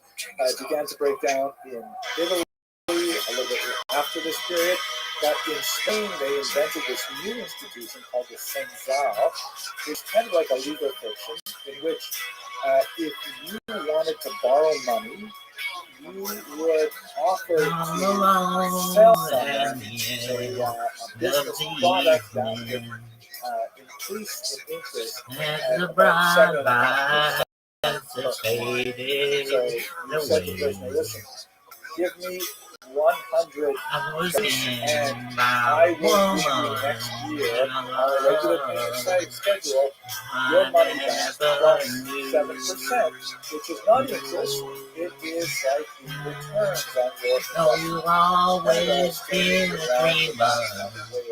Save my money people could borrow money it's so hard to change. Can't believe you could arrive. The dreams of being living. Turning out, and turning out, and turning out the same. So put me on the highway, show me the sign, and take it to the limit one more time. Began to lose his power, the church's power Take began it and to the limit. one very, very important way, and that is related to the converso phenomenon. In 1391, you have a Yo, I wonder how Tony feels about me. a wave of riots, Hey, dog. pogroms, really, mob attacks on Jewish communities spread throughout the Be respectful of each other, check. Have a great time, check. Don't self-promote. I don't know what that means. There's a lot of different motivations behind them, communal resentment, there's the after effect of the plague of the Crusades even, desecration charges, but a lot of it is definitely economic in nature. But one of the aspects of this kind of violence is that it has to hide behind some kind of religious veneer in order to make it broadly acceptable. If people simply can't get up and say, why do you want me to suck your dick from the back? Want to engage our bloodlust. They have to say, that's not even going to say. If you're a real person, come talk to me. Psych. They are the enemies of Christianity. And so this particular massive wave of pogroms is accompanied by forced baptism, forced conversion. Seriously, I got dizzy. Which is quite fascinating from 11, that shows the church on the left, and there's kind of like a symbolic representation of the church dressed in red and pointing to the baptismal font and directing various noblemen and important people to, partake the waters of baptism, the sacrament. And on the right, you see a representation of the synagogue. And this is, by the way, a very common type to see church versus synagogue, but it is I gotta rare to take see it them dizzy. as male personages. Usually they're female in form. At any rate, the rabbi who is standing on the right of the baptismal font is holding open staff, which indicates, a loss of power. He is blindfolded, indicating that he can no longer see the truth, and he doesn't see that he really should accept Christianity and so on. It appears he's dressed a little bit like Aaron the priest, right, with the breastplate and the pomegranate bells on the hem of his clothing.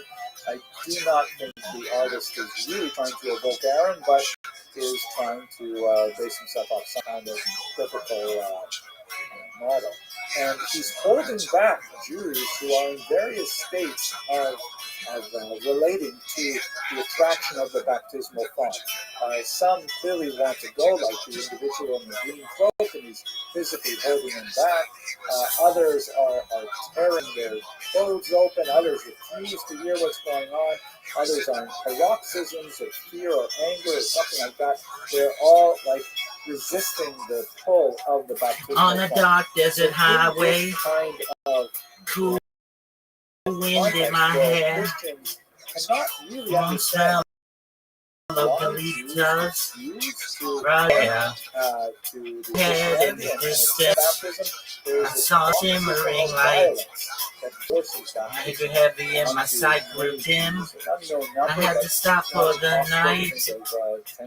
I stood in the doorway, heard the mission bell. As I mentioned in the previous class, I was thinking to myself, this must be heaven, or this could the be church has an ambiguous attitude. Because on the the one hand, it's very clear, multiple statements from many popes, Augustine of Hippo,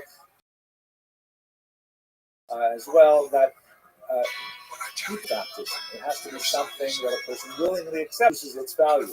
On the other hand, since it is a sacrament, once it has occurred, to use the Aramaic phrase, vidieva, takes effect.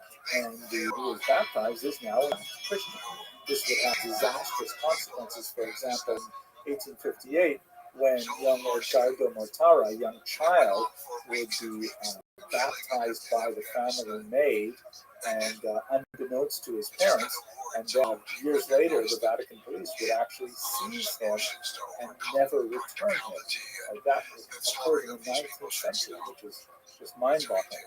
At any rate, this created an unusual situation in Spain because you had all these Jews who were now converted to Christianity, but still fully regarded themselves as Jewish. This is largely not happening in Navarre, which is a northern bordering France. Yeah, Spam Bot does come in your chair, bro. What are you going to do about it? For much of this period, Portugal was regarded as a haven for Jews. Right. Good world peace is a sexy beef. I want world peace, I'm a sexy beef.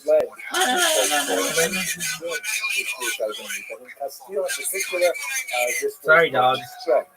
You also have at this time, besides Jews who are forcibly converted, you have Jews who are willingly converted. Yes. Sometimes very prominent No. Jews, like the rabbi of I wish I had one. What What does that mean? Pablo de Santa Maria eventually becomes the bishop of Burgos, and he devotes his life to attempting to convert This is my life, Jews dog. to Catholicism. So in this kind of environment, Yeah, it is. there's forced conversion It's good stuff. and not a big follow-up of negative consequences as a result. And you have like Jewish leaders like Shlomo Halevi converting to Christianity. There is an increasing feeling of despair of, where is our God? Where is Mashiach? Shouldn't he be here now? Shouldn't the Messiah be here now? And the conversion rate actually expands. We see I mean, what do you want me to do about it? So we've already discussed the disputation at Barcelona, at Tortosa, which occurred is after the rate of pogroms and post-convergence, you have a very long, drawn-out disputation. Then I'm just gonna put Jews spaces are in between. forced to Bitch. attend these disputations, by the way. They're forced to attend sermons in their synagogues delivered by Jewish converts to Catholicism, berating them for their refusal to abandon Judaism. And in this kind of environment, you have a significant number of Jews who simply say, why try anymore? Why should we maintain our Jewish identity? Let us simply move on. There's so many advantages to convert. We'll discuss in a moment that makes it much harder to remain Jewish under these circumstances. And this is actually something that is quite distinct from 1391. In 1391, you have this massive, indigestible mass of Jews who are now finding it. But after 14 at Tortosa, you have a lot more Jews who are saying, you know what? I'm just gonna go along with this because I see that there are a lot of social avenues open to me with conversion. And you know what? While all this is happening, maybe the Christians are right.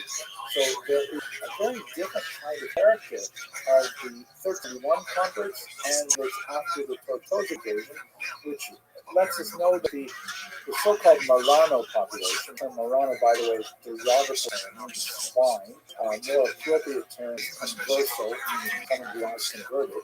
There's a whole spectrum of true believers on one end who are, completely Christian in every way and basically totally jettison their Jewish background. And on the other hand, there are stubborn Jews who resent the false conversion that they wish to undergo. That's sick. Resume their identity as soon as possible. It's a large spectrum of belief, and it will have consequences later. But what this means is, as we shall discuss momentarily, lift up a now you candle have essentially two classes. and she showed me the way. The conversos, There were and their voices down children, in and corridors. their grandchildren as All I well, heard them who say, kind of like, "Welcome to the Hotel California." they can go anywhere they want. Such a lovely place, such a lovely place, such a lovely Jobs place. they want, advance in all areas of Plenty of room at the Hotel California. hostility by so-called children. Any time of year, any time of year, you can find it here. Especially for those Jews who Ribbon twisted. She got the Mercedes Benz. She got a lot of pretty, pretty boys. She called friends. And we danced in the courtyard. Sweet summer sweat. Some dance to remember. Some dance to forget. And though I called up the captain, please bring me my wine, he said. We haven't had that spirit here since 1969. And his voices are coming from far away. With you up in the middle of the night, just to hear them say, "Welcome to the Hotel California." Anytime of year, anytime of year. There's plenty of room at the Hotel California. Anytime of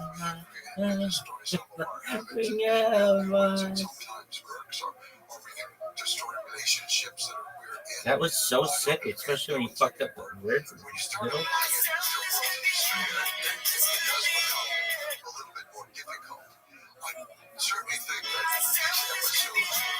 After 1391, after 1414,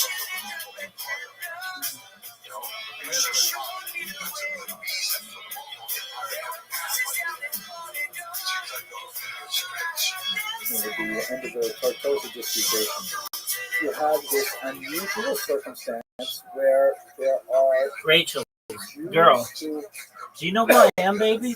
adopted You're pretty hot. some level of Christianity. I think really Either most streamers an are pretty external hot. especially veneer this one. that was And entirely Rabbi unstable, Rachel. or even being true believers and real church and things like this. But suddenly they're injected into Iberians, and they have a lot of intrinsic advantages. They Yo, have baby. a very high level of literacy. They are very well skilled with numeracy. They Another are one. overwhelmingly urban. They have a lot of advantages of understanding the nature of the core power and so on. They're educated. Another one. All of a sudden, by becoming Christians, by force or by choice, they suddenly have I love how like access real to streamers everything stream that was like 4 denied people. them when That's they a real were streamer. Jews. Aiden Ross had 57,000 people Many who of watch them me still exactly every remaining single fucking well stream. in touch That ain't with real. their Jewish 4 communities. people, that's Those real. who, of course, were forcibly very often, Shout out to maintain Rachel's the kosher anxiety diet, observe the Girl, Sabbath, you're gonna hate talk me. with You're gonna be children on some in Jewish ledge by the end of schools, this spam fest. married amongst each other or amongst Anxiety regular down. Jewish families. Fucking hates me. Tremendous. She travels too much and misspelled the word and too. nevertheless, though, they are having I tremendous found a advantages, mistake. and they're displacing a lot of the traditional elites as Go, well. shorty. So there's It's this your birthday. We gonna party upswell like of it's your resentment birthday. We gonna against sip a these party like conversos it's your specifically, birthday. And you know we don't give a which fuck. has its Birthday, you find economic me in the roots, and it club. also has Bottle full of kind my of mother. roots in religious antipathy. Because hey, look at this. They're supposed to become Christians, and they're still retaining their Jewish identities. This is not fair. And when you look around at people of authority, even in the church, and say that one's a Jew and that one's a Jew and so on. It's a very kind of disconcerting feeling. So the church asserts itself, and not without the interest of Queen Isabella and King Ferdinand, who are thinking different thoughts about the Jews than their predecessors. Whereas kings and queens typically protected Jews against the church quite often, as we've discussed in the past, that rule does not apply when there is a strong need for short-term gain. Isabella and Ferdinand had been engaged in very expensive wars in the south of the country in particular, trying to push the Muslims out, and the prospect of trying to get a one-time big surge out of the Jewish population was quite appealing. So one of the ways in which this was expressed was they received from Francis IV permission to establish the Inquisition in Spain. This was in the year 1478. The Inquisition was directed at Jews per se, or Muslims for that matter. It was directed at false converts, meaning the conversos who were secretly harboring Jewish attitudes or behaviors and so on. And the purpose of the Inquisition was to try to root out these false converts and to punish them appropriately, to act as a deterrent to other would-be converts, and incidentally, part of that punishment meant confiscation of their wealth, which was definitely something that Isabella and Ferdinand were interested in. The Grand Inquisitor Thomas de Torquemada engaged a brutal upending of Iberian society by creating this purge-like environment. A keeper would betray a Jewish neighbor, or actually a converso neighbor, to the Inquisition, incredible tortures, and demand that he divulge the name of other converts who were also secretly Judaizing, and under the pain of torture, this would happen, and they get a whole list of names. They go out and arrest those people and torture those people, and the whole purge environment rapidly spun out of control. In the space of a couple of decades, it just got beyond imagination how deeply this penetrated, where churchmen were often accused of being secretly Judaizers and things like that. the Jewish community really was at a loss as to how to respond to this appropriately. Remember, the Jewish community per se was not attacked in this manner because they were not, Christians. They had not been converted, and so therefore they were still allowed to practice Judaism. But they were viewed with a tremendous amount of suspicion, especially as to the degree that they have been aiding and abetting these conversos who were secretly studying Judaism, keeping kosher, and so on. In one notorious case, some conversos actually engaged in a conspiracy to murder an Inquisitor, Pedro de Arguelles, and spark more popular resentment at the activity of the conversos and the Jews, as you can see in this very evocative painting of the murder of the Inquisitor himself. But it rapidly spun out of control, and it proved to be something that Isabella and Ferdinand could not keep a lid on. But they still were faced with tremendous debts that they had to deal with. So, just some of the examples of the way in which the Inquisition looked. In previous classes, I've given a lot of examples of the torture devices used, which are truly horrific. I don't want to spend this lecture, but just curious you go back and use the Salat series. These are three examples of something because they really were quite elaborate types of punishments. And they describe the little French language captions underneath on this image. But on the left is a converso who has been accused but is not yet found guilty of practicing Judaism. In the center, we see a Jew or a converso who has been accused and then has been found innocent. So he has kind of like a beatific sort of face. And on the right, of course, we have this declaration of demons of hell and burning alive and things like that. You have a converso who has been accused and found guilty of practicing Jewish rituals, and he, of course, is full of tears because what happens at this point, the Inquisition itself doesn't actually murder Jews. The Inquisition relaxes its authority over these people to the secular authorities, who then, being much more savage, and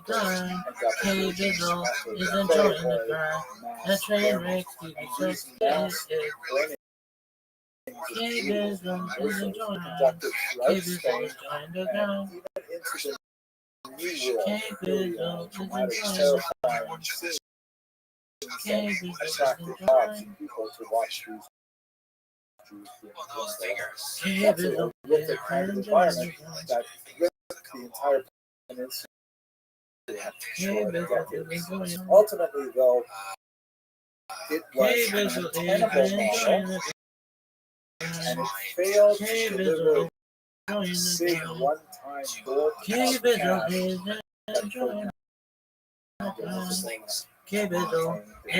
the grind. So it all came to a dramatic when Ferdinand and Isabella decided to simply expel enjoying the grind. The purpose of the Inquisition of these Jews, now Catholic. And by the way, we're referring to second, third, fourth generation. It's 100 years since the 1391 pogroms. And Torquemada, in this remarkable piece of art by Emilio Sala, is shown in the black robe, wildly gesticulating. Torquemada says the reason why he has been unsuccessful at bringing the Inquisition to a conclusion, that the more he looks, the more amazingly he finds more of these Judaizers. He says it's because you still allow Jews to live in Spain proper. And while they are still in Spain, they can still influence their erstwhile co-religionists. And so therefore, he argues, and Ferdinand and Isabella accepted, that all the Jews must be expelled from the Iberian Peninsula in order to maintain the goals of the Inquisition, which was to allow the California. This particular image Such a lovely place, such a lovely place, such a lovely place. Left and on the right, in particular. With his backfield friends, the California. great Get a nice leader supply, of Portuguese not a series, nice supply. then rose Bring your up to become alibi. the second highest financial Mirrors official on the in Spain ceiling. as well. Pink champagne And he on ice. argued And she said, we are bitterly all just for the visitors retention here of the Jewish right of to our remain own in device. Ferdinand and In Isabella the were master loath to see chamber, him go because he was so gathered for talented the that he feast. refused to convert. You Unlike, can as it kill it, happens, but the you number one can't figure, kill the the aged beast. Abraham Senior, and his Last son, thing I Rabbi Muhammad, remember, son-in-law, I who was decided to wrong. rather convert and remain in Spain than to flee with the rest of the Jews out of the country. You But just do it. ultimately, that brings us to 1492. Fuck yeah, I can do it. We will, God willing, discuss the mechanics of the expulsion and specifically the horrible nature of the initial post-diaspora years for these Sephardic Jews when we return. But with that, I want to thank you very much for your attention and your endurance, and I look forward to speaking to you soon. Thanks so much. He was a hot-headed man. He was brutally handsome. She was terminally pretty. She held him up and she held him for ransom in the car of the cold city. He had a nasty reputation as a cruel dude. Yet he was ruthless, said he was cruel. Thing in common, they were good and bad, she said. Let's That's go the back to the butler, land of the Israel, lights and up although turning we do red. have a few moments where Life in the I fast discuss lane, that sure to aspect, make you it's lose such your a mind. significant Life in the fast lane. that we should take at least a few moments to look at the perspective of Jewish history from the land of Israel itself. Eager for action, Repeat a couple of hot things that we on the looked at in case. greater detail It's earlier, coming but just to attraction. have some sense of This top continuity. of the day. Also, I They think had it's run important through because the people. we're at a They unique took all the right inflection pills. moment They had politically, I think, in outlawed the this land of party. Israel, where we They have had a lot of they bill. unfortunate tension and Not warfare and loss of life. not all the things. I He thank God pretended I'm a not to know historian, that he not a was caught up prophet, in the so race. I'm not called upon to actually say anything about what should be in the future. But I can look back a little bit in the past and share a couple of the ironies of history that, who knows, Life maybe in one the day fast will lane illustrate should make you lose your mind. Life in productive fast lane. lane. That was so sick when you were like, So, blah, blah, blah, blah, we're blah, going to blah, go blah, blah, blah. through well over 1,000 years. We're going to take it from the Bar Kokhba rebellion against the Sam Roman Wise, do you know who I am? from about the year 132 I'm the to biggest pimp 135. you've ever met. Take it right up to the end of For sure. medieval This period guy looks like he's gonna Spanish, fucking yell at me. Spanish. with a megaphone. Where we left All right, the Sam land Wise. of Israel specific at this time is that they had gone through two, and if you like, three I Sam Wise. What the disastrous Roman fuck? Jewish wars. No The wonder first you have major Roman Jewish three war, people of course, watching. is the Great War that erupted in the year 66. Thank you for the call, and Riley. resulted in the destruction Welcome, of the Sammy. temple, and the exile of the Jews primarily from Jerusalem, Judea, and will suffer in its wake. Should The make final you battle lose was your on mind. the mountain of Masada. Then we have the Quietist revolt, which is not specifically centered in Israel. There were more uprisings in North Africa and Asia Minor, so I've skipped over it. Many people call it the Second Roman Jewish War, but most people call the Bar Kokhba revolt the Second Roman Jewish War. It was much more intense. That was so disastrous consequences. So the idea of Jewish statehood was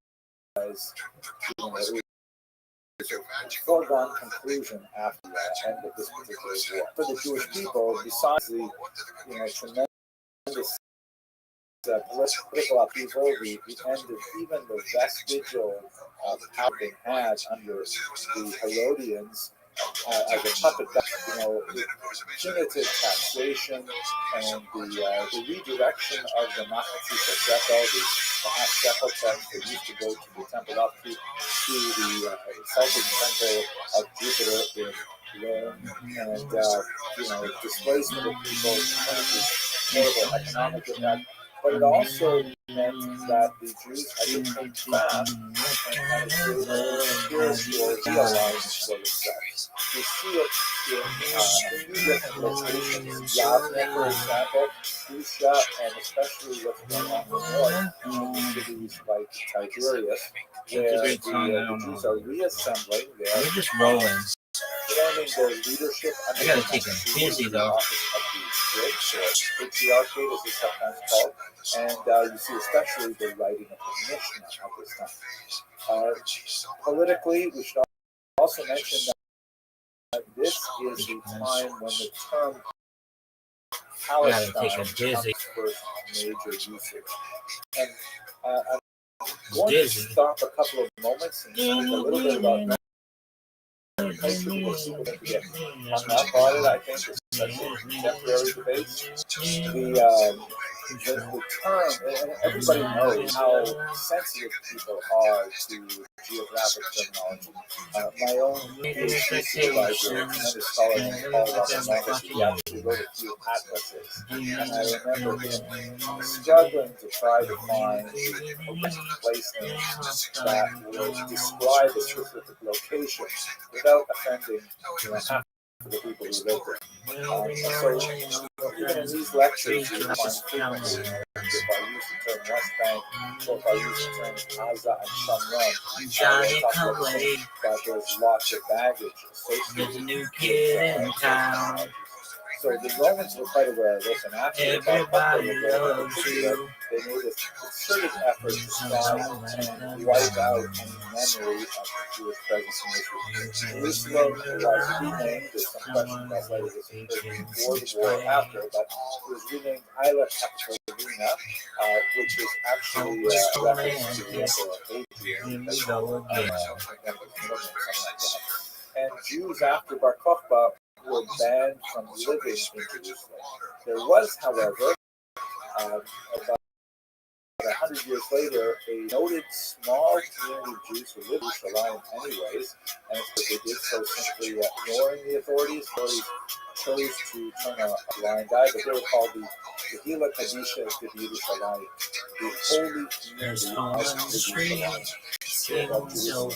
think it's also interesting and important to note that one of the fundamentals of the ongoing conflict in the Middle East is the question of primacy. There's no question, of course, that the Jews had their political stake there earlier. But one of the arguments that sometimes made in the political polemics is that the Jews left. I mean, they were gone for Johnny come lately. other people came, and so There's a they new no kid longer in had the town. same connection to the land that they once did. No longer Everybody loves you. I'm going to leave the answers to these questions to others who can debate them. But on a historical level, it's very important to understand there's always been a Jewish presence in the land of Israel. However, attenuated, Hopeless romances. Here we go again. Just a handful of people living in places like Jerusalem, a handful of Jewish people living in places like Jerusalem, but nevertheless, there is a continuous settlement of Jews in Israel. We speak about the exiled Jewish people. It definitely speaks about the bulk of the population. The diaspora early on became much larger than the population of Jews in Israel, and definitely more prominent, more significant in all kinds of ways. But there's always been a consistent presence of Jews. However small, asshole. The Kadisha to Yerushalayim is one illustration of that. After Rome adopts Christianity in the year 313, things get much worse for the Jews in Israel, because even though the Romans were definitely not close friends with the rebellious Jews who were simply rebelling every generation, the addition of Christianity changed things dramatically because as a monotheistic faith, it is intrinsically intolerant of other faiths. And this is something true of all monotheistic faiths, where the idea of a universal vision of one path to truth. We could say this about Islam, and we could say it about Judaism as well. There are differences in how it is rolled out, as it were, because Judaism, for example, does maintain that all other faiths, especially polytheistic faiths, are intrinsically false, but not, however, necessarily prohibited to non-Jews. They would be considered inappropriate for a Jew, but nevertheless a non-Jew still be theoretically, worshiping the same God as the Jewish God. So there are issues in terms of how this is viewed. Christianity, however, has one of the most restrictive views of what others practice and still be within the pale of acceptability. And this meant that it was intrinsically much more tolerant than, let's say, paganism, which, by the very fact that the history of God tends to accept the idea that God is Jews did rebel, in particular, the Roman leader named Dallas, and this rebellion was centered in the northern part of Israel. It was put down very harshly. Jews were sold into captivity, much like they were in the first Roman years. But one of the ways in which the Jews kind of pivoted at that point was they recognized that, the situation in Israel is just getting more and more tenuous. So this is the point in time when they decided to abandon the calculation of the year, of the calendar, by sighting of the moon. And to move to a fixed calendar, which is one that we use today, that corrects the lunar-solar discrepancy by adding a leap month and a 19-year cycle.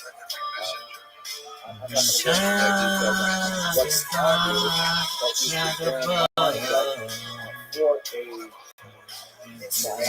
people, the calendar is because this meant that all Jews would be linked together in a singular cycle of worship.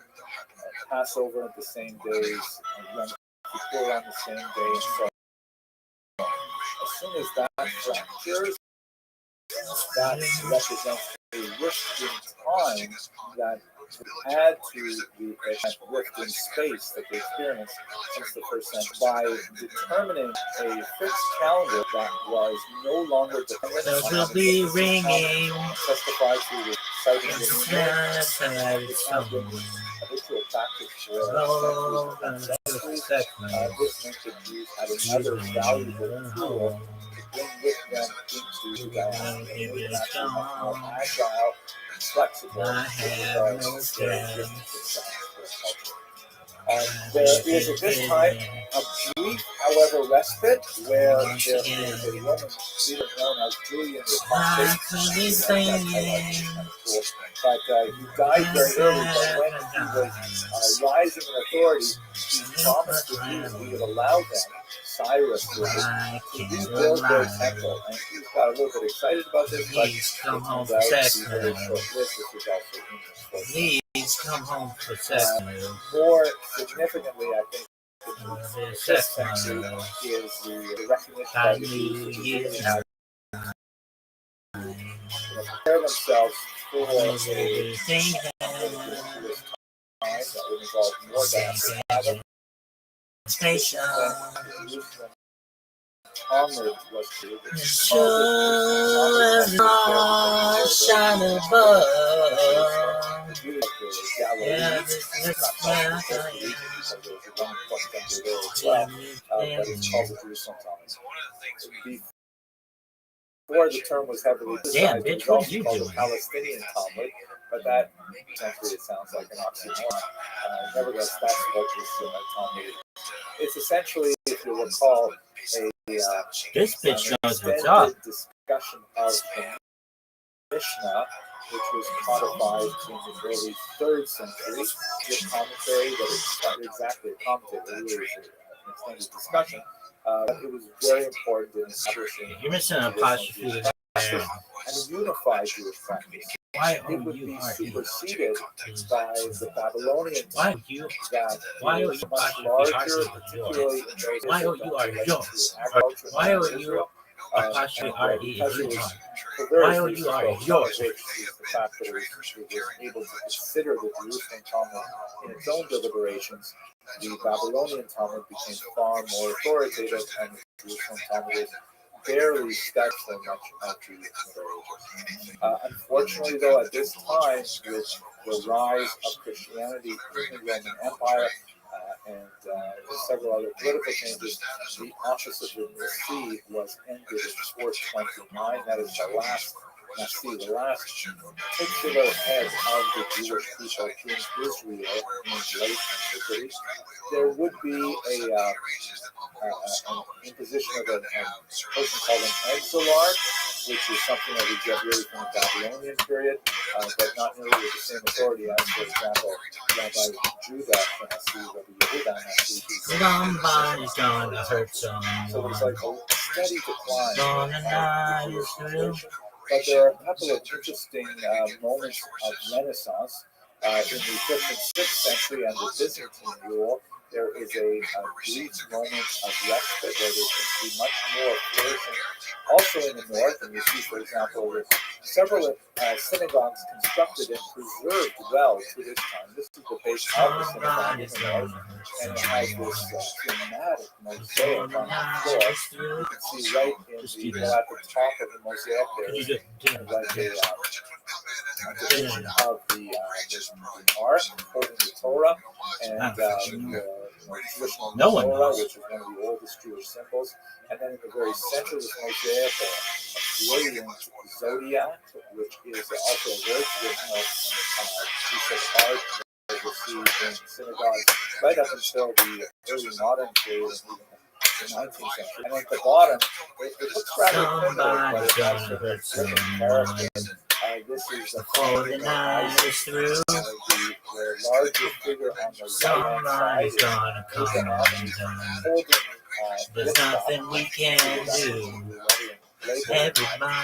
Everybody wants to get somebody.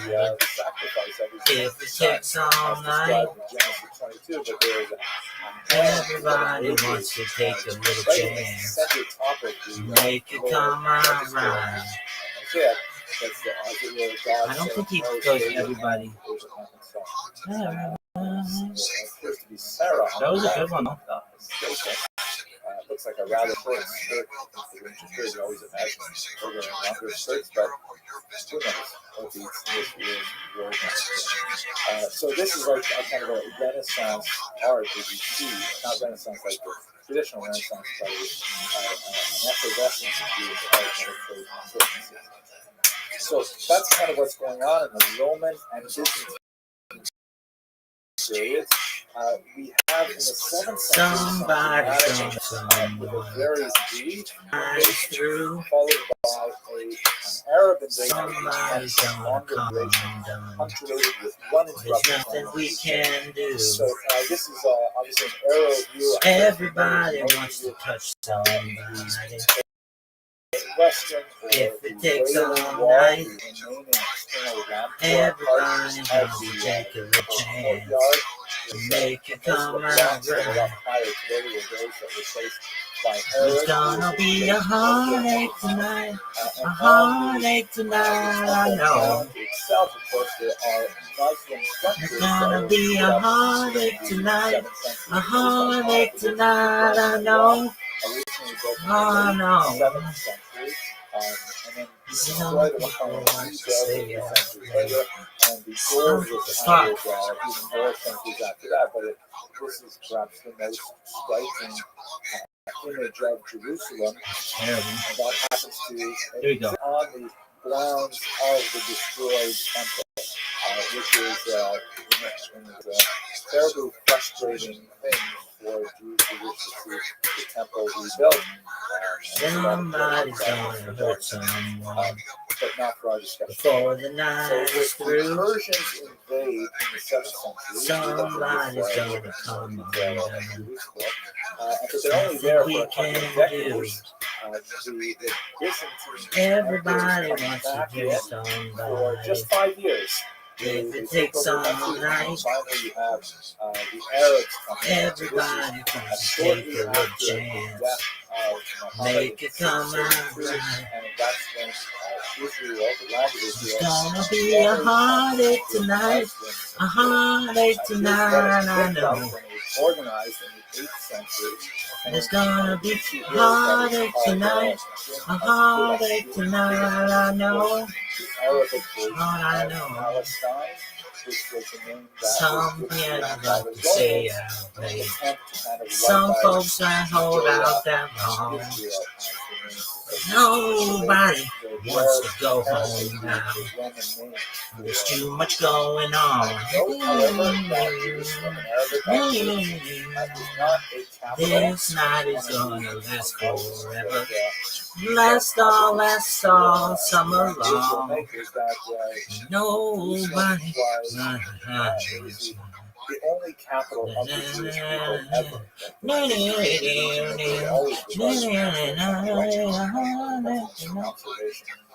Notice that the region of Philistine also extends into what would be today Jordan, and much of the north, which is modern terms the Galilee region, is under the region of This girl could be really big. She's pretty hot. And Damascus. Oh, she only speaks speech. That's why she's very, fucking very up. Part, damn, she's pretty hot though. Part of Israel. I mean, a lot of in the south, chicks who just speak Spanish are really hot. This though, if she could get her English together, I'll give her private English lessons with this dick. Jews living there at that time. Anyway, have really good numbers, but an Arabic source. This girl's pretty hot. If you create a clip, it will be banned. I speak only Spanish. Girl, you're gonna hate me. It's historically a very Roman city. Okay?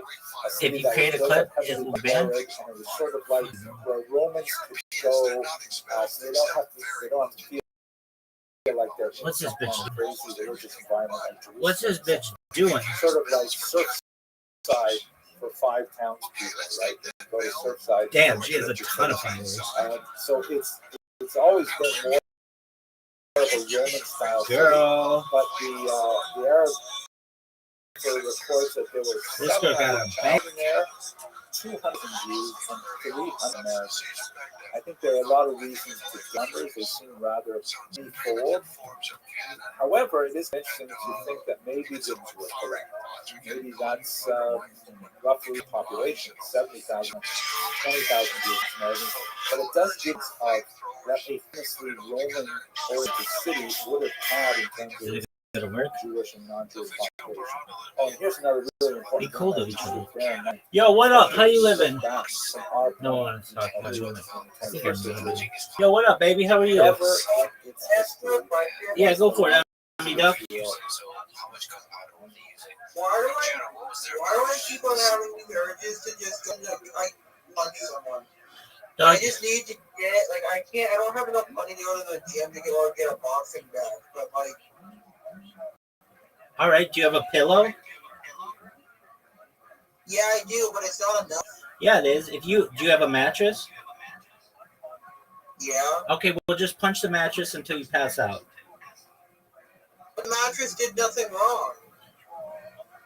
Neither did anybody who you're gonna randomly punch on the street.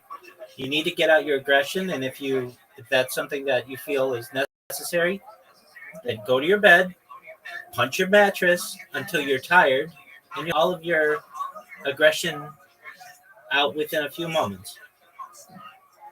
Okay.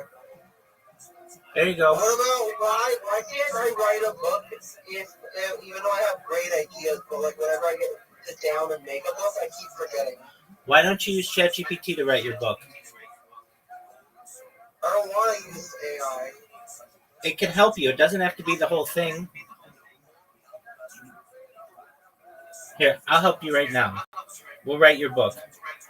All right, so tell me what are your ideas? Well, right now, I don't really have an idea. Okay. I had ideas like a few hours ago, but I don't have them right now. Okay, well, we're going to come... It was more like a character for the DC universe. Okay, well, we're going to come up with 5 ideas for the DC universe. Okay, one of them is we don't really know what this character is. We're going to work on him. Yo, dog, we're going to write a quick summary on a book that we're going to have in the DC universe. We don't really know exactly what it's going to be yet, but we're going to work on it. So just one moment. Here are some ideas. You might even want an outline. So we're rolling. We'll see how this goes. Okay, so what are your ideas? It's a still force user with his. The still force is the how it's the opposite of how it's the opposite of how the speed force works. Opposite of how the speed force works. Not in the negative way. But the lack of motion or the they use the ability to stop motion or something like that. Okay, great. That's one idea. What else about it? That's actually in that's an actual thing in the actual comics though. It's still 430 exists, so I'm gonna make a character that's tied to it. We want to make a character that's tied to the still force. Okay, what else? What's your character's name? Do you not know? Eldrick Holmes. Character's name is Eldrick Holmes. ELDRICK. Of course. Okay, what else? And he's from the 17th century, and he's from the 17th century. He was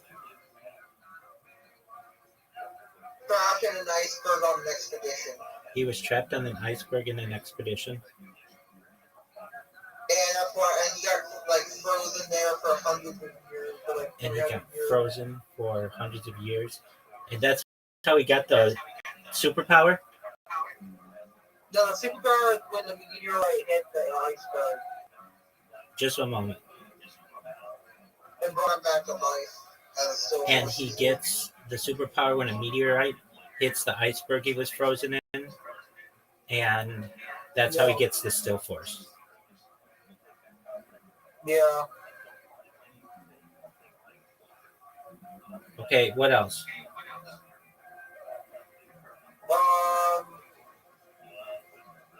He can closing his eyes, everything stops moving. But as soon as he opens it, when he closes his eyes, everything stops moving. But when he opens his eyes, everything starts working again and moving at normal speed. All right, does he have a car? No. Does he have a girlfriend or a wife? Or partner? I haven't gotten that far yet. Okay, does he have a dog or a pet? Pet monkey. He has a pet monkey. What is the pet monkey's name? Carl. Okay. Was he born of parents? Or was he an orphan? Or was he an alien? He was born with a parent. His parent is elsewhere. He's dead. Okay, is his mom alive or his dad alive? His dad was lynched and his mom was alive. His dad was lynched and his mom is alive. No, it's the 1700s. It was the 1700s. This is common. Period. Okay, you ready? Yeah. Send it to me in DM. I'm not sending you jack. Here we go. Summary. In the frozen silence of the 17th century, explorer Eldrick Holmes set sail on a perilous voyage into the Arctic. When a meteorite slams into an iceberg encasing his ship, Eldrick is bathed in strange cosmic energy, awakening the still force within him, the power to halt all motion. For centuries, he remains preserved in the ice until the modern world discovers him. Now, whenever he closes his eyes, time and motion found him. When he opens them, life resumes as if nothing happened. With his loyal pet monkey, Charles, also frozen and revived, Eldrick must navigate a world centuries ahead of him, uncovering the truth behind his father's lynching, face shadowy forces that covet his powers. But the still force is not without cost. The longer he holds the world still, the more the balance of time itself begins to break. An outline. Act 1, Origins in Ice, Prologue, 1600s. Eldrick Holmes, son of a merchant family, joins an Arctic expedition after his father's death by a mob violence. The incident. The ship becomes trapped in an ice. A meteorite crash triggers a strange aurora and infuses Eldrick with force energy as the ice seals him away. The freeze. Eldrick and his pet monkey, Charles, enter suspended animation. Act 2, Awakening. Modern discovery. A research team unearths the iceberg. Eldrick awakens in the present day. The freeze. Panic leads him to close his eyes. The entire facility stops mid-motion. Learning control. Tests reveal his ability. When eyes are closed, the universe halts except for him and Charles. Act 3. The present threat. The pursuit. A secret organization seeks to weaponize the still force. Ghosts of the past. Eldrick investigates his father's death and his family's lost history. The cost of stillness. Each prolonged freeze causes space-time fractures. Strange creatures begin to slip through. Act 4. Resolution. Showdown. Eldrick faces the organization's leader, possibly another still force user with a different mastery of the power. He must decide whether to keep using his gift or let it fade to preserve reality. Epilogue. Eldrick and Charles wander the world, seeking places untouched by time, aware that their presence always carries danger. There you go. Okay, thank you. You're welcome, Pam. Come back when you... Chat GPT. Okay. But will only get called anything? Nope. It'll be called Brilliant. Okay. You can always use your own words, but this gives you for your story, or it gives you words that you wouldn't normally have used, like a poetic license that you wouldn't have normally developed, and so you can use it as an enhancement. It's like a bodybuilder. Somebody waits all the time and get pretty big, or they can use steroids and become giant and be able to lift way more than they normally would.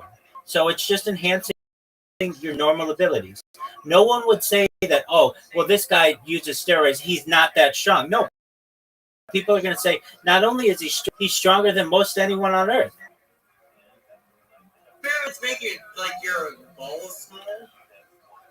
Testosterone and hormone replacement and things, but straight up steroids without any kind of use of testosterone are going to perhaps make you large, and any kind of small balls aren't that big of an issue. Your dick still stays the same size. You have more muscles than you would have ever wanted, and chicks dig muscles. Chicks don't really dig balls. So long as you can produce semen, which you can, that's all that matters.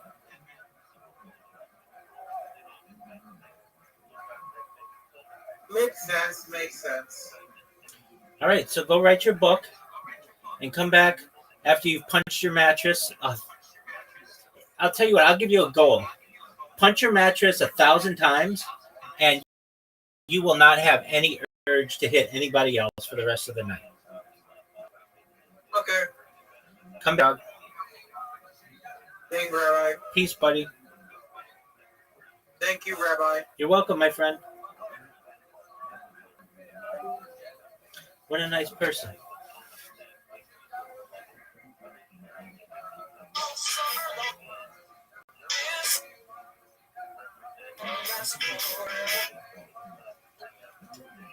Last forever. Last all summer long. Sometime until the sun comes up. The radio is gonna play that song. It's gonna be a heartache tonight. A heartache tonight, I know. other manners. Always There's gonna be a heartache tonight. A heartache tonight, I know. It's true. I know. Gonna be a heartache tonight. The moon's shining bright. So turn out the light and we'll get it right. There's gonna be a heartache tonight. A heartache tonight, I know. When the kind of environment that you were living at this time, you get a sense from when the Catholic monarch was imposed, for example, he was required to wear yellow-colored turbans, and Christians blue turbans, and Samaritans red turbans. This is in accordance with a more strict observance of that practice. Somebody's gonna hurt someone. Somebody's gonna night is through. Somebody's gonna come undone. There's nothing we can do. Everybody wants to touch somebody. If it takes all night, everybody wants to take a little chance. Make it come right. There's gonna be a heartache tonight. A heartache tonight, I know. Heartache tonight. A heartache tonight, I know. I know. You're gonna be a heartache. No. You can beat around the bush and you can get the feeling. You can leave in the parking lot, but it's gonna be a heartache tonight. A heartache. Is an ethnic designation. Muslim is a religious designation. In other words, Arabs may practice Christian, for example, many Lebanese are Christians. Many Muslims are not of Arab ethnicity at all. They may be Chinese, for example, or you have black Muslims in America, African American descent. So the term Arab, however, is clearly ethnic because the early Islamic empire was dominated by forces from Saudi Arabia, or today Saudi Arabia, and that was the rule that was imposed in Israel. As you move on, of course, there's going to be lots more inter-Muslim political change with Muslim rulers who are not Arabs at all, the Turks, for example. But for the time being, at the beginning, we're talking about an Arab empire. Jewishly, there's a lot of fascinating things going on here. We discussed a little bit about this in terms of the rivalry with the Dayonates in Babylonia. But, for example, one thing we didn't talk about very much was Masoretes. It is at this period of time when Jews, perhaps influenced to a large degree by the Arab tremendous love of the Arabic language, got much more serious about recording the traditions of pronunciation, grammar, and so on. So there's some question as to exactly when the denoting pronunciation of Hebrew letters, but it is at this time where they get serious about it, and the so-called Masoretes, from the word Masorah, in tradition, begin to make sure that we have Sefer Torahs that are written with, not as a Sefer Torah, not element, but as a teaching element, written with vowels and so on, and that's how we have pronunciation. However, this is no longer the language of the Jews in their daily usage. Arabic, the lingua franca of the region, Jews are taking writing into Arabic, which is essentially written with Hebrew. But the Hebrew language is not. There's lots of invasions of different Muslim groups that I'm not going to go into here because it's too far here from our narrow focus. Now, there is one really important interruption in the various Muslim rules over Israel, and is, of course, the period of the Crusades, which we discussed in a few lectures a while ago. But let's look at it again from the perspective of Israel. Here is a rather dramatic 19th century representation of the religiously inspired Europeans coming in, and a fairly small number of people massacred at the feet of the authorities and so on. In reality, the Crusades were a very brutal period, especially in Israel. The Crusader period extends from 1099, which marks the fall of Jerusalem in the First Crusade, to 1291, when they're finally removed from the territory of Israel. What's fascinating, again, ironic, viewed from the perspective of our century, that Jews were solidly allied with Muslims against the European Crusaders at this time. Europeans were making their way to free the land from the infidel, but both Muslims and Jews realized that this meant disaster for them. So we actually have Jews and Muslims fighting side by side for the peace of the. Unfortunately, the city fell in June of 1099, and there was a horrible massacre of Muslims and Jews. Many of the Jews, descendant Jews from were actually burned alive in the synagogue there, and many others were simply sold into slavery. There was a huge exodus of Jews. Here is a map of the Crusader kingdom at their latest extent.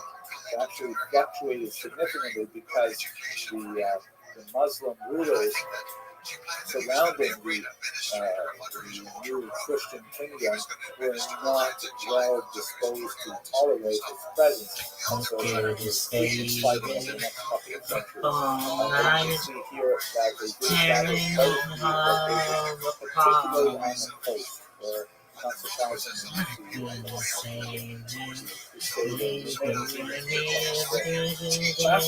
going on with Jews after the Crusades. You hear Al-Kharizi reports that after Saladin, the great walls around the old city,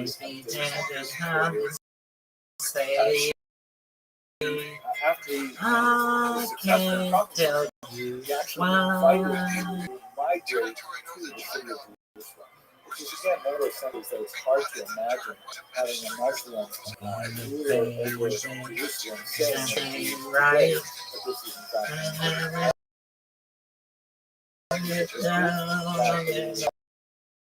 strong perspective. Many Jews migrate to Jerusalem and to Israel. Every time I think we walk away, northern coastal city of Hebrew, many of them were of the school of Tosafot that is in the Talmudic corpus. They included the famous Reed of Lunel from southern France when they Israel. So here you see there was a surge of Jewish immigration to Israel. It would not, significantly really populate the land, because when Nachmanides came later in the 13th century, found very, very few Jews in Jerusalem in particular, more than places like Akko, and also something similar we have from Rabbi Ovadia parts north. Here is what the land of Israel looked like for much of the post-Crusader era. This is under the Mamluks, which is one of the many days of Muslims that ruled the region. And as you can see, Israel was treated very differently. The southern part of the Negev was simply abandoned to the traveling Bedouin, the Arab tribes that were non-sedentary, nomadic. And you see that Jerusalem is actually part of the Mamlaka of Damascus. Mamlaka, I don't know Arabic very well, but I think it's like Mamlechet in Hebrew, right? Like a state, as it were. And Gaza, of course, was much more significant. Gaza was actually a very large town at the point. Gaza was about double the population of Jerusalem in the 15th century. and the northern part was ruled by Sfax, which is one of the most fascinating cities that we're going to zip right back to look at Sfax in the period immediately after the Spanish expulsion, because many of the great mystics of the Iberian Peninsula made their way to Sfax in the 15th century and creating an explosion of creativity that is still being kept today. So I'm really excited to speak about that with you. But what we know from the region by the time we get to our medieval period, we have Rodney Bolsonaro. He is the famous commentator on he wrote that he arrived in Portugal in 70. I still hurry a lot. I used to worry a lot. I used to stay out till the break of day. All that getting quitted, there was hot time I quit it, and I just couldn't plan me on that way. All that keeps from dancing, I know it's true. Didn't know I was so lonely till I found you. You can go the distance if our love is a small run. In a long run, we can handle some resistance if our love is a strong one. Is a strong one. Staying up, there ain't nothing else to do. When it all comes down, we can still come through. You were gonna run. Fuck. From the north, from the west, and from the south. So they went down the Red River and conquered the Daivia. The Daivia moved their army up on the other side by boat, and then they had a whole. How did the Jews survive?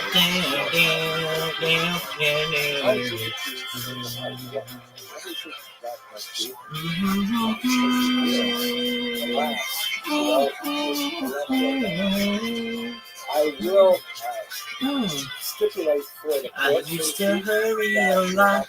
I used to worry a lot. I used to stay out till the break of day.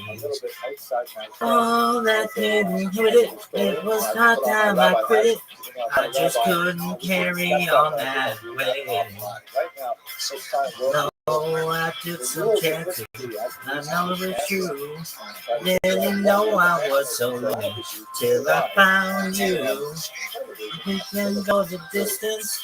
We'll find out in the long run. In the long run, we can handle some resistance if our love is a strong one. Is a strong one. Talking about it. They got nothing else to do. When it all comes down, we will still come through. Oh, I want to tell you it's a long run. Don't understand why you don't treat yourself better. You the crazy things that you do, because debutantes in Houston couldn't hold a candle to you. Do you do it for love? Did you do it for money? Did you do it for money? Did you think you had to, honey? Do it for money. Now. Detractors for most of them, sometimes books and studiously working on intellectual attainments, and they write these amazing books, and then they're horribly persecuted bad, books, and then they go back we ain't breaking. Now, I'm not saying that's not what happened. It did happen, but is it the effective way to withstand the patterns of evil to not so good? There is definitely, however, the quiet about the lateral approach is certainly not a thing of our imagination. Sometimes when a person says he's paranoid, there really are people out there. When you look at the Middle Ages, stemming from the diaspora, Kid just pounded his fucking measures up until Love it. the great expulsion from Spain, we've got series of expulsions. We've got long lists of discriminatory laws passed against Jews. We've got these horrific charges, like what a misogynist thing to suggest, and yet, as this particular image indicates, not only the blood libels, but the even more bizarre host desecration arguments resulted in Jews being massacred. And then perhaps the worst of the entire medieval period, the purge life environment of the Inquisition. When we come back after the break and we look at the Sephardic diaspora, one of the most terrifying things of the Inquisition is that when Jews left Spain, they were not left alone. Anytime they landed in a Catholic territory, they were subject to depredation. So, no question, the lachrymose approach of medieval Jewish history has a lot of merit. It should not be tossed out the window. There is, however, I think, corrective lenses that can be applied to understand this in a little bit more sophisticated way. One of the questions that really opens up the entire area is,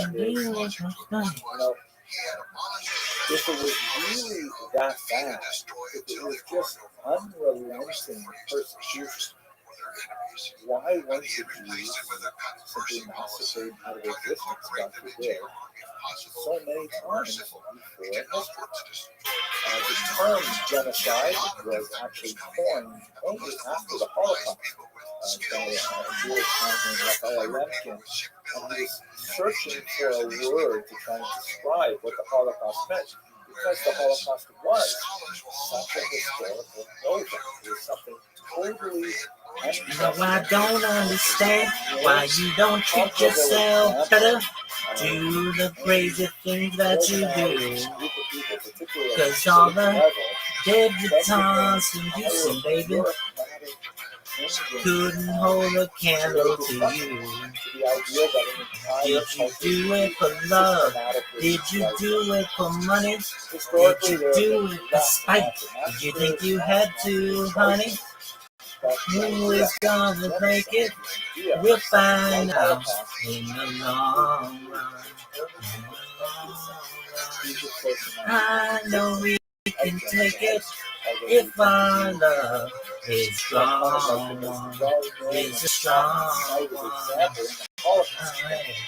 We ain't shaking, kind of pain, but we ain't breaking. In the long run, no one will tell you long run. In the long run. I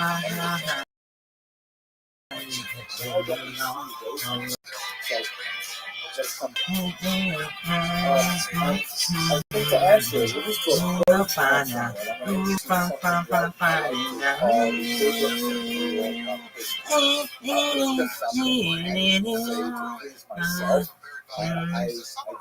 that undergraduates tend to remember it, and I run into students like 20, 30 years later, and this is like one of the few things they remember from any of my classes. I tend to put it always on the final exam, so be ready. I got that.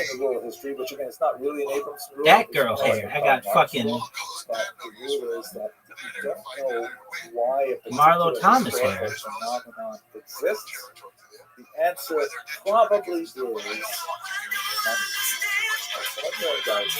Just answer money. And I think that if we step away from the lachrymose perspective a little bit, and we try to understand why were the Jews allowed to exist, when nobody really thought of genocide until a much later period of time, it's because the Jews were useful. There are lots of ways in which, even though people might have had, a xenophobic attitude to Jews, they may have had a religious antipathy to Jews, and they had a lot of reasons why, for good or ill, they did not like Jews. Jews were very useful, and often useful to essential elements. The Jews were, I think, in many ways, ironically, saved by their own diaspora, because for the purpose purposes of Jewish living in a diaspora, they needed to be urbanized.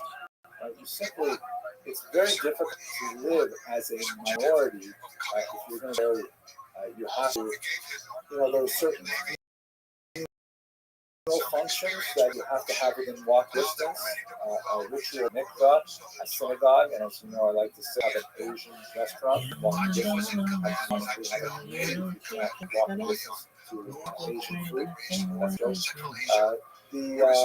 So the Jews tended to congregate in urban centers, sometimes villages, sometimes cities. By the time we get to the 19th and 20th century, Jews are around 30% of the population of many large cities like Warsaw in Poland.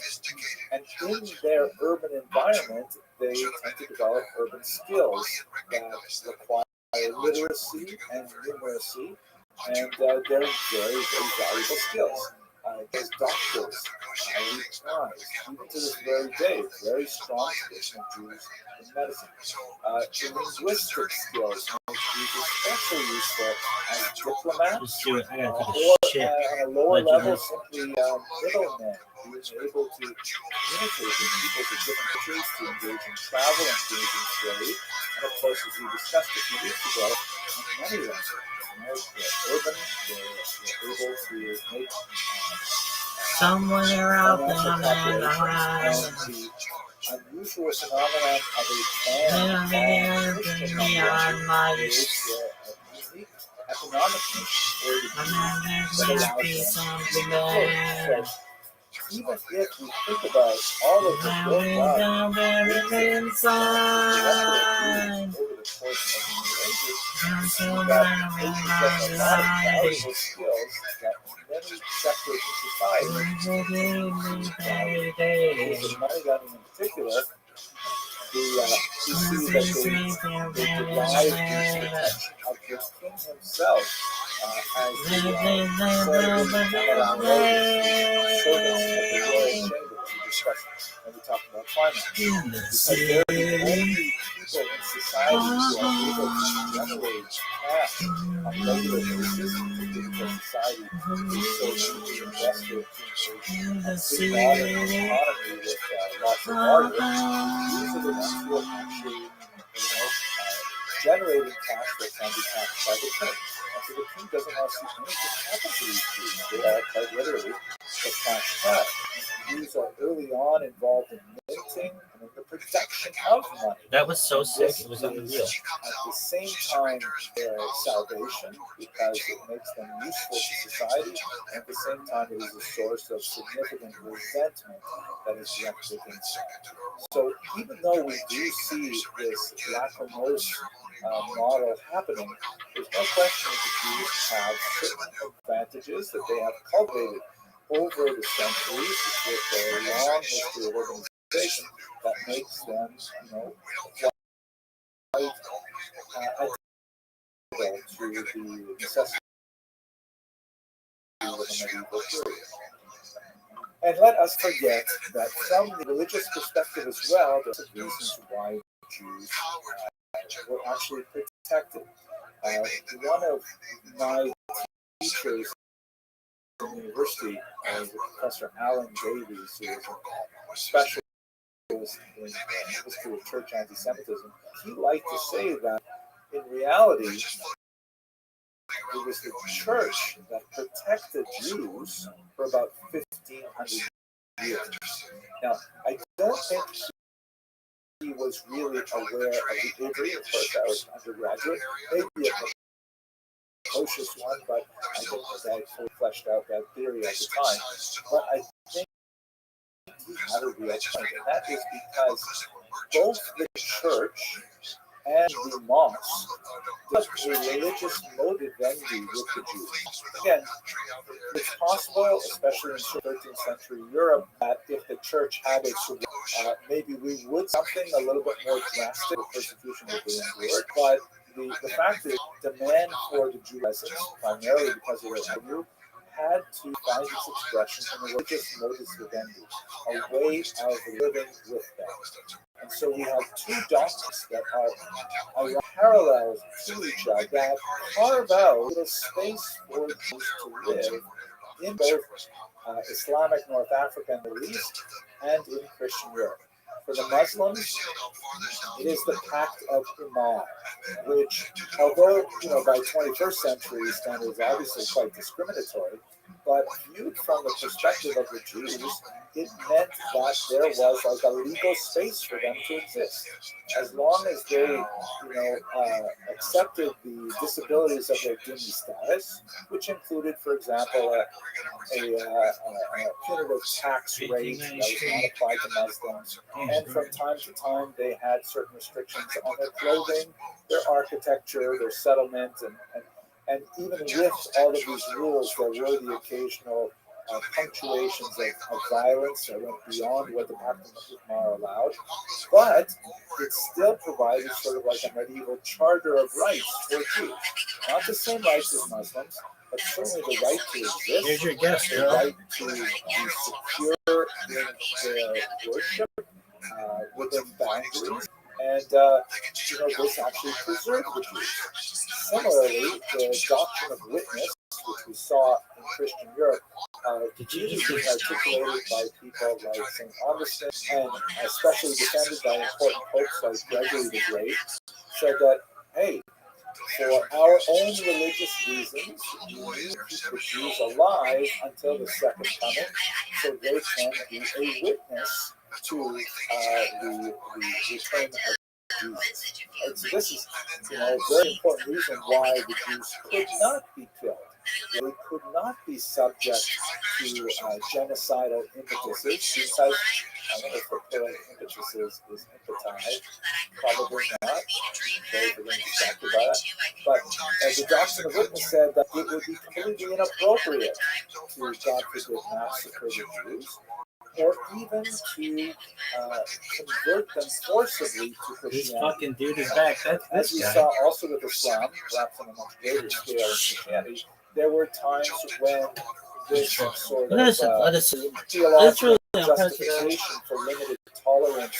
I've seen athleticism is a little precedented, and this one is unprecedented. Episodes of massacres. Oh, it is. Witness held fast, and the Jews were ironically protected by both the mosque and the church because they had this sort of safe space in which to live. The question of genocide in the 20th century was only when the 18th century onward that these kinds of religious justifications simply have no longer any hold on the modern mind, on the postmodern mind. Right? It reminds me of that phrase in the Talmud, "Leis Daya." There is no judge. There is no judge. Christians, even when they may built up into a paroxysm or over a blood libel charge or something like that, they still have in the back of their mind, "Thou shalt not kill." That is still part of Christianity, of course, derived from Judaism. But when you say, there is no fundamental document, there is no prime laboratory experience that people can look back to as a sense of the ultimate responsibility, that's when the genocide really was possible. It's only, ironically, really possible in a secular intellectual environment. So these ideas of the Pact of Umar and Doctrine of Witness, they don't work in modernity anymore. It helps to explain the unfortunate huge increase in savagery of violence against Jews and against other minorities that we have experienced in the last couple of years. Okay, with that, I want to bring this semester to a close. I want to thank you very much for your patience and your endurance. I'm really looking forward to when we come back together, and we're going to start right away with the Spartan diaspora, and and we're going to continue through the modern age, which is simply so many more fascinating chapters in the millennial history of Jewish people. Thank you again for this. Those descendants of Saqqate, second son, Chagatai Empire, and then from the Ilkhanate of Persia. These are the different fracturings of Mongol sons of Genghis Khan. Yeah, and only the Ilkhanate was still loyal to him. They're so far away. But now he has a name. But this is, even the four pieces, the whole thing is gigantic, and even the pieces are gigantic. So, it's very hard to keep an empire this size together.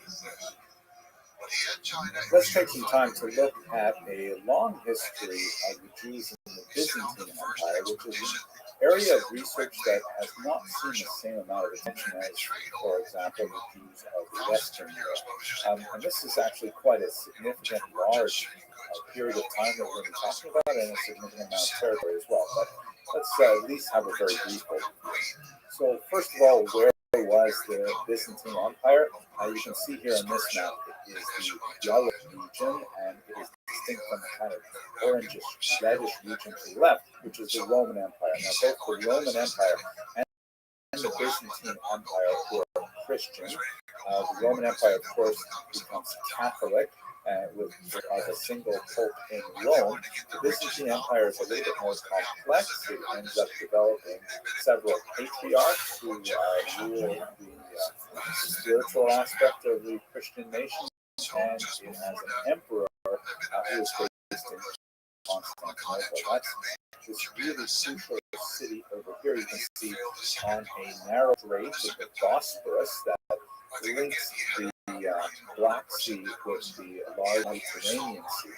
And it was known originally as Byzantium, and then from the 4th century on, it's known as Constantinople, which is the Constantine city, named after the emperor Constantine.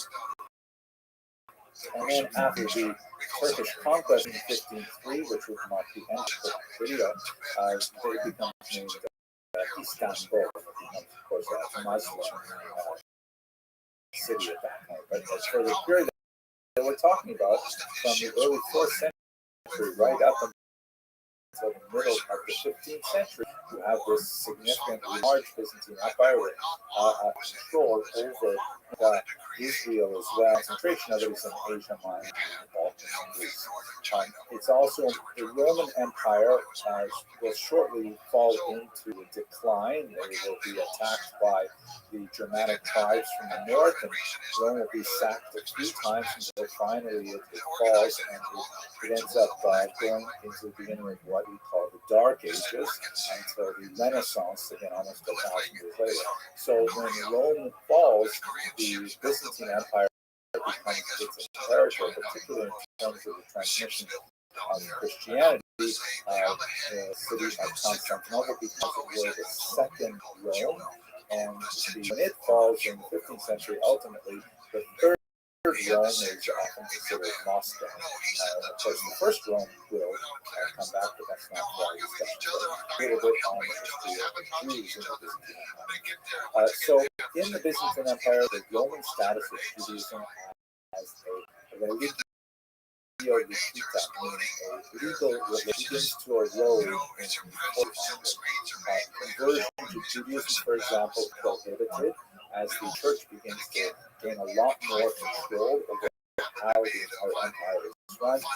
And whereas conversion to Judaism is prohibited, conversion from Judaism is, of course, encouraged.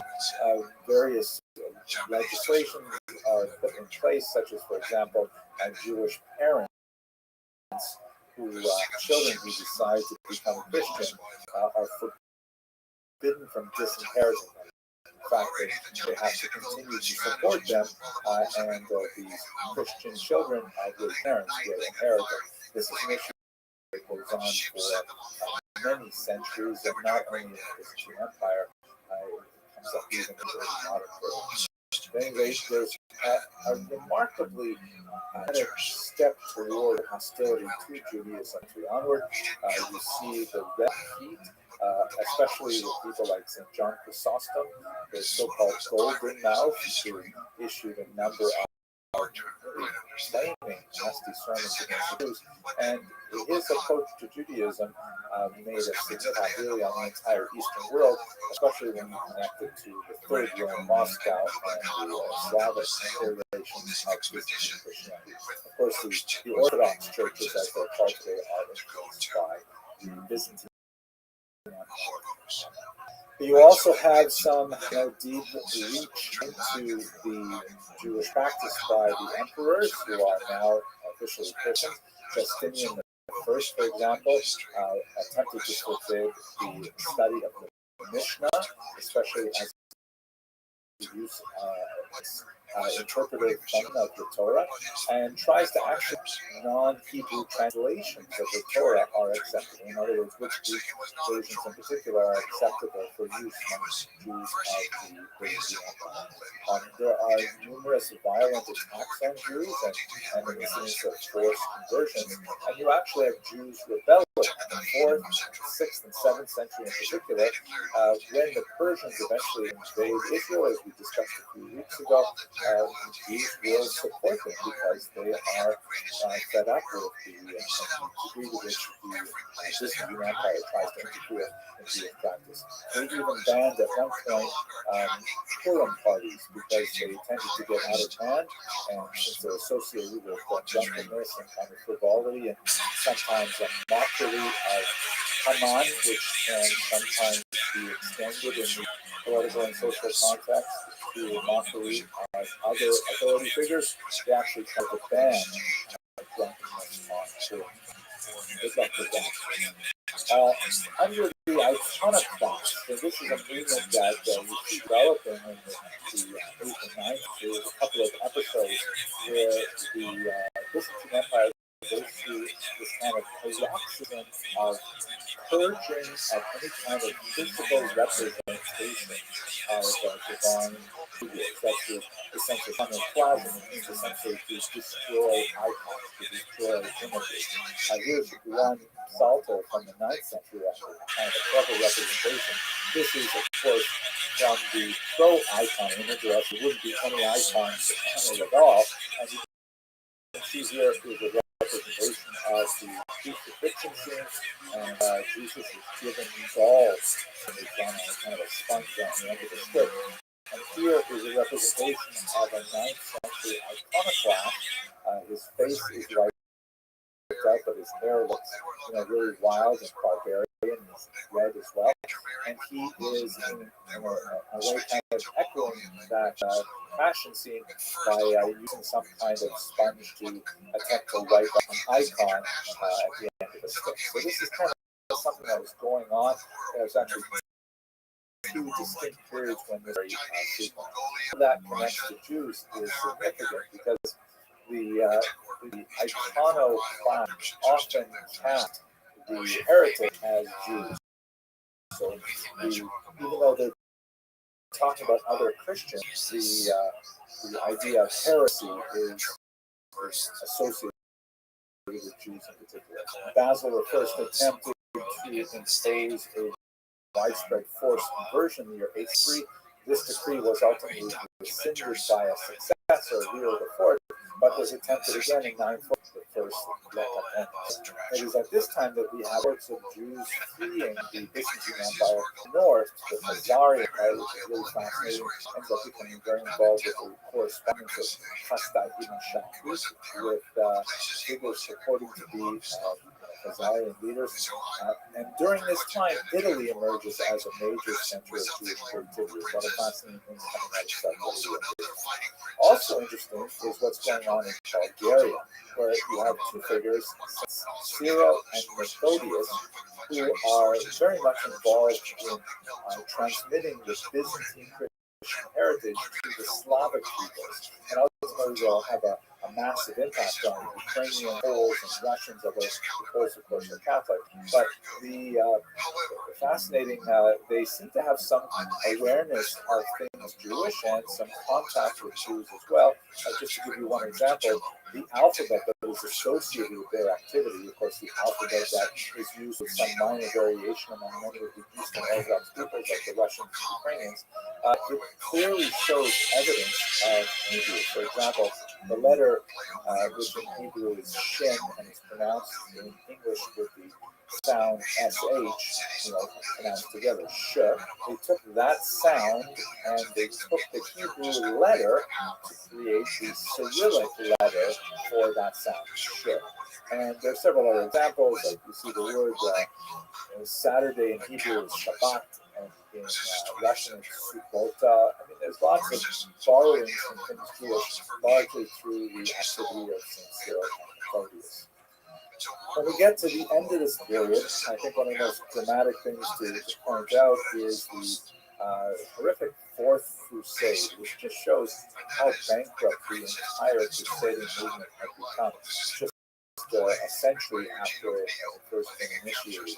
And the Fourth Crusade was actually the second crusade in which the Crusaders actually attacked others rather than going to Jerusalem and trying to achieve what was the reportedly, stated idea of the Crusade, which was to free it from Muslim rule.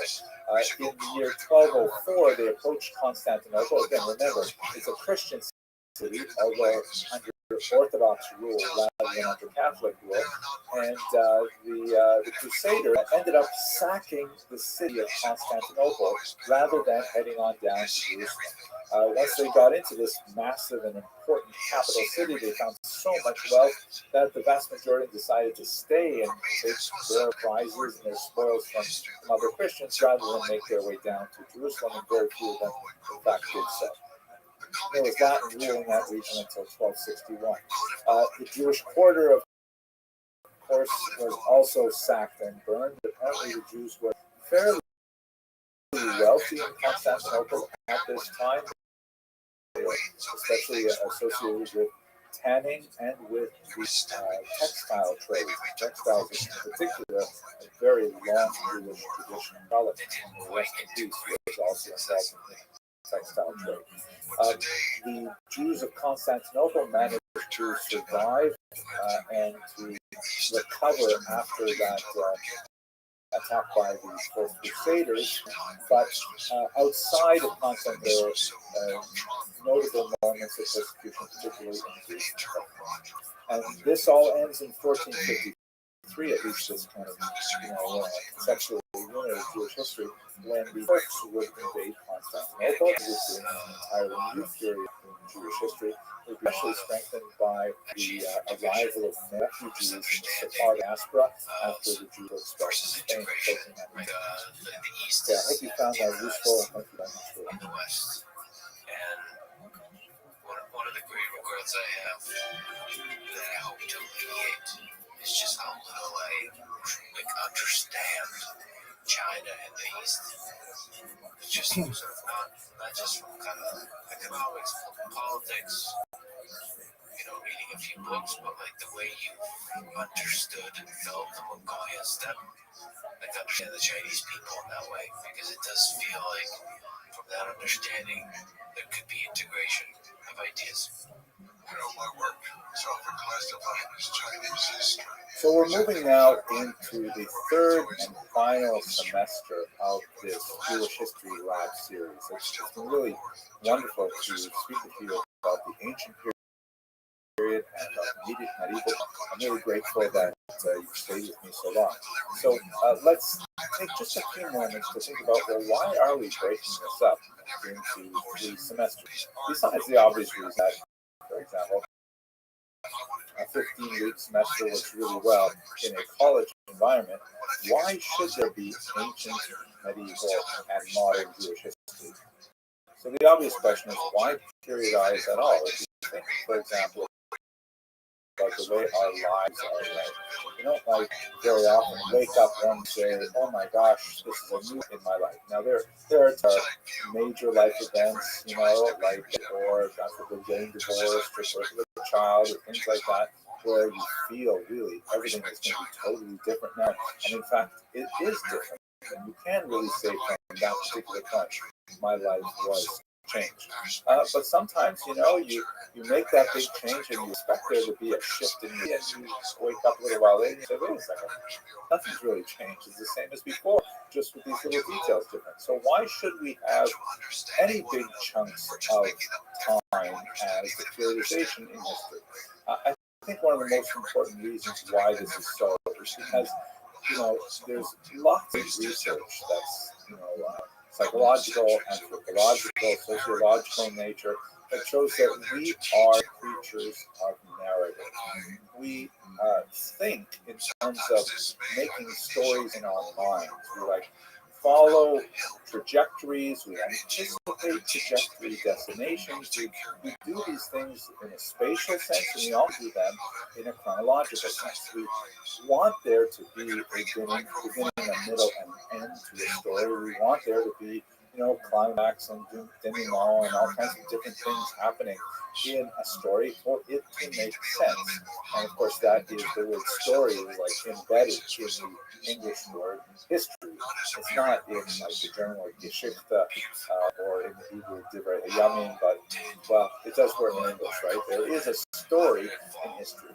So it helps us kind of define major chapters in history if we have these big chunks of time. So the next question, if we understand why we like to have these chunks of time, why these three, why did we set them up these times? So first of all, let's have a look at Western periodization. And when I say Western, I mean this is what most historians up until, let's say, the 1950s, who were trained in European or North American institutions observe. This is kind of like the dominant European Christian understanding of the pattern of history. So if we start with the ancient period, we've got Greece and Rome, amazing civilization with Socrates and Plato and Aristotle, and with the mighty Roman Empire, this huge extent, and things like that. And then with the fall of Rome, there was a steep drop, and that's what we call the Dark Ages, right? With the fall of Rome in the 5th century, everything gets worse and worse and worse until, you kind of climb up a little bit into the 13th century or so, and you see the Renaissance, and that takes us on a pretty steady slope upwards until you get to the modern period, right? Happy us, this sort of vision, kind of very positivistic view of history was very popular right up until, let's say, World War I. It came crashing down with the, oh my gosh, we may not have advanced nearly as far as we thought we did with the brutality of that conflagration, and then, of course, much more so with World War II, the genocide of the 20th century. But in general, this is the way we think of history in terms of the Christian European West. They break it into 3 areas. The ancient, right, which is basically from the period of the beginnings of civilization, Egypt and Mesopotamia, all the way up until the fall of Rome. And then if you move to the later period, which we're going to talk about right now, the modern period, that's sort of what we inhabit. There's a lot to say that modernity ended with World War II, and there's a period called post-modern. I don't want to talk about that today, it's important, but we will have to get to it when we move forward. And in between these 2 ages and the modern, you have medieval period. In fact, the term medieval means between the eras, between the ages of ancient and medieval. That's the kind of way that Christian European historians thought of the story that is in history. Now, the problem is, this is so focused on that one particular point in time, looking at, history backwards with the lens that valorized Greece and Rome as being an amazing culture. It was an amazing culture, no question. And then anything that wasn't Greece and Rome was like, what's the right word, I guess, chopped lips. Right? Whereas if you look at Asian history, you look at North African history, you look at Middle East history, they don't follow any of this. I mean, everything is totally different. The rise of Islam in the 7th century is smacked in the Dark Ages, but tremendous heights of scholarship and culture developed for the next millennium, I mean, how can you use this particular model to try to understand, for example, Islamic history? And if we glance at Jewish history, there are different ways to look at this, but let's say from a theological standpoint, in Jewish history, you have this concept of Yerida Hadoros, which means, unlike Western civilization, the decline of generations. So if you start here, let's use these arrows. You've got from the very beginning in the ancient period, let's say back to the Exodus, you have this Dor Dea, a generation of knowledge that, witnessed the great miracles of the Exodus and the receiving of the Ten Commandments, amazing things like that, but then they right away slip, and so, okay, fine, you get to the period of the prophets. Then you've got kind of a plateau, and then they slip again, and then, okay, but we're all right, we have a plateau, you get to the period of the Tanai and then the Amorai and so on. And then there's a slip again, and this can go on until we get to where we are, which in terms of our theological closeness to God, it is definitely not a case of happy. We are further and further away from that chronological moment of the Exodus and the giving of the Torah. So you can't use the same Western model to understand Jewish history, at least from a theological standpoint. One of the things that we will be exploring over the next few weeks, however, is that theological points become less and less important for most Jews as the world becomes much more secular, and we look at a lot of other ways of periodization for Jewish history, which are, again, not at all like the ancient medieval model. Nevertheless, we are going to stick with the modern designation of a big chunk of time for reasons that I like to show you right now. Let us first ask, okay, so we sort of get the idea of ancient, medieval, and modern, like the modern being a vision of a kind of return to that great, peak in human civilization under Greece and Rome. But what are the period of modernity? What are the things that are happening in the world that are distinct from what happened in medieval and so here we go. Here's a Portuguese map, which is actually very significant. When you look at the modern period, we're talking about the years from 1500 on. It is also very useful to get a little more specific and talk about the early modern period, which is like, let's say, 1500 approaching 1800, and then the modern period, which would be from 1800 and on, especially characterized by the growth of industrialization, very important factor, because the idea of technology being connected to machines and artificial sources of power, moving from things like beasts of burden and water to steam, coal, things like that. These are things that happen in the late modern period. Also, political change, huge political change. The era of revolution, starting with, let's say, the French Revolution of 1789, and then progressing throughout Europe. It's useful to think about early modern and late modern.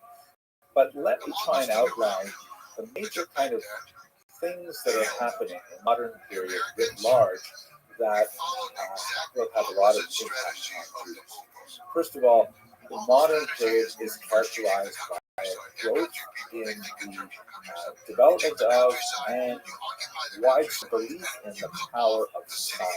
Right? The scientific revolution, which really begins to gain speed after 1500, is extremely significant because science really demonstrates a lot of ability. Right? Hey, here's something amazing. I wonder if we could do it. And we build this bridge, and we invent this vaccine, and we do these things, and you know what? It works. There's a lot more credibility associated with science. As that connects to technology, that's like, for example, the Industrial Revolution that I mentioned, like things like that, and we attach those parts to rails, suddenly increase the speed of communication, and it works in more and more victories on each other in order to create a much more industrial and deeply interconnected world, which we shall see shortly. We are living, just to jump into a very different age, an information age, where we've become post-industrial, and now building our economies around the internet. visual communication. That's too much. The age of discovery of the Americas by the Europeans, it had already been discovered by the Americans who were living there, right? The First Nations, the indigenous peoples of North and South America, and so on. But discovery by Europeans meant that suddenly the so-called Old World is now connected to the New World in a very powerful and important way that will expand dramatically. This is the first step in a rapid expansion of globalism, where more and more people understand and act on the fact that they are not just citizens of their little neighborhood and their little region, but they are actually interconnected economically, intellectually, spiritually with people all around the world. This, of course, explodes in the second half of the 20th century in our own lifetimes in the last 20 years or so, when the internet has made globalism ubiquitous. I mean, I'm old enough to remember when if you wanted to translate something, you had to actually learn that language. Now you just go to Google Translate, and it's not perfect. It's actually kind of funny when it makes mistakes, but it's like a sudden leap forward in globalism because of the information age. You also have happening at the same time, first, an emphasis on humanism, which is this kind of large body of ideas that says man is the measure of all things. So you see the gender man because that is feminism, and egalitarianism would take a long time to catch up to this. But the idea that human beings are capable of determining truth and value, and since human beings become the arbiters of truth, it's not a big step to say we will create what is true. That there's a lot more movement from the idea of a single God with a revealed text like the Bible that directs what is true, and more of a movement towards secularism, saying, you know what, let's all agree on much more basic, objectively definable aspects of truth, rather than rely on something that you have to take on faith, which is considered a less reliable form of truth than science. And this, of course, leads to atheism, which becomes much more prominent from the 19th century onward, I might say ubiquitous in the 20th century. These are major changes that are characterized in the modern period. And on a political sense, you have this increasing belief in popular sovereignty, meaning rather than rely on an absolute king as being the appropriate ruler for a particular region or a group, but rather the people themselves should exercise sovereignty over themselves. They should organize, and whenever they have a declining group that they feel is cogent and coherent, and that's where nationalism comes in, because people say, hey, those people on the other side of the river, they're not like us. They have this same religion, but we don't regard them as us. And so therefore the creation of nations is called imagined community, which drew something around groups of people and said, we are one nation, we should therefore have our own country. That leads, of course, to revolutions. We have as well, especially 1900 things affected Jews just as much as they affected Christians. These are things that, and by the way, these are things that happened first in Christian Europe, and then North Africa, the Middle East, the Far East, and so on. Dude, but Jews how you living, Pim? By them, largely to the degree. Going into prayer and work on at the same time. What are your thoughts? We're about to go into old coin season for the next 10 months. Are you making a lot of money? No? No. I was this time last year, but not now. Okay. How was your day? You gotta sell them. You gotta sell them, make money. Okay. How was your day? I didn't do anything. Okay, was that a good thing? No. You haven't been going to the gym? I've been putting on weight. I mean, weren't you going to the gym like every day? Yeah. Do you still have your membership? Yeah. All right. So when are you going to the gym again?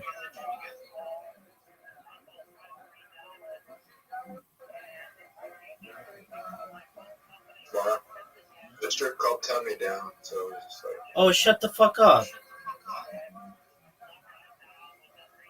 What happened, Zoot? they just can't. What did they say? Nothing. Dude, didn't you go to them and be like, hey, you said when I get a six pack I could work here. They're just ignoring my messages. I mean, can't you go in person? The club doesn't exist. Right? Well, it does, but they do a booking on the venue, so I have to go there on like venue night. Okay, can't you go on venue night? Yeah. Okay. Are there any other strip clubs? Yeah. Right. Send me an invite. You're about to get one. You know what? I got an idea, right? What's that, pimp? I go there on a venue night and pick up girls. Are you allowed in there when they're... Yeah. Okay. And then what's that going to do? I may not be like one who reply my emails. Did you show them pictures? Yep. All right, let's go. So you sent them pictures in an email? Yeah.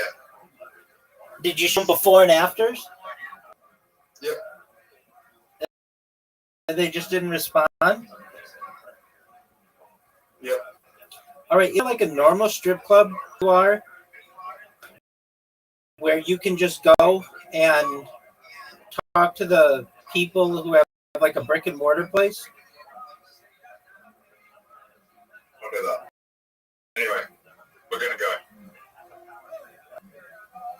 I'm not worried about it yet. I think about you. Of course you think about me because I'm sexy. Dating me right now. Well, I'm going to, without I a doubt. that. No doubt, baby. I moved that there though. Baby, no doubt. I think the best move I can make here is this. That was an interesting move. It helps me on the next move.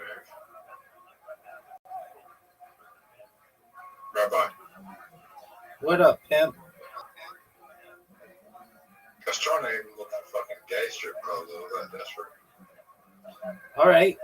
So why don't you go to a gay strip club and knock on the door and be like, hey. Is there...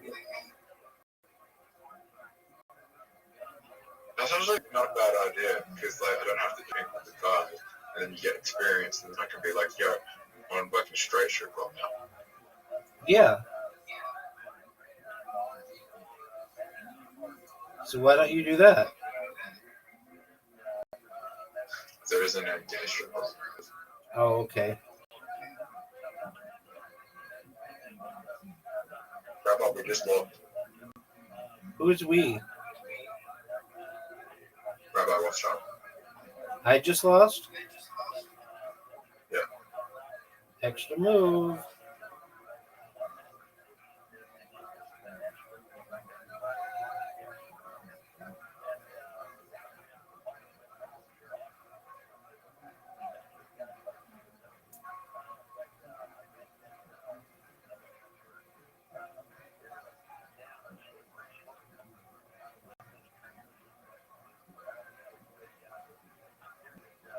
I've got an idea. Terrible move. I'm gonna go there on opening night and Ask the girls if I would make good, like, just fun girls there. Ask if I make a good stripper. You funny. Dude, I was gonna tell you, I'm proud of you still for doing stand-up comedy. That's great, man. Oh, look at this. Look at what? Brother, Yo, pimp. that was the high IQ move by you. Of course it was.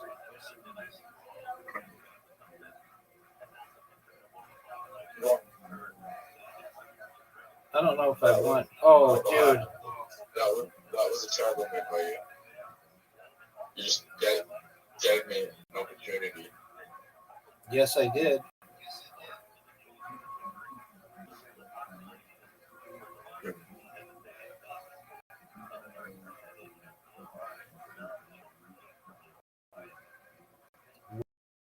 What the fuck was that? That was the lowest IQ move maybe in the history of this game.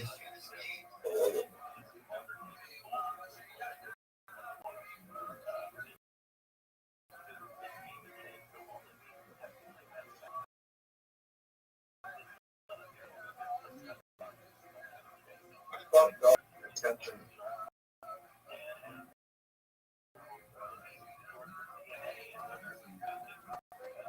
Dude, how many emails? So how many strip clubs are there where you live?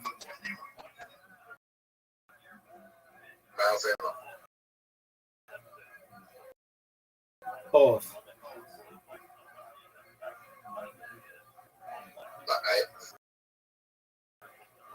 So there are.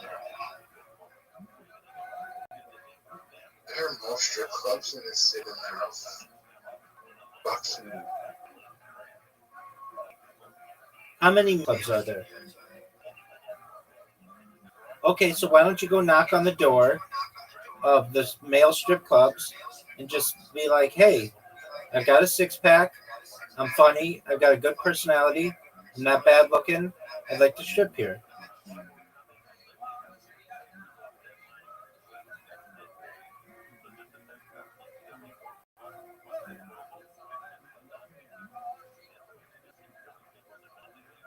is any of that true?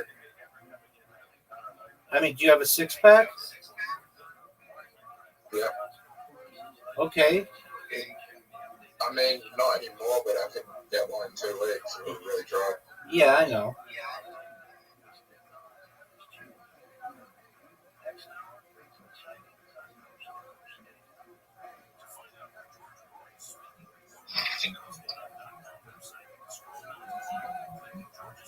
I worked out really hard.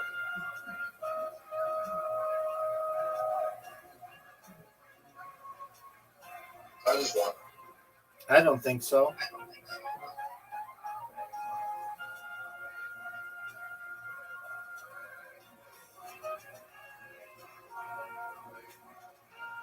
I'll train tomorrow.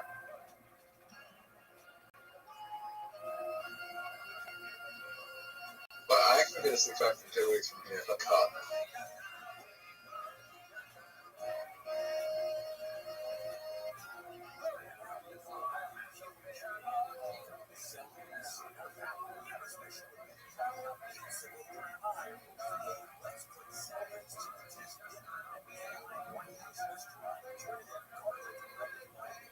Robot, I just won. That's what I like to hear, big dog. Because whenever you say that, you lose.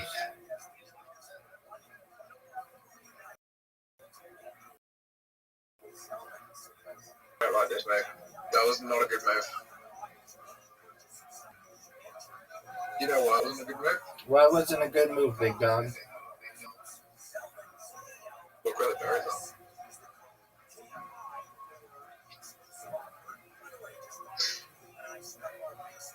Neither of us.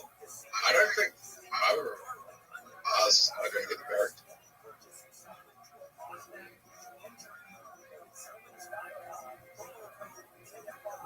You're just helping me.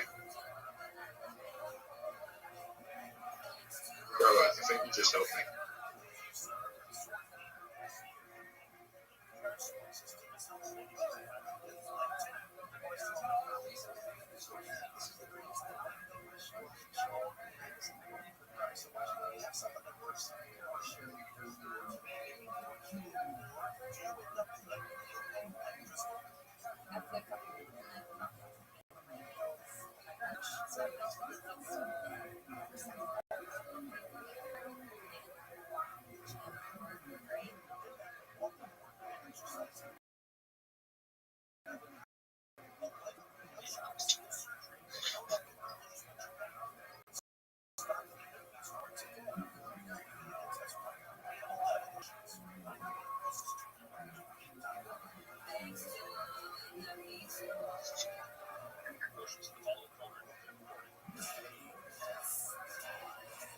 Oh wow, 5 in a row, but it doesn't.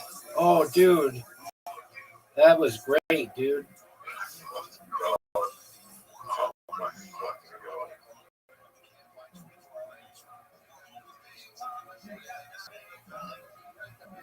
Okay.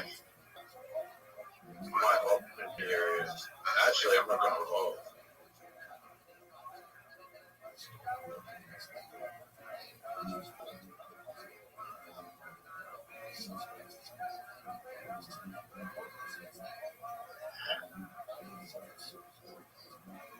You know why I didn't vote?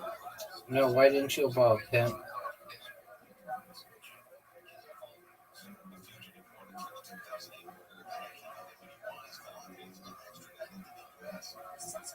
Because the voting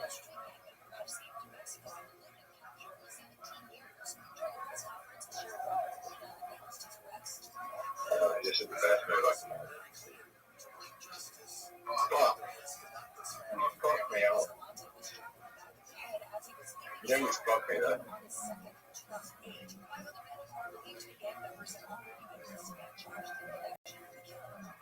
The voting gives you 10. No, it doesn't. Oh, does it? Perhaps it does on this map. Yeah, well, voting gives you 10 out. Tight, dog. What is it? Restore my health. It did. It gave you 10 health. I did. Yes, sir. Oh, fuck, I just helped you. You kind of fucked up. Rabbi, I know you kind of fucked up, right?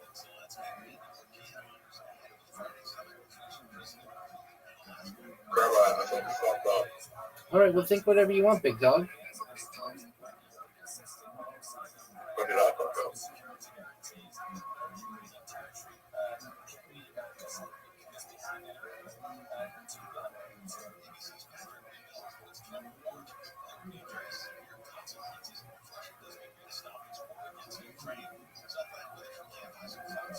That was good.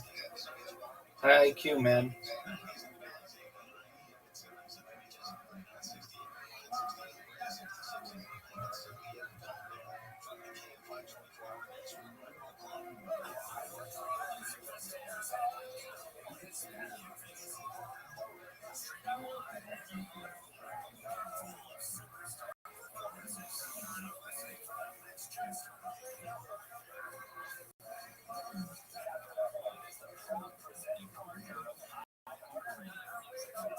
Oh, what a big move. That was beautiful.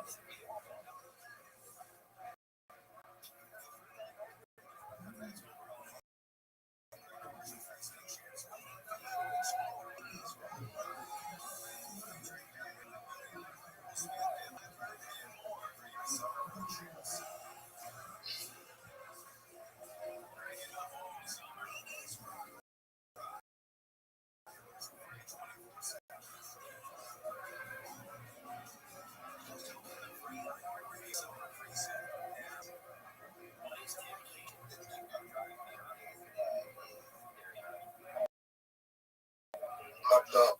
I fucked up.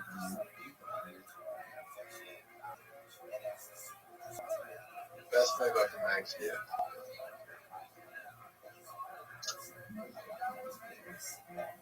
You think I did the right move?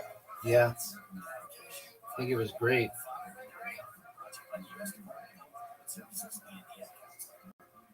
Oh, fuck. Okay. Okay. No, wait. There's nothing on the board's good for you right here, though.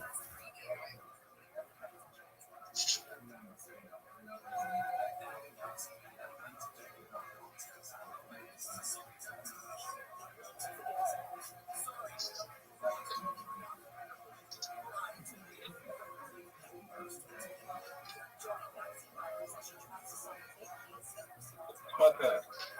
You're up, baby. You think I'll win? No.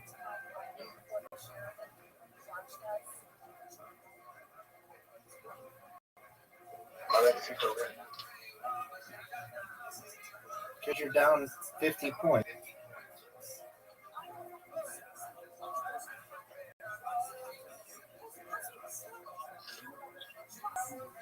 Oh, dude. Grandma, Yo, pimp. you realize that you just beat me 85-0. Perfect game. All right, let's go again, because that was embarrassing. All right, no grass monster. No, you can't say that. Yeah. No, we can have grass monster. What?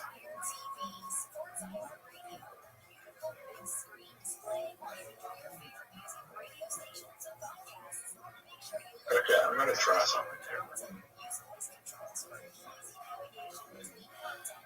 You ready for what I'm going to try? Yes, sir.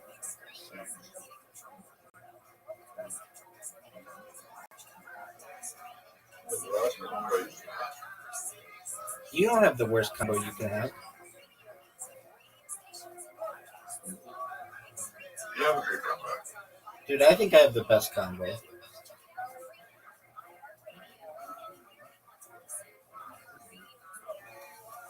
Okay. Green. Oh my god.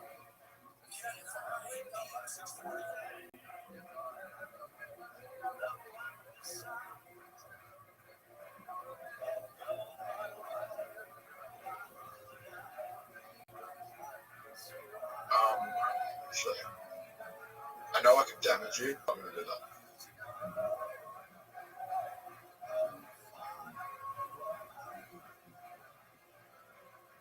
That was the best move you made. For sure, dog.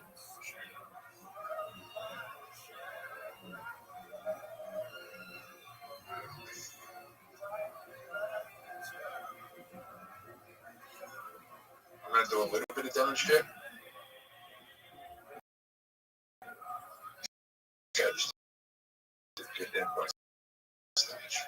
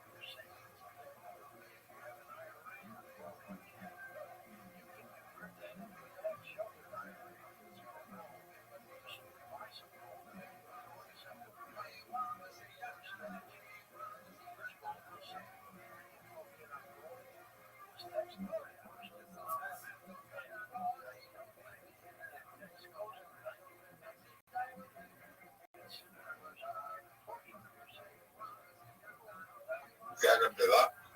Good move. I think it was okay.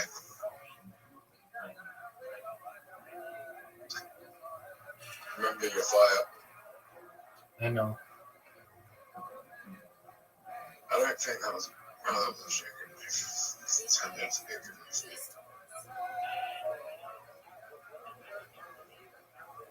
Alright, right back. Yo, pimp.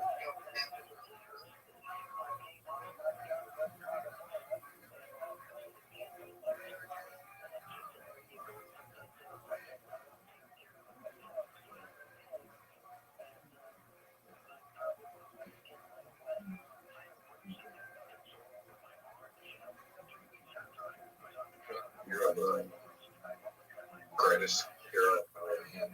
For sure, dog, without a doubt. You don't even have to mention it. Definitely. Alright, I just won. Dude, that was amazing. What? That was amazing.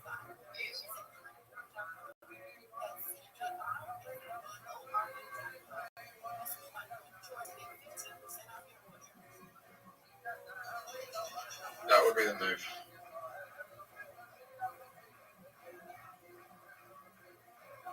That's your best move. My best move here is to do this. Let's see it, baby.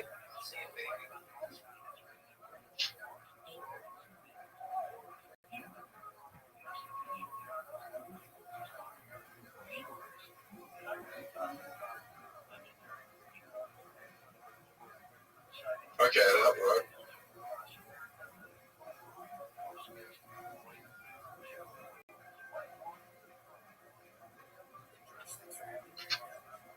That's not what I was trying to do, though. I fucked up.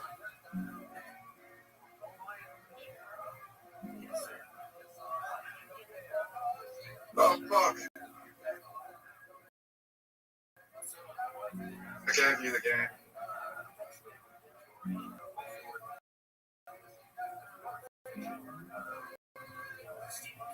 Okay. Yeah.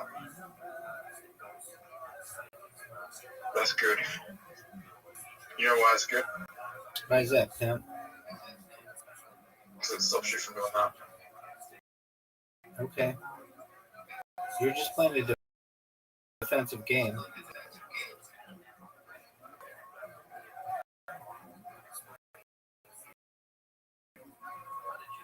I think I'm ready to win.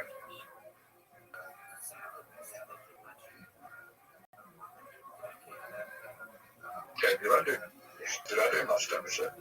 That guy sucks. We're tied.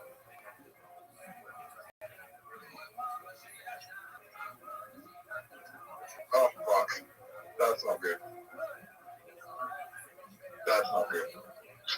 Does the ball kill you? Yes. How much damage can you do with that guy? 25. What? 25. Oh, it's only 25? Oh, Word. it's 35. Sorry, it's 35. But the good news is I can go there.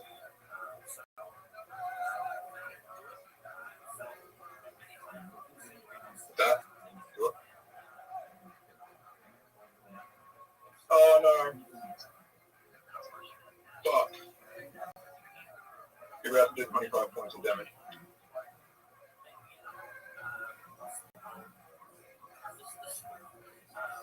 Remember, it's your turn. That's the most obvious move I've ever seen.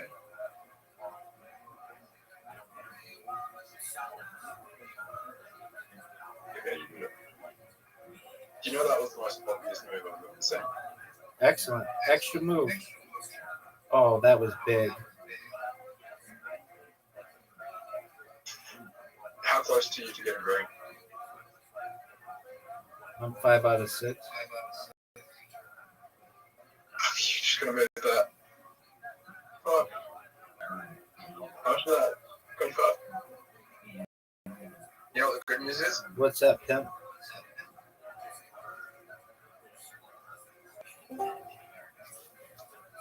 Welcome. Don't talk. How are you, G? Don't talk. Is that Ms. Aquarius? No. She was already here. Is that Mr. Aquarius? Not to my knowledge, it's G.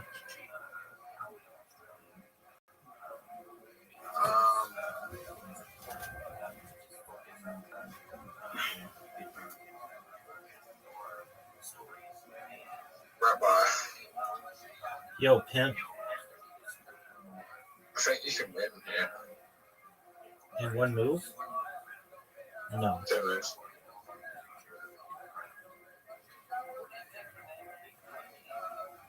Oh, fuck. Hey, you help me. You help me. Okay. You know how you help me? Yep.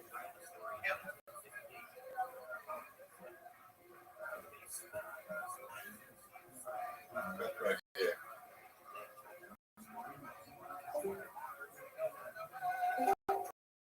Okay. You're going to do a lot of damage to me here. Rabbi, how much damage are we here? 25. So you're double my health. And you get the berry. Word, dog. You got lucky on that. You did not know that was going to happen. Nope. I hate. I mean, what do you want me to do about it, baby?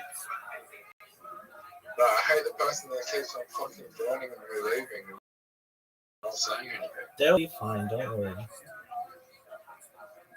Distracting me from winning.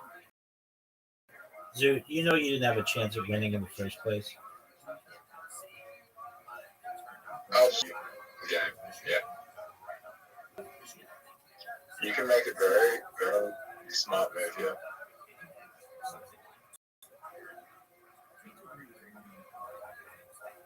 That's the smart move. Not only do you get an extra move, you also can down move. You also damage me, and you can down move the fire down. And then you get the. Yeah, you pretty much got this. Like, I'm at the point where, like, the best option's probably to resign because I'm going to keep playing. Yeah, you have to. Okay, the best move I can make here is the Good extra move. best move I can make here is doing this. It was good. Okay, that wasn't halfway. No, sir.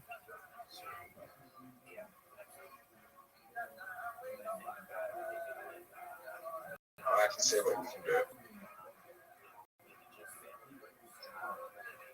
That was a good move. That was it? Fuck you. Fuck. Robot. What up, pimp? You ready for me to heal? Yes, sir. What? It sounds like my healing ability.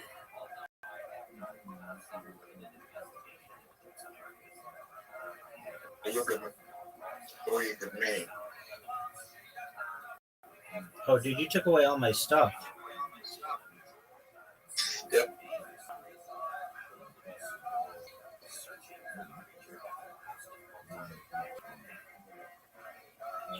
Rabbi, do you think the Koenig is a good person? No, and he'd admit to it, I think. Why not?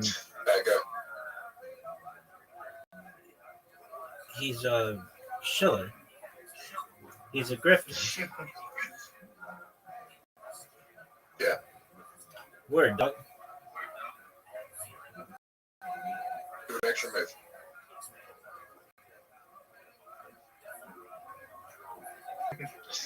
I think he's talented. I do too.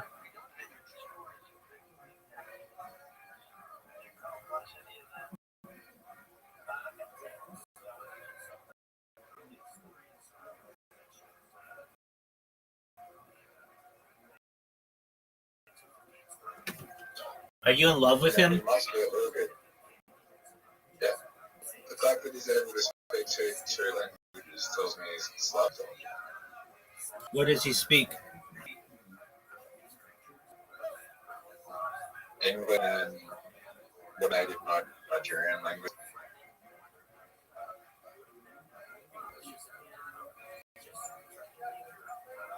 There are a lot of berries on the board. What national language in Nigeria? Oh, it was English.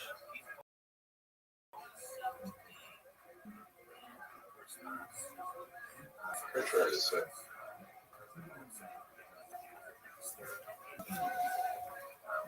do you think Nigeria is a good to live? No, but it's better than a lot of places in Africa. It's poor, doesn't have much of an industry, but it's not like it's on the ocean, which is big. The people are really nice generally. They're working on becoming more educated, so that's good.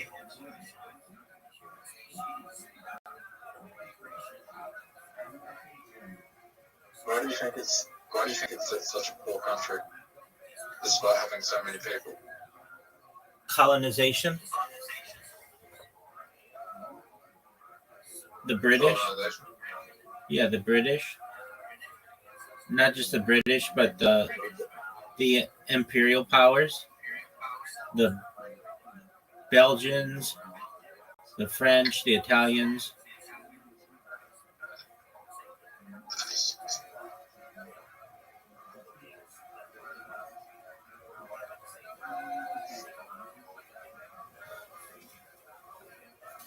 What about one? Are you sure about that?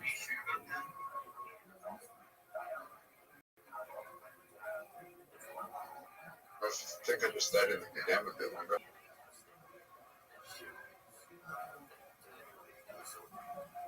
Oh no, you just gone.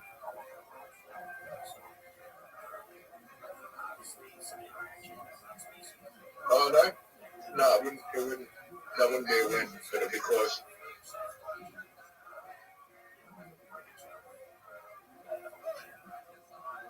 But you're so close to winning. Word, dog.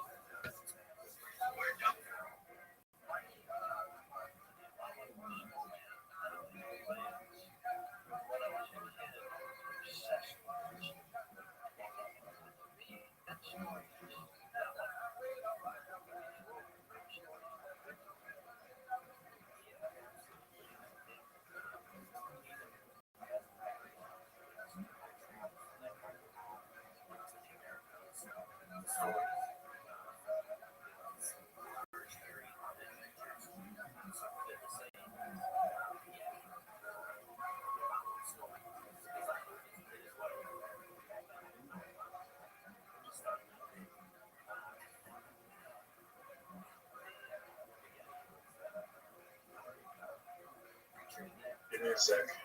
Take your time, pimp. I think I just got to beat you. Best move I could have made. Do you agree? Perhaps. Everything moved that up. Right, what's the worst move I could make?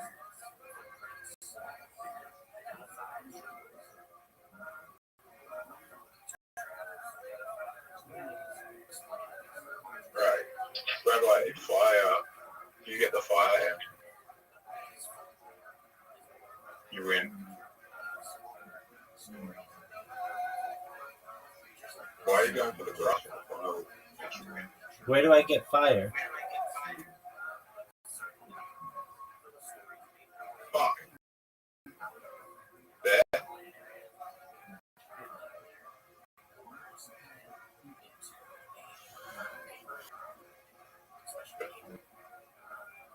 That will help you if I do that. That will just help you. If I move that, you win. If you move that, you win, but I need to do damage.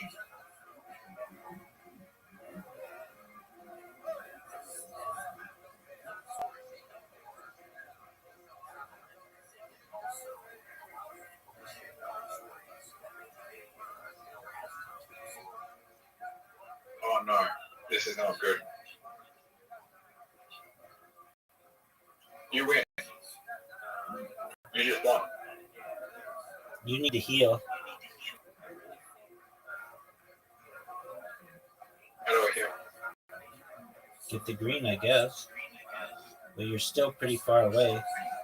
I don't think you can beat me.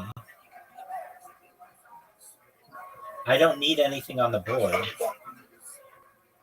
Oh, dude, you're making a comeback. No, but your 25 points is going to kill me because you berries.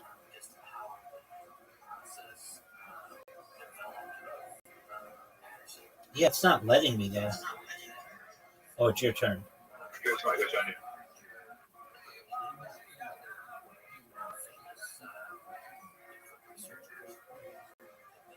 Right, you're just going to use the berry.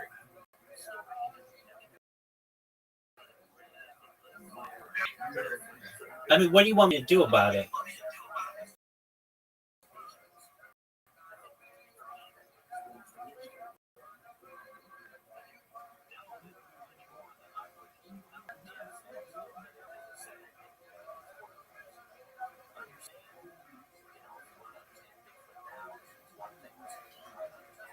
If we play on the lava map, it's over. It's over. I'm waiting on you. I think I'm going to beat you this because I'm going to do a combination. I'm going to do the best combination you've ever seen. Let's see it. You ready? Yep.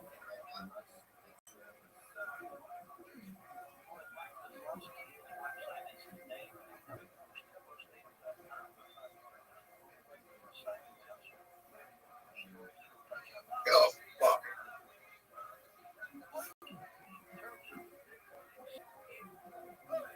One less berry to evolve. That's good for me. That is really good for me.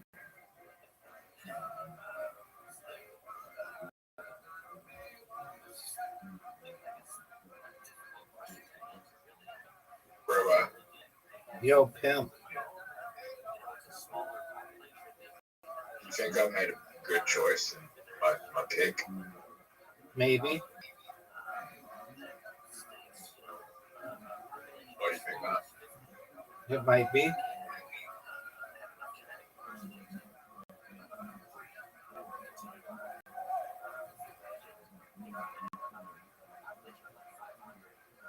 You have extra health.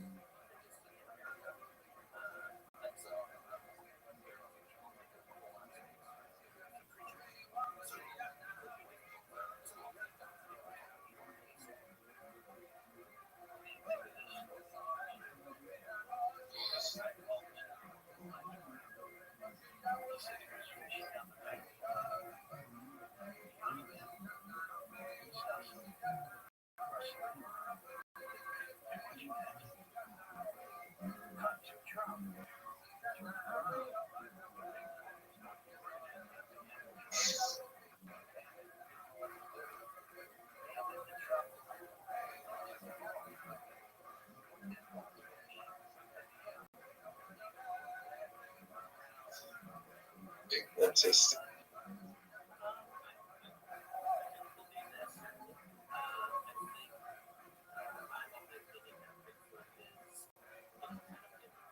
I'm at maximum health.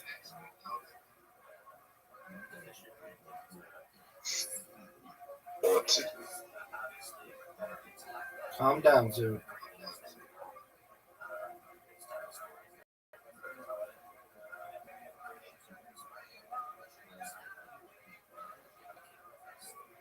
Zoot, I'm really proud of you for doing stand-up comedy. You did really well. Yeah. Good on you, big dog.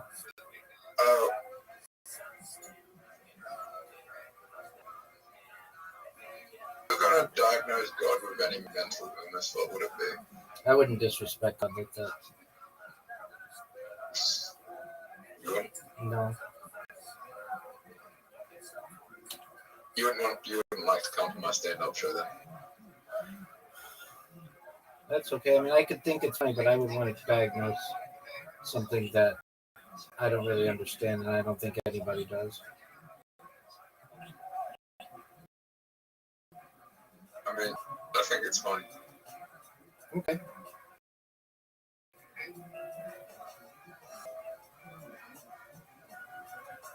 would meet the criteria for autism. Okay.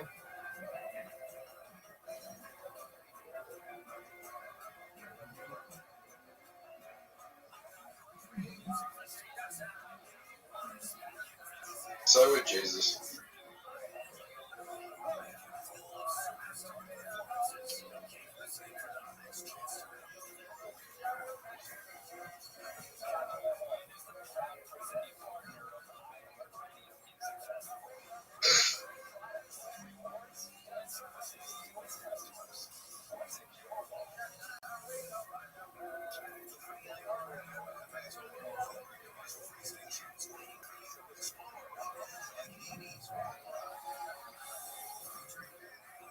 Alias for Bible characters.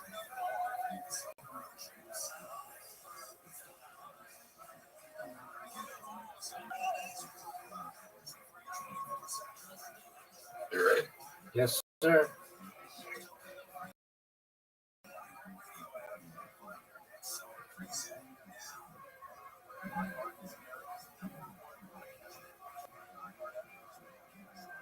That's what I can make right here. What Let's is see it? it.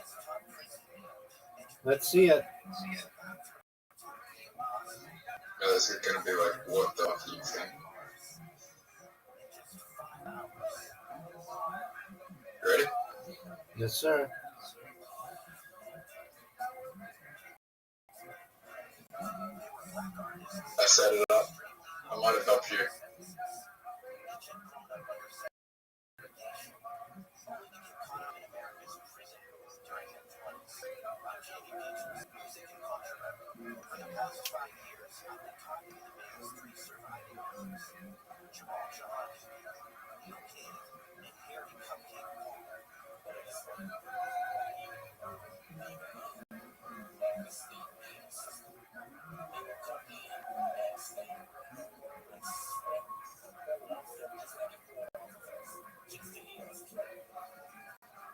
Hey, Rama, Yo, Pim.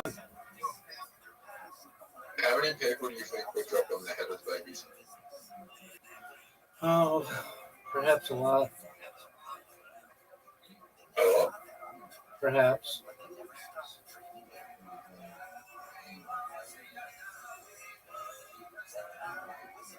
Oh, this is big. Do you think you can come out okay if you were dropped? Yeah, I think most children at one point were dropped as a baby. Now, it depends on the height. But like, no baby's been perfect. Every baby takes at least a little bit of a hit to the head.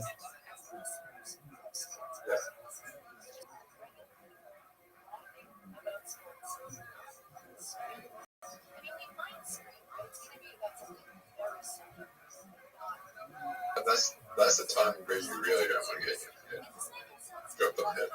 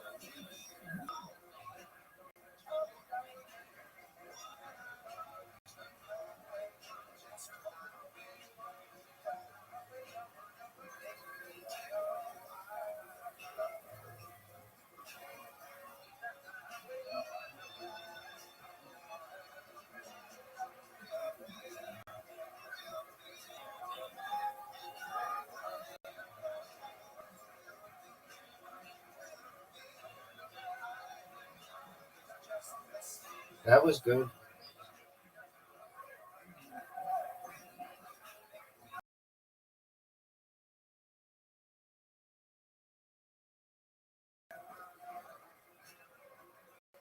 Think I won? Definitely no.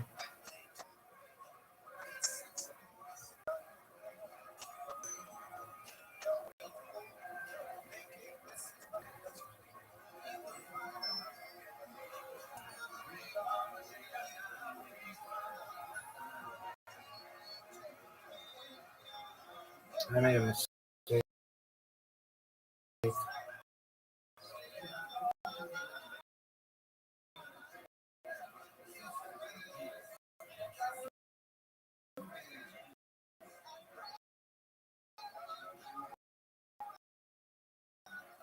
What's one last reputable other interest there? Here. Spot mark is this. Okay, run by. What up, pimp? Even without it. A lot of fucking damage. Dude, that would.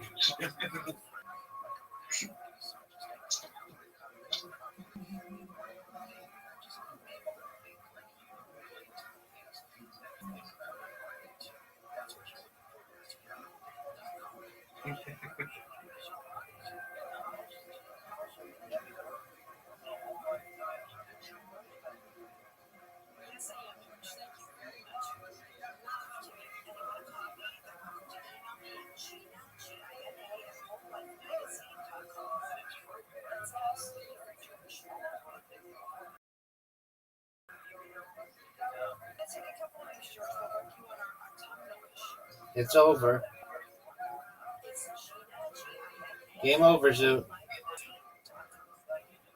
Oh, no way.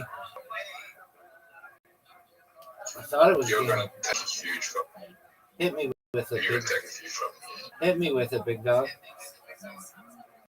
Maybe even a double hit. Let's see it. Oh, it's a double hit. Let's see It's a it. double hit. It's a double hit.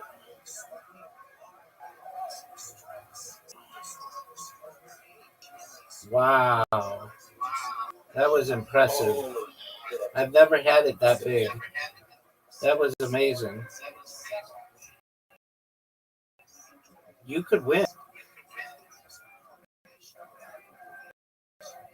What a comeback. I won. No matter what you do, I won. No matter what you do, I won. I don't think that's true.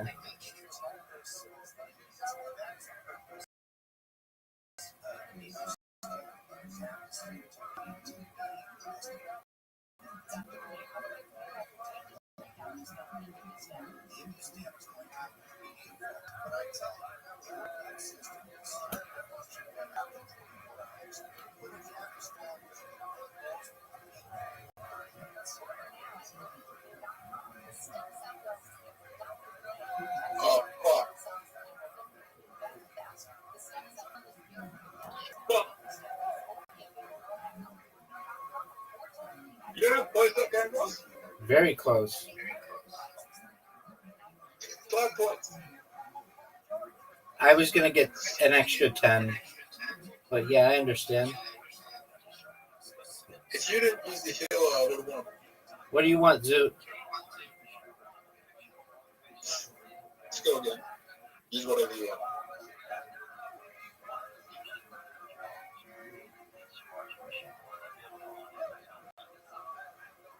Are you going to use the same stuff?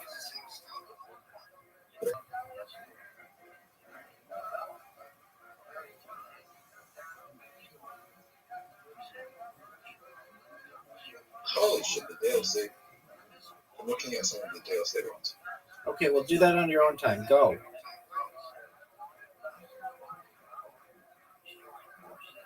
Zoo, go.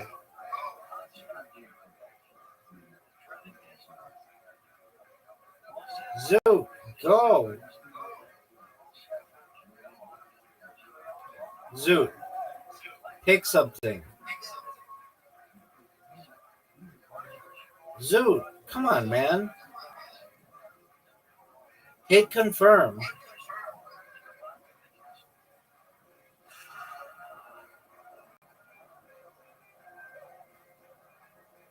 I'm not a big fan of this one.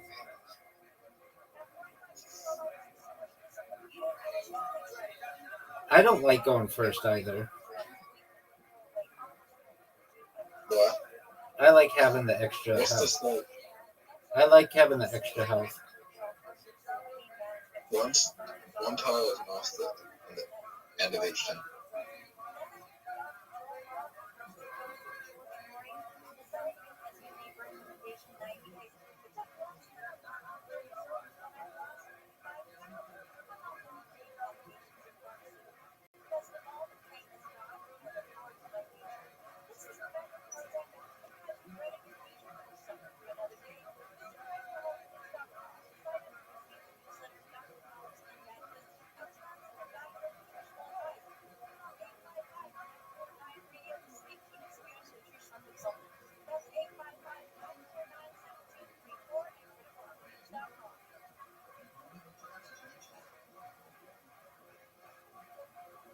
That was not good for me.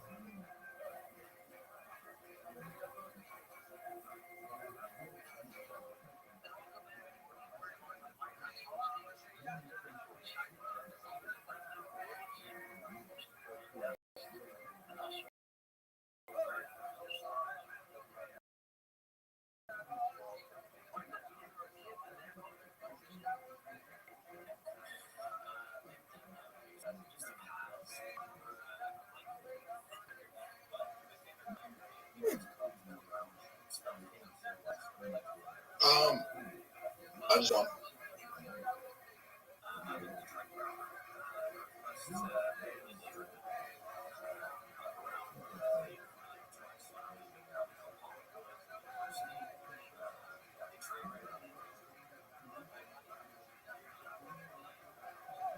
Bro, why don't I have any berries?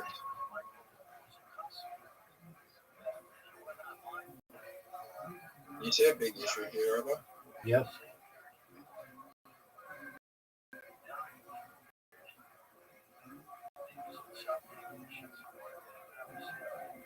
Oh, that was big. Oh, shit.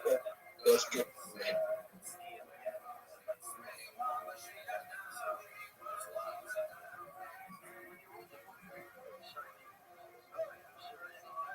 Robo, I'm just in a better position right now. Perhaps you. It's your turn. No, only if I get. Okay. Make that move, please. I don't know what we're doing. I can't make any sense to it, really. What was that move? I don't think any of the moves were good for me. I think I'm going to win here. Okay, let's see it, big dog.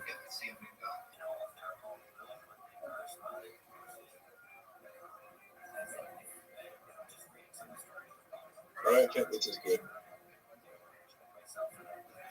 Would you agree? It's your turn. Whatever you want to do.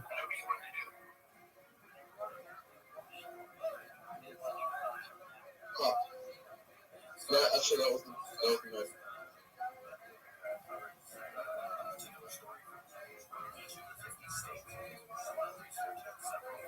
That was high risk. Word, dog. Would you agree? Yep.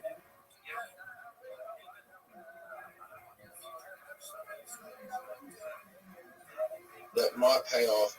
Oh, you got fucked. You got fucked. Oh, no. And again? No way, dude.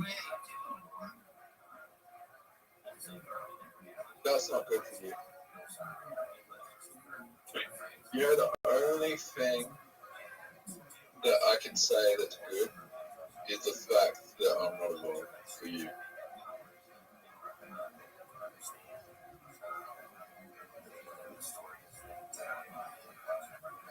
Oh, Rabbi, the lottery's not. Hang on. Are you going to win? I'm going to buy a ticket in a bit.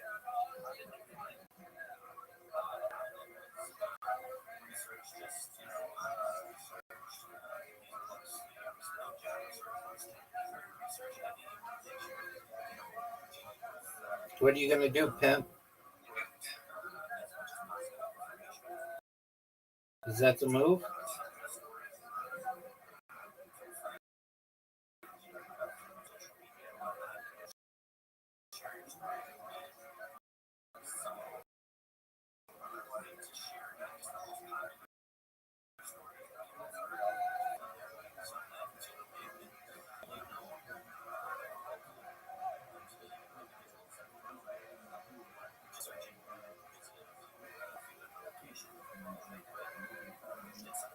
You ready? Yes, sir.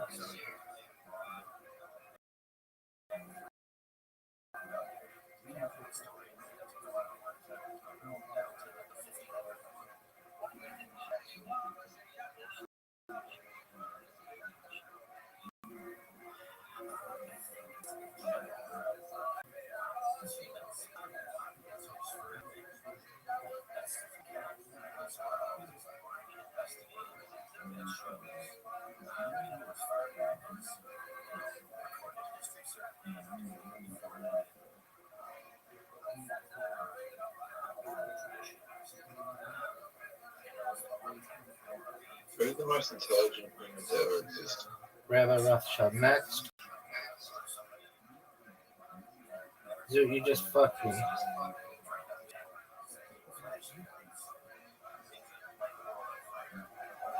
Unfucking. Yeah, you did. Dude, you're playing really well. I might help you get. Fuck. You know what I thought that way? Why'd you play that move, big dog?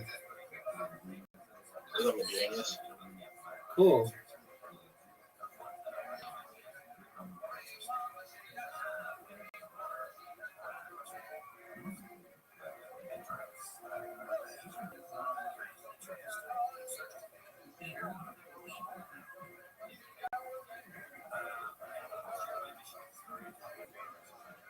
You know Snoop Dogg's playing at the AFL during time? Are you excited? Yeah, not buy tickets. Tight. Dude, WTF? What do we do?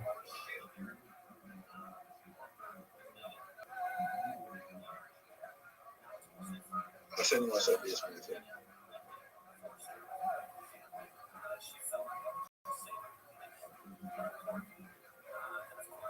Something.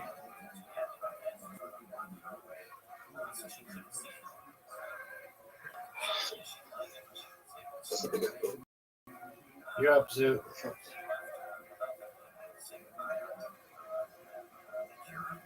Do you think putting 100 in Ethereum and just sitting on it for the next 5 years is a smart move? Absolutely. Is that what you're going to do? I'm gonna go.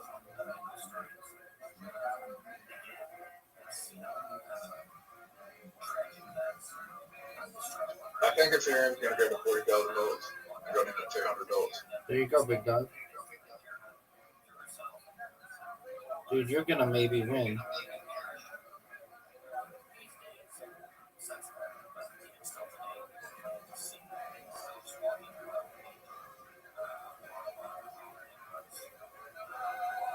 Yeah, I think by the end of the decade, you're gonna see 30,000 to 40,000 for Tight, dog. 2020 to 2021. Tight.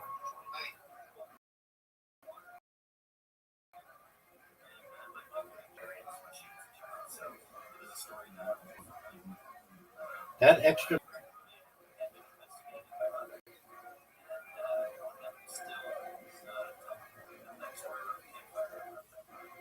Let's see here. What do I want to do?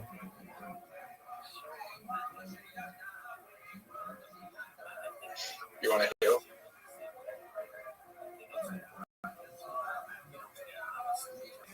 You know why you wanted to heal? Yeah. Because it helps me. Let's see it.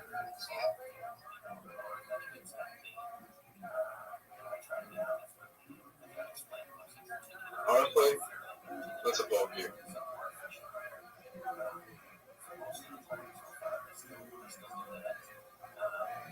I fucked up. Yeah, why'd you upgrade that guy? Look at the board.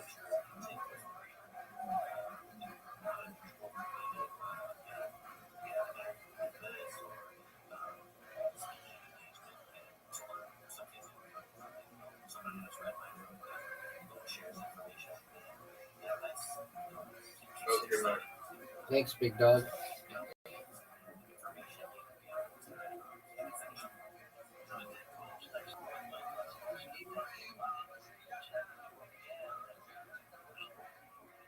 Yeah, bro.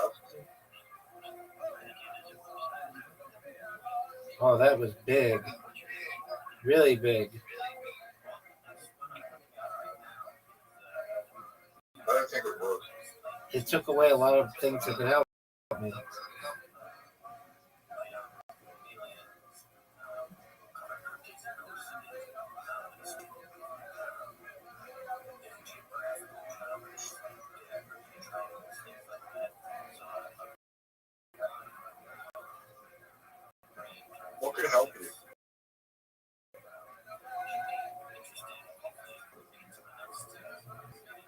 about me? Yes, I do. Go find it. Quit with that bullshit, Zoo. I just declined. Cool. Good job, man. Damn cool. Oh no. Rabbi, what are my chances of winning? Probably about 50%.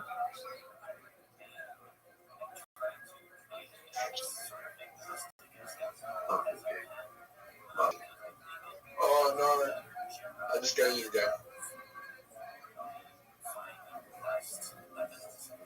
Wait. How much does it do? 20.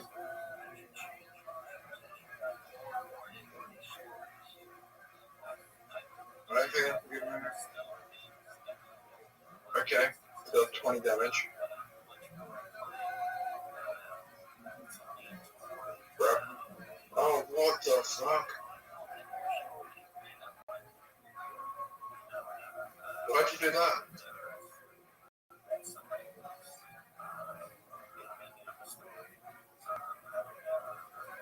Rabbi, you won. New game, different game.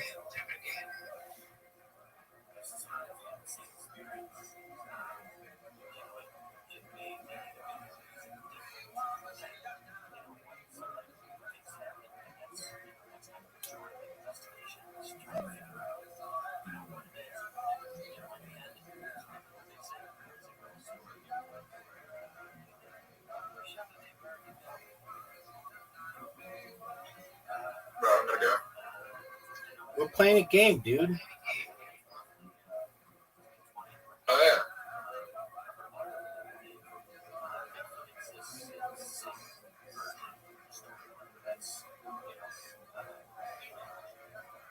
He could have did. Cool, dog.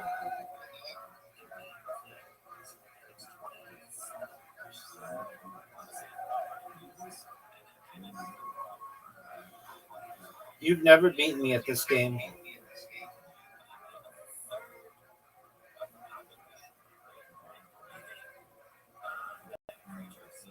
But here I am. I'm 7 here I am. Oh,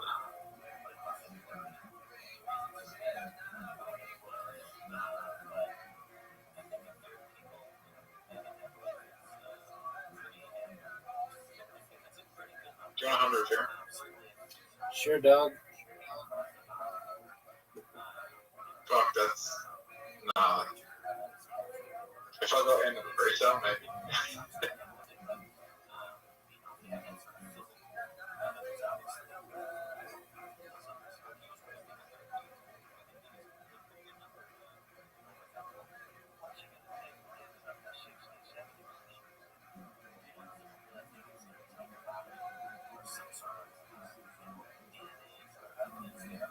When's Bunny Boy gonna be in there?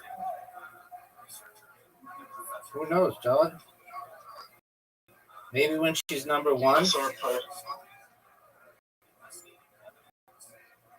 post saying Bunny Boy on Joe Rogan.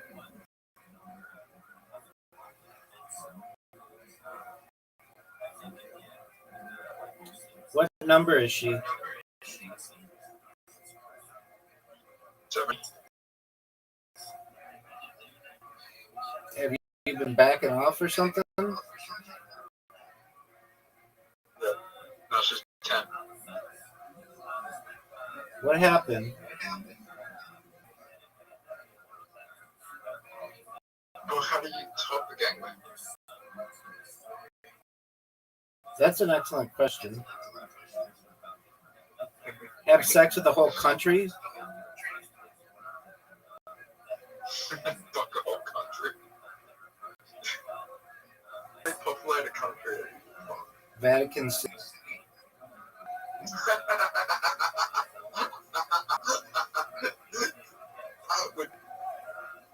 You know what? I don't know.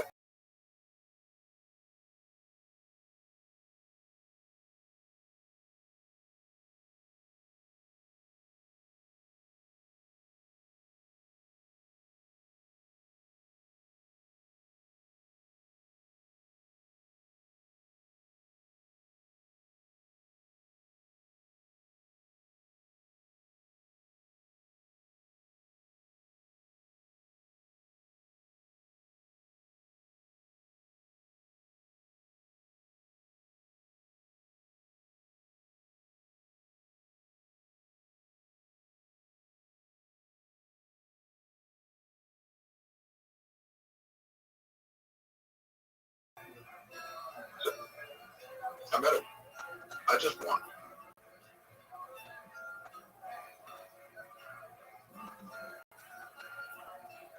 What about ready? Yep, Ready to show you the same. it was not, but it was pretty good. No, it wasn't. It's Turbo Show. But the good thing is, you are not in a great position to win. Nor am I. That's a difficult shot. It's only difficult because I have the puck in ball. You might have just saved your life. No, I lost. You didn't lose. Well, you fucked up. You now made yourself have a really hard shot. That's not a hot shot. Oh, no. What the fuck was that? I don't want to talk about it. Okay, do you think this is a hot shot?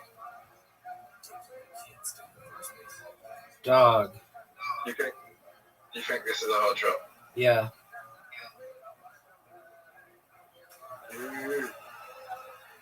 Fuck. Who's all likely to win here? 50-50. Okay. I think we won.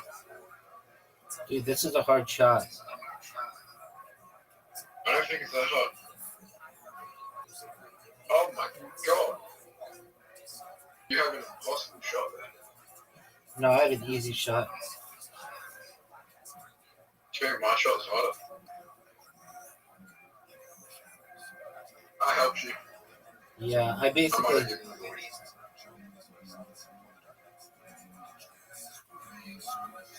I gave you the win. I mean, what do you want me to do about it? That was the closest we've ever come. Where, Doug? You ready for another one? Go into the back row after this, though. Yeah. We can play right now. Back row?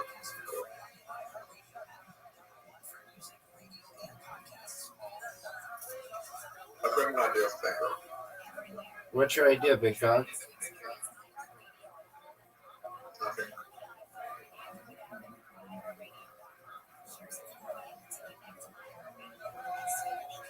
You have an invitation. You get to go first. That's such an advantage.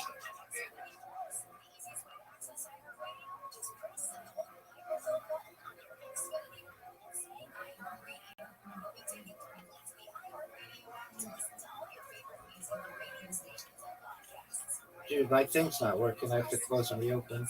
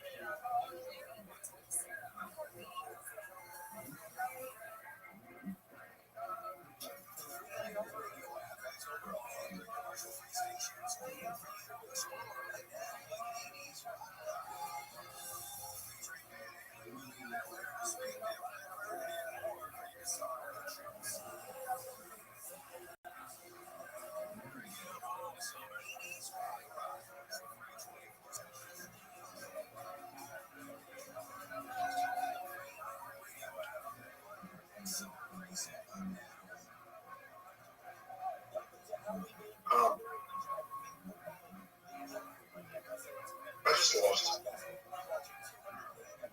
Romantic. Some dope. Bye-bye. What up, pimp? So, should I stop talking to myself? Yes. Do you like that? I'm glad you can. Why would you cancel? That's going to give you cover.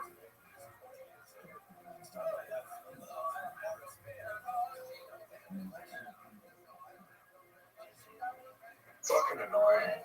What you're lucky to go.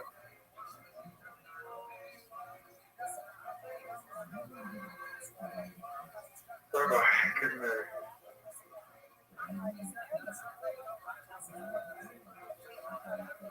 So if you had car over, right? We would have the whole board.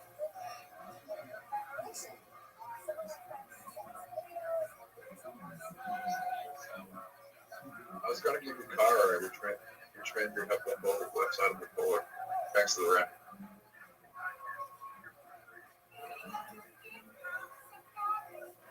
Fuck. And he goes to jail. Oh.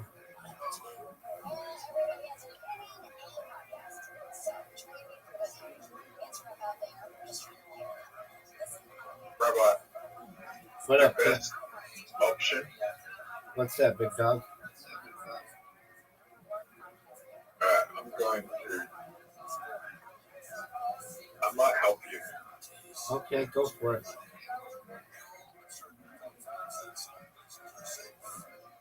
I have a feeling this game makes it so that it's competitive. What do you mean? I think it like rigs it so that it's competitive.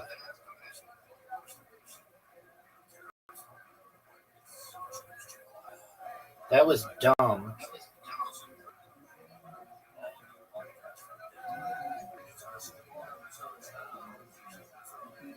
Not dumb.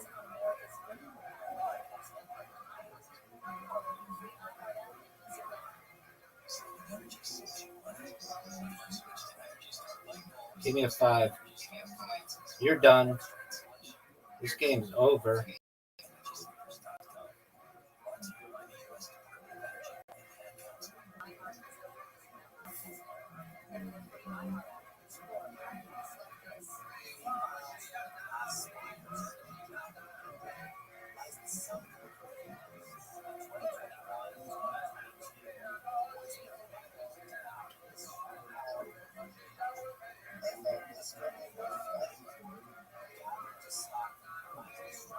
You're going to do Tommy Depp. I don't have a choice.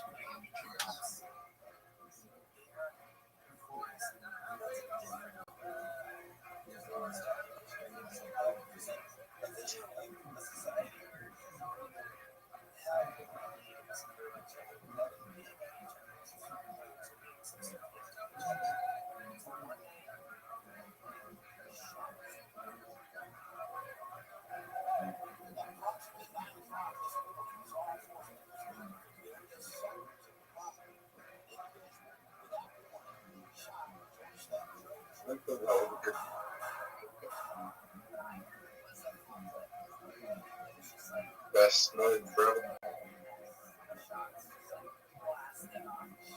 How much do you think?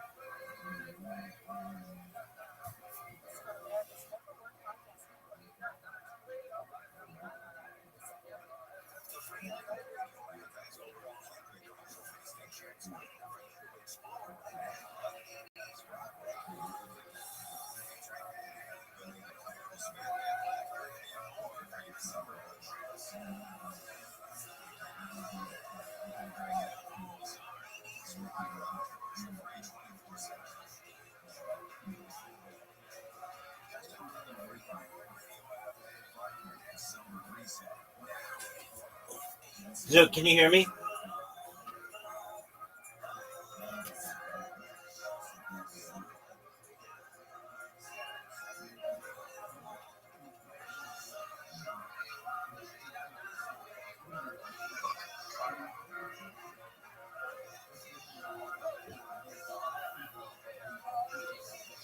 Rabbi, I need a 2.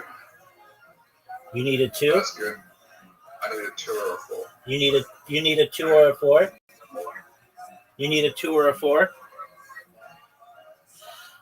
You need a 2. Or Yo, 5. I need a 5. you need a 5? Yeah, got it. But you can't afford it.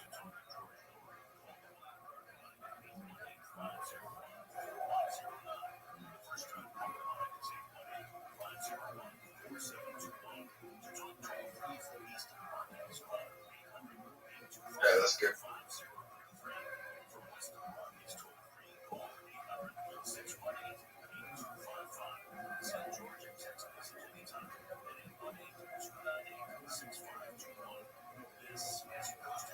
Dude, Oh, this you're actually better off. You're actually better off than you are right now. Would you agree? I'm not happy about it.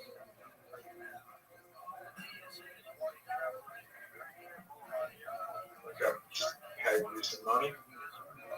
Alright, I need a 4. Yeah, 2's good. You need a So right, I need a 3 or 4. 2 or a 4. Oh, perfect.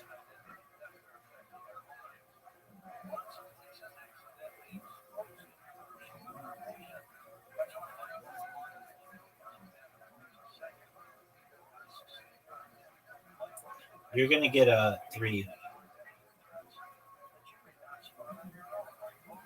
Zoot, you're up. Yeah, for some property. Wait, you landed on my property. Why didn't it give me money? Gave you $200. Oh, I was like that.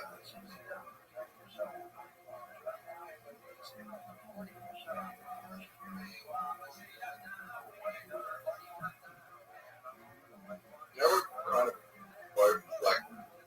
both, fucked yet.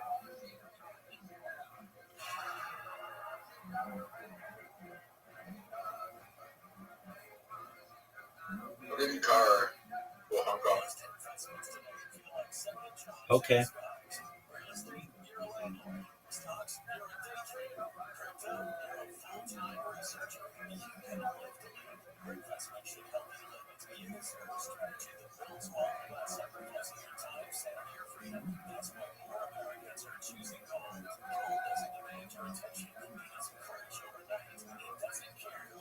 That was the worst move you could have made.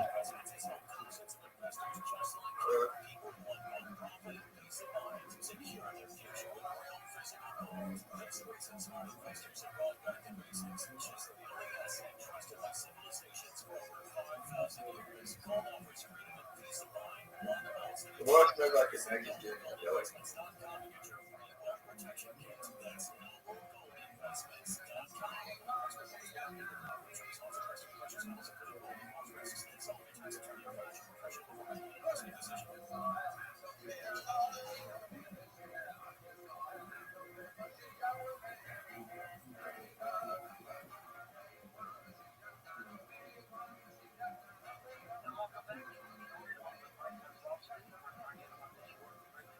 I'm gonna have to give you rent here. How much rent do you think I'm gonna give you here? I'm happy with that.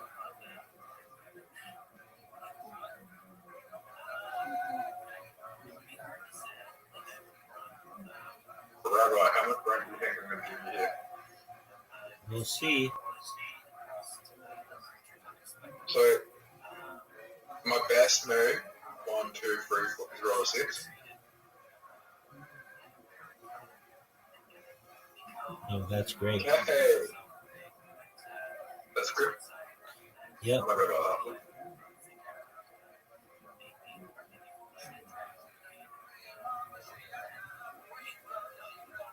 You got no cash. Dude, again, this always happens to me.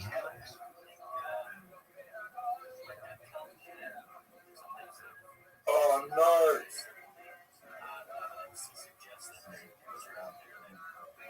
Rabbi, this is bad. This is really bad. Don't get a 1.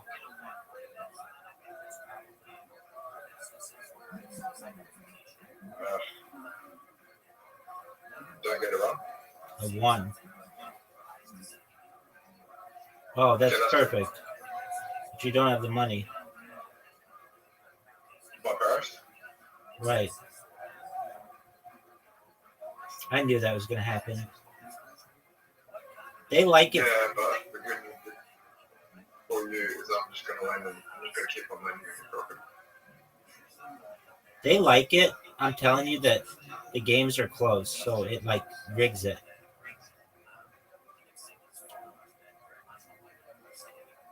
Well, you got so much more for doing. See how it rigs? I just rolled 2 1s in a row, and you're gonna get a 3 Okay. or oh, see, this game is rigged. Talking about that. If I roll anything but a 3 or a 6, I'm fucked. Yep, it's big time. How do I win here?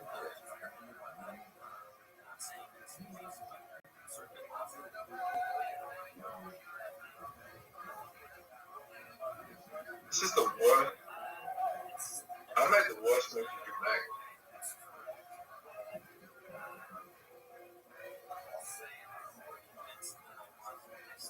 I don't think I could have made a worse move ever. By selling me Cairo. Yeah.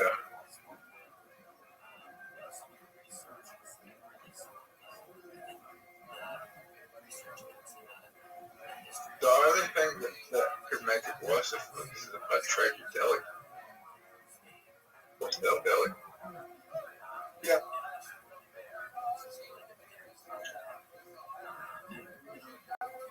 Yeah.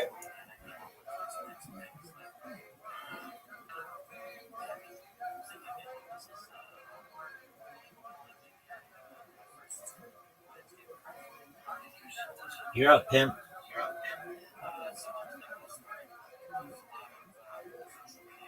Zoot. Zoot.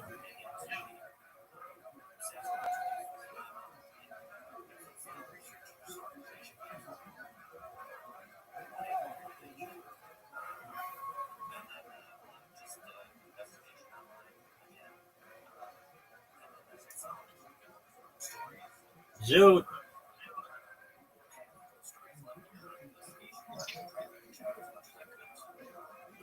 Zoot, you're up. I have to go. Go, Zoot. I have to go. I have to go. I'll be back in 10 minutes. Just continue to play the game.